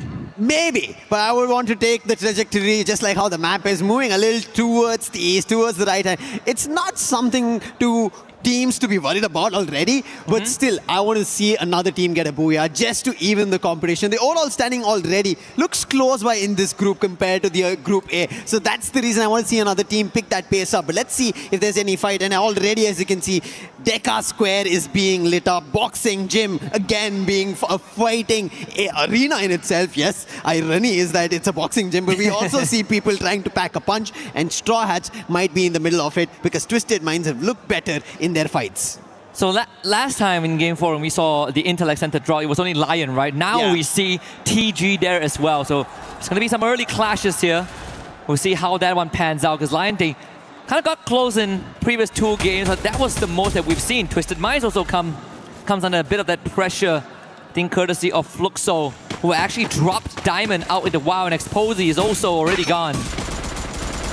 Twisted Minds, they're picking up players from Straw Hats. This was a surprise. And now Al Ali is also in the mix of it. Straw Hats don't know where they have to run in the direction of. Shock did get the revive, but will not be able to turn the corner. C4, he's going to be quick. Al Ali, they need to recover. Their games early on were too good, but after what happened in Kalahari, it was a big mess up. But now they would want to recover, and recovery is something even Lion wants to do. It's now working because Total Gaming, they understand that day one has not been the greatest yet for them. They started well, but they're unable to close it out.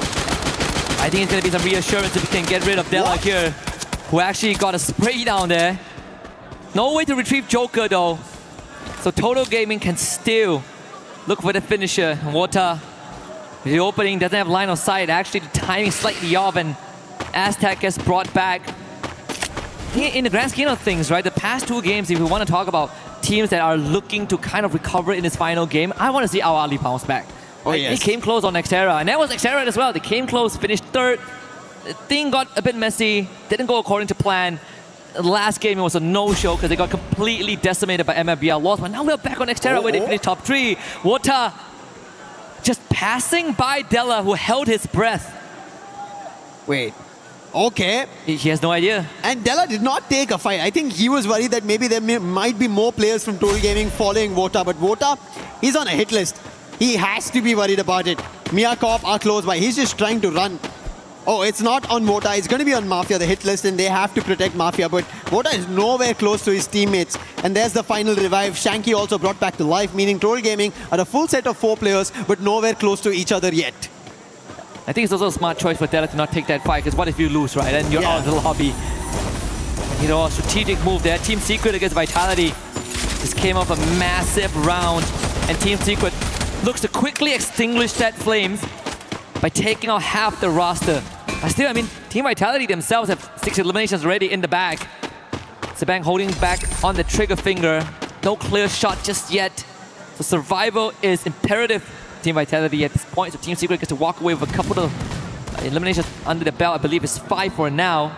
Even Straw has getting into a bit of a fight. RRQ coming out on top, and Rans gets a quad. Straw Hats all the way from Boxing Gym, try to keep running away, but it's not been working out. RRQ, they find them at Deca Square. So as of now, RRQ looking forward to going back to their winning ways, what they did in our game number 4, get themselves a booyah. But in the overall ranking, we just saw both Vitality as well as RRQ both sitting with a total of 77 points. Neck and neck, these two, whenever it comes to competition. The rivalry is cutthroat between these two giants. But hey, it's about getting to the top 4. Today, you don't win anything. One thing that you make sure of is you're in the final for the hunt of the trophy, for the hunt of that shield, to put your coin in and smash every other key out. And take 3 bags as souvenirs. Oh, yes. Don't forget that part. But also to give yourself a big lead so that you have a cushion to lay back on tomorrow, right? Correct. Let's say if you kind of blow 2 rounds in a row, at least you're not out of contention. Which is very important for teams with track record of not being able to show up consistently, right? And in this case, both the Indonesian teams we have in this lobby, we even set it up that the last 3 maps are going to be Indonesian favored. And guess what? So far, it has been RRQ and Team Vitality. One thing that we do have to give it to is, yes, Fluxo, of how they've been trying to control and convert. But their fans out here, they've been roaring from game number 1, even before the game number 1 started in our pre-show. But right as now, Lion, they want to be the ones. The Beasts Unchained against Vitality. The Hornets who just got their booyah. A 1v1 against Koja. And Games King proves better with the duel. He goes in for a second. Banks 2 elimination. And Lion looking better than ever in this final game for themselves. That looks slightly reckless from Team Vitality, but with Fluxo's arrival, Lion are poking it out of there. Thankfully, Vitality, they split up in a 2-2 squad, so not all is lost. Even for Fluxo, despite no booyah so far, they're still spirited. The fans continuing to cheer on for their favorite team. RRQ on the radar right now against Team Secret. The aggressors are the Vietnamese. T-Quay around the corner, joined by Nan, but the window not really safe. So grenades fly through from RRQ. Abai would take a space. Riptide Rhythm from Ah Huang Am. Exposed PLS1 does the same. Runs now getting pushed. Team Secret after the game 2 and game 3, they've not picked up pace. But right now, Duts is down. PLS1, the man who's been dealing the damage, and Rans, he also gets knocked. That's going to be from TQ. And RRQ in trouble after losing 2 of their players. The newest, youngest gun and their captain.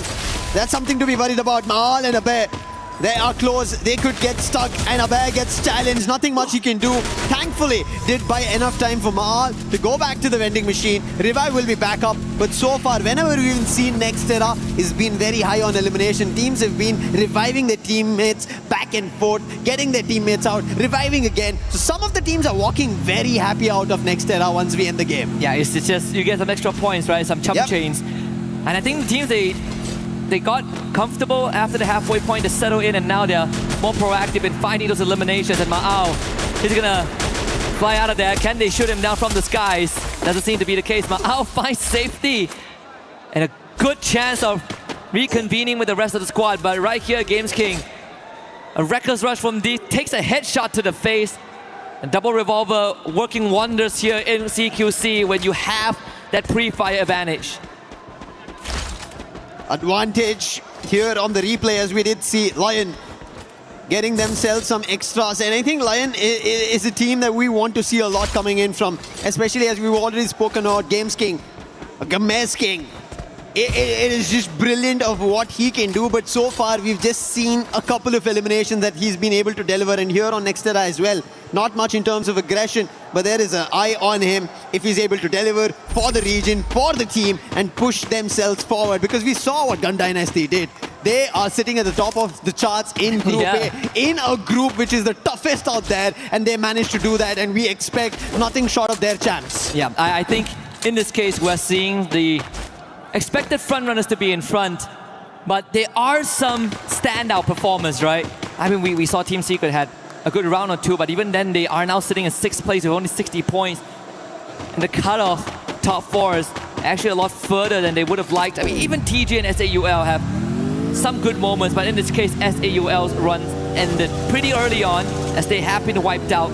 So all eyes are going to be back on Total Gaming, and maybe Al-Khali again. They can find that redemption, that recalibration from map 4. I hope a recovery even happens. There might be a loss on the other end. We were rooting for maybe 4 booyahs on a stretch, but right now they might look forward to a third. They've already gotten Game 1 and Game 3 under control. This is Game 6. And if they do, I think they're already ahead of the race in the top 4 to make it to the finals. And Brazil might end up seeing a champion. I think they've been the ones who've been waiting for the title, except for Fluxo. There's been nobody else from Brazil who's gotten themselves a big international title. And if it happens here, it might be a loss. They're going to be the happiest. Again, it's a callback to one of the storylines, and I mean, a part of me wished that we could give multiple titles, we could share trophies to these teams.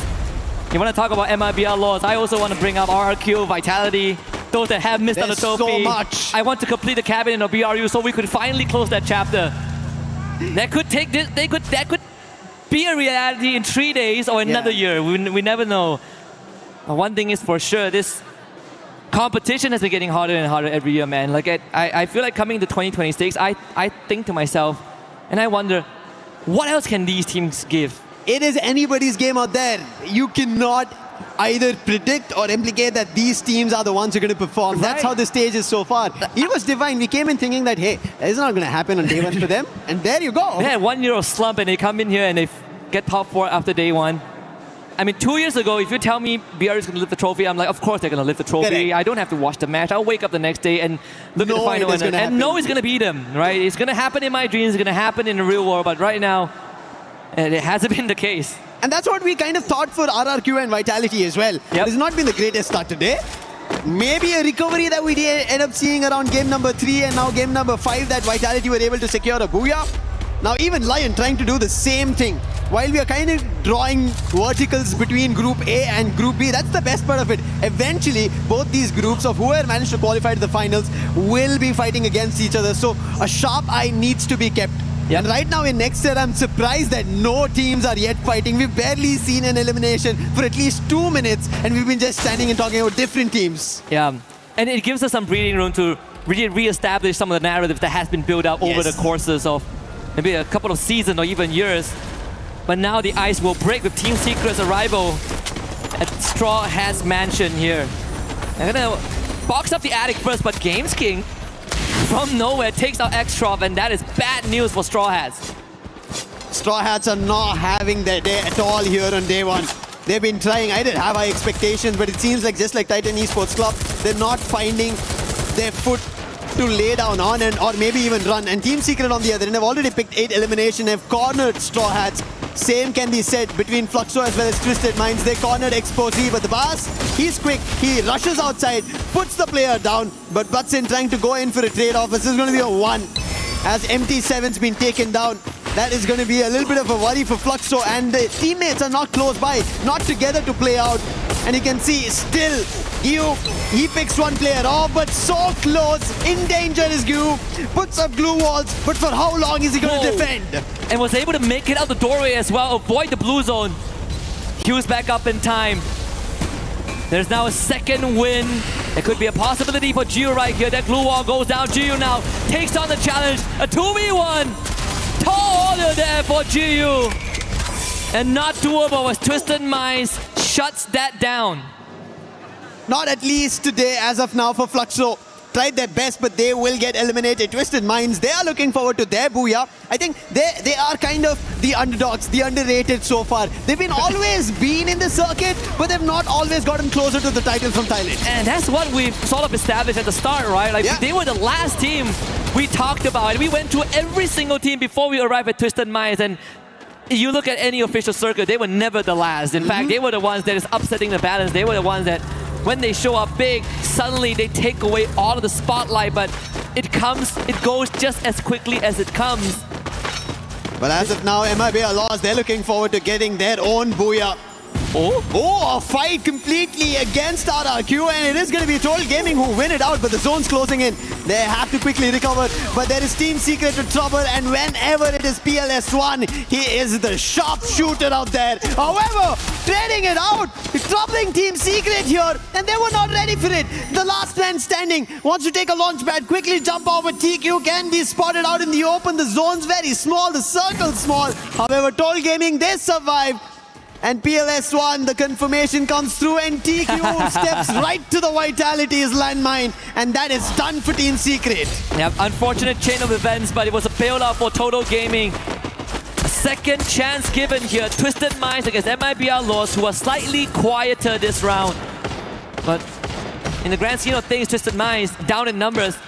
Lion still holding on strong now up against Mia Corp. Vitality also in the circle with a good building to control. We've seen that in the previous round on Kalahari, where they played these compound fights very systematically. TG under the bridge, looks for the Bass, finds the trade. They were quick, but the problem's still not done. Jump is still surviving. He's been able to deliver one knock, and now it comes down to the player, Shanky, the last man standing, and he gets cleaned off. That is trouble for Total Gaming, and it is done. Game number 6, they couldn't find much.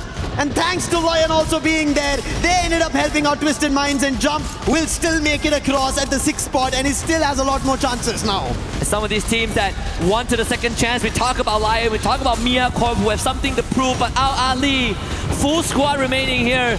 As we go into the top 6, Al Ali now has to go to this battlefield and gets completely blown up by Haone. The one major problem in Group B that we've seen is multiple teams taking hit on just one single team. They're getting forced on those fights, sandwiched on those fights. They're getting minced, and now Jump, the last man who gets eliminated. That's the end for Twisted Minds. But look at Mia Corp. Of all the 5 games we've seen so far, they've made it to the top 4 the very first time, and this looks good. It seems like a recovery for them. You want an underdog to root for, you have 2 choices now, Mia Corp or Lion, Latam or USA. And Lion looking good, double digits, Games Kings finally coming online with 8 eliminations as an individual.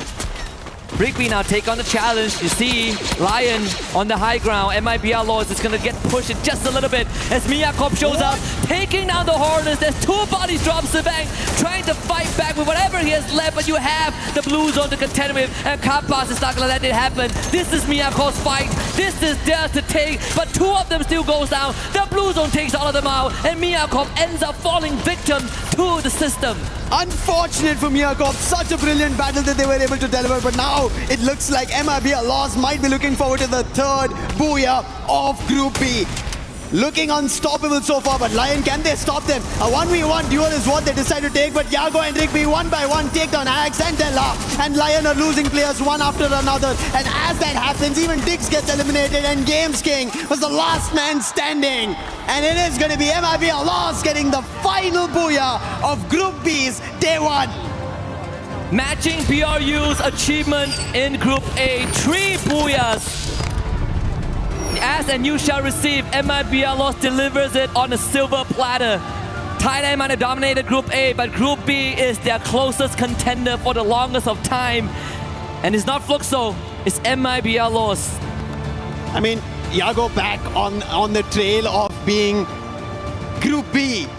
Highest in terms of sniping skills, best in terms of dealing damage, looking forward to eliminations. And MIBRLOS, I think, as soon as the zone was about to shift, right, the approach they made to get ahead of it, that sealed the game for themselves. They blocked every other team, and right now they end up holding it off. Even that final battle, Lion did have an opportunity, but we've spoken about this. You split your resources, you split your approach, it becomes difficult. If both fall, both the fillers are down, the entire building collapses, and that's what happened for Lion. If they were together, maybe there wasn't a chance. Yeah. You're only as strong as your weakest link, and unfortunately for Al Ali, we saw the recovery, right? It was in action. They put the plan into motion, all to get intercepted by MIBRLOS on the cross. But it's something that is unfortunate, and I think, all things considered, they did achieve what they wanted. Yeah. They still have 6 more games tomorrow, and worst comes to worst, 10 more on day 3.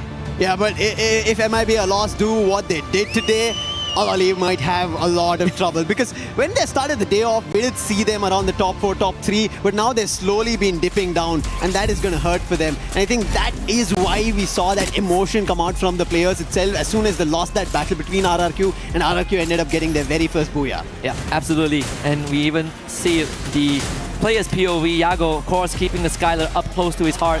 Yeah. That's what won him his first trophy internationally back in 2023. That could be a callback if he was to lift the EWC trophy at the end of this weekend. MIBRLOS, man, they could complete the saga. They could finish the job. Yep. That was 365 days ago. They could do between somebody else and they could take it away. Maybe Brazil is what EWC this time has the name of. But right as now, we have an interview on stage. That's going to be Dots. Let's send it over there. Hello everyone, it's a pleasure to be back here with you and me together, but also it's such a pleasure to interview Dutch right now. Alright, we reached the end of the day, but the day for you guys starts slow with some early eliminations, but you guys keep it up towards the end. What was the reason for the slow start? Jadi pagi tadi kan mulanya agak perlahan dengan ada elimination. Jadi mengapa pagi tadi agak perlahan gitu permulaannya? Oh, ya mungkin ini day awal kita main, jadi ya kita pemanasan aja di day ini. Maybe it was the beginning, we were warming up. Okay, yes, that's for sure. It's a good reason, and you guys did amazing.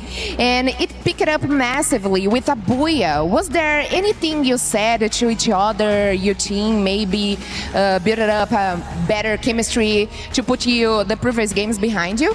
Jadi kemudian selepas yang agak elimination itu kan, kemudian jadi lebih bagus.